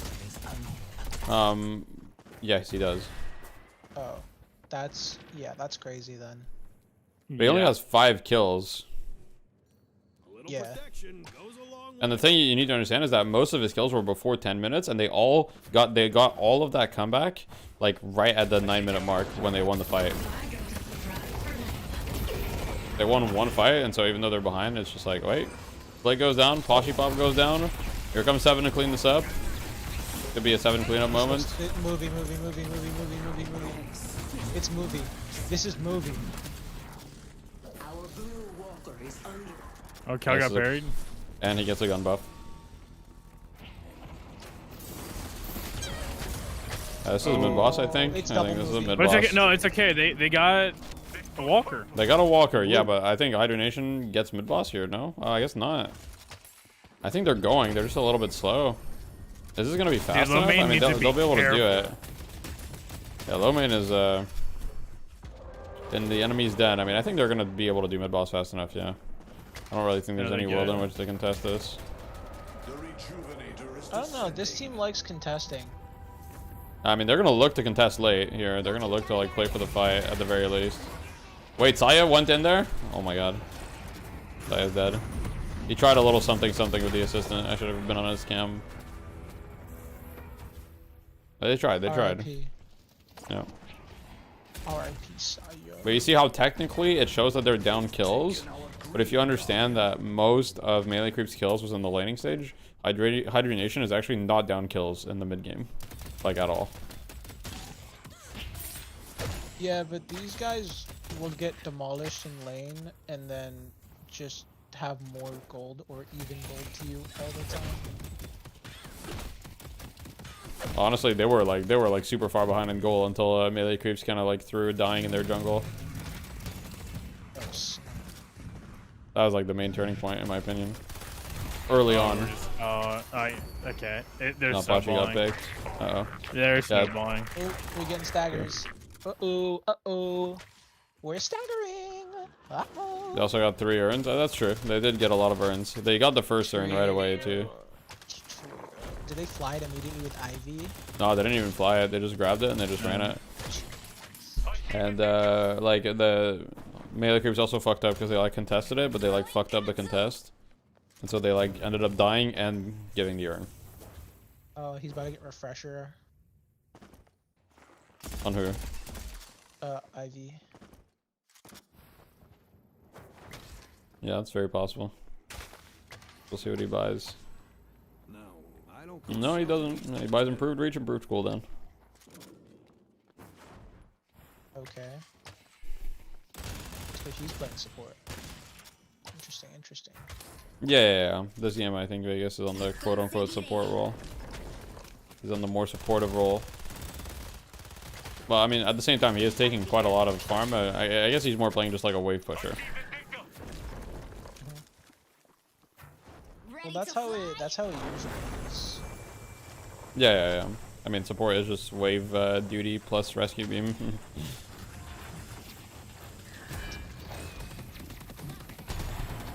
Holy moly, their whole team in yellow. All right, we've got a bit of a standoff here in this lane. They're going for the lash ult. Gets 1. Flick dead. You know, you'd like to see more. You'd like to see more than 1, but you know, it is what it is. It's a decent start to the fight. You get 1 pick, yeah, you can't really ask for, you know. Hydronation's really helped. Until they ate the crow. Never mind. Yeah, they're like 2 of them are half. I think they're chilling. Yeah. Crow is such a fucked ability. You just get rewarded for like pointing it in someone's direction. True. Yeah. You remember when they first reworked it, so it was like an instant cast, like straight onto someone? Yep. Like, can you ask Fickle Frog if he knows who Video Game Donkey is? What? Yeah. Everyone knows who that is. What? I feel like that name rings a bell, but I couldn't tell you exactly who that is, to be honest. Videos. He used to make League videos, and then he quit, and he started doing video game other stuff. I do not know who that guy is. He doesn't even make like really zoomer content. I mean, I'm sure that if I saw a video, I'd probably be like, oh yeah, that guy. You definitely would. Because he was on I'm just like not good with names. The earlier days of YouTube when it was blowing up. Yeah. Deathy, when you don't say a member of Froyo, who? Nah, I don't know. I don't know who that is. Okay, bro. Who? Yo, who's excited for the TF2? Who's excited for the all the TF2 mods that are gonna come out, bro? You got that? They released the source code.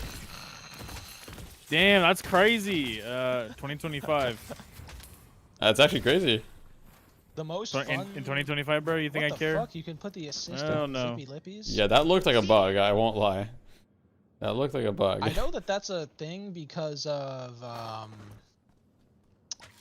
the targeting of lash ulti can be broken by zip lines. Okay, Saya gets improved bullet armor. So there's some kind of collision there for some stuff.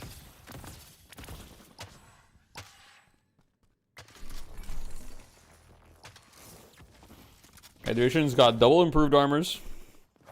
GG. It's gonna be a bit difficult to deal with. Don't get caught. He's just too ahead, bro. He's actually too ahead. He's very ahead. But at the same time, he doesn't have unstoppable. If he ults, it can be stopped by like a Wraith ult, for example. Like if he gets Wraith ulted here, he doesn't have debuff reducer, debuff remover. Like he is fucked for 4 seconds if he gets Wraith ulted here. Does the Wraith have toxic bullets? Oh yeah, okay, alright. Yeah, the Wraith has got toxic bullets. Like I think if they get I mean, I understand, but even for his 3, it's true, he's got Spellslinger headshot, bro. What the fuck? Spellslinger headshot? He didn't know what to buy anymore, so he's like, I'll buy a spell slinger headshot. All right, they got earned for free. He's completing side quests now. Are we about to see melee creeps lose a spell slinger headshot, bro? Yes. I mean, you know, it won't be the reason that they lost. You gotta stab there. He's got like literally 0 stacks. That's just so bad. Why did they make it so it doesn't stack on you and stacks on specific enemies instead? Why'd they do that again? You know. Oh, okay. They were thinking about that. Figured they'd be funny. They just wanted to troll everybody who built spirit characters, you know? I could not think of a worse concept to give to people. Like, just make it be like, just make a couple of them items have like the blink upgrades where you just get some extra stats that you like. Skip the active effect. Those are too broken for this game. If somebody warp stoned on me and then pinned me on the limbs and gained 50% attack speed, I think I just quit the game. Calico's diving, and Calico's lost all of her resist. It's been all shredded away. Uh-oh. Mirage. Oh, if Average doesn't get out. Very naked. Yeah, he's dead as fuck. Good Wait, he's a cat. No, he's dead. No, yeah, he's dead. Yeah. Pashy got out. They're gonna look for a pick here green. They're gonna look for mid. Wait. They dumped him. They're on the 7. Wait, oh my god, Axe is alone in the dome! Oh, it's GG. Oh, GG. GG. That's actually over, bro. That was the biggest throw I've ever seen. GG. What? It's over, bro. He domed him solo in the dome. Was there anyone next to him? There was like one person. Yeah, but even if Flowmain gets in there, team really likes. No, even if Flowmain gets in there, bro, it's just like. Yeah, I don't think he really has people except for like Calico Wraith that like being in the dome. Everyone else doesn't really like being.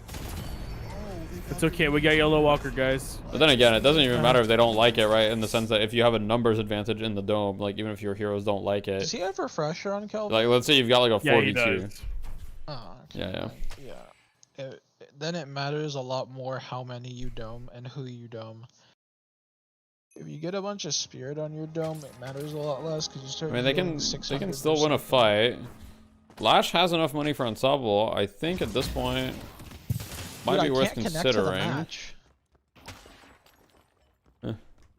Works on my machine. Fuck you. Well, I guess maybe you don't need Ensemble because they don't really have anything to. I can't connect to the match, and then I rub the spicy capsaicin chemicals from the spicy shawarma sauce in my eyes. Fuck! Fuck!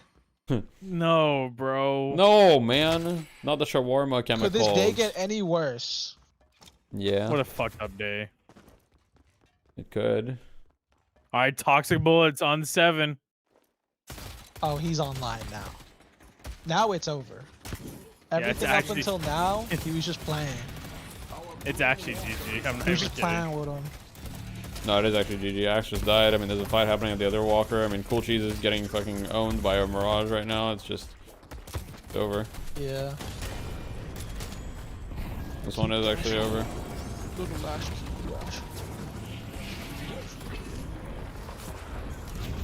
Yeah, I don't really see how they maneuver this, and maybe they can somehow. I don't know. Cool Cheese did leave. Cool Cheese did live, and he's got Lash ult here, so but yeah, he's gonna look for it. Oh, it's actually a movie. It's actually a movie Lash ult. He got 2. It's actually big. Huge. Majestic Leap is and no one dies. And no one dies. Oh, no. Calc dies. Right? Calc dies. Oh, wait, they're kiting the 7 ult? Walkers are falling, but it's okay though. Yo, if he had Silence Cliff there, actually would have been a movie though. If he had Silence Cliff there, I think they actually both die. Yeah, wait, new movie Lash, Majestic Leap, Silence Glyph support. Yeah. I mean, it's a thing. I promise. Give me it. Silence Glyph is very good. Give me it in the scrims. Yeah, I'm down. I say depressed. Yeah, you sound so in penitentiary. Yeah, you got that. Superior duration. On the 2. On the 2. Spirit duration on the 2. What are you talking about right now? I'm just watching hydration, bro. Oh right, yeah. Yeah, it's 2.39 seconds done. That's a lot. a long time.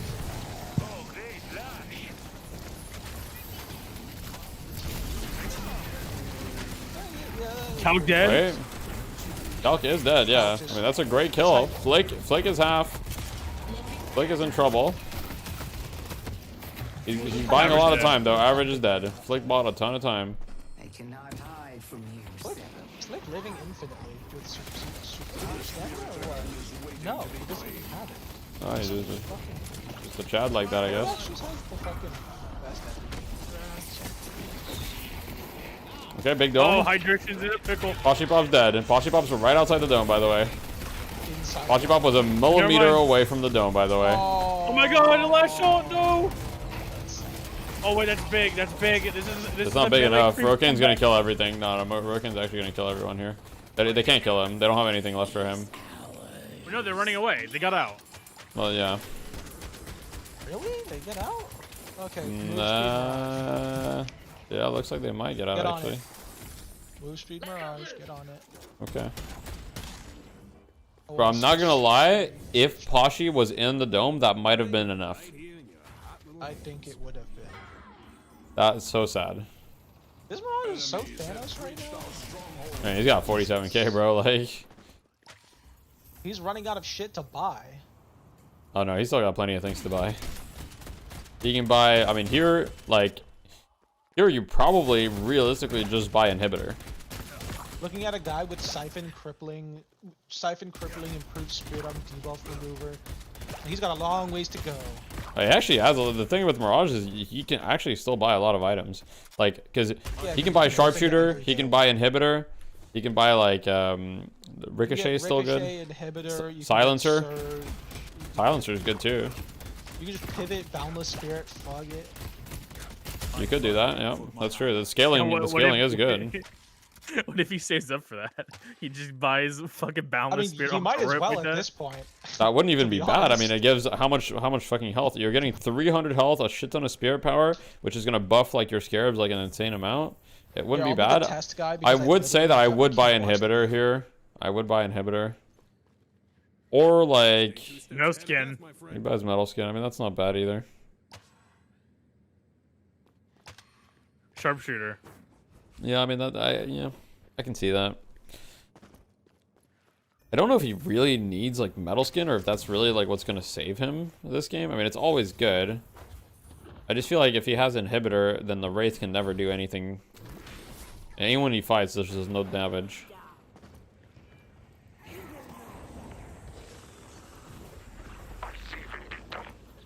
Look at Lumine dead.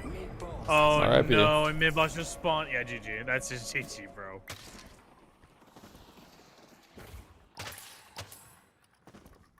Why does Boundless have a 30% weapon damage? True. Funny. It has everything. It's 10k. Oh my god, they're going in. Averages in. Wait. Oh, they missed bunny. They're just inting on Sinclair. No, the Sinclair just melted. Wait, Rokane is like literally 1 HP. He's living though. He's alive. That's all that matters. Holy and he lived with 1 HP, and unfortunately, well, that's it. Nah, this Mirage hero. His health is deceptively low. It's 1400. No, it wasn't 1400. He like got down to 400. Yeah, exactly. And then he just. He used debuff remover and shit, and some scarabs, you know. So. Yeah, exactly. He throws some scarabs. He siphons some knives, some bullets away from him. And debuff remover as well. Healed him for a lot. Debuff removers, and then he's full HP now. Everybody, congratulations.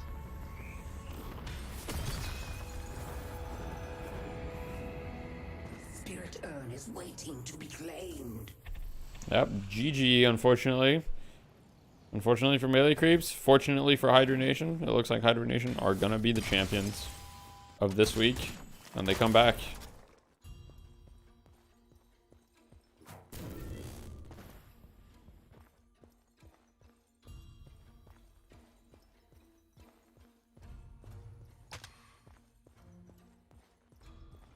I don't suppose you're looking to sell that book you carry. I really like the little music we've got with the urn. Yo, thank you for the tier 1 Katana.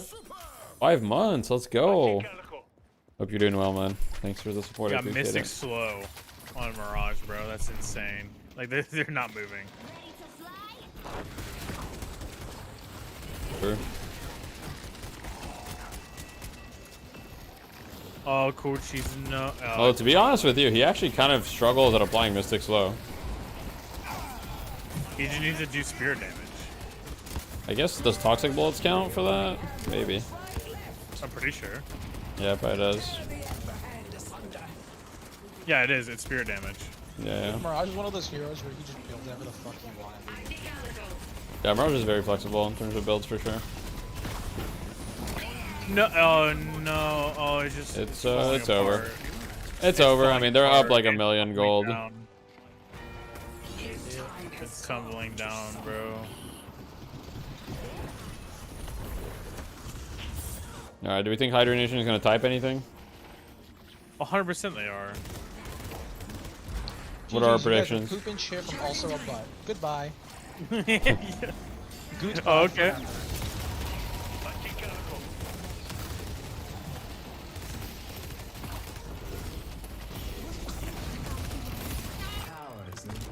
GG, guys. GG. They didn't type anything. Whoa. They all said GG. Holy fuck. Wait. Reformed? New Hydra Nation is it's a different team.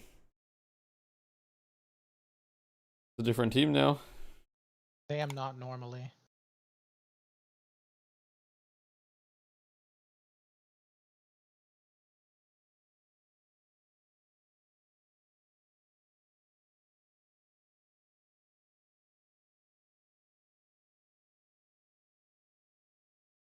Well, GG.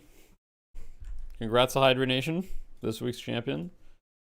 Is the stream back up? Slotting in, as did Rokane. So, shout outs to them for slotting in so well with Hydra Nation and just Hydra Nation as a whole for looking so incredible after making like. Well, he choose 48 minutes WTF. Yeah, it's unfortunate. Basically a different team almost. I think everybody's just watching. I've looked at the caster chat. I know who Jake has picked. I don't know if our player of the match setup is ready just this instant, but they're kind of taking a moment to kind of view what we just saw here, Jake. This match had a lot of back and forths. But the one interesting thing to me, when you look at the final two games, in terms of the character that really set the tone, regardless of which team had it, was 7.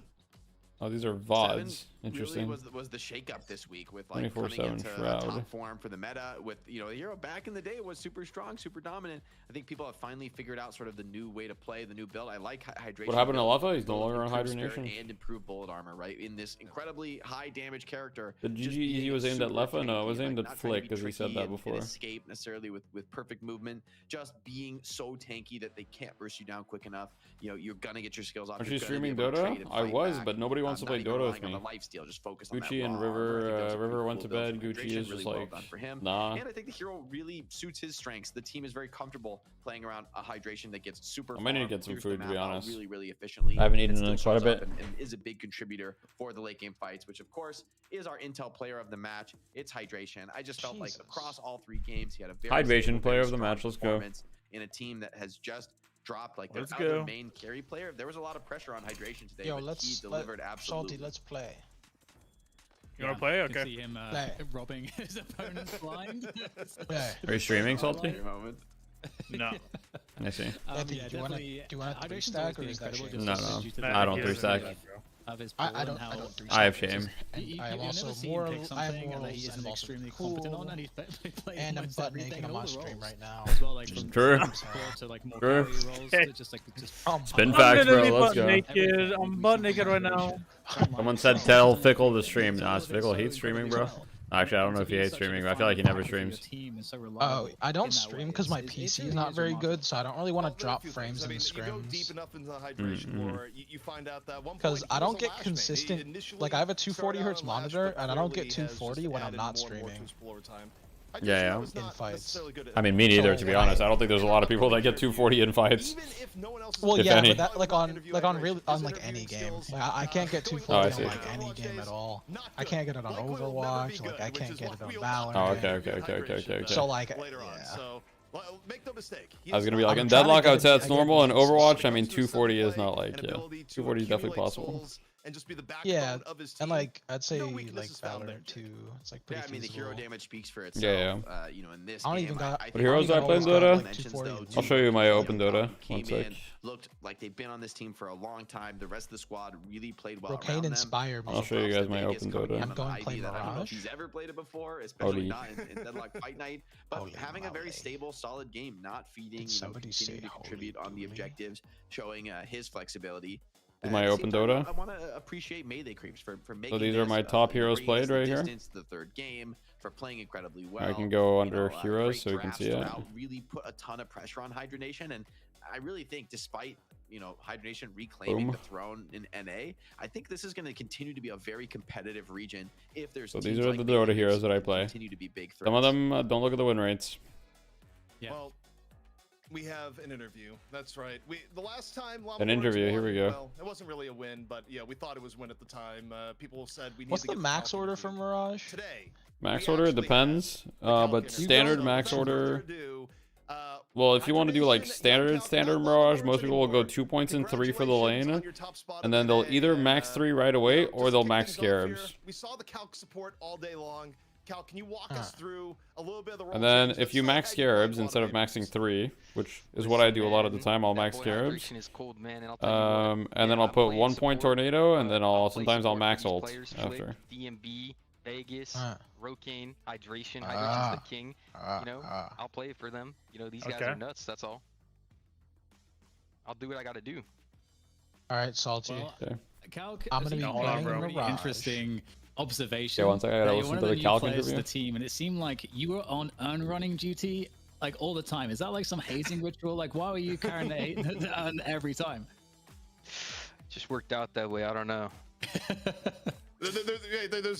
You're not trying to cover, are you? Right? Like, is this what? Like, you can tell us if they just like hazed you at the grabbing the urn every single time. Like, no, we're willing to go to bat for you. I'm just a nice guy. That's all. I'm a really nice guy. So He's just a nice guy. Yeah, I got it. Calc, I'm just curious, you and Rocane have come into this team that's had, huge success over the past many weeks of Deadlock Fight Night, has been undisputably the best team in NA. What does it feel like coming into the team with 2 new players? Are you guys like trying to, put your own spin on what the team has been doing, trying to work within an existing system? Like, what's the balance like? How many hours in Dota? Like almost 5K. Well, yeah, it is kind of like, talking about what Would we you like coach to do me and in stuff. Dota? We're still a new team, so it's hard to work out. But me and Flick have a lot of natural chemistry together. I'm not that good. Hydration has I'm only chemistry like with every 6K player here. basically naturally somehow. Vegas as well. I mean, all the players actually mesh way better than some teams when they're new. So the chemistry is really good, I think. So Calc, we'll open up to you here. Obviously, congratulations again. But any other messages, words to your fans, anything you want to get out there before we let you go? Well, I think Flick goes under-recognized a lot for what he does. I noticed like when Hydronation was winning a lot, Flick didn't get as much credit as he should have ever, and I think Flick is genuinely an insane player. Same with Vegas. I think Flick and Vegas do so much. Okay, wait. B goes unnoticed. I think all those players on the team that I joined, Hydronation, I think they're all so good and they do so many things, and people don't know. So I know Hydration takes a lot of the spotlight, but trust me, the other players do a ton too. All right, well, thank you so much, Cal. Congratulations on your win. Hydronation, once more, the champions of North America. And, again, thinking back to the beginning of the day, we kind of wondered, what would the new Hydronation look like with the change-ups? Would they still look good against a very dominant melee creep squad? And, some people are doubting. I'll say for the record, I don't think I was one of the doubters, but Jake absolutely was not one of the doubters. And, Jake, you were proven right. Yeah, I think this is a team like Calc mentioned with a lot of strong players. It goes way beyond just the names that get the most credit. The rest of the squad really works well together.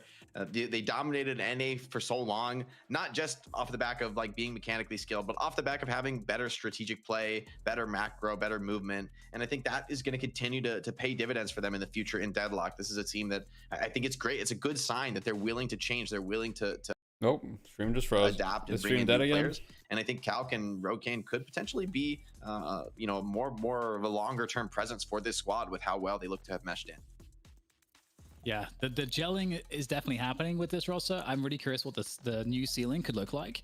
which is what I think Jake is like getting at with that last comment. So that is super exciting, and that should help to elevate the whole scene. I think what Melee Creeps is doing as well is also going to help to elevate the scene, and I think that's so important that you have some of these teams that are doing it right as culture leaders to kind of help foster and nurture new talent in North America, because it's a region that can definitely offer a lot. So I'm excited to see what else we can get out of NA as these other teams start to formulate around them. So long as, of course, we don't get any more poaching happening from Hydro Nation.